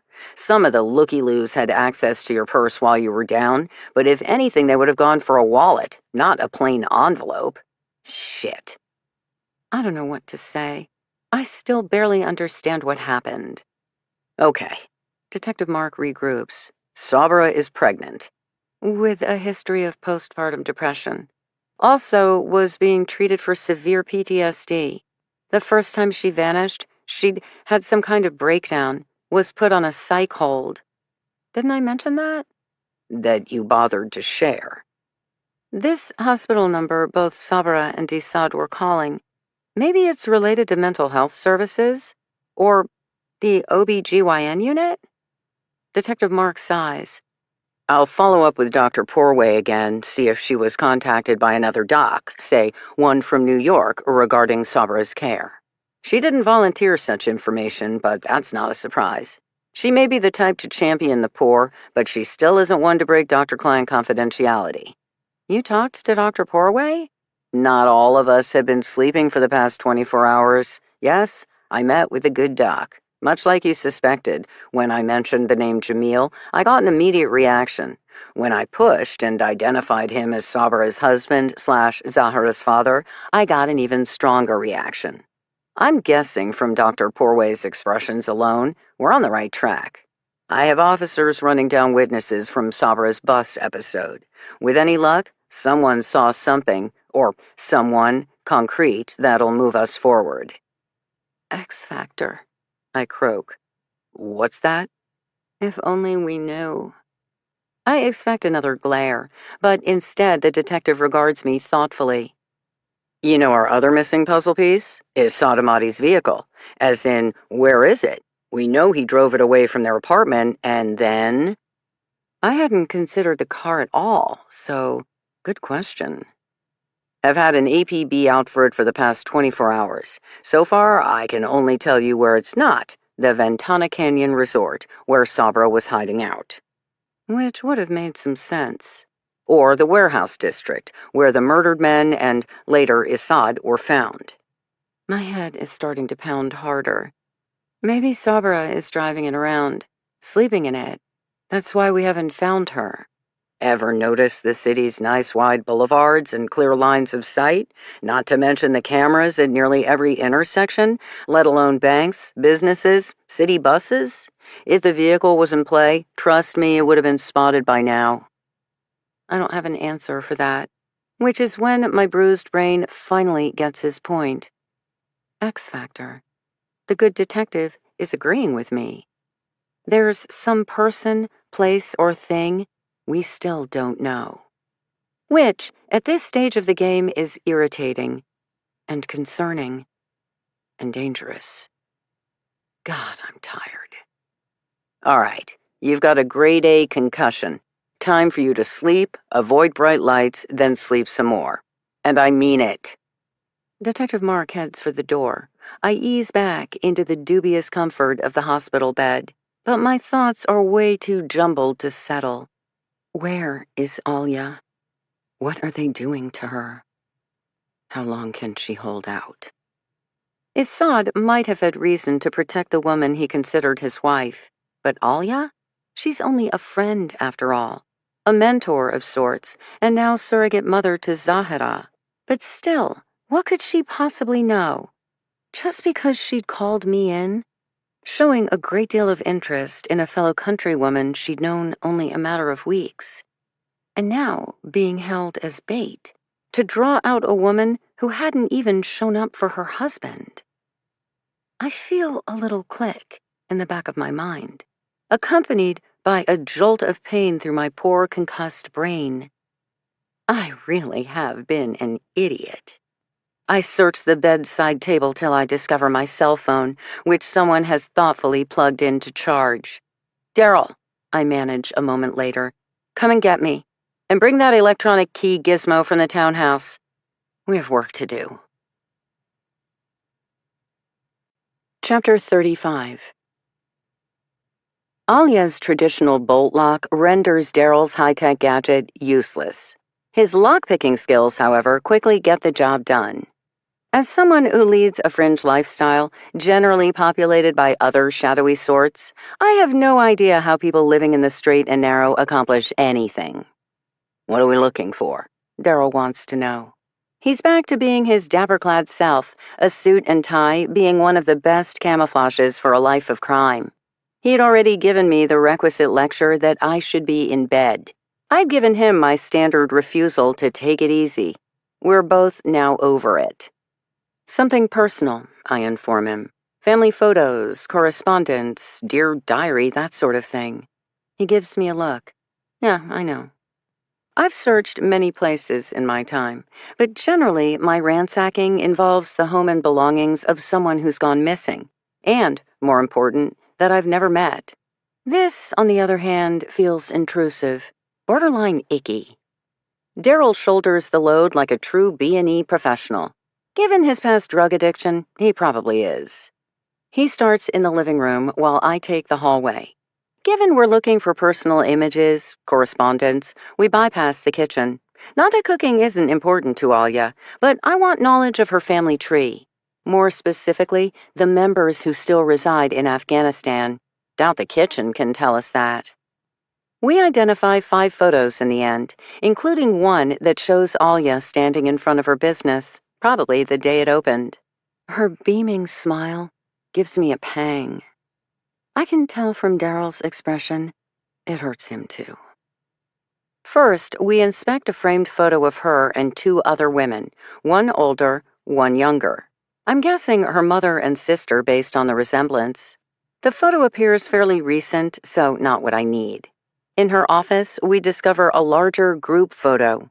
Old and faded, the background nearly unrecognizable. Maybe taken in Afghanistan? Impossible to be sure. We liberate it from its frame to read the back, which is completely blank. Seriously, who takes a group photo that doesn't scratch at least a few names, dates, location? I'm annoyed, but maybe because my head is still throbbing, and everything about this is triggering. Standing in the middle of Alia's beautifully decorated living room with its rich colors and bright tapestries. Walking through her bedroom, which still carries a whiff of her perfume. Hell, passing the kitchen, which still exudes mint tea. We know Alia, and in the past few days, she has come to feel like not just an ally, but a friend. And now, I keep remembering the reports of Isad's charred hands, and a shudder goes through me. Are they torturing her right now? Does she even have whatever information they're looking for? Or is she enduring all that pain and misery with no end in sight?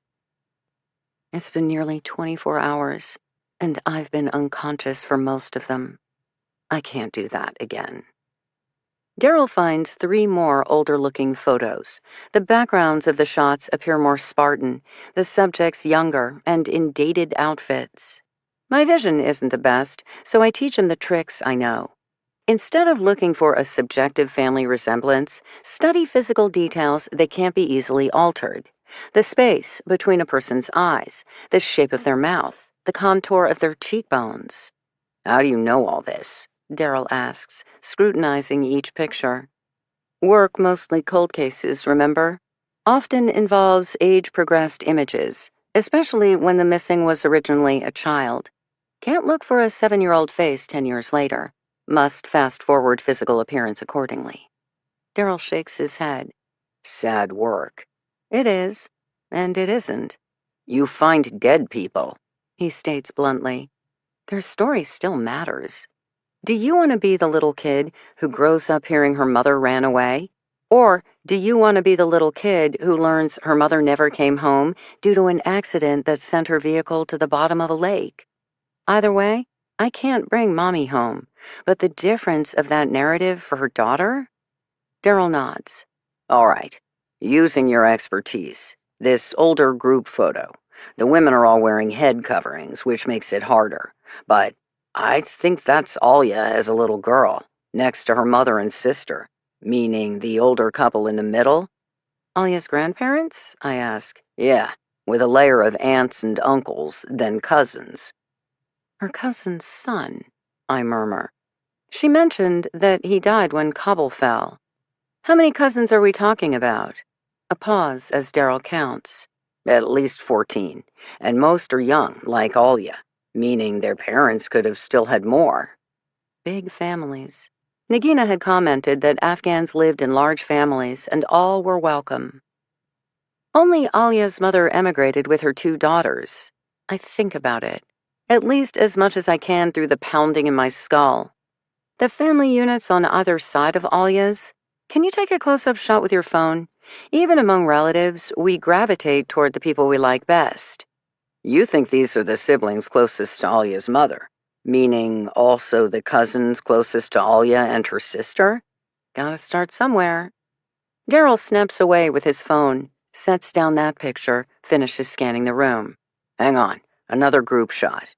He pulls it down from the top shelf. This one contains noticeably fewer people, while definitely having been shot more recently. I glance at it, nod slowly. Family reunion at least 1, if not 2 decades later. Daryl sighs, practices his new facial identity skills.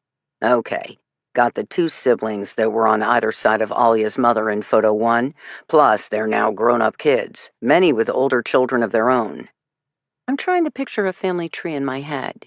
If Alia is now in her 50s, her first cousins would also be around her age, meaning their offspring would be the official next generation of older teens, young adults, university-aged, such as Sabra.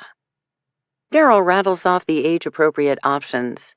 Of the 10 second cousins, 4 are male, 1 probably too young, leaving us with 3 candidates. He brings me the photo, points out the figures in question. 3 young men, dressed in Western garb. Good-looking kids, no doubt about it. Thick, dark hair, broad shoulders, lean forms. I try to figure out which one of them screams activist, but honestly, they all look like hope to me. Now, apparently, one of these young men is dead, while the other 2 live under a regime that hates them for their taste in wardrobe alone. The sadness hits my concussed brain hard. The huge waste of it all. What is it about humans that we can't get out of our own way? There's a classic observation about crabs in a bucket. None of them can escape because any time one of them makes progress climbing out, the other crabs pull it back down. I think only humans can recognize such behavior in crustaceans without catching the irony of our own self-destructive history. Names on the back? I ask at last.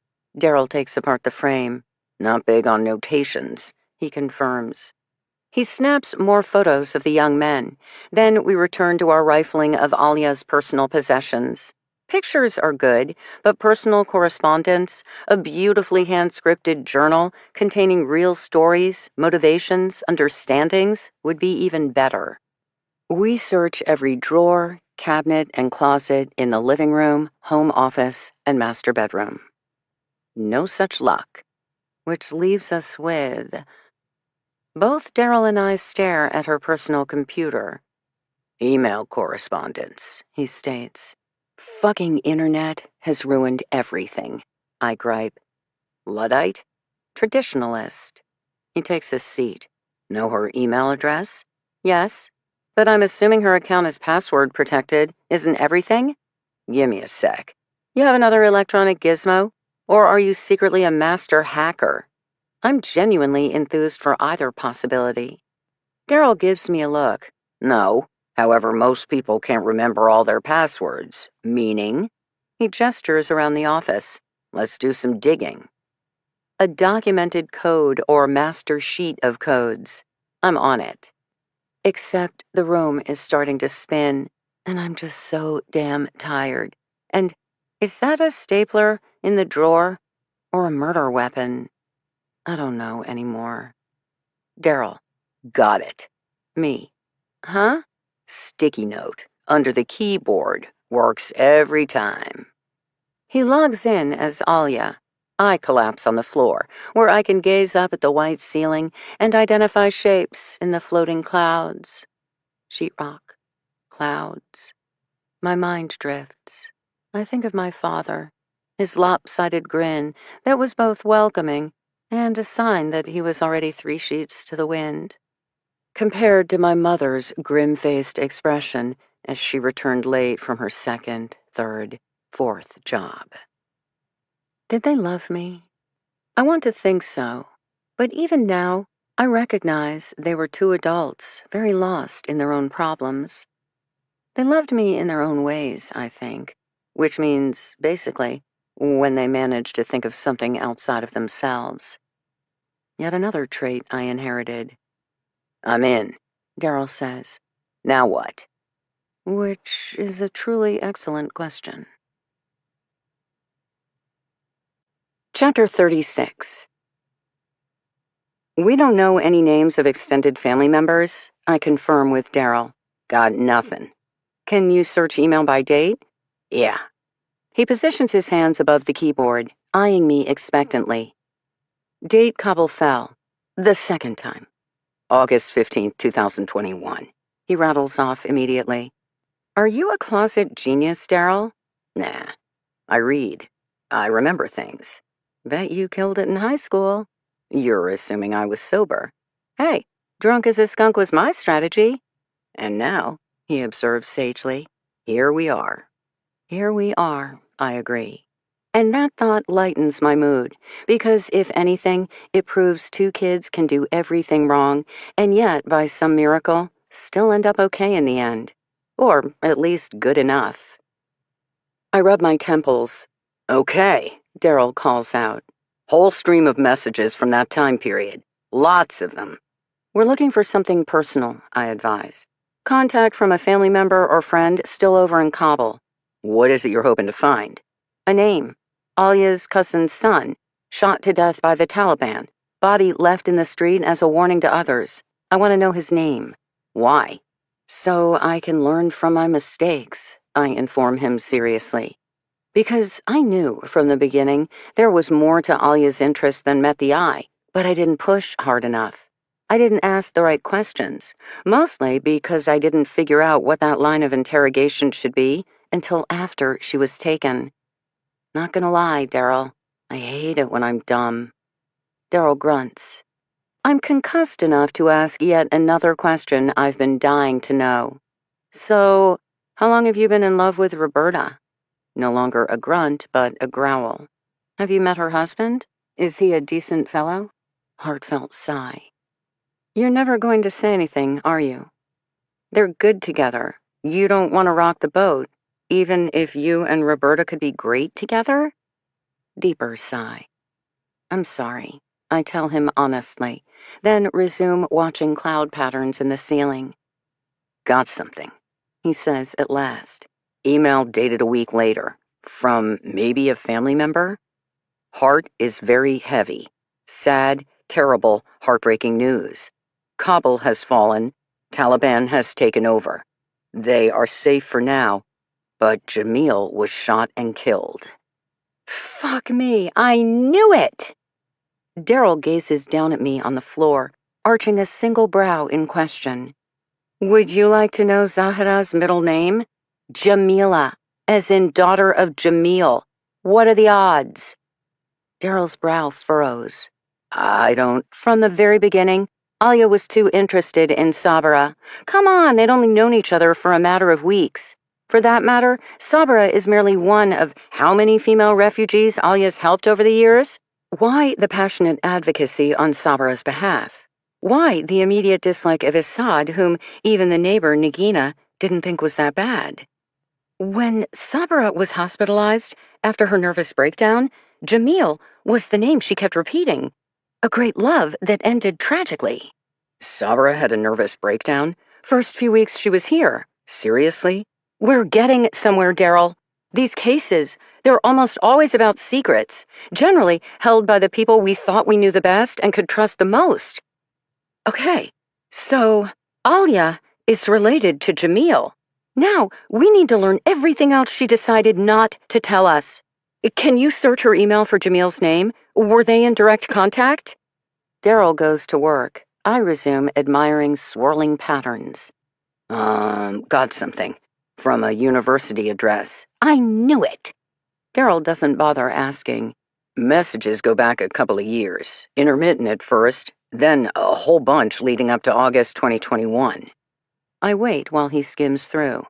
Jamil is the son of her cousin? He asks. I would assume so. That would make him a second cousin. Huh.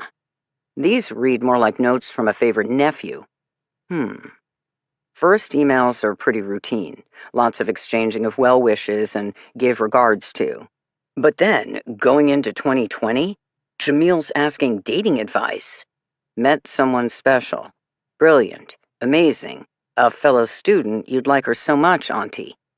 Daryl skims again. Now we're January 2021. U.S. is starting to draw down troops. He's worried. Wait. Daryl stops short. He's heartbroken. Broke up with Dream Girl. He discovered something. She was using him?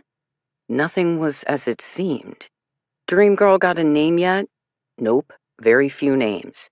Maybe worried about being monitored? I have no idea. Daryl returns to clicking, reading, clicking. Dream Girl's back. But of course, I mutter. Realized she had her reasons. They're on the same side after all. What side? Sounds like revolution. Existing government too corrupt. Concerns about stability once U.S. military presence is gone. Oh shit. Need more dramatic progress. Daryl clicks away. Then, fuck me. What? I sit up too fast, head promptly spinning, but the darkness of his tone. Another moment as Daryl peers at the screen, eyes scanning. Sabra. Jamil identifies his sweetheart as Sabra, but with no last name. And he's attached a photo. He turns the monitor. An image appears, a headshot of a shy young woman wearing a dark blue hijab. Sabra Ahmadi, smiling into her lover's camera lens. There's something about her look that makes both Daryl and me catch our breath. Is there anything more innocent than young love? Is there anything more haunting? Why include a photo now? I ask, though I already fear the answer. He's worried about a spy in their midst. Danger mounts. Daryl's voice fades out as he glances over at me. Essentially, Jamil is writing. Should the worst happen to him, such as being killed, he wants Alia to find Sabra, get her to the States. It's of the utmost importance. Daryl resumes reading. The Taliban can't get their hands on her. Her family is not to be trusted. Wait, her family? That's what it says. Please, Auntie, do whatever it takes to keep Sabra safe. Daryl stops reading. He moves to the next email, except there isn't one. That's it. A last note from a young man who clearly hadn't exaggerated the risk to himself and others. I glance at the date, do the math. 6 days after writing this, Jamil is dead. And his pregnant girlfriend. Did Jamil know? There's no mention in his email to Alia, but there are clearly plenty of details he's omitting. Maybe that's why he wanted Sabra to be protected from the Taliban. And yet, I already think he's referencing something more professional than personal. Something relevant to them both being on the same side of the revolution. Her encryption skills? Gifts with codes? Or languages? Or memory? A key that has no lock. And one, Jamil, Assad, and now Alia, found worth dying for? I have Sander Kurtz's email address. Forward everything to him, I instruct Daryl. Then, as his fingers clack away on the keyboard, Daryl, what do you think they're doing to her right now? He doesn't have to ask to know I'm talking about Alia. Gracious, determined, sparkly-eyed Alia. Daryl sighs heavily, forwards more of Alia's emails. There's one thing I still don't understand, he begins. One thing? I got dozens. Didn't you say, and Alia agree, that refugee placement is random? So what are the odds that Sabra and her family ended up here in Tucson, basically on Alia's doorstep? Sounds too good to be true. Placement is supposed to be random, I consider out loud. Then, didn't Detective Mark mention Assad's call log included a bunch of DC numbers? And Alia emphasized that while the Ahmadis were new to Tucson, in fact, they'd already been in the U.S. for nearly a year. Daryl peers down at me. You think they have some sort of connection? Honestly, I'm beginning to think they have all sorts of connections. Certainly plenty of people seem to know about Sabra and have a vested interest in her future. Who would have that kind of clout? Daryl presses. Excellent question. Though I already have one, make that two, prospects in mind. My head is pounding harder, however, and there's little to be done given the late hour in the Eastern time zone. Here, on the other hand, it's almost 7 p.m., I state. Ballroom studio meet and greet, Daryl agrees. Maybe we'll get lucky. I appreciate our optimism. Just then, the office door drifts open, and the barrel of a gun appears. Chapter 37. Habib takes to following me everywhere. I see him when I exit the showers, when I walk from our shack to the medical clinic. Sometimes he looks perfectly groomed and composed, like he could be sitting at my parents' table. Other times, he is a broken, bloody mess. Always, he is smirking. I will get you, he tells me with his eyes. I will have my revenge. Initially, I hunch my shoulders and scurry by. Don't look at the shadow that isn't there. But over time, I start hissing at him angrily, which then leads to curt orders to stop it, and then, quite naturally, entire exchanges about his greedy, treacherous father, about how I was totally right to do what I did, and they didn't deserve an ounce of that gold. And then, almost conversationally, look at us, Habib.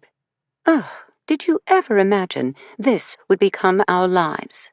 From a grand home and full table to this, begging day after day for a bottle of water, a scrap of meat. If the rest of our family could see us now. Did your family always hate my mother? I want to know. Was it because they thought she was too good for them, with her crisp British accent and chic Western clothes? Because my father knew she was too good for him. It's what he loved most about her.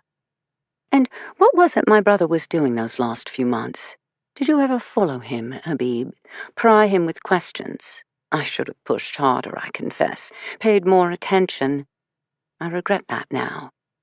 I regret so many things. Do you know where he is, Habib? But Ghost Habib isn't much for talking. Ironic, given living Habib rarely shut up. One night, walking home from the clinic, I catch a glimpse of my mother disappearing between two makeshift tents. She turns, flashes a smile before vanishing from sight. I have to force myself not to chase after her. Maybe I have become a partisan, a woman who talks to angels. Or maybe I've been over-influenced by my mother's love of ghost stories, especially involving Wadi al-Salam, where the restless spirits of 6 million souls, kings, prophets, peasants, roam the tightly packed cemetery, spooking visitors and playing childish pranks. She loved to warn us of ghouls, blame mischievous jinn. A pot not left in its usual space? The jinn did it. The smell of tobacco lingering in the hall? Oh, your grandfather's ghost is restless tonight. She would regale my brother and me with stories of haunted houses and hungry demons till my father begged her to stop for the sake of his children sleeping through the night. But Farshid and I always returned for more. What youngster isn't secretly fascinated by death?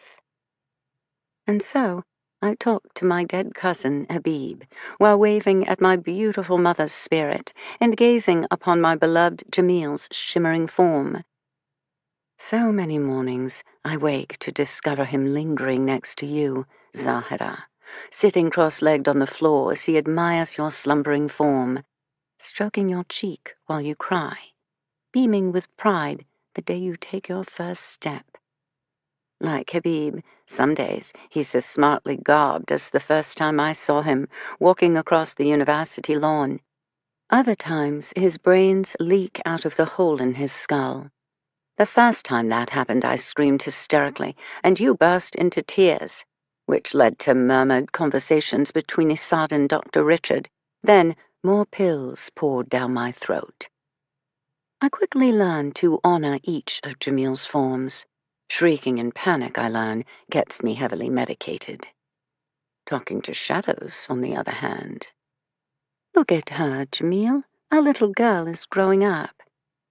You remain a child of silence, Zahira, but I swear, each time you peer in Jamil's direction, you smile. Since the death of sweet young Omid, our little Shak family has fallen apart. Rafiq has become grim from the loss of his beloved son, as well as the continued burden of ensuring the rest of his family's survival.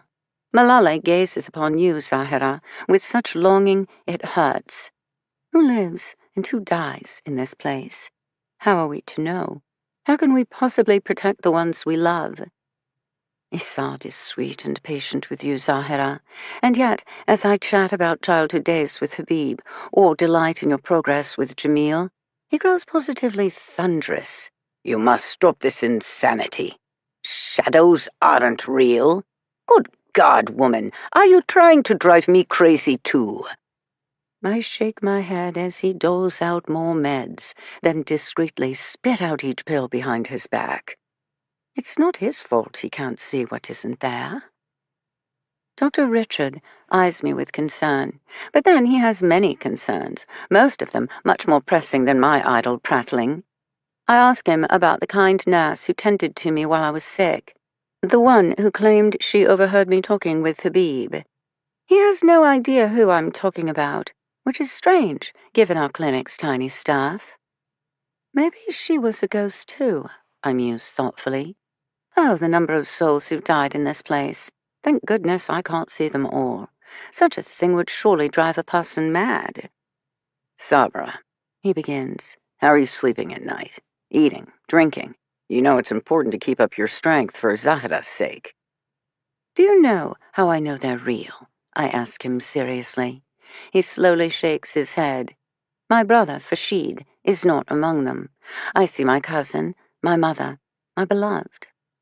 Dr. Richard's eyes widen slightly, but never Fashid, which proves what I should have known from the beginning. Fashid still lives. What did you think had happened to your brother? He was shot. I saw his body, collapsed on the street outside our home, his face painted in blood. I took his gun from him. He never moved. Dr. Richard shudders slightly.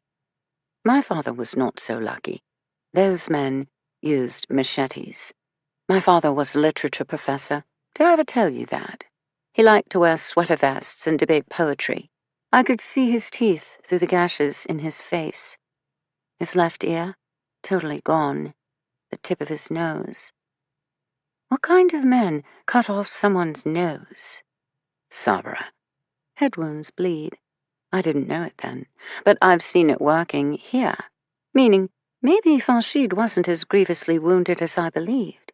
He had been knocked unconscious, left for dead, but wasn't actually killed.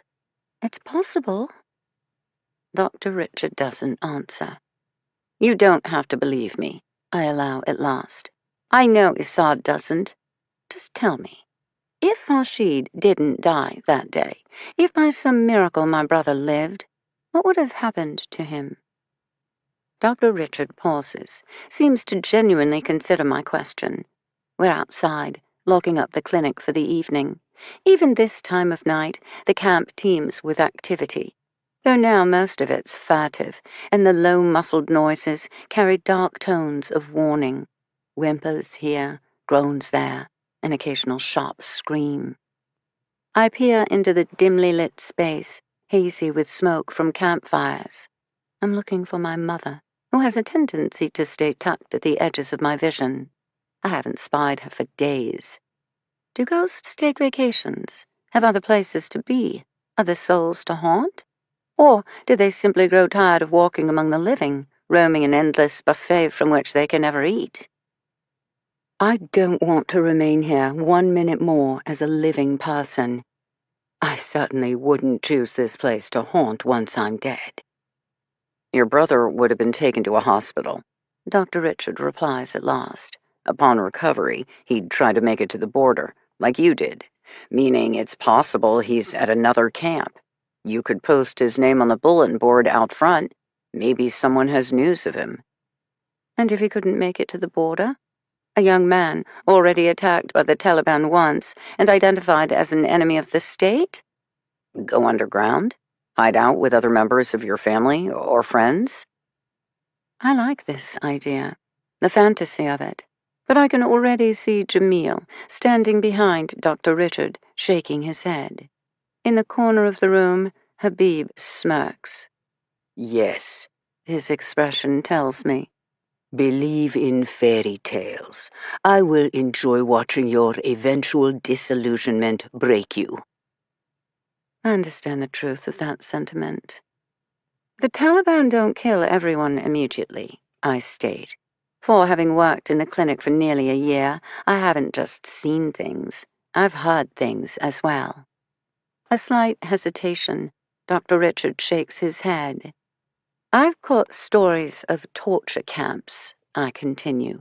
Caves where they chain up men, women, and children for hours, days, months. Fashid could be someplace like that. If so, then surely you understand, Sabra. He would find a way to live. Trust me. If there was someone who could survive, it would be Fashid. Is there a way to identify these camps? Learn where they are? Get a list of prisoners? I doubt the Taliban are that forthcoming. Of course not. But they don't have to give out the information for it to be known. Satellite footage, drone activities, glowing red silhouettes captured on infrared. How do you know? Governments are always watching, and spying, and selling, and wheeling, and dealing. My voice picks up. I don't mean to grow so angry, but the emotion, like so many these days, washes over me in a giant wave. We are nothing but pawns to them. You, me, everyone in this rodent-infested hell. What's that saying? The boys throw rocks in jest, but the frog dies in earnest? They are the children. We are the frogs. Throughout all of human history, again and again and again. I feel a brush against my cheek. Jamil trying to soothe. Or maybe it's my mother, offering a rare moment of comfort.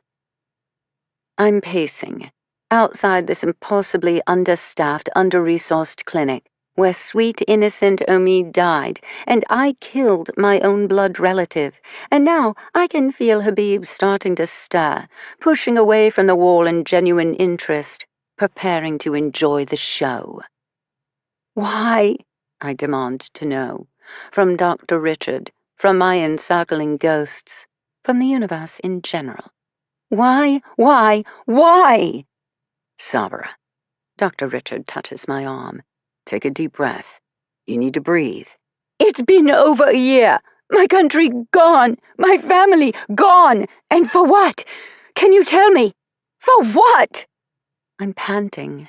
Up is down. Down is up. I don't know. I don't understand. Isad has appeared.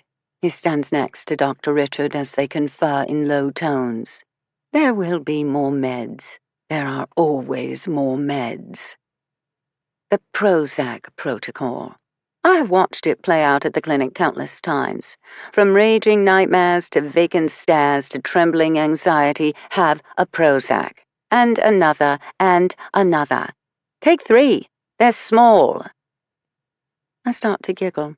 I guess they're not really that tiny, and I have a hard time swallowing them.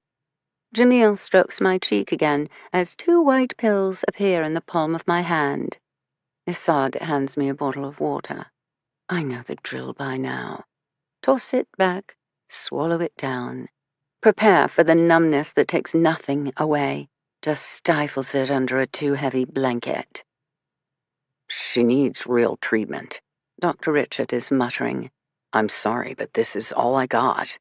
We must get out of here. You and 8,000 other people. She's special.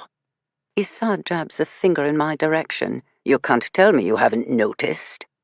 A pause. How many languages does she speak? Dr. Richard asks. Habib shakes his head. He He's returned to looking like a broken, bloody doll, while Jamil stands beside him, leaking grey matter onto the ground. Countless, Isad states, or perhaps more accurately, endless. I've seen her. Dr. Richard shakes his head. People come in. None of us know where they're from, what language or dialect they're speaking. Your wife? She listens, sometimes for minutes, sometimes for what seems like hours. Then, just like that, she utters their mother tongue back to them. The look they get on their face when they realize that finally someone can understand them, give them voice.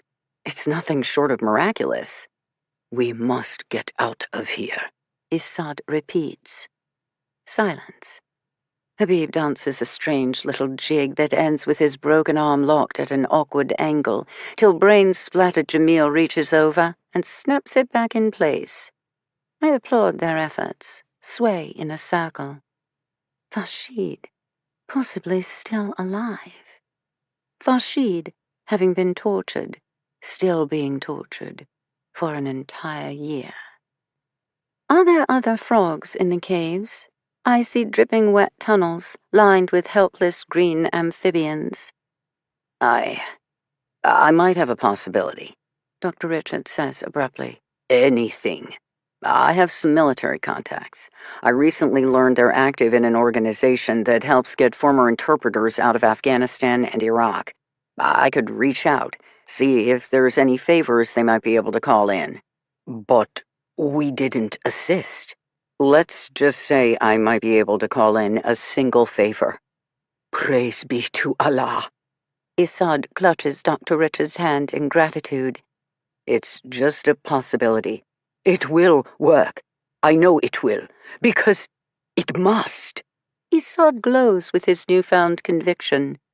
Habib scowls sourly, and Jamil smiles softly. Then the Prozac hits, and I sink into a sea of nothingness, where only my hope for the future remains, a flicker of light dancing behind my closed eyelids. Farshid, my brother, still alive. Farshid, my brother, trapped in the dark. Farshid, my brother, I am coming for you. Miraculously, Dr. Richard manages to arrange for our transfer a few months later. A refugee center in Abu Dhabi, with better conditions and more resources. Upon hearing the news, Malali weeps tears of joy and sorrow, while Rafiq does his best to appear happy, then twists away to gnash his teeth. They have yet to be granted refugee status, and as month turns into month... Did they ever make it out?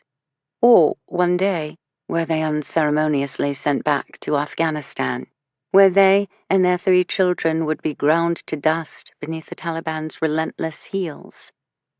Is it possible poor Umid was the lucky one after all? Abu Dhabi offers access to real medical services versus a 2-room shack staffed by mostly volunteers.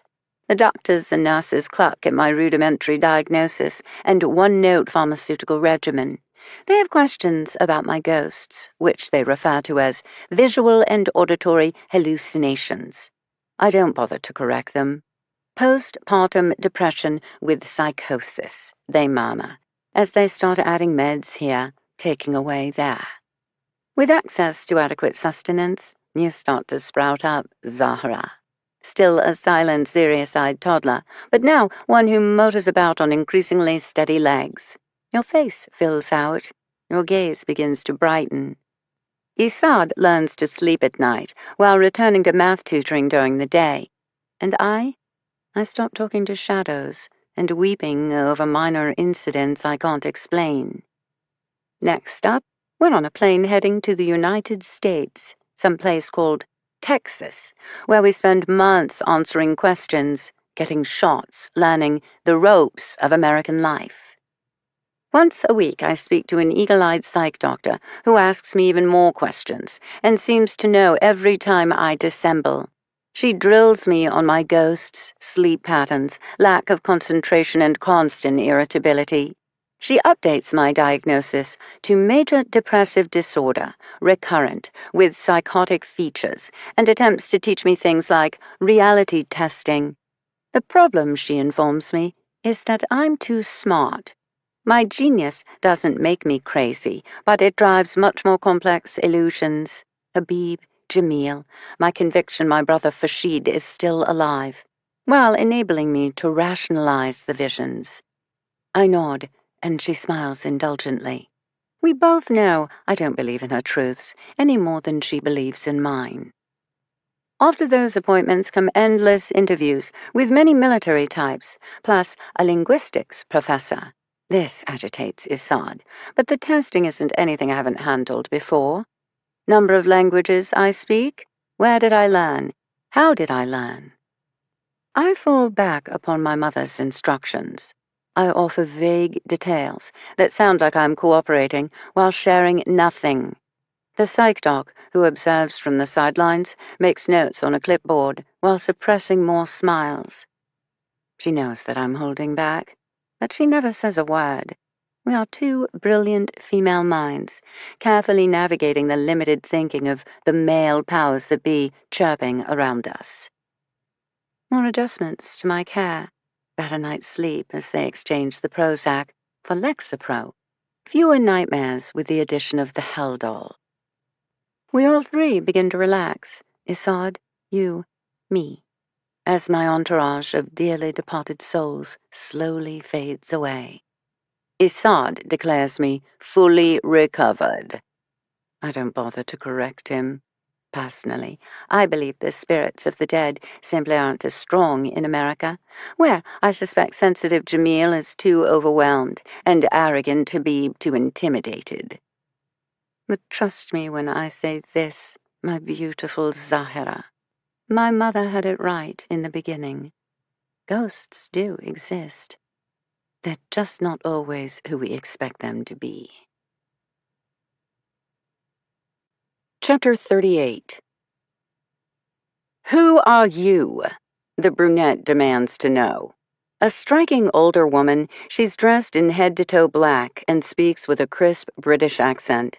I blink at her in open confusion. What just happened to her pistol? Because I swear she entered at gunpoint, except now. Now. I glance at Daryl, whose jaw has dropped. He appears stunned, if not completely mesmerized. What is it about gorgeous women that make men so stupid? You're not Olya Gulbaz, the woman states. Neither are you, which is interesting, given you just walked into her apartment.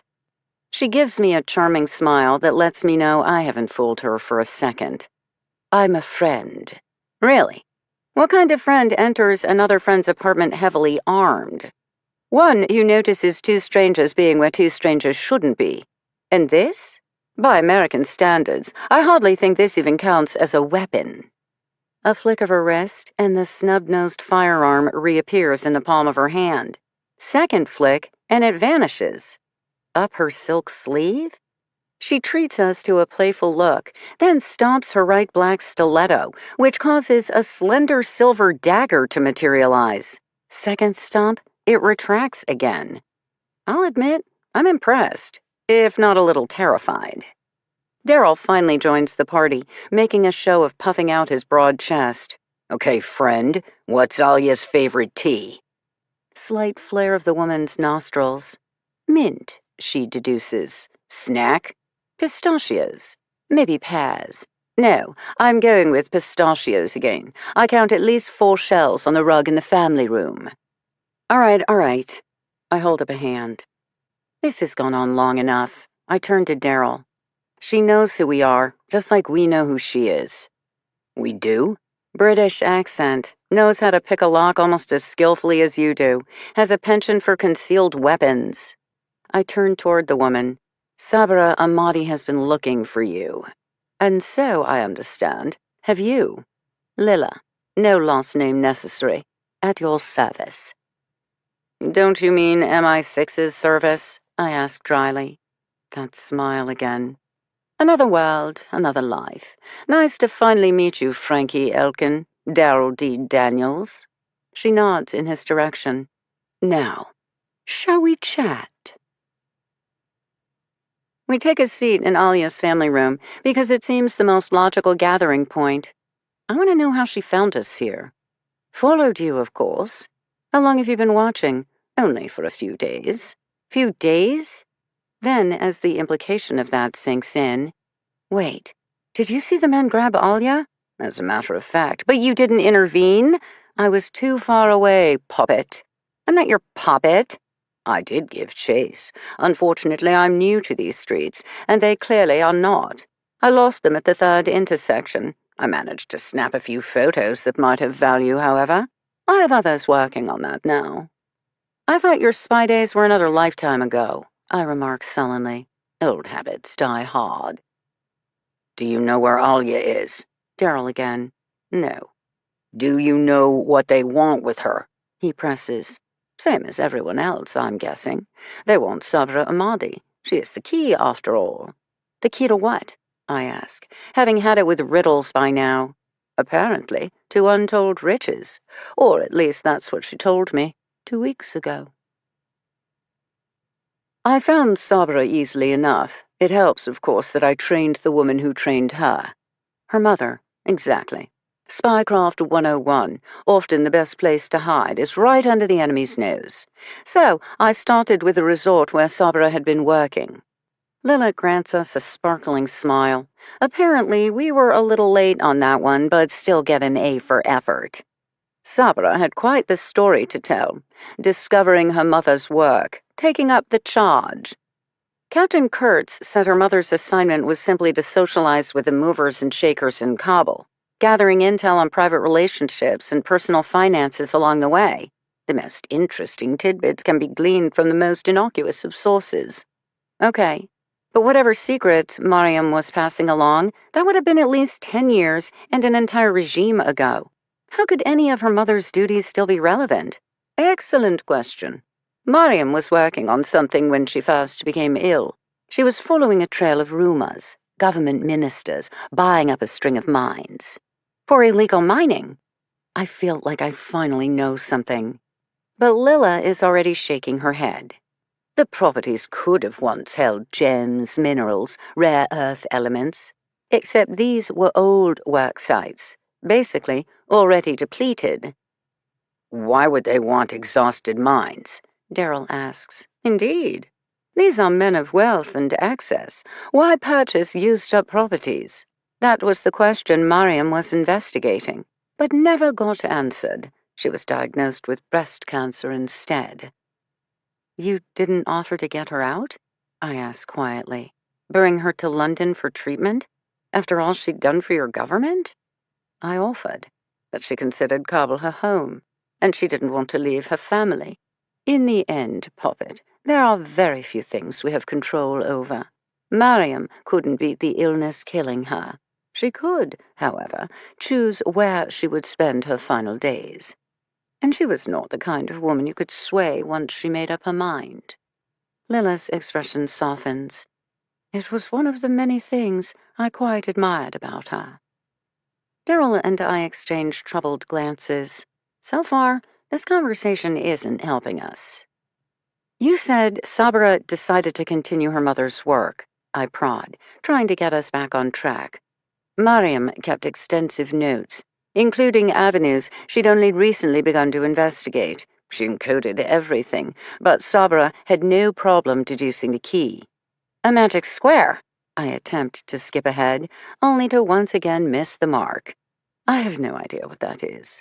Mariam was a noted designer and fashionista. In particular, she had a great love for vintage dress patterns. Quite perfect, if you think about it.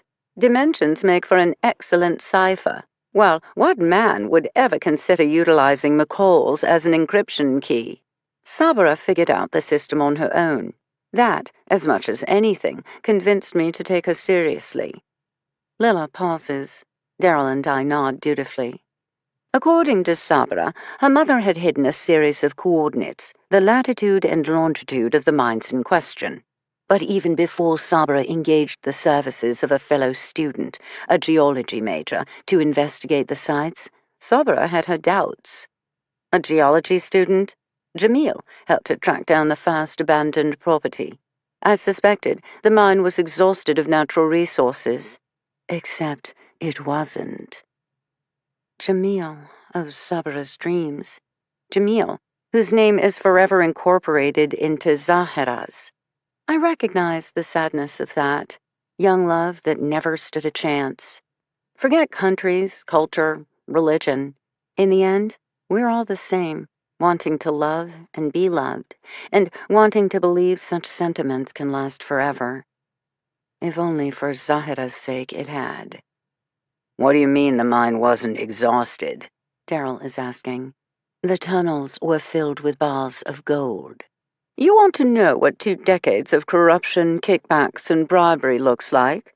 Apparently an entire cavern filled to the brim with precious metals. Like the Nazis. Daryl sounds impressed. Lila merely shrugs. No doubt, the powers that be knew their days of looting and pillaging were numbered. Moving physical resources out of a country, however, takes time, hence the need for clandestine storage. What could be better than a series of abandoned mines? One savvy bureaucrat started selling the options, and every rich uncle, cousin, brother came clambering for their own unit. Lifestyle of the mega-wealthy and totally crooked, which no doubt made them very pissed off about what happened next. Sabra's mother, then Sabra discovering their secret stash? I ask. Lila smiles. Oh, Sabra didn't just trace the bounty. She looted from the looters, with the assistance of a group of like-minded student revolutionaries. Upon discovering the ill-gotten gains, she guaranteed the ministers could never profit from their illegal activities, including, I might add, stealing from her own uncles, who no doubt had been planning on bribing the Taliban regime, but suddenly found themselves high and dry instead. Sabra stole it all? Daryl asks in awe. Indeed. Mines were emptied out, all coordinates were wiped clean from physical records, and, well, untold illegal fortunes seemingly disappeared overnight. Amazing how cranky that makes some people. I blink my eyes. Beside me, Daryl appears equally impressed. There was a minor wrinkle. American forces noticed some of the activity in a remote area. Inquiries were made. Fortunately, Sabra was working for U.S. intelligence at the time. She managed to intercept the messages and muddle up the translation in order to buy time. That's what got her dismissed, I murmur. We heard about that. Pity, but such things happen. And I can't blame her for wanting to keep her secret a secret. As someone who spent entirely too much time in Kabul, let me tell you the wall's ears have ears, and no story would make the rounds faster than one of discovering hidden stashes of untold wealth. Natural-born intelligence officer, that one. I would have recruited Sabra the moment her mother died, had I known. So, Sabra's mother stumbles upon a system utilized by corrupt officials to store their ill-gotten gains. Sabra learns of it and takes it one step further. She thieves from the thieves. But how does that help her? She clearly doesn't have any money now. Kabul fell, more abruptly than anyone saw coming. Well, more quickly than the Americans saw coming. There were those of us in the intelligence community. Lila sniffs delicately. And the stashes of wealth? Ostensibly. Still there. In Afghanistan? According to Sabra, yes. To make it more interesting, she and her partner in crime, Jamil, were the only ones who knew the entirety of the relocation, and Jamil died the day Kabul fell, meaning Sabra, and Sabra alone, has that information now. She is the key, I murmur. Exactly. A walking and talking map for X marks the spot. Except what is a young Afghan female going to do with loot that requires extraction in a Taliban-run country? I don't have to think about it. Wheel and deal. Exchange what she can't use for something she wants even more. Brilliant! This time Lila does clap her hands. Have you ever contemplated spy work? No need. My current job is dangerous enough. Lila leans forward. Her expression has turned serious. The one thing Sabra wants most in this world, her brother. She'd thought Farshid had died when the Taliban seized Kabul, but she now believes Farshid is being held in a torture camp somewhere inside of Afghanistan. A torture camp? Daryl begins. The international community has known about them for decades, Lila supplies briskly. Including, I might add, that none of the prisoners last very long, certainly not 4 years. Daryl and I gaze at her wide-eyed. Torture camps. Just when you thought a regime known for its horrific violence couldn't get any more horrific or violent. I did some research of my own, starting with Sabra herself. Lila begins. Her medical records, I murmur.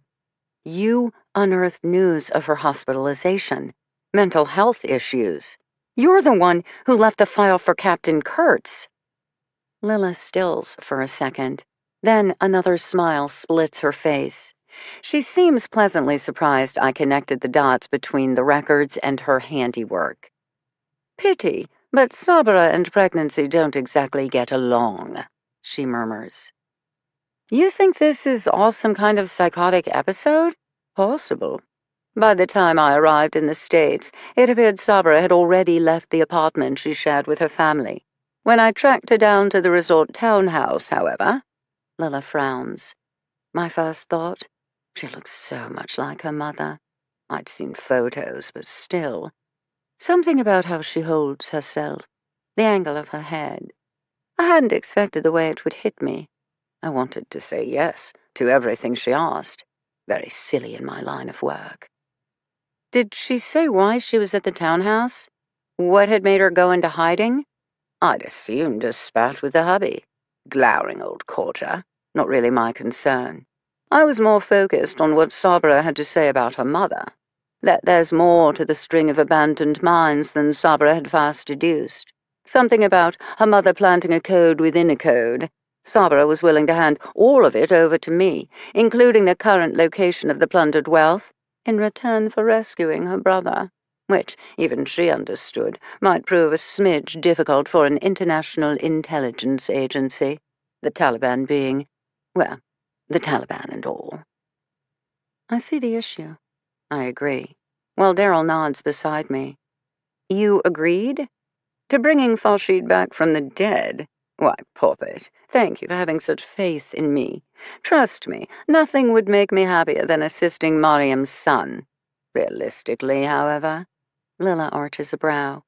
Sabra, however, is definitely her mother's daughter. Just to sweeten the pot, she mentioned she believes the other still-secret mining locations involve large stashes of rare earth elements, which, as you seem to know, every government in the world wants, including my own. Not that Britain would be in position to harvest such materials, given relations with the current regime.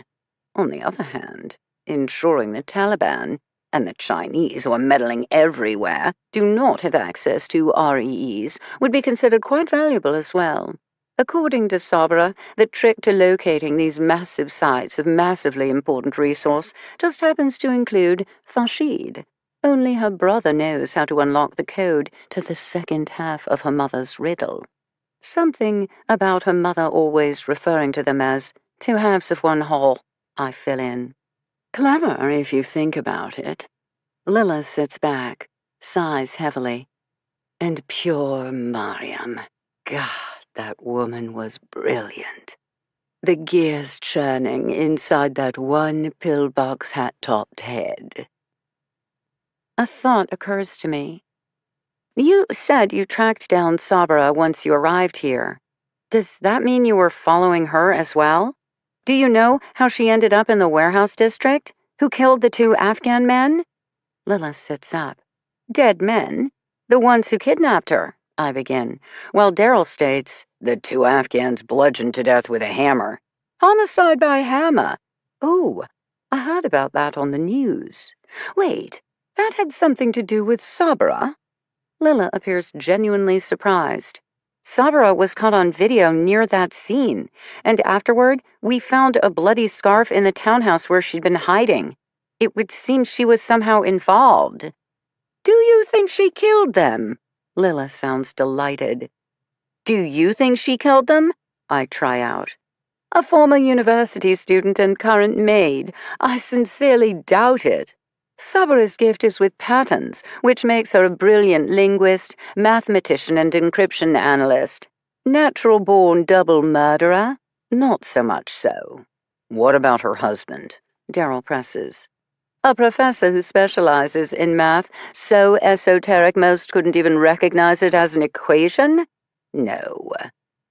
What do you think happened? I venture. You were looking into things around this time. It's possible I'd returned to the townhouse a few times, Lila allows. If I had to guess, I'd ask the handsome fellow she kept meeting. Handsome fellow? Yank. Middle-aged, curly brown hair, beard. Rather scruffy, but all in all, I wouldn't kick him out of bed. Darryl blinks, as if that's more of a description than he required. Does handsome fellow have a name? I want to know. Not that I heard. Take any more photos that others are now analyzing? You sound like you don't trust me. I don't. And yet, I'm not the one with all the secrets. Look, I don't know what was going on between Sabra and Isad, why she moved out. Isad was killed, tortured to death. Also, warehouse district. His body was discovered just 2 days ago. Lila stills. Her gaze darts back and forth between Darryl and me. The shrewdness is back. Sabra's mother apparently isn't the only spy who tried to hide behind glamour. Their daughter? Lila asks. You don't need to worry about Zahra, Darryl states gruffly. The danger is real, I emphasize. Sabra may have mental health issues, but this threat is genuine. Just ask the 2 Afghans bludgeoned to death, or Isad, who died with his hands burnt into blackened claws, or Alia, who's been snatched from in front of her business. Whoever else is involved, they're playing for keeps. Lila doesn't speak right away. If there's one thing I learned from Mariam, she drawls at last, that family knows how to keep a secret. The entire family. Many, many secrets. Including... She lifts her gaze until she's staring straight at us. For kicks, I did look into Sabra's brother, Fashid. I couldn't find any record of him following August 2021. If you'd asked me, I would have said the reports were true, and he died when Kabul fell. Except then, I swear, I saw him with my own eyes. You saw Sabra's brother, Farshid? Wait, what? Just yesterday, when Alia was abducted by those men. Someone who certainly looks a great deal like Farshid Shinwari, though in much rougher physical condition, was one of them. She shudders delicately. Poor boy. If that's what the torture camps did to his body, God only knows what they've done to his mind. Chapter 39. Dusk is gathering at the edges of the city skyline by the time Darryl and I finally depart Alia's apartment. Darryl had the forethought to text Roberta while we were talking to Lila. Roberta made a heroic attempt to make it to the dance studio in case Sabra magically showed. Apparently, no such luck. Now, Darryl is catching Roberta up on everything we learned from the British spy handler. Which feels like both too much and not nearly enough information all at once. Mostly, I have an itch between my shoulder blades. Lila has been following us the past few days. Clearly, Alia's abductors have been watching as well. At least 3 men. One of them possibly Sabra's own brother. What does that mean? And where are they now? I find myself staring compulsively at the view in the side mirror. Has that SUV been behind us the entire time? What about that nondescript white sedan? Or black pickup truck? I see danger everywhere. and the falling light and tinted windows aren't helping. What's that saying? Just because you're paranoid doesn't mean they're not out to get you. Daryl finally wraps up his call. He peers at me via the rearview mirror. Need anything? He asks gruffly. New career. Your head? Hurts like hell, but that might be more from the conversation we just had than the concussion I suffered. She talked a lot, and yet very little of it was useful. She talked a lot, Daryl repeats. It takes me another second. Blame the concussion. Then I get it. What kind of career spy volunteers so much information? From Sabara's medical records, to family legacy, to this whole code within a code? In an intelligence officer's world, information is power. Why volunteer so much up front? Fuck. Behind the steering wheel, Daryl nods in agreement. She's playing us. Daryl nods. I swear again. Then, but to what end? What do we know? What could we do that would possibly have value to her? Except, in this next instant, I get it. We might actually find Sabra Ahmadi. Personally, I feel Lila's odds are higher, but I appreciate her optimism. And if we do find Sabra? She discredited her, I murmur. The medical records. Sabra has a history of postpartum mental health episodes and is now pregnant again, meaning God knows what. Maybe Lila is trying to hedge her bets.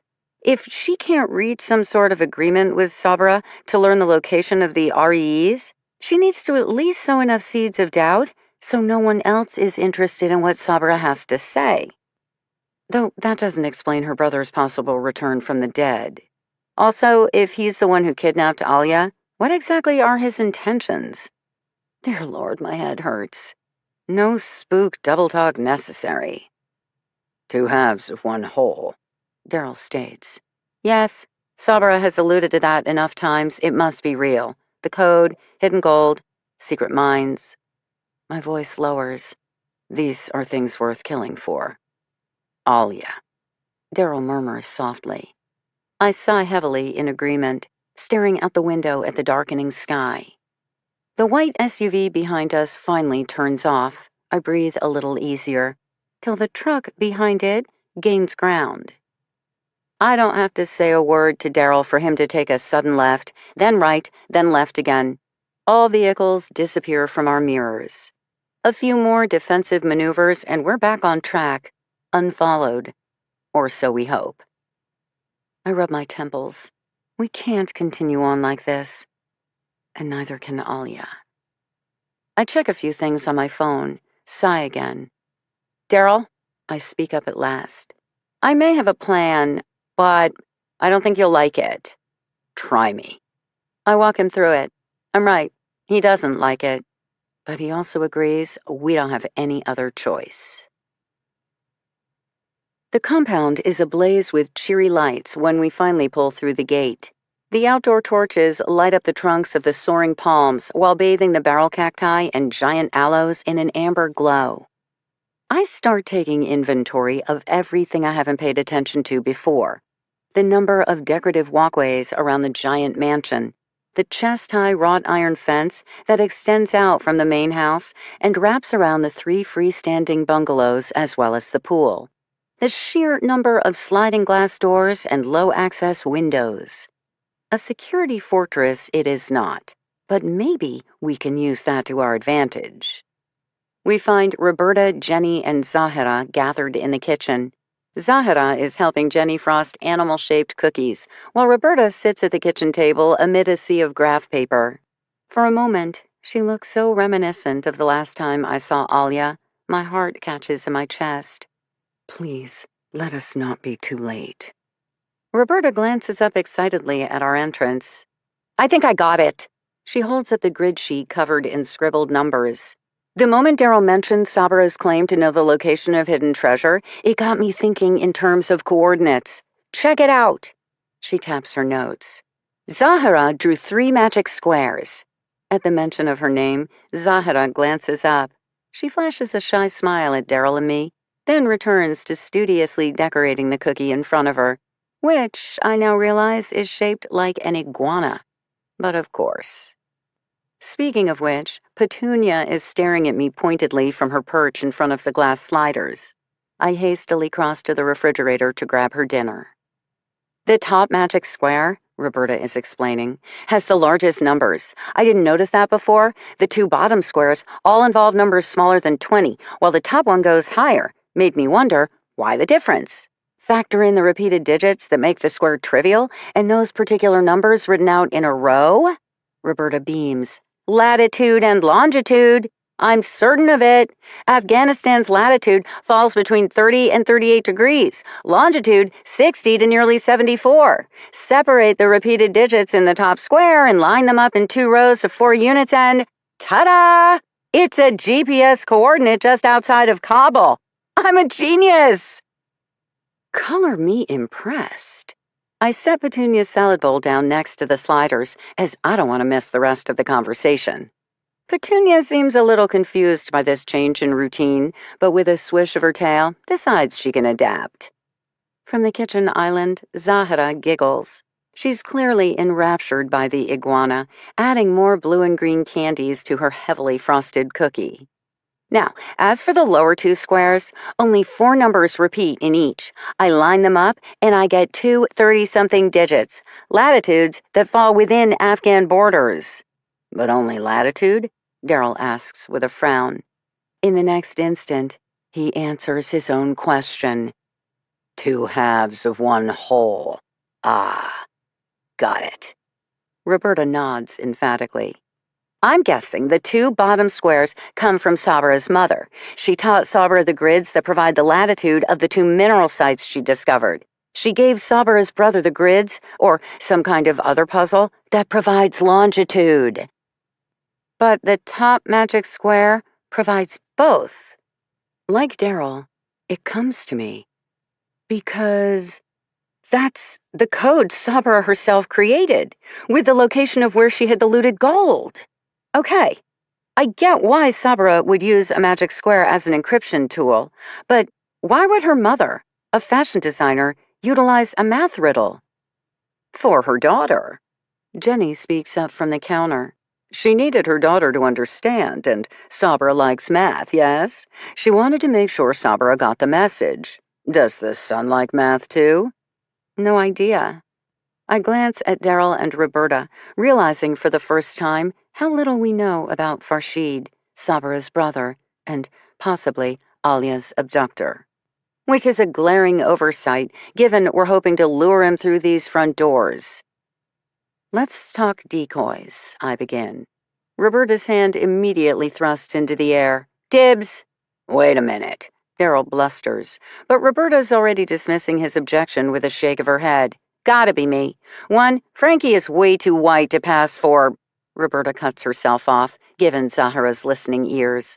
Whereas, do you know how many times I've had people come up and chatter at me in some language I don't know? Just like I'm sure most Afghan refugees get addressed in Spanish. For some folks, brown is brown. Can't be me, Jenny concedes. I'm a bit too tall. Well, you, she eyes Daryl's hulking form, are entirely too male. Which leaves us with, I am not too tall. Zahara speaks up. She regards us with her solemn gray eyes. You, my lovely, are too perfect to be anyone other than Zahara. And I think you are tall, ginormous, in fact, a giant towering beast of a child with the best tasting cookies. Jenny ends her spiel by popping a frosted bunny into Zahara's hand. Zahara obligingly shoves it into her mouth with a smear of hot pink icing across her lips. I'm not sure. Daryl again. Yes, you are. You just don't like it. That's different. Roberta is eyeing him sternly. Jenny and I quickly busy ourselves with random tasks, Daryl's discomfort too hard to take. Come on, Roberta murmurs softly. We both know I can be selfish, and sometimes maybe even cruel. I grab the glass dish off the floor next to Petunia. Jenny starts rinsing frosting bowls. But I never back down from a fight. You know that, Daryl. You know I got this. We're not even sure how many of them there are, or how heavily armed, or well-trained. Then I'm glad you have my back. I'll tell your brother. Then I'll have this conversation with him as well. Still won't change anything. We don't even know if this will work. They might not be watching. They might not take the bait. Daryl sounds increasingly desperate. They will. They have to. We're running out of time. Daryl, we got this. It's just a different kind of dance. Daryl's shoulders come down. For a moment, he appears so crushed, so hopeless. I genuinely feel for the man. Despite Roberta's big words, what we're about to do is very dangerous. Disguising Roberta as Sabra to lure known killers onto Bart's estate. Giving away our one safe location in order to ambush the abductors and demand they lead us to Alya. Can you negotiate with men who think nothing of torturing someone to death? Can we possibly end up with Farshid himself and get him to tell us everything? Can we save Sabra? The last time I played for stakes this high, rain was coming down in sheets on a tropical island. Gunfire had already erupted, and I'd just come face to face with a severed head. Before that night was through. In the past, I've worried about my job's toll on me. I don't know how to compartmentalize. I don't have a trained detective's battle-hardened worldview. From the very beginning, I gravitated toward missing persons because I know I'm not cut out for murder and mayhem. Yet lately, too many of my cases have turned bloody, and I have the nightmares to prove it. Now, I'm forced to wonder if my job is not only a threat to me, but also a danger for others. Who am I to decide who lives or dies in the hours to come? Because in my bones, I already know this to be true. We can plan, strategize, hope, dream, but given the body count thus far, this will end violently. And here I am, pulling the strings. A woman with no formal investigative training, who barely eked out a high school degree, who has spent most of her life drowning in a bottle. Forget being self-destructive. Am I now actively damaging others, as any official law enforcement expert, including Detective Mark, let alone a certain sexy Boston investigator, would have claimed? On the other hand, who else is there? A local Afghan woman has been missing for weeks. Her husband has been tortured to death, her child nearly kidnapped, and her closest friend abducted. The powers that be are already overworked and disengaged, which leaves me and the other misfit toys, a dream team comprised of a recovering alcoholic, ex-con limo driver, ballroom dancing parole officer, and transgender cook. Maybe it's a sad state of affairs that this is all who stands between Sabra and certain doom. Or maybe it speaks to the higher power of the universe that total strangers care that much.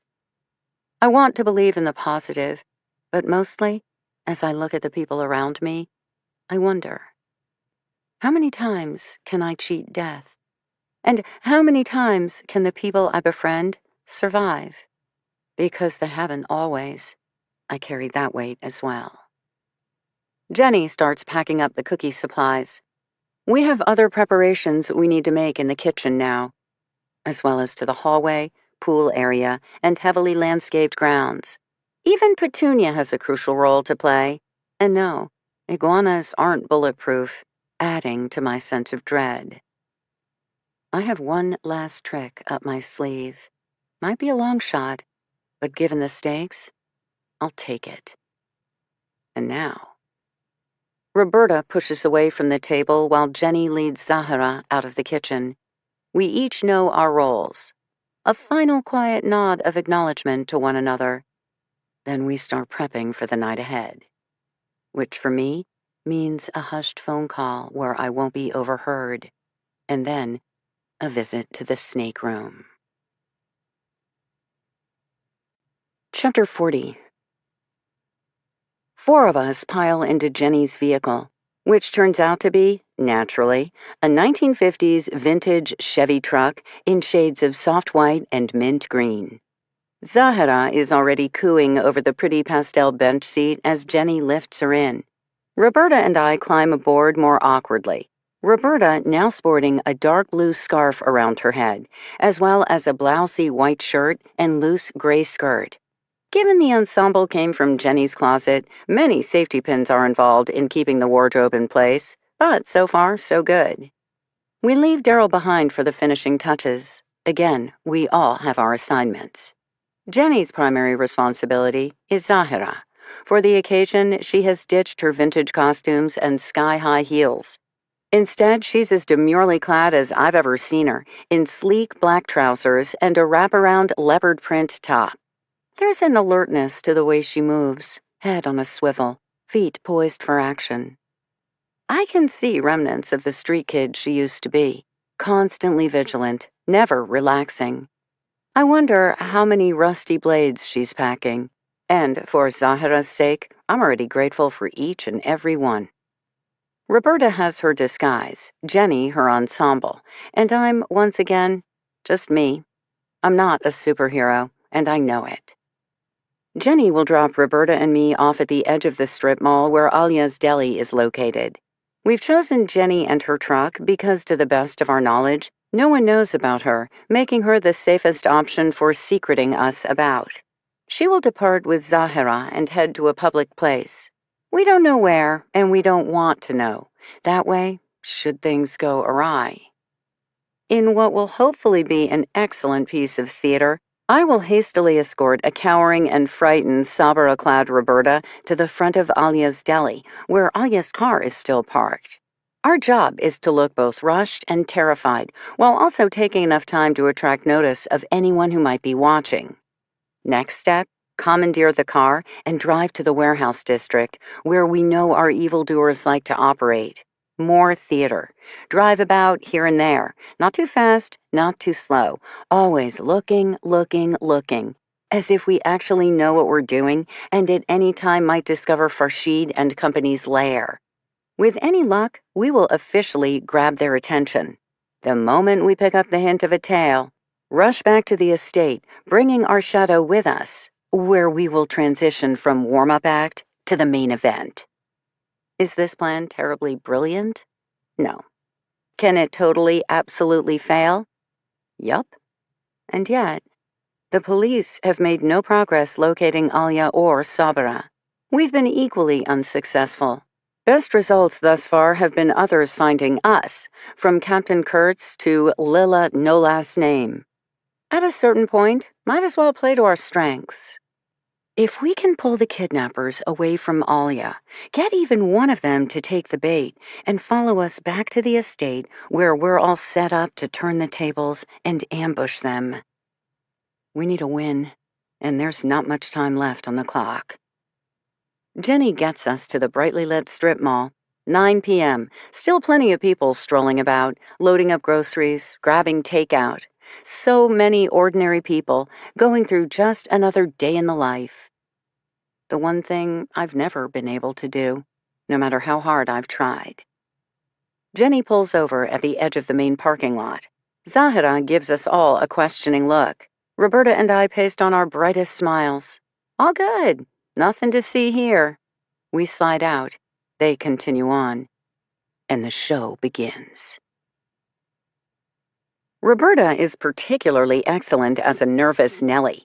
She cowers beside me, tugging beneath my left arm as if there's no way she could continue without my steadfast strength. I pull myself taller, champion of the downtrodden, as I scan the horizon and scowl fiercely at anyone who dares draw too close. We traverse the entire length of the massive grocery, pass a nutrition center, Mexican restaurant, mattress center, nail salon. Turn the corner. The storefronts are smaller here, the parking spaces less illuminated. I can just make out Alia's silver compact, parked where she left it 2 days ago. I feel a pang. Fight it. We're going to make this plan work. We're going to save Alia. We're going to locate Sabara. Failure is not an option. Which bolsters my spirit right until the moment we slide into the front of Alia's car. I start the engine, and the point of a blade digs into the back of my neck. followed by a low, fierce voice growling from behind me. "What have you done with my daughter?" Sabra Ahmadi materializes in the back seat. She definitely appears worse for the wear. And based on expression alone, not that terribly sane. Chapter 41. When we first land in this city called Tucson, Isad and I are struck by the towering mountains ringing the horizon. For one moment, it almost looks like home. Then we disembark into a furnace blast of heat, unlike anything we've ever known. We stagger, take a second step, stagger again. Your arms, Zahira, are wrapped tight around my neck. I use your weight to center me, focus my footsteps, which are shaky and uncertain. I don't want to be here. I don't know why, but ever since the caseworker showed up yesterday with our relocation instructions, my skin feels too tight, my limbs twitchy, my mind agitated. I feel like there's something extremely important looming just beyond my grasp. I should know. What should I know? Isad, on the other hand, is in full swagger. He practically explodes out of the plane's hatch and vaults down the stairs. He spent the entire night Googling everything there is to know about Tucson. Job opportunities, best neighborhoods for schools, the existing Afghan community. He's already decided we will do this and go there and try that. The faint echo of musical chords chiming in my ears. A song I might have heard once, but it's been a long time now. An older woman appears before us, a fellow Afghan, impeccably groomed with her stylishly short black hair, dark eyes, and beckoning smile. Manda Nabashin, Bakher Ahmadin. She welcomes us. She introduces herself as Alia. She's a volunteer, works with resettling families, has so many recommendations for us. Next to her stands a pretty blonde, America personified, with her freckled face and earnest gaze. She has secured an apartment for us, will take us to our new home. Isad immediately bombards her with questions about the school district and professional opportunities. Alia continues to stare at me, and you, Zahira, with such quiet intensity, I wonder who she's lost. A fresh prickle across my scalp, a shiver running up my spine, the musical chords sounding louder, beckoning. Come play with us, they whisper in my ear. It comes to me.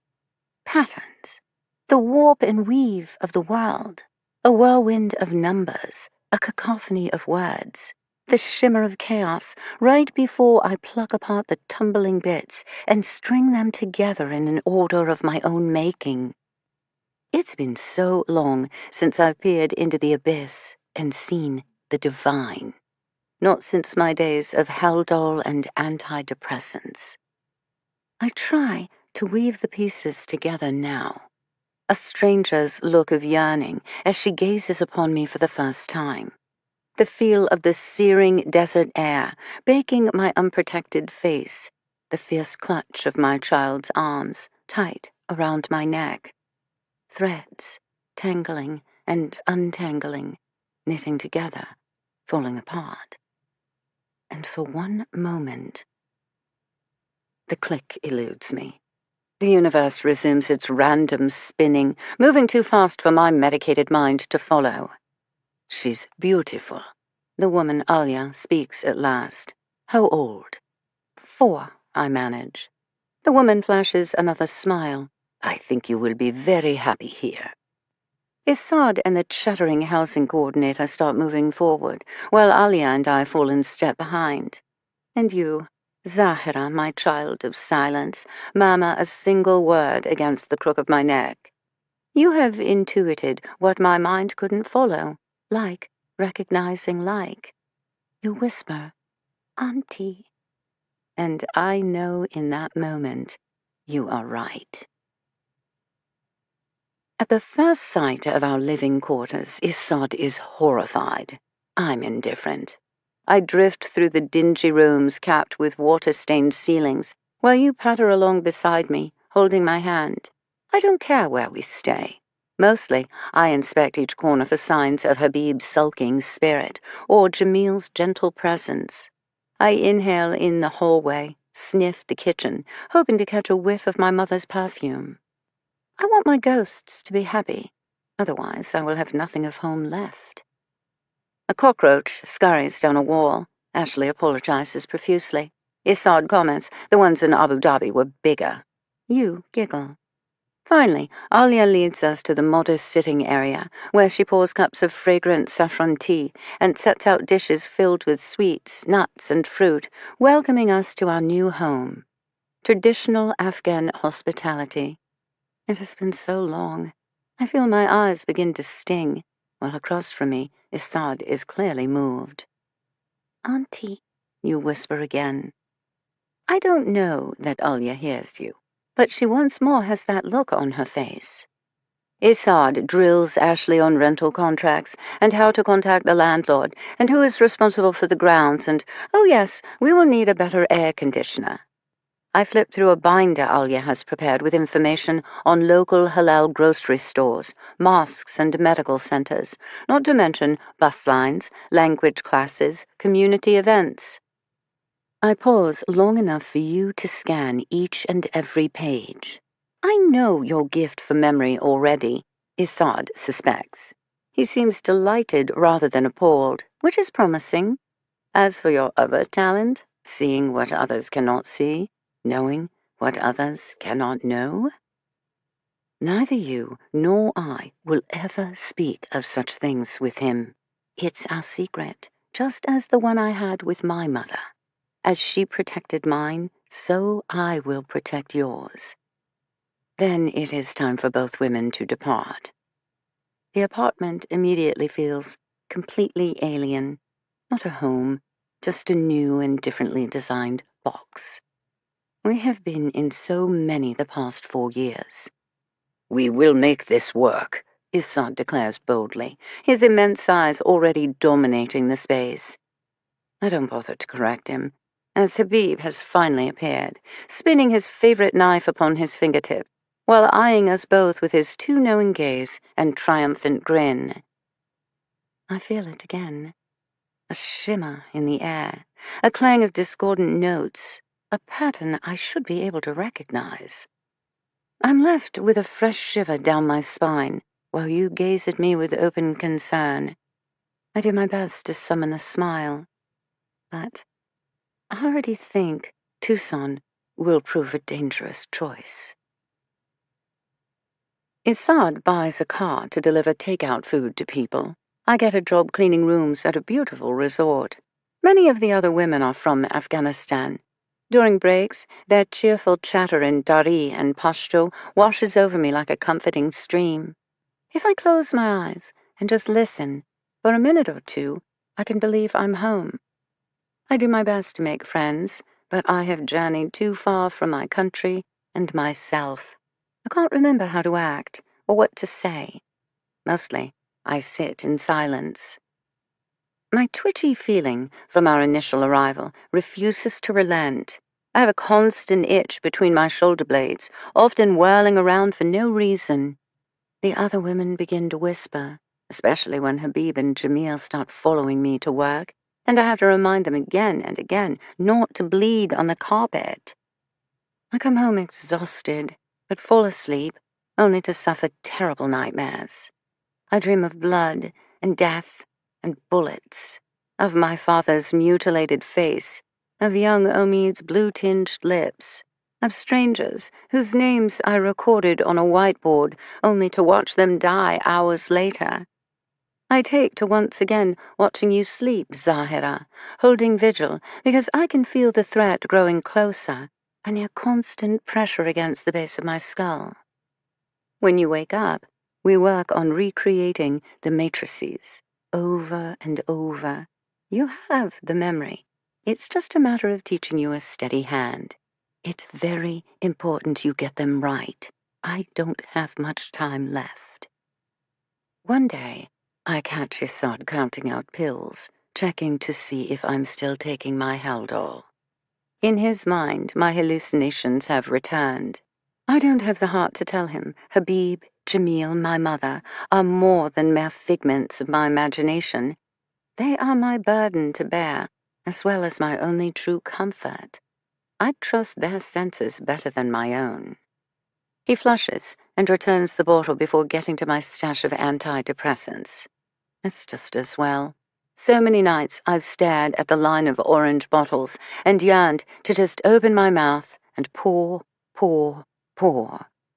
Anything to dam the river of bloody dreams pouring through my sleep. I hold myself tighter, determined to cling to my sanity through sheer force of will. I learn mass transit and strip malls and overly cold grocery stores with their pre-packaged foods. I practice new social customs and American habits. I do not want to fail Isad. I don't want to fail you.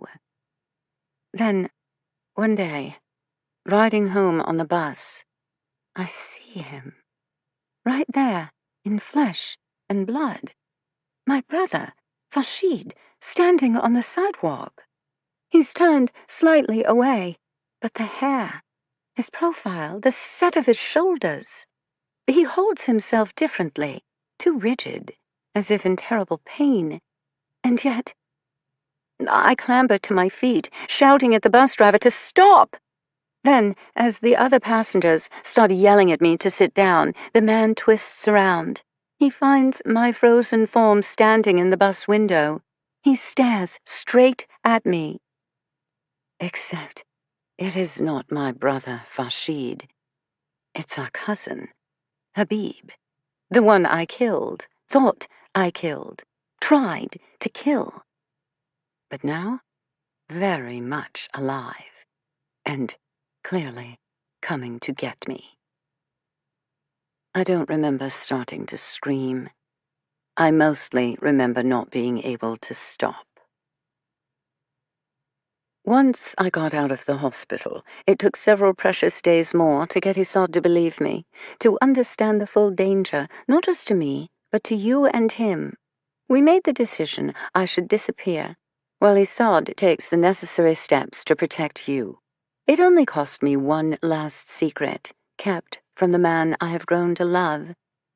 For if Isad knew the other news the doctor had to tell me. I think of my mother so often these days, and the terrible choices too many women are forced to make. Isad will keep you safe, Zahira. He was not the fire in my heart, nor the husband of my choosing, and yet he has become my anchor, a pillar of strength, even during moments of darkest despair. My family awaits. I see them in my dreams.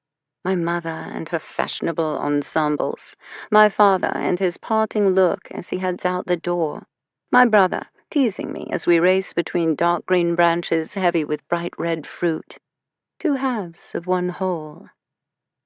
We all belong to Allah.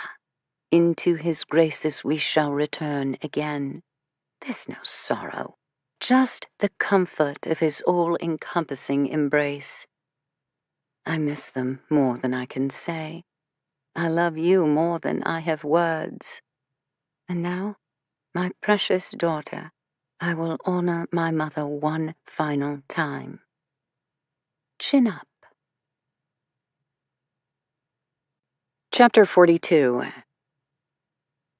Habib is very clever, Sabra is saying now. He merely pretended to be a ghost, so I would think that my family and I were safe. But no. He's been plotting all along. He will not rest till he has avenged himself and his family. He will do whatever it takes, regardless of the consequence, just like Rafiq. I glance over at Roberta to see if she's following any of this. She's lowered her headscarf to better hear Sabra's rasping voice. The woman is a mess. Black eye, split lip, lacerated cheek. Her trembling hand, still clutching some kind of rusty steak knife, appears to have 2 broken fingers and 1 ripped-out fingernail. I feel ill just looking at such damage. I have no idea how she survived it. We've almost convinced her we're the good guys. The fact we've been able to name-drop everyone from Alia to Nagina to Captain Kurtz to Spymaster Lila is helping. We've also assured her that Zahra is safe and will happily take her to her daughter, but first, we need to rescue Alia. Which seems to be one development too many for Sabra's clearly stressed-out mind. Given the current conversation regarding ghosts who are not ghosts, I wonder about her mental state in general. How long has it been since she's taken her prescribed meds? Because last I knew, suddenly quitting antidepressants, let alone antipsychotics, leads to very bad things. Definitely, Sabra is highly agitated. Once you realized Habib was still alive, that's when you and Isad made the plan for you to disappear? I needed a place to hide. I should have been able to see it immediately, but the drugs, they dull my thinking. Eventually, I realized I could sneak into the vacant rooms and apartments at the resort where I work. So, when you initially disappeared, I never caught the bus. I backtracked to an empty unit instead. Did you tell your coworkers you were leaving Isad? I want to know. Divorce is shameful. I knew it would occupy their minds, distract them from revealing other details about me. What happened? Roberta asks. Because she gestures to Sabra's battered features. I was not careful enough. The words come out hoarsely. In the dim light, I can just make out a ring of bruises around her throat. I kept looking for Habib, expecting Habib. I never saw Rafiq or his cousin till it was too late. I've heard the name Rafiq before, as well as a reference to a cousin. It comes to me. Detective Mark, identifying the two dead men in the warehouse. Roberta, on the other hand, who's Rafiq? We shared a cabin with him and his family at the first refugee camp. His wife, Malala, was very kind, helping us learn how to survive, and one of their sons, Omid, took a liking to Isad, following him everywhere. Isad taught him math. Can you imagine? One of the greatest mathematicians, famous for his arrogance, scratching basic sums in the dirt to occupy the camp children. He loved Omid too. Her voice catches. Then, in a single breath, Omid died, Zahra was born, and Rafiq grew bitter that we had a child while he and his wife lost theirs. We didn't know what happened to them. We transitioned to a different camp while they were never granted refugee status. Eventually, they were expelled back to Afghanistan, where, given they were Hazaras, the Taliban snatched them up. Rafiq told me his children died quickly. Malala was not so lucky. Sabra's gaze has taken on a distant, glassy look. Her tone is terrifyingly matter-of-fact. This is life. This is the world we live in. This is what can happen to any of us. But Rafiq got out alive? The Taliban let him go? Roberta asks. He bartered for his freedom, offered them untold riches, a cave filled with gold. He offered me to them. Sabra returns her attention to us. After the birth of my daughter, I was sick. Malala tended me. I was too feverish to know. I thought she was an angel, sent to save me. I talked, said many things. I have no memory, but apparently I gave up not only my secrets, but also my mother's. Malala related these things to her husband, and eventually he used this information to save his life. If they let him go, he would find the key and bring it to them. And they believed him? I'm already skeptical. They might not have, except they had another prisoner at the time, a young male from a good family, also recently deported back to Afghanistan. My cousin, Habib. He'd told them similar stories. They'd ignored him, but now, with two men who seemed to know the same things about the same woman. Sabra shrugs. A deal was struck. Her gaze falls to her lap, where her right hand is still gripping the knife. She's no longer threatening us with the blade, nor does she let it go. Maybe, at this point, being without a weapon no longer feels like an option. And Rafik recruited his cousin for the cause? There are other men involved as well, yes? Including your brother, Farshid? I asked gently, as that's the kidnapper Lila identified. Sabra shakes her head. Farshid is dead. He's not here in Tucson? No. I thought he was alive. Wanted to believe he survived the fall of Kabul, especially as his spirit has never found me. But no, fate was not that kind. The males in my family all look very similar, including my brother Farshid and our cousin Habib. Once before, in Dr. Richard's medical clinic, I thought I saw Farshid coming through the doors, but it was only Habib, bruised and battered, and as cruel as ever. He threatened me and my unborn child, so I suffocated him to death with my bare hands. At least I thought I did. But Dr. Richard arrived before I could be certain, and then Omid died, and Zahra was born, and now it's all a blur in my mind. Sabra rubs her temple with her left hand, then winces in pain. I dream too much of blood, she murmurs. It has changed me. Once, I knew things, all sorts of things. Now, I'm not certain of anything anymore. Jamil. She speaks her child's father's name. I think his ghost is real, but maybe I've just needed him that much, to keep some piece of him with me. Does it matter? When I was a girl, I dreamed. How many kidnappers are there? Roberta asks, trying to regain focus. She looks at me, then stares pointedly at her watch. I get the message. I think 5, but I don't know them all. Rafik and his cousin threw me in the back of their vehicle and drove to the abandoned warehouse. Habib was there. And... Another shrug. Roberta and I can fill in those blanks just by looking at her. I didn't talk.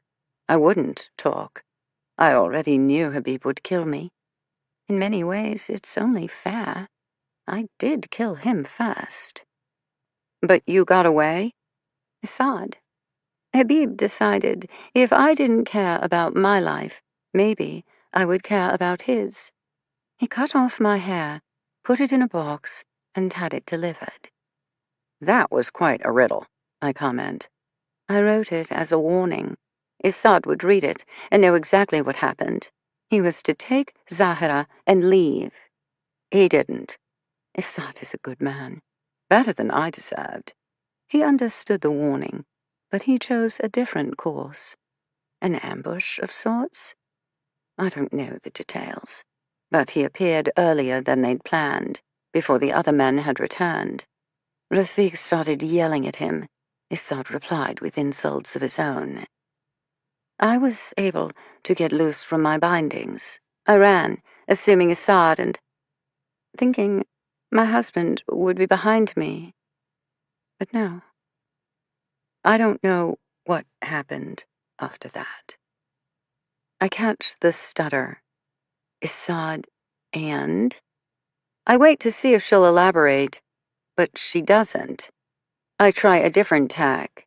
Sabra, who are you calling in New York and in Washington, D.C.? She shakes her head as if she doesn't understand the question, but just for a moment, a brief hardening of her gaze that comes and goes so quickly, I might be imagining it. You saw Assad. You were there, at the scene of my husband's murder. Sabra turns her attention to Roberta. Clearly, she'd been watching from somewhere close. I wonder how long she's been following us, and how she's been following us. A woman on the run who doesn't have a vehicle? Let alone, where has she been since fleeing the resort townhouse? I feel increasingly unsettled. I've finally found my target, and yet... Did he suffer? Tell me, what did they do to my husband? What matters is that Isa died protecting you, Roberta offers gently. He gave his life out of love. He and Jamil both died protecting me. If that's love, I don't want it anymore. Sabra raises her steak knife again, waving it in agitation. Sabra, I redirect her attention to me. Remember what we told you in the beginning? They didn't stop with Isad. They tried to kidnap Zahira as well. Sabra blinks. When that failed, they grabbed Alia instead. Do you know where they might have taken her? Roberta asks. The location they held you and the location of Isad's body aren't the same. We have a sense of a general area, but not a place. Sabra shakes her head. Where's Zahira? I want my daughter.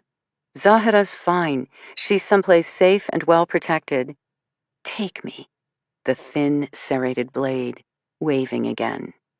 Roberta reaches out and slowly lowers it. Do you truly believe being with you is someplace safe for Zahira, given all that's happened? The distressed look on Sabra's face is answer enough. Habib, he came back even after I destroyed him. What more can I do? It's okay. Roberta pats Sabra's arm. We have a plan. I add, and the good news is, we no longer have to rely on a decoy. Chapter 43. We make our way to the warehouse district with Sabra sitting, plainly visible, in the passenger seat. I have concerns about the young mother's volatile state of mind, but leaving her behind doesn't feel like an option, especially as it would leave her alone and vulnerable. We have enough of a mess without her disappearing a second time around. So for now, we roll Sabra into our plan, assigning her the role of, well, Sabra. Meanwhile, Roberta is hunkered down in the back, our secret weapon should we need her, which leaves me as the driver. It's been so long since I've operated a motor vehicle, I'm nearly more strung out over navigating late-night traffic than I am over actively seeking out known killers. During brief respites stopped at red lights, however, I continue a discreet inspection of Sabra Ahmadi. Sitting in the front, the streetlights wash over her features in a continuous stream of illumination. She is definitely battered, the circle of bruises around her throat even more plainly visible. But now, there are other details I notice. For starters, she smells just fine. As someone who's literally been passed out drunk in dark alleyways, I'm very familiar with the scent of vagrancy. Basically, a potent combination of sweat, sewage, and desperation. For another thing, her hair, while jagged from being violently hacked short, doesn't appear oily or unkempt. And her hands, now folded on her lap with the steak knife tucked between her fingers, are suspiciously clean. They've also gone from agitated trembling to perfectly poised. From the back seat, Roberta whispers for me to make a right. I fumble with the blinker, turn down a street noticeably lacking in the lighting department. The avenue remains wide, but is now even more rutted and potholed than the main Tucson drags. We head deeper into the darkness, the buildings becoming larger and broader, but also more derelict. Definitely feels like we're in the right neighborhood. X Factor, I muse. What I'd mentioned to Detective Mark earlier. Where has Sabra been hiding since bolting from her resort rabbit hole, especially as it seems to have included personal hygiene opportunities as well as access to transportation? And as long as I'm questioning her version of events, Rafiq and his cousin weren't just killed during Sabra's escape. According to Roberta, their skulls were nearly pulverized. Sounds very personal to me, which maybe reflects Isad's emotional state after they kidnapped his wife? Except, how did he end up tortured and killed next? Sabra said she'd assumed Isad and, stutter stop, were behind her when she fled. Who is stutter stop?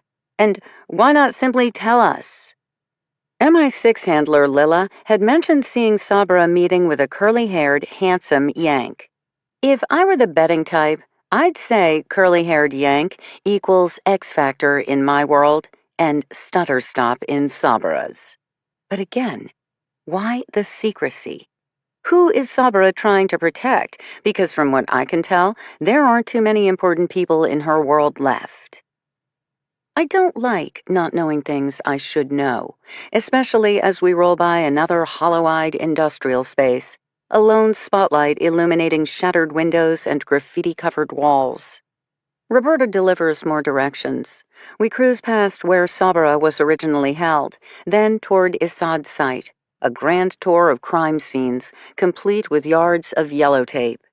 Periodically, we come across small clusters of individuals engaged in furtive exchanges, not to mention huddled forms tucking into various doorways for a night's sleep. Traffic is light. Periodically, headlights appear behind me, but none have lingered. It occurs to me the bare-bones lighting doesn't just help protect evildoers, it's also keeping them from seeing the bait. I rustle around my pants pockets till I find my cell phone, then activate the screen and hand it over to Sabra. Pretend to be reading something on it, I direct, while holding it close to your face. She appears puzzled, then, in the next instant, a single nod as she too realizes the issue. I revisit our route, working a grid from outer blocks to inner streets, then back out again. Pass after pass. Headlights appearing in the rearview mirror, only to disappear again. All three of us growing increasingly anxious. And then, a pair of lights, nearly pinpricks in the distance but drawing quickly closer. Large vehicle, maybe silver or white in color. This is it. I can feel it. I glance over at Sabra to see if she thinks the same. Her once glassy gaze is now perfectly clear, her shaky hands rock steady. X Factor, I murmur. What's that? I clear my throat, declare more loudly, showtime. We're off and running. I head immediately for the relative safety of the main avenue, having to step on the gas as our follower bears down. We can't afford to be run off the road, meaning I'm pretty quickly at speeds not safe for any driver, let alone one who barely remembers how to hold a steering wheel. When we finally careen onto the wide, well-lit boulevard, making a hard left with the wheels squealing, I'm the one who's a shaky mess, and I'm definitely not faking it. This time of night, there are not a ton of cars on the road, but there are enough to provide a buffer. Also, we now have the relative protection of Tucson's traffic cams, not to mention possible police presence to help keep violent impulses in check. Our pursuer drops back, allowing a small sedan to get between us, trying to convince us they've given up or simply going to let their prey go free? We're not that stupid. Roberta continues providing instructions as we literally head for the hills, making the winding climb up to the compound. Habib and company remain one car behind, but with only a single vehicle between us, I'm confident they'll see me turn into the compound. As planned, Daryl has left the massive wrought iron gates wide open. We roll in, coming to a halt just opposite the main entrance's heavy Spanish oak double doors. I have never appreciated their solid thickness and heavy-duty locks more. Headlights whip past. Some stranger headed home to tuck in for the night, versus what we have planned. A glow, growing larger, passing by, but at a much slower speed than normal. Go.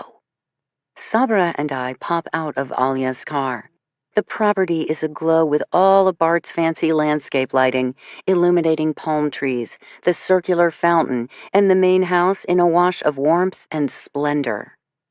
I have my arm around Sabra's shoulders, careful not to grip too tight given all her injuries, as we hustle across the broad cobblestone drive to the front portico. I make a show of fumbling with the door's overly ornate, overly complicated bronze lock as we wait for it. We don't see the vehicle, just catch the low purr of an engine as our tail finally eases through the front gate, headlights off. I force myself not to turn around as I push open the massive door and usher Sabra inside. The SUV halts outside the pool of light, the sound of a door popping open before being carefully shut. A presence not seen, but now felt, watching from the dark. I step inside, securing the deadbolt with an audible thunk behind me. Fish hooked. Now the real adventure begins. I guide Sabra carefully through the shadowy interior. Don't step there. Wait, circle around that. Now head straight forward. We make our way to the kitchen, where the overhead lights are still on, though dimmed. Just enough visibility to call attention to the space without making it look like we're obviously advertising. Sabra is growing increasingly confused. I don't understand. What are we to do? Sit. Wait. See if our helpers get the job done first. Help us. It might be best if you didn't know. Basically, the biggest flaw with our bring the enemy to us plan is that we lack some pretty important information about the enemy. How many? How heavily armed? How well trained? To hedge our bets, we, decided to use the property and its residents to our greatest advantage.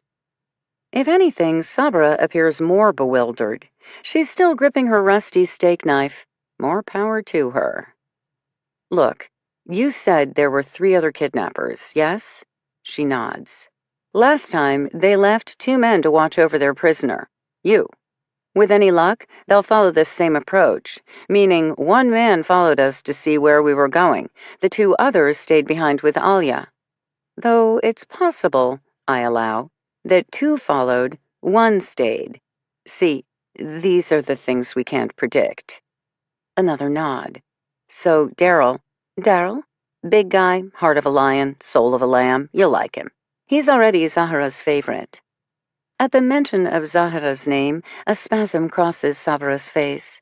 Longing, anxiety, despair. She's been separated from her daughter for how long now? And she still has only our word that Zahra's safe. I don't blame her for feeling distressed. I return to the business at hand. Daryl's thought was that if we couldn't predict the number of intruders, then the next best option is to control where they go. Given the size of this property, that's a tricky proposition. So many access points, you have no idea. Meaning they could come from multiple directions, dilute our own limited resources trying to stand guard on multiple fronts. So we set up strategic booby traps at various ingress points and engaged some interesting assistants. If you hear screaming, don't worry. That's a good thing. Now Sabra's eyes widen. I don't understand. Even if someone comes, how does that help? Habib is not going to simply give up, and he does nothing but lie. I shrug. It's possible we also have some ideas on unique forms of interrogation. Not to mention, his vehicle could be a treasure trove of information, especially if it has GPS. Or worse comes to worst, we offer you in trade. She blinks. I'm not saying we'd actually do that, I hasten to add. But if we told Habib he was the intermediary to negotiate an exchange, Alia for you, that might get the players out in the open. More times they're exposed, more opportunities we have to find them and thus Alia. We? You? Roberta? This Daryl person? Don't forget Jenny. Zahra loves her too, all 6'4". Sabra shakes her head in general bewilderment. You're just going to have to trust us, I state softly. We're here for you, your daughter, and Alia. Whatever happens next, our goal is to save you. It takes a moment. Then she nods quietly. Satisfied that she's on board about as much as one can expect, I turn my attention to other matters. I settle myself on the opposite side of the kitchen island, where I can lean forward and peer at her directly. Rafiq and his cousin weren't just killed. Their skulls were smashed to smithereens. The investigators are still picking up pieces. She flinches. Would Issaud really be capable of doing such a thing? I don't know what happened after I ran. You knew Rafiq was dead. Said so yourself. I heard it on the news. The two dead men, where they were discovered. I knew it was them. I continue studying her. You're very clean. She blinks, doesn't say a word, but I can see it on her face. The realization she might have made a mistake, and now must frantically think up an explanation. Where have you been staying the past 2 days? Not your former employers. The police have been watching the resort. All hotels have empty rooms, she mutters. Not so hard to find one. Yeah, it is. Without inside info on the bookings, access to a room key. I have a friend. No, you don't. You have one dear friend, Alia, who is currently being held by killers, thanks to you. Another flinch. I go in for the kill shot. What would Jamil think? Her head whips up. The look of raw distress across her face is almost enough to make me feel guilty. Then again, I'm sick of being lied to, especially by a woman I'm attempting to help. She's just opened her mouth, possibly to say something honest, when a man's scream rips through the open intercoms, immediately followed by a string of cursing, then some muffled banging and thumping, as if someone had run into a wall, repeatedly. All right. Intruder 1 discovered the lone, slightly ajar window and took advantage of it to enter the bathroom of the guest bedroom, where he encountered a closed connecting door, which he then, unfortunately for him, opened. More cursing, a louder thud of something or someone falling. This might work out even better than we thought. What is happening to him? Other side of the door, heat lamp, and one very large and pissed-off Burmese python. Definitely the sound of running feet. I'm glad I'm not the only one afraid of snakes. Though I managed this task. Shaking terribly, trying not to hyperventilate, I bravely donned the welding gloves, then used them to basically shoo a slumbering Marge into a pillowcase. Marge had not appreciated being disturbed, leading to one heavy, writhing load. But she did like the heat lamp and settled into a strategic position outside the guest bath door. She slithered out of the pillowcase. I managed not to vomit, and true to what I'd read on the internet, coiled up in a massive pile to resume napping in the pool of provided heat. Until, of course, being disturbed a second time by someone crashing through the door. Based on my research, snakes really don't like that, and constrictors can move remarkably fast when provoked. After handling Marge, the baby pythons were a breeze. They went into a small box, which Daryl hung up high in the hall outside the guest bedroom. At this stage, our intruder has two options. Take a right and head deeper into the house toward the private wing, or take a left and arrive at the vaulted marble foyer, towering living room, then kitchen. Again, big space. Can't watch it all.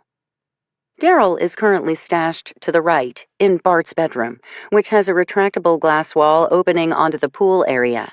Might look great in an architectural magazine, but a major point of weakness when it comes to thwarting a home invasion. No choice but to have a real person standing point. Which brings us to the baby pythons. Our goal? Upon luring in the intruder, or intruders, funnel them to a single location, where Sabara and I are already waiting, and will soon be joined by Roberta, who's currently in charge of perimeter sweep. At which point, Daryl should be able to rush in from behind, enabling us to ambush the wannabe kidnapper and do some pointed interrogation of our own. Now, an entire series of short shrieks bursts through the intercom, along the lines of, "Ah! Ah! Ah! Ah!" Kinda reminds me of someone juggling a hot potato. Sabra stares at me again. "Baby pythons," I whisper to her. "A dozen of them just rained down on our trespasser's head. Doesn't sound like he's a fan, which is perfect, as now he'll retreat in the opposite direction, heading toward the kitchen." "Aren't we in the kitchen?" "Yes, at the moment, we're both bait." "I didn't mention that?" But it's okay. Once the bedroom wing is out of play, Daryl can leave his post to advance from the rear, while Roberta will enter from the reptile wing, creating the perfect pincer maneuver. We just need to buy a little more time. The Prowler is definitely proceeding in our direction because I don't need the intercom system to hear what he says next. His voice carries, loud and menacing, from the vaulted living room into the kitchen. American, I know you have my cousin. If so, you must realize I have come for her. Give her up now, and I promise not to kill you. Habib, Sabra whispers, her eyes dilating in fear. I reach across the island, squeeze her hand hard. Time. Just a little more time, I reassure her. Then, under my breath, all right, Petunia, you're up. Chapter 44. I edge closer to the opening into the living room. I can't help myself. Of all our traps, this one worries me the most. A snake as big as Marge, most people are going to jump and run from as fast as possible. Pythons as tiny as the babies fling away and dance in the other direction. No reptiles harmed in the line of duty. But Petunia, if she does what she's capable of doing... We hear it the moment the first tripwire is snagged, followed by what is definitely a curse in any language. Odor hits next, earthy and pulpy, with top notes of banana and orange. Second tripwire. Fa! A bucket of fresh apple peels joins the produce buffet, dumping over Habib's head and shoulders. Iguanas have a highly developed sense of smell and are attracted to the scent of food, including most fruits and vegetables. Sure enough, there's the clackety-clack as Petunia goes scurrying across the tiled floor in search of this late-night treat. A low, muffled moan of horror echoes through the space, followed by a sharp, "Let go! Let go! Let go!" Cursing, cursing, cursing. Let go! I simultaneously beg Petunia to release whatever ankle, leg, or hand she has her teeth sunk into, while praying for Daryl to appear. Or Roberta. What's keeping them? Then the solid thwack of flesh hitting living flesh, 3 times in quick succession, as if someone's trying to kick or punch a solidly built iguana away. Now I want to kill Habib myself. Clackety-clack, swish-swish. Petunia, beating a hasty retreat, hopefully with some prized piece of fruit, or possibly a human finger in her mouth. I vote for a finger, or a testicle. I quickly withdraw. This is it. I round the island to position myself with Sabra behind me, both of us tucked up against the granite counter for support, hoping for Daryl and Roberta to appear. And then Habib half stumbles into the kitchen, his shoulders covered in orange peels, his shoes dragging banana skin. Blood drips down his left hand, and there's a crazed look in his eyes. But that doesn't keep him from smiling in triumph as he staggers to a halt in front of us. And we get our first unpleasant surprise for the night. Habib hasn't come alone. He's dragged a bound and gagged Alia, who appears absolutely terrified, behind him. Now he jerks her in front of him, then in one fluid movement jabs a sinister-looking curved dagger against her throat. Long and slender, with a vicious edge, this isn't a discarded steak knife. This is the real deal. Alia makes more muffled noises behind her gag. Her eyes bore into ours, her initial fear starting to give way to rage. Run. I can see it in her face. Or maybe it's kill the bastard. But we stand perfectly still as Habib presses the razor-sharp weapon against her skin and delicately carves a gleaming line of red. His threat is clear enough. If he so much as sneezes, she's dead.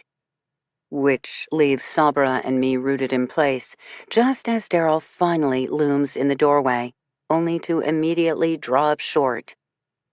For a minute, we stand in silence, A perfect tableau of pending doom.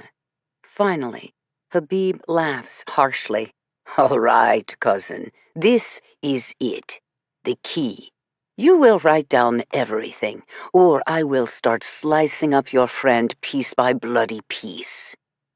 Come on. I mentally will Roberta to appear, or perhaps my Hail Mary backup plan. But nothing. We gambled. We lost.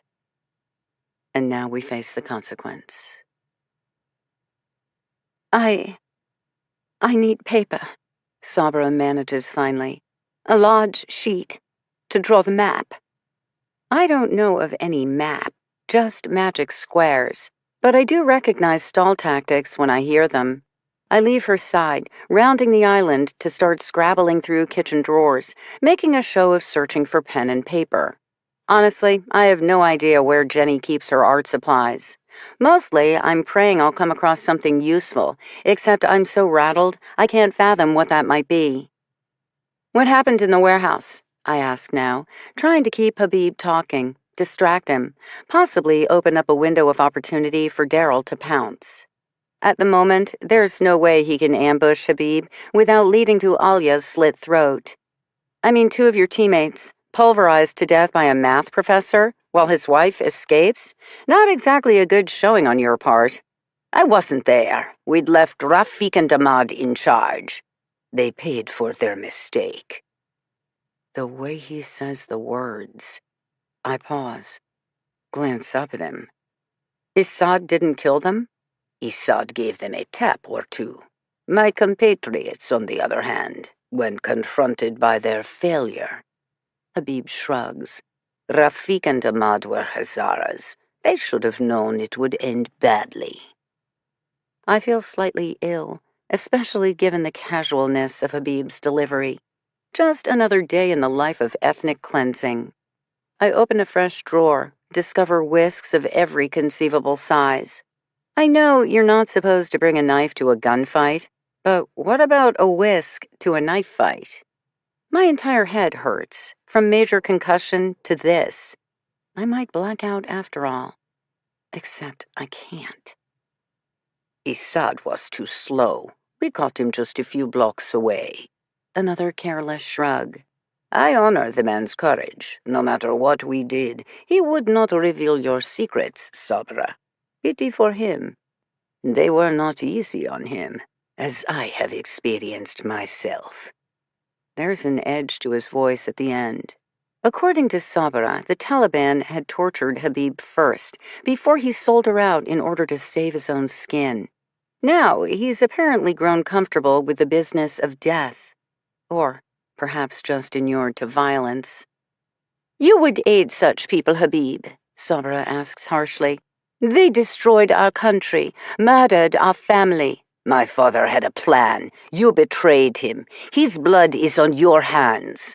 And now my husband's blood is on your hands. Are we even? How many more lives must you destroy? You know they will only kill you in the end, just as they did Rafik. Surely you know by now, dear cousin, that I don't die that easily.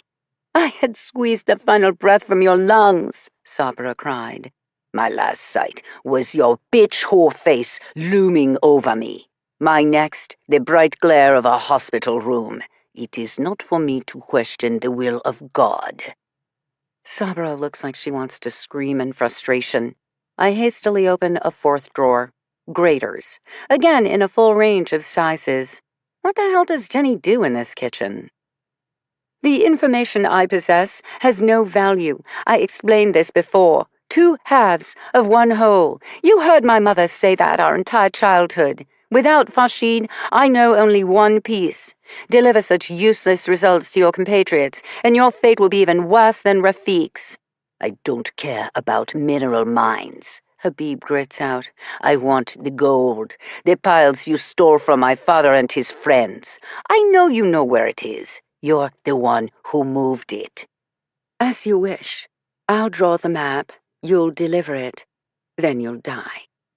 Sabra's turn for a careless shrug. Perhaps I'll take a page from your mother's book and keep half of the information to myself. Habib counters. They will have to bring me along. Torture you for it, most likely. You still think you're so clever. No. Sabra waves a dismissive hand. You are as stupid as ever, cousin. Habib hisses in a sharp breath. I pause, momentarily stunned. What the hell is she doing, antagonizing the homicidal maniac? Then I get it. She's distracting the homicidal maniac, drawing him back into the tit-for-tat patterns of their childhood. Even now, Habib gestures at her with his right hand, knife momentarily pulled away from Alia's throat and directed at Sabra instead. Daryl doesn't need a second invitation. With a roar, he explodes forward, catching Habib hard in the shoulder and spinning him around. Habib doesn't have a second to get his bearings before Daryl has both arms wrapped tightly around the man's torso in a massive bear hug, pinning Habib's arms in place as he squeezes. Alia stumbles back. I catch her elbow, pulling her behind the kitchen island with me. One of the drawers had kitchen shears. I grab them, snipping quickly at her bindings as Habib begins to gasp. He butts his head back, catching Daryl in the face. The big man's nose gushes blood, but he merely grunts, continues crushing. Habib tries to twist and kick his way out of it. His hand, down by his side, jabs at Daryl's leg with a wicked blade, but his movements are too constrained to inflict any real damage. Sabra has moved forward. She's staring at her thrashing cousin with the most intense look on her face. This is for Isad, she states clearly, then drives her steak knife into Habib's side, 4 times in quick succession, as fast and lethal as any prison shanking. Habib looks at her wide-eyed. His body grows slack. He mumbles something, a whisper so low I can't make it out. It must not be a request for forgiveness, as in response, Sabra spits in his face. And then, Daryl slowly lowers the man's body to the kitchen floor. We're all breathing hard, clearly stunned. This is it? We did it? We have Alia. We have Sabra. Now we can get Zahira and... Sorry, Daryl murmurs. I thought I saw movement near the pool house. Went to check it out. Then, frowning, where's Roberta? I gaze at him, and, in the next instant, realize our second unfortunate surprise of the evening. We assumed Alia was being held somewhere else, but Alia is right here, meaning the other 2 captors didn't have to stay back. They must be here too, somewhere on the grounds, which Roberta was going to quickly cover before making her own appearance. Except she hasn't appeared. Oh, shit. Oh, shit. Oh, shit. I'm just opening my mouth to warn Daryl. The glass sliders explode. Another pump of a shotgun. Second explosion, this one taking out the chandelier overhead. I fling my arms over my head as the ceiling rains down pebble-sized shards. Alia collapses beside me, a scream from the other side of the island. Sabra. I glance over to see Daryl, sprawled unconscious on the kitchen floor. There's blood everywhere. I have one thought. Habib's knife. If I could just grab it for protection. Then, a dark-bearded man appears, blocking my view of Daryl as he leers at me from the end of the island. He holds up Habib's curved dagger. He smiles. In his black gaze, I see a dozen different kinds of hell, and his gleeful anticipation of inflicting each and every one. Chapter 45. Alia is moaning. I sense her movement, hear the cascade of glass from her body as she attempts to hoist herself up on her arms. The biggest noise, however, comes from the other side of the island. I can't see Sabra, only hear her sharp exhale, followed by a low moan, then a stream of guttural obscenities. Beside me, Alia stills, listening intently.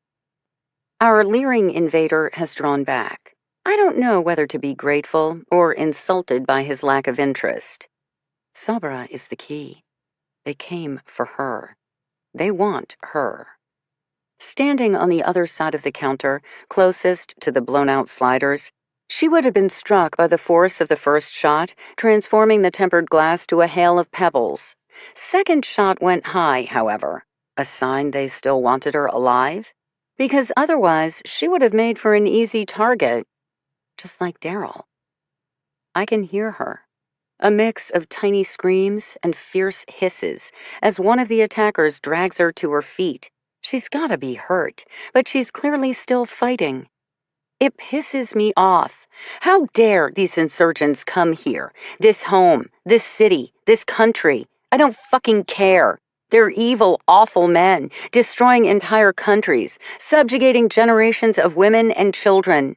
The outrage provides enough adrenaline to drive me to my feet.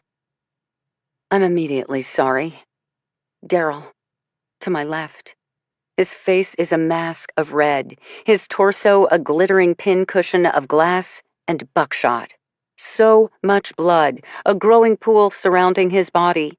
I can barely stand the sight. And Roberta, who's still missing in action.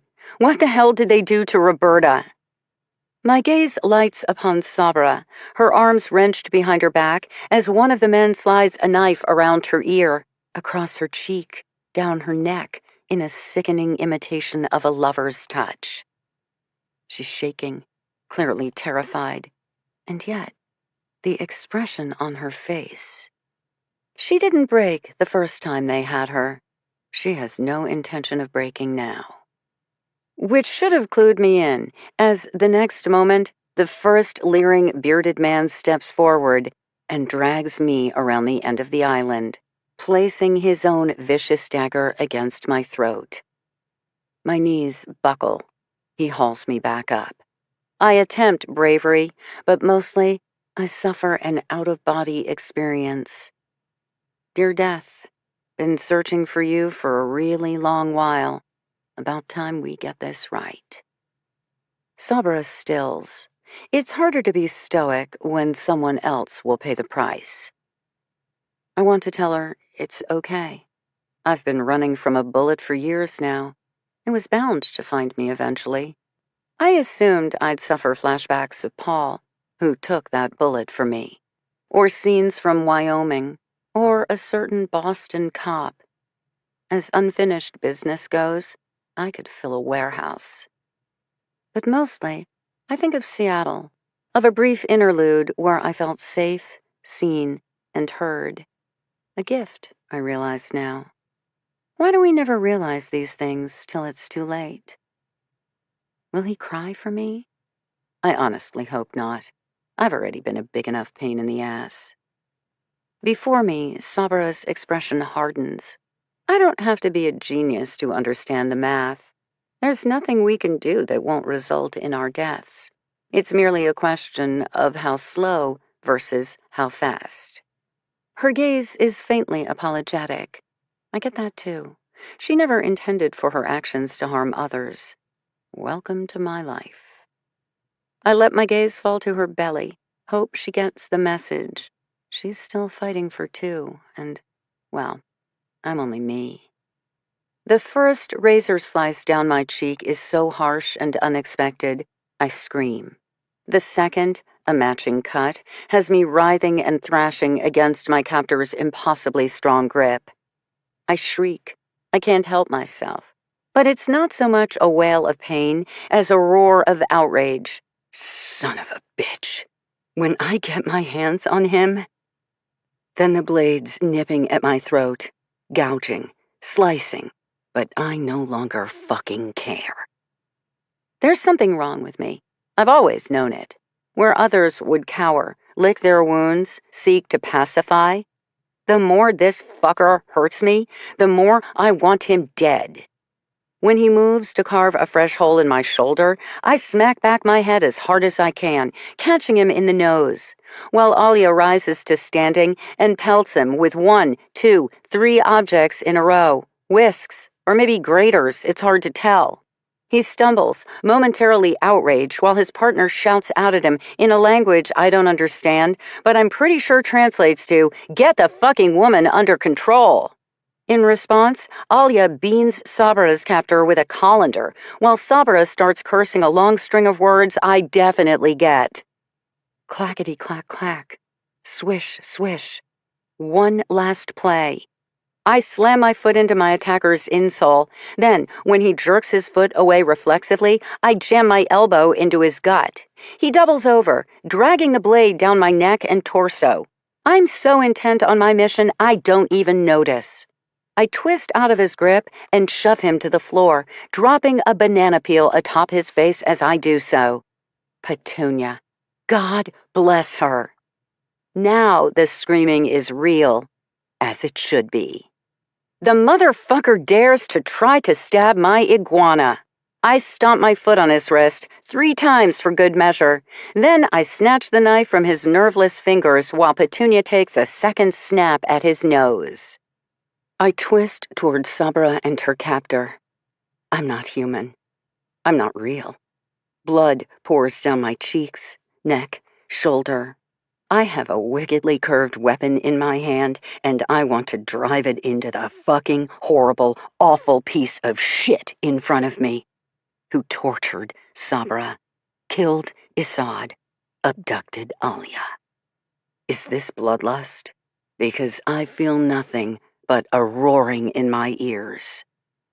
The lone standing male has his hand wrapped around Sabra's short-cropped hair, jerking her head up, exposing her throat.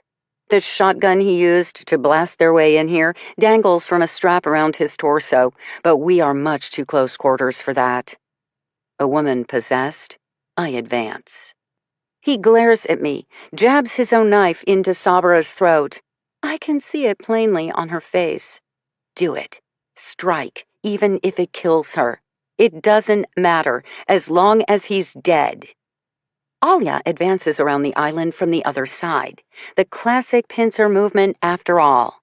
He mutters something low. Neither Sabra nor Alia seem deterred by what he has to say, so I disregard it as well. He takes a step backward, dragging Sabra with him. All I want to do is hurt, maim, kill. I want to thrust this blade deep into this man's chest. I want to feel his blood, hot and red on my hands. I want to hear the gurgle of his dying breath. Where have these thoughts come from? Who have I become? But all I can picture is my room of pain, the dozens of ghosts roaming my collective psyche, betrayed by strangers, killed by those they loved, each and every one innocent in their own right. And still. Sabra is murmuring words I don't know. Alia shrieking in their language. Me advancing, advancing, advancing. I can kill him. I know I can. He'll slash Sabra's throat first, but still. Another step. Another step. I'm not sane. I'm pretty sure I'll never be sane again. As Sabra's gaze bores into mine, "Do it!" she orders. And then, as I rush forward in a blaze of glory, "Stop!" I just have time to look up. As my single phone call, my backup plan to all of our backup plans, Captain Kurtz materializes out of the darkness and clubs my target over the head.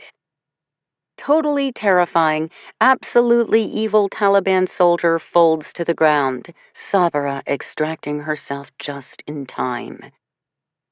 I can't help myself. I stab my newfound weapon in Kurtz's direction. Some fucking cavalry you turned out to be! Could you have cut it any closer? Just in time for a second man to join him. Same facial structure, but with curly brown hair. X-Factor. Stutter stop man. I knew it. I want to feel triumphant, but the world is starting to gray around the edges. I feel my knife clatter to the floor. Then I'm crumpling to my knees, where I have an up-close and personal view of Daryl's blood-pooled body. I don't cry anymore. I just wrap my arms around my knees, and pray for none of this to be real. Until a new voice breaks the silence. Well, well, well. Leave it to you Yanks to get this party started without me. Lilla, no last name, steps through the shattered sliders. Petunia, quite wisely, scurries away. Chapter 46. Movement from behind the British spymaster as Roberta stumbles her way through the shattered sliders, crunching pebbled glass as she goes. Her hair is in disarray. There's blood on her temple and marks on her wrists consistent with restraints. She spares a quick nod of thanks to Lilla, whom I'm guessing liberated Roberta after she was most likely ambushed and tied up by the insurgents during her perimeter sweep. Ironically, she looks in better shape than the rest of us, which is immediately confirmed when her gaze lands on Daryl's still form. With a cry, Roberta vaults to his side. "Daryl! What have you done, you dumb lug?" "Let me. I'm a doctor." The curly-haired man, who looks too similar to Kurtz to be anyone other than the retired army captain's brother. He spares me a quick glance while heading toward Daryl. "You're injured. I'll be fine." "Sabra," he barks out, already kneeling next to Daryl's head. "First aid kit, towels, disinfectant, gauze. Bring me whatever you can find."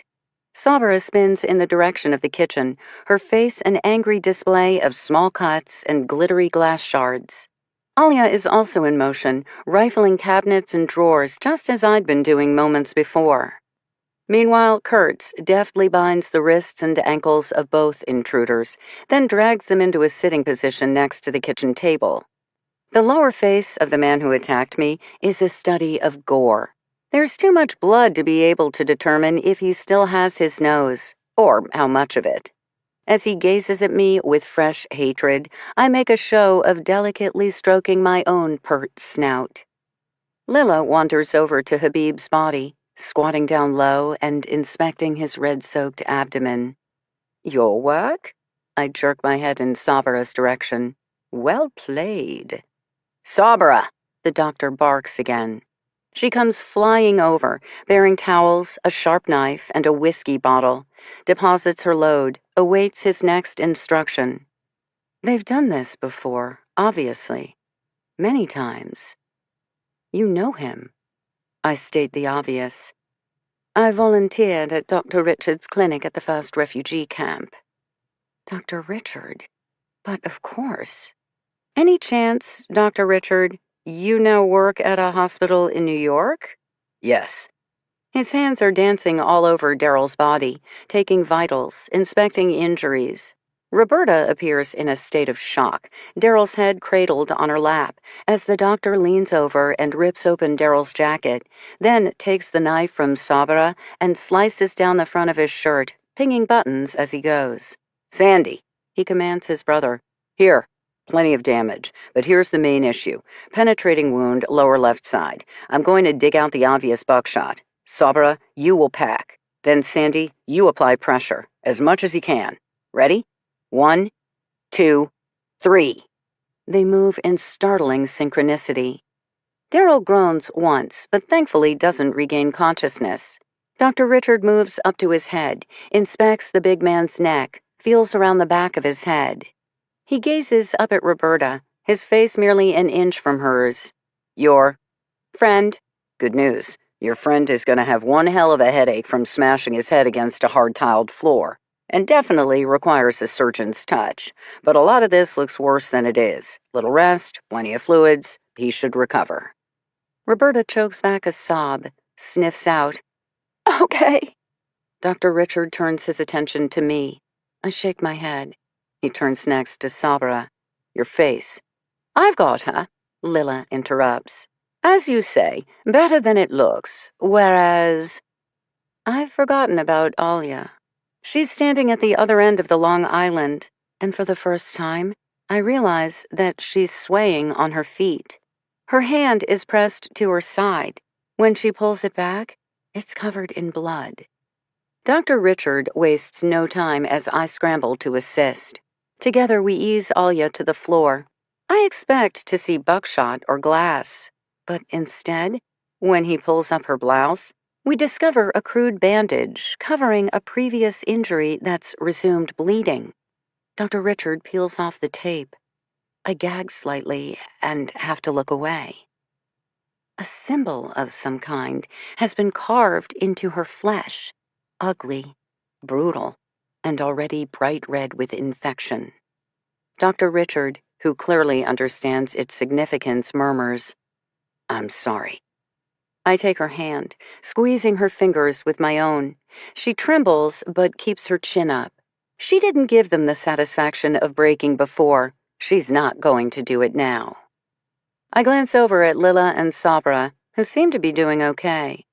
There, pop it. Lila is cupping Sabra's face between her palms as she searches for further wounds to tend. The cut on Sabra's cheek has reopened, blood trickling down. Lila brushes it away with her thumb. The worst is past. Now we just need Zahra and all will be well. You do have the child someplace safe, yes? She gazes at me expectantly. I'm not ready to make nice, however. You. I start with Kurtz, who's now wrapping long rolls of gauze around Daryl's torso to hold the makeshift bandages in place. You and the good doctor here, obviously your brothers? A grunt of acknowledgement. He works in New York, and you, the main headquarters for No One Left Behind, are in D.C. You two are the ones who orchestrated everything.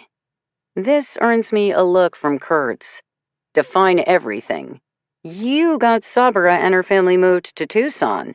Technically, the United Nations made it happen, by virtue of granting them refugee status. But once they finally arrived in the States, I possibly requested a few favors. In a strictly personal, not professional capacity, I assure you.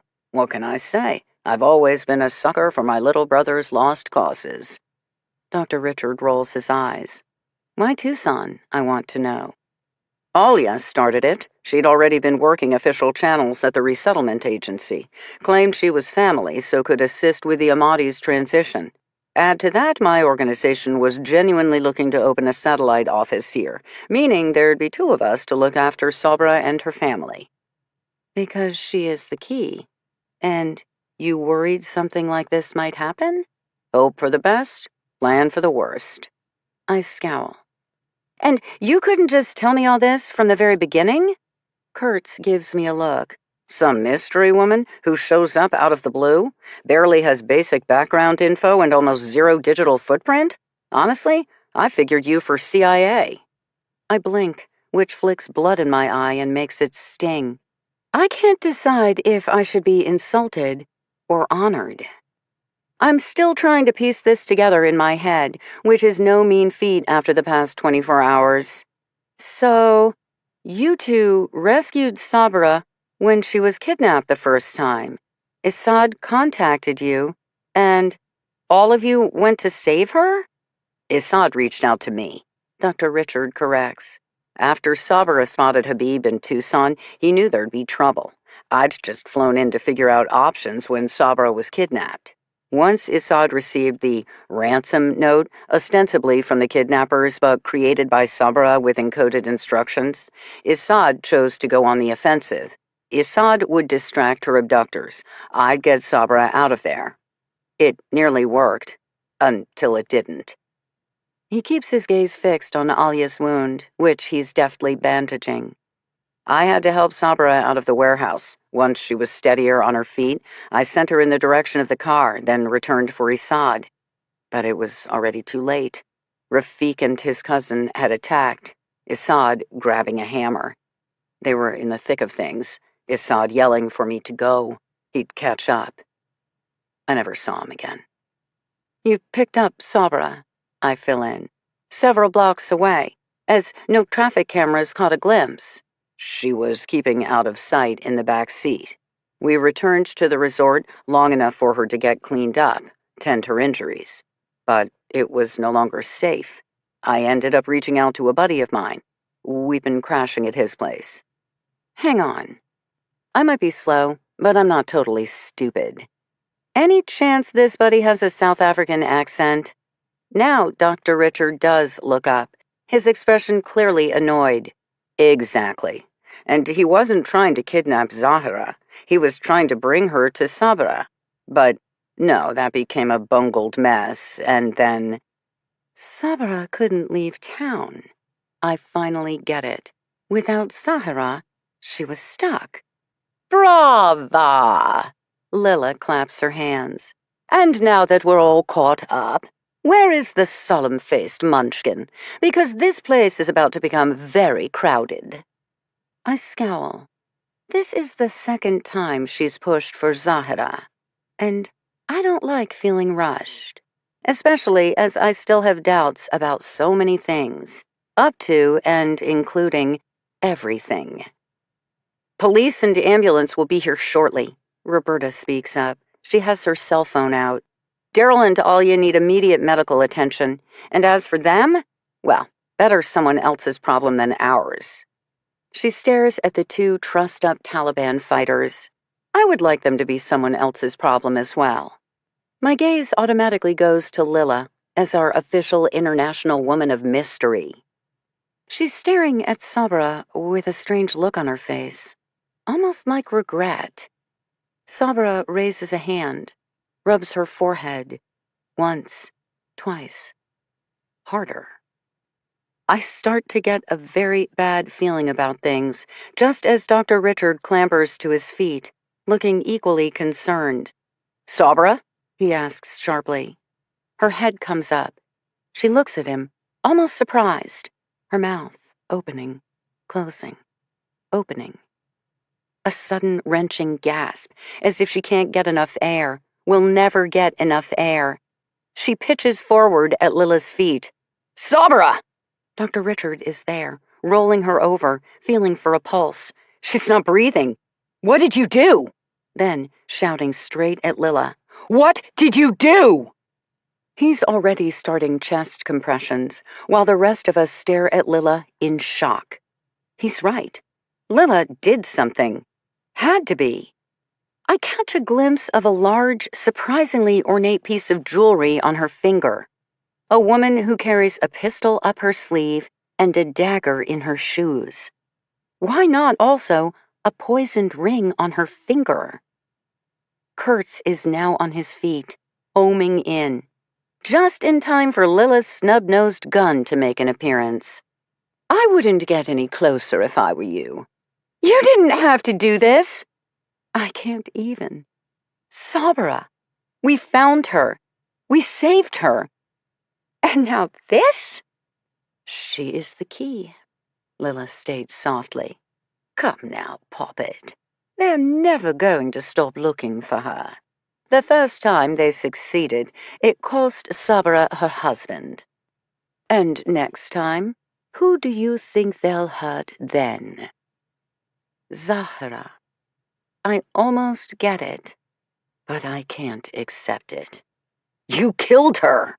Dr. Richard is raging. He's still working chest compressions, but his movements are growing weaker. Sabra's eyes, fixed, dilated. I think I'm going to be ill. There's a cost to secrets, Lila murmurs, almost apologetically. Even her mother understood. Some things are best never to be discovered. I'd hoped Mariam had taken it all with her to the grave. I'm sorrier than you can imagine to realize she didn't. You'll pay for this, Kurtz rages. We all saw you. Do what? When? Where? I was assisting with her injuries.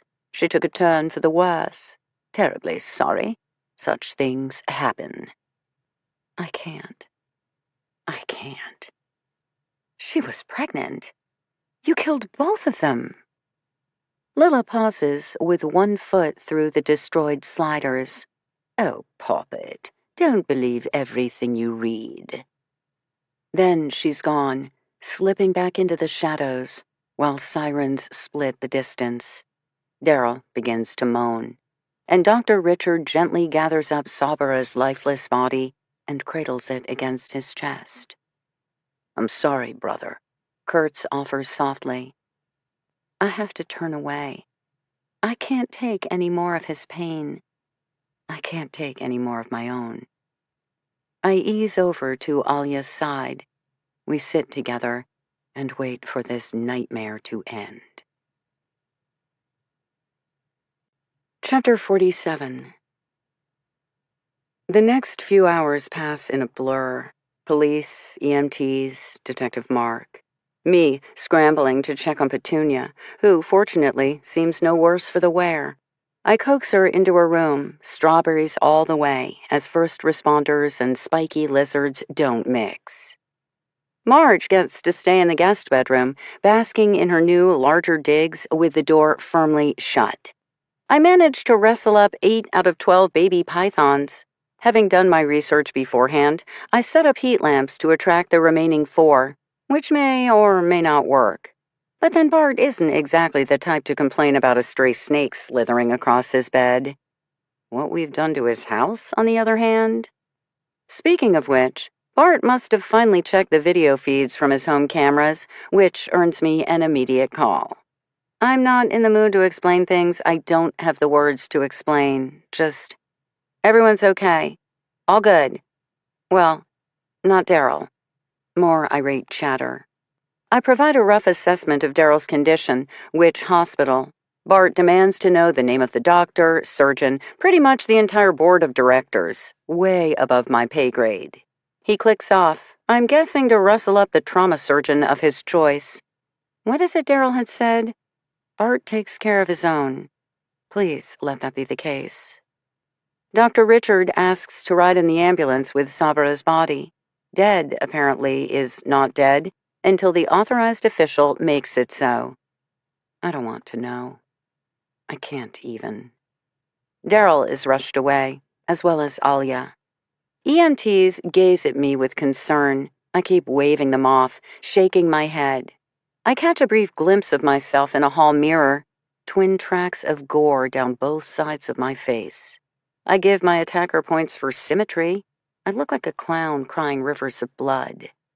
Then there's the puncture wound on my neck, my shoulder. I don't pause. I don't consider. My outside matches my inside. I'm wounded all over. Furtive calls from Jenny. Given the hour, Zahara is sound asleep in the front of Jenny's truck, which Jenny is apparently driving around aimlessly, waiting for the all clear. It makes me testy with Detective Mark, who's in a foul mood of his own, till we're nearly shouting at each other. What the fuck happened? Ask his sister. Are we seriously that stupid? Ask his sister. He stops speaking to me sooner versus later. I don't complain. 2 uniformed officers lead our intruders away, already looking way out of their league. I'm guessing it won't last for long. FBI, CIA, DOD, hell, some organization with initials bigger than TPD is bound to take over. It's not my problem. None of this is my problem. I'm here to locate Sabra Ahmadi, who just died on my watch. I roam the compound over and over again, the drying blood on my face making my cheeks itch. Finally, I sit outside Petunia's room, just a girl and her iguana, while we wait for all the assorted experts to get the hell out. Finally, as the last official departs, Jenny returns with Zahara, easing the slumbering girl out of the front of her truck, cradling her in her arms. A 4-year-old child who's now lost her mother and her father, not to mention the damage done to Alia, whom she trusted, and Daryl, whom she adored. I feel like a total failure, fraud, failure all over again. I feel I can't do this. I shouldn't have done this. Who am I trying to fool? Now what? Jenny asks. And I realize our next problem. Lila asked pointedly for Zahara twice. Zahara, who remembers everything, including her grandmother's cryptic matrices and her mother's more recent riddle. Sabra may be gone, but Zahara. Lila knows about Zahara. Lila, who's been here. And other members of the Habib Taliban cabal? I have no idea. but Zahra. Beautiful, sweet, precious Zahra. I'm exhausted, concussed, traumatized, but in a curious sort of way, the most alert I've ever been. Zahra's not safe. Not here. Not anywhere. I just watched Zahra's mother die right in front of my eyes. A woman who wouldn't break for anything. I'll be damned if I can't at least protect her daughter. With Zahra passed out between us on the massive U-shaped couch, Jenny and I debate options. Zahra is vulnerable here. Zahra is vulnerable anywhere. What to do? Where to go? It's Jenny who comes up with the answer. Where do people never search? The place they believe they've already looked. With that, we're off and running again. For Zahra's sake, as much as my own, I shower first. The cuts on my face sting, bleed more, not to mention the knife wounds to my throat, my shoulder. Afterward, Jenny inspects the damage. You probably need stitches, she announces. We both know that's not going to happen, so she makes judicious use of butterfly closures instead. She has a steady, adept hand. I wonder how many of her own wounds she's tended over the years. Is there anyone who goes through life without accruing a patchwork of scars? Given my specialty is supposedly human nature, I search through Zahra's backpack. Sure enough, the bottom of a side pouch, a single house key. This is it. You shouldn't stay here, I advise Jenny. Someone might still come looking. Honey, I don't run, I don't hide. Rusty blades, remember? Let 'em try. I want to share her bravado. Mostly, I feel eviscerated. Generally, my searches end in identifying the dead. Only 2 have resulted in finding the living. But this, discovering the living, to watch her die? I can't do this ever again. Zahra, sweet, exhausted, gray-eyed child. Jenny loads her back up in her vehicle. She drives us to our destination, stands watch as I work the key, pop open the front door. A final wave. I can tell Jenny's trying to hold strong. It's easier to fight for yourself than to fear for others. We can't linger, however, which might risk drawing attention. Jenny departs as quickly as she arrived, and I carry Zahra's disoriented, half-conscious form over the threshold of her family's apartment. Full circle. At least tomorrow the girl will wake up in her own bed, even if it's to a world that will never be the same again. I will have to tell her about her mother, her father, Alia, Daryl. How do I find those words? Good news, 4-year-old kid who remembers everything. You're still alive. Everyone you love, however. And where do we go from here? I don't have the answers. My cheeks hurt. I tuck Zahra into bed. Her eyes open wide, peer deep into mine. She doesn't ask about anything or anyone. Her hand reaches out, very lightly. She touches the bandages on my face. And I swear, in that moment, she knows everything. Zahra closes her eyes, rolls onto her side, curls into a ball. I gently close her bedroom door, then take a position on the sofa. All I want to do is sleep. Close my eyes, let the world and all my failings drift away. Instead, I will myself to stay awake. I must stand guard. It's the least Zahra deserves. Just in time for the front door to burst open.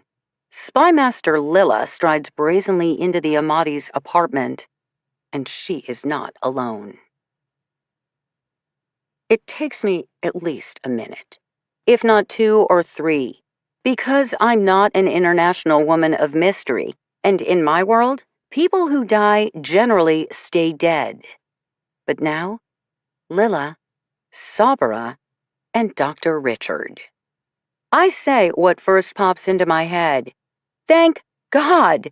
And I fucking hate all of you!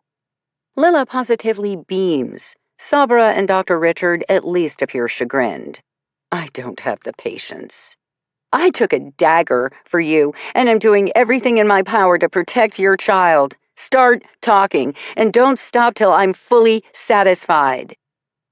Habib found me, Sabra begins apologetically. And if he knows, others know. The key is still alive and now resides in Tucson. I'm almost this smart. They won't stop. Lila agrees seriously.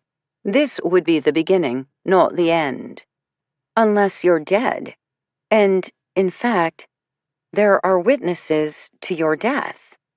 Sabra shrugs uncomfortably. Dr. Richard has a hand on her shoulder. Not our first choice, he provides, but given the options. And your brother? You know how you keep a secret? By keeping it a secret. I want to punch someone, but on the other hand, I was just wishing if only Sabra could still be alive. I don't get it, I managed finally. All this smoke and mirrors. I'm not cut out for this spy shit. Are you pregnant or not? I finally ask. Isad's memory will live on, Sabra answers, which I think means yes. Are you crazy or not? My struggles are genuine. When I first saw Habib standing alive on the sidewalk here, I so wanted to believe that was another hallucination versus the ghost in my head. But Dr. Richard and Dr. Porway have been working together on my care. I have challenges. With a proper regimen, however, I do better than I've possibly let on. Because it's easier for people to think you're crazy? Let them doubt or underestimate you. Which is why you released her medical records. I stare at Lila, then scowl at Dr. Richard. But also took them back. Covering all bases, Dr. Richard says, while Lila states, warring on all fronts. You people are terrible, I inform them. Then, because their actions were not without merit. What now? I'm dead, Sabra states. I must stay dead. Fair enough. I've arranged transport for Sabra and Zahira to the UK, Lila inserts smoothly. We returned here merely to gather some belongings, then determine how best to grab the child in the morning. I roll my eyes. Sabra and Zahira will be safe with me, Lila continues unabashedly. A last favor to your friend, something like that? You really loved Mariam, something like that. And Farshid? I have to ask, my gaze going to Sabra. I'm still confused. Is your brother alive or dead? Because you only know half of the rare earth elements puzzle, correct? Lila answers that question as well. I have searched for the past 4 years. To the best of my knowledge, Farshid died during the fall of Kabul. But you implied you saw him grabbing Alia. Think of it as high art, Lila provides. Direction, misdirection, followed by direction, misdirection, resulting in no one knowing what the hell to believe. Now you're getting it. I had previously vowed never to work for a serial killer again. Now I add spy to the list. But half a set of coordinates is still better than no coordinates. Dr. Richard continues, the Taliban would love to have even that much, and of course no one wants them to have a head start on locating such a valuable resource. The British government has incentive to keep Sabra safe. I gaze from Sabra to Dr. Richard to Sabra again. He stands close to her, clearly protective. And perhaps she leans slightly into him, but another place, another time, I think. Which must echo Dr. Richard's own thoughts as he flushes. I'm sorry for your troubles, Sabra says. You didn't ask for me to get involved, I allow grudgingly. And it's not a terrible thing to be so loved. All Isad and Alia wanted was for you to be safe. You've made their wishes come true. Sabra acknowledges my words with a slight nod.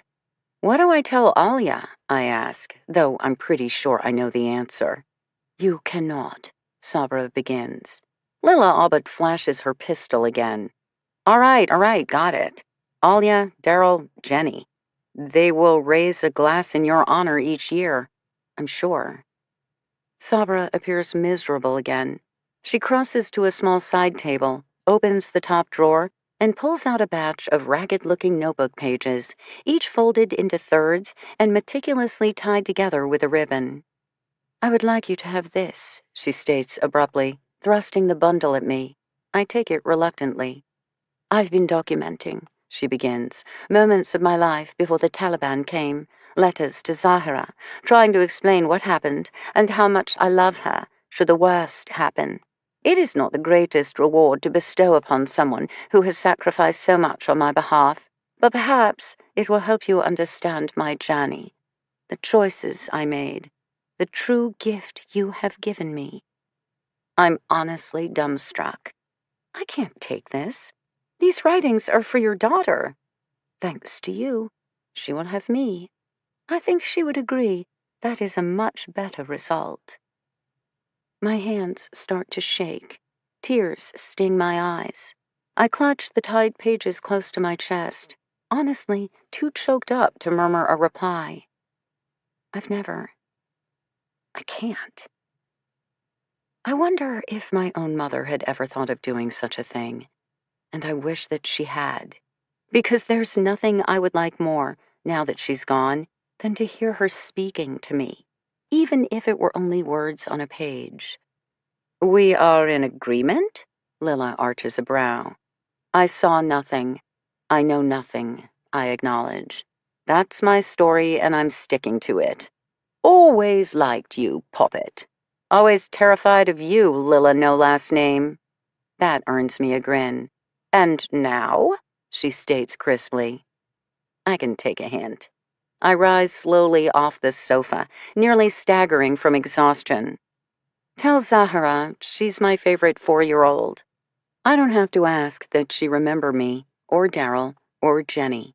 We all know she will.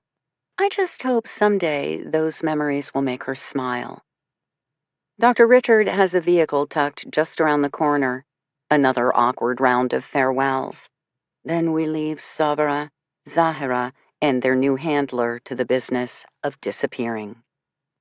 Dr. Richard drives me back to the compound. He doesn't speak the entire way, and neither do I. Epilogue. In the weeks that come, Jenny and I hunker down. She arranges for the glass sliders to be replaced, then embarks on the mother of all deep cleanings, from scrubbing floors to shampooing rugs to dry cleaning drapes. Petunia and I learn to move out of her way or risk getting vacuumed. It takes both Jenny and me to get Marge out of the guest room, as the enormous Burmese python is both peeved at us and genuinely happy with her new digs. Finding the remaining baby balls proves much easier. Out of sheer guilt, I finally engage in the care and feeding of snakes. I'm not a herper. No matter how many times I gird my loins and head into the reptile wing, it doesn't get easier. I'm still not convinced any snake is beautiful or has exquisite markings. Petunia, on the other hand, has become one of my favorite roommates.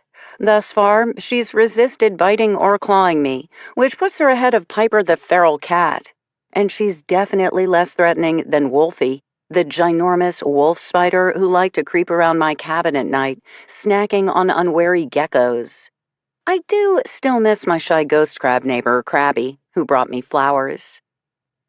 While Daryl requires more time to recover from a belly full of buckshot, Alia is released after 24 hours. She doesn't offer any more information about the marking on her abdomen. She's fine, she tells us, when we try to coax her into staying at the compound so we can fuss over her in person. She just wants to go home. I stop by in the afternoons and brew her green tea. After a bit of research, I splurge on an extremely nice saffron tea as a special treat. I seem to be operating mostly from a place of guilt these days, but at least I'm operating. Alia, of course, drills me about Zahara. Where is she? What happened? What do I mean she's already gone? I can't even look at her as I mumble some cockamamie story about Dr. Richard having contacted Zabra's family in London and their immediate desire to take in their long-lost granddaughter. Dr. Richard personally flew her over. Zahra will be safer there than here, etc., etc. Alia isn't happy. She's Zahra's family too. Except, of course, no one knows that. Lila, continuing her role as a behind-the-scenes master manipulator, organizes an immediate burial for Sabra. Following a brief tussle with the ME's office, as per Islamic custom, a body is to be buried as quickly as possible. Captain Kurtz arranges for Isad's remains to be interred beside her. The grave sites provide comfort to Alia, and I join her several times to pay my respects to Isad, a man I never met, but who clearly loved his family deeply. The wounds on my face graduate from butterfly band-aids to long, thin scabs that Jenny swears give me a rakish charm. I find myself fingering the raised welts in the middle of the night when my nightmares are too vivid and my fears too real.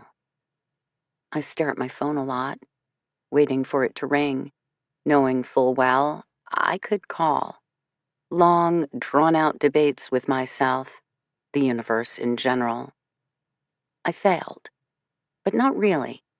I should move on, but I don't know where. Maybe it's time to give this gig a rest. What else would I do? As long as Bart's away, I don't have to make any decisions. While I might have taken this job primarily to enable me to search for Sabra Ahmadi, pet sitting remains my responsibility. The house feels off without Daryl's oversized presence.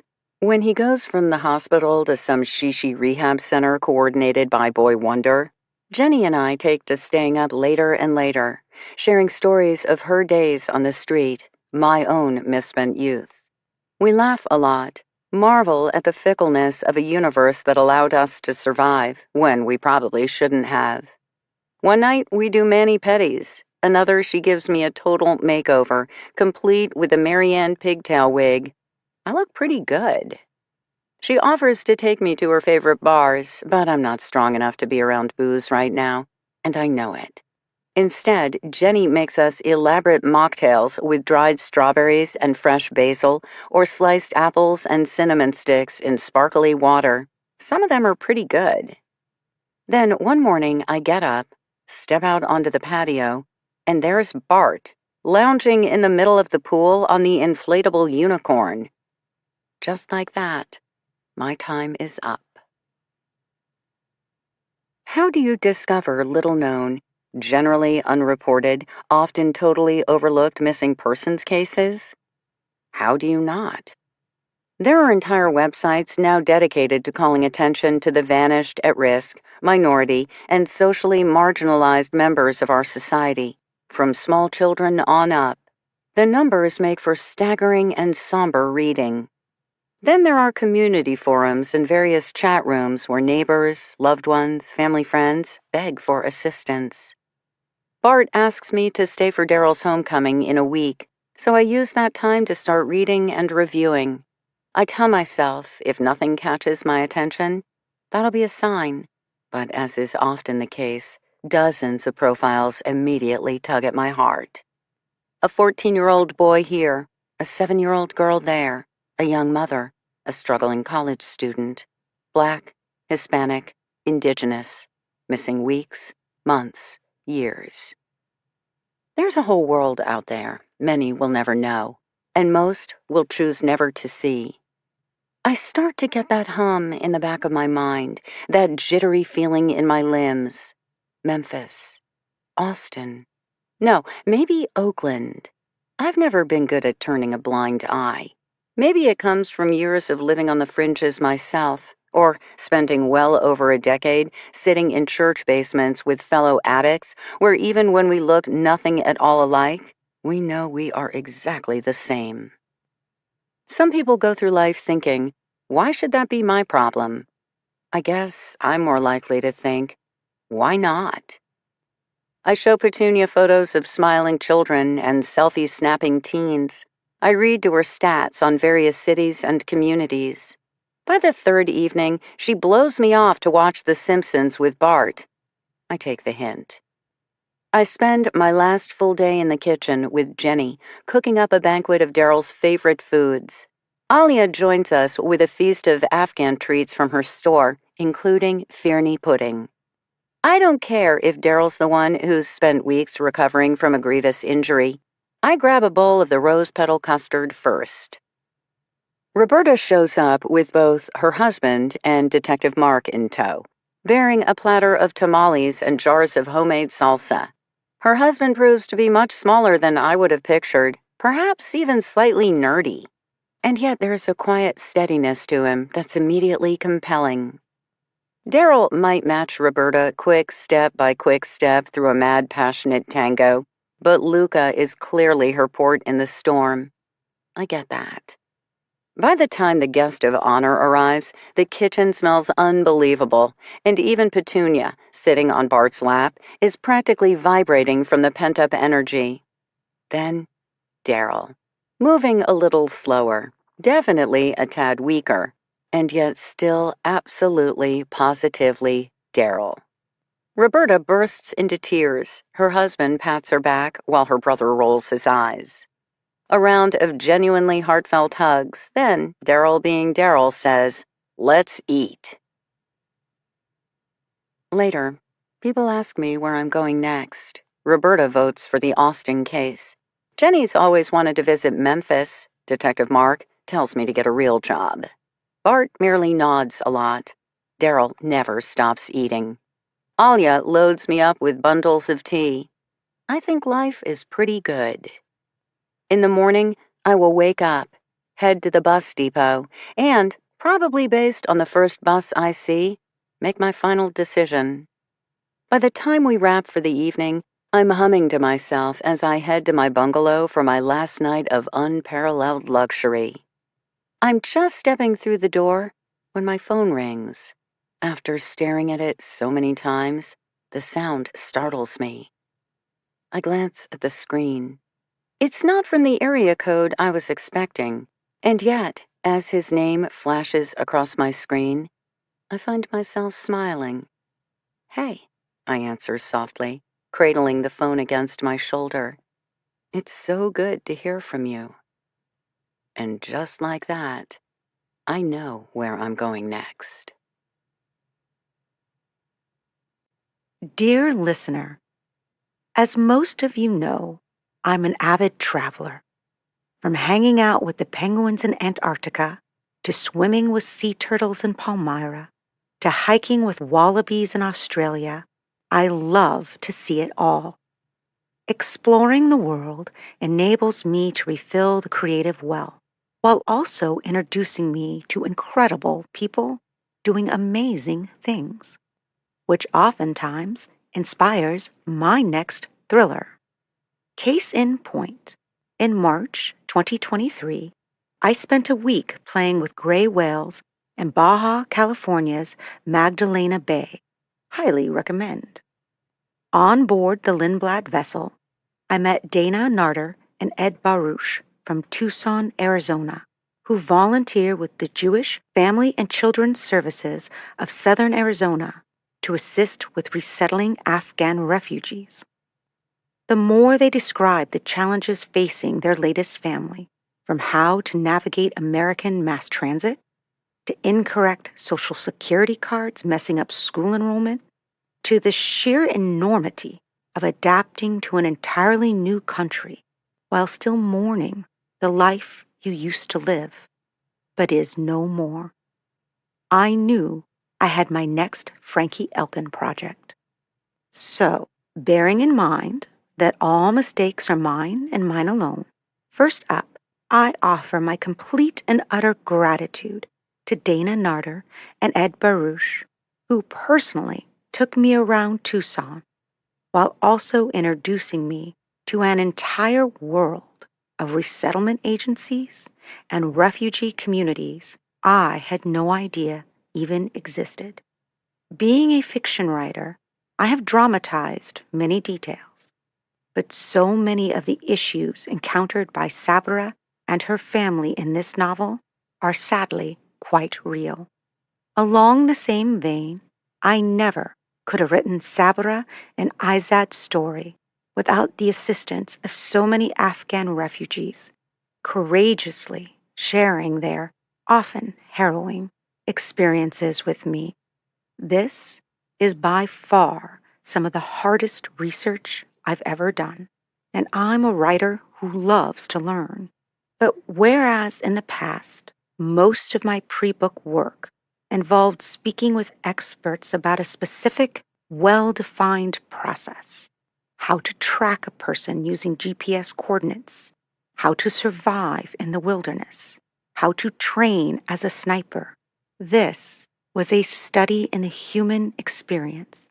I entered interviews often inspired and amazed by the resilience of the people involved, and several times I ended in tears, overwhelmed by the sheer enormity of their loss.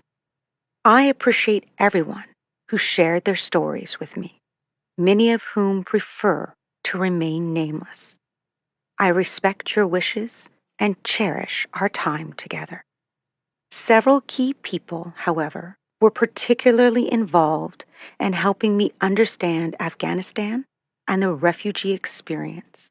I am enormously grateful to Shamsuddin Zamani, former civil prosecutor from the Herat province of Afghanistan and recent arrival in the United States, who spoke candidly of having to rebuild a life for his family in a new country that doesn't recognize his education or expertise. Afghan hospitality is the stuff of legend, and Shams is no exception. He not only invited me into his home to meet his family, but personally prepared a feast of authentic dishes to share. That afternoon is one I will never forget, given the great food, lively camaraderie, and inspiring reminder that even people from entirely different corners of the world still hope for exactly the same thing, a better future for our children. Also, in the incredibly kind and gracious category, Kosh Sadat, former Brigadier General in the Afghan Special Forces, and now officially a United States citizen. Congratulations, Kosh. Kosh tirelessly answered so many of my questions on language, names, and culture. Do Afghans believe in ghosts? How do Afghans mourn? What is an example of a traditional greeting? He did his best to educate me on a country that remains a complex mix of different languages, cultures, and terrains. Kosh is an excellent teacher. I could still be a better student. Any detail you love, that's all Kosh. All the glaring mistakes, however, are purely mine. Next up, Retik Rafi, a leader in the Afghan community in Tucson, as well as a real estate agent who now works with many refugee families making their first home purchase in the U.S. Retik shared her experience fleeing Afghanistan the first time the Taliban took over. Her personal and professional success since then is nothing short of inspiring. Also, Ratik, thank you for the incredible lunch at Kabul Corner. Mantu has now become one of my new favorite dishes. And, much like Daryl and Frankie, I still dream of Firni pudding. Just gotta add, trying out Afghan food has been one of the most delicious research projects ever. Coming in a close second, sampling Haitian cuisine for Frankie's first adventure before she disappeared. Yum. Finally, a shout out to a fellow thriller writer, an absolutely amazing man, Del Roll. Del is a retired Army officer and retired CIA operations officer who served multiple tours in Afghanistan. Not only did he share his experiences to aid another novelist, but he shared his contacts too. Many readers ask me if authors are a competitive, backstabbing group of arch rivals. No. Just ask Dell. To better understand the resettlement process, I interviewed 3 amazing and committed individuals who have dedicated years of their lives to jumping through hoops, scouring the bottom of the bucket, and then working a minor miracle to finally get the job done. My deepest appreciation and admiration to Jennifer Acevedo Castro, former Community Engagement Coordinator at Jewish Family and Children's Services of Southern Arizona, who walked me through the resettlement process, soup to nuts, to Nathan Fenoglio, who opened my eyes to the very real housing crunch in Tucson and elsewhere, and finally to Brooke Benge, Lutheran Social Services Southwest, whose poignant explanation of each little step and every giant challenge involved in establishing an entirely new life and an entirely new country left me reeling for days. Again, all mistakes are mine and mine alone. So, refugee camps. This was definitely one of the most difficult subjects I've ever investigated. I read some genuinely heartbreaking first-person accounts written by doctors who volunteered at various migrant facilities.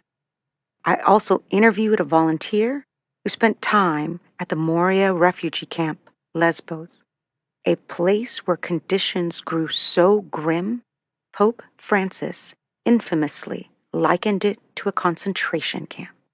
The volunteer spoke in honor of all the brave residents of Lesbos. The camp burned down in 2020, and yet another tragic turn. I'd never heard of Moria. Now I will never forget. If reading about refugee camps made for some dark days, then learning about No One Left Behind brought me the light. This very real nonprofit continues to work tirelessly to evacuate deserving interpreters and other eligible SIV applicants from Afghanistan. Thank you, Andrew Sullivan, Chief Advocacy Officer of No One Left Behind, for explaining your mission as well as your challenges. In the case of this novel, all dramatic license is mine and mine alone. And yes, I took some.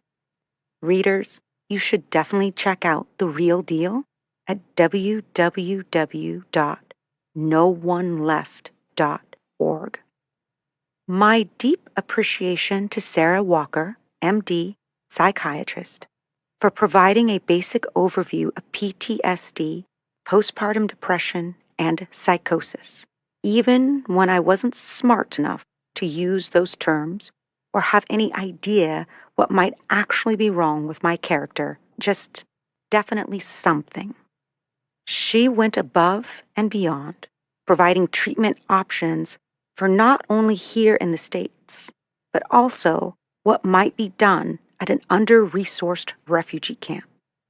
Again, it's highly possible, if not downright probable, that I exercised dramatic license with the details.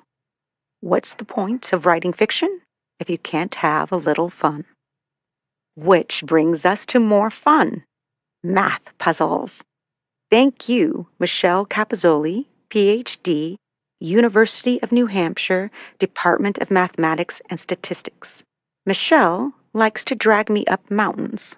In return, I torture her with book problems, including, hey, could you devise a code a 4-year-old would be able to recreate, but an adult wouldn't easily be able to decipher? Thank heavens, Michelle is very good at what she does. And here's to the next hiking adventure. Another wonderful partner in crime, Timothy W. Saladakis, who this time around provided care and feeding instructions for iguanas and snakes. He also lobbied hard on Petunia's behalf. Iguanas make amazing pets. I had one that used to sit on my lap. And, my personal favorite, oh yes, they absolutely love it if you rub their shoulders. Let's just say Frankie's not the only one who had to overcome her fear of reptiles during the making of this novel. See prior notes regarding dramatic license. Tim thoughtfully provided expert advice, and then there's what I did with it. As many of you know, it's become my tradition to auction off character naming rights in honor of local charities. I and the Conway Area Humane Society are very grateful to Mark Porway, who won on behalf of his wife, Cindy Porway, also to Andrew Orsini, who used his winning bid to recognize Lilla, no last name, per her request. Hope you enjoy your fictional adventures. And of course, the annual winner of the Kill a Friend, Maim a Buddy sweepstakes at www.lisagardner.com. Many will enter, but only one will die. Competition was fierce as always, so a huge congratulations to Daniel Manley, who nominated Stacy Lynn for literary immortality, a woman he describes as having a big heart and who is always looking to help others. After that, I couldn't bring myself to kill her, so I made her an incredibly compassionate and, yes, slightly maimed caseworker. Hope you love the novel, Stacy, and I wish you and Daniel an amazing future.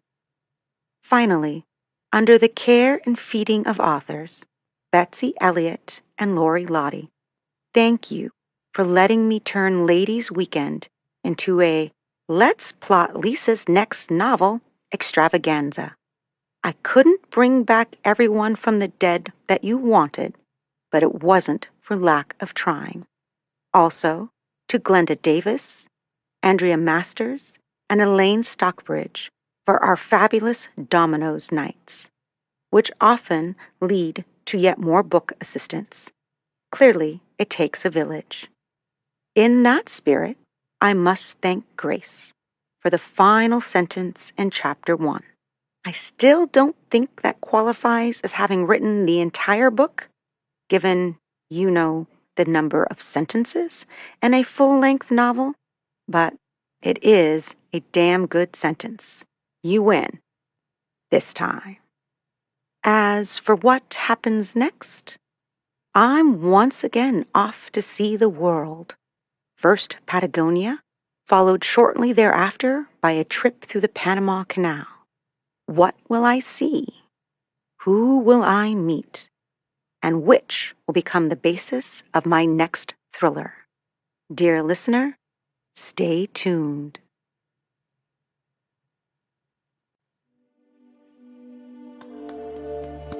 This has been a Hachette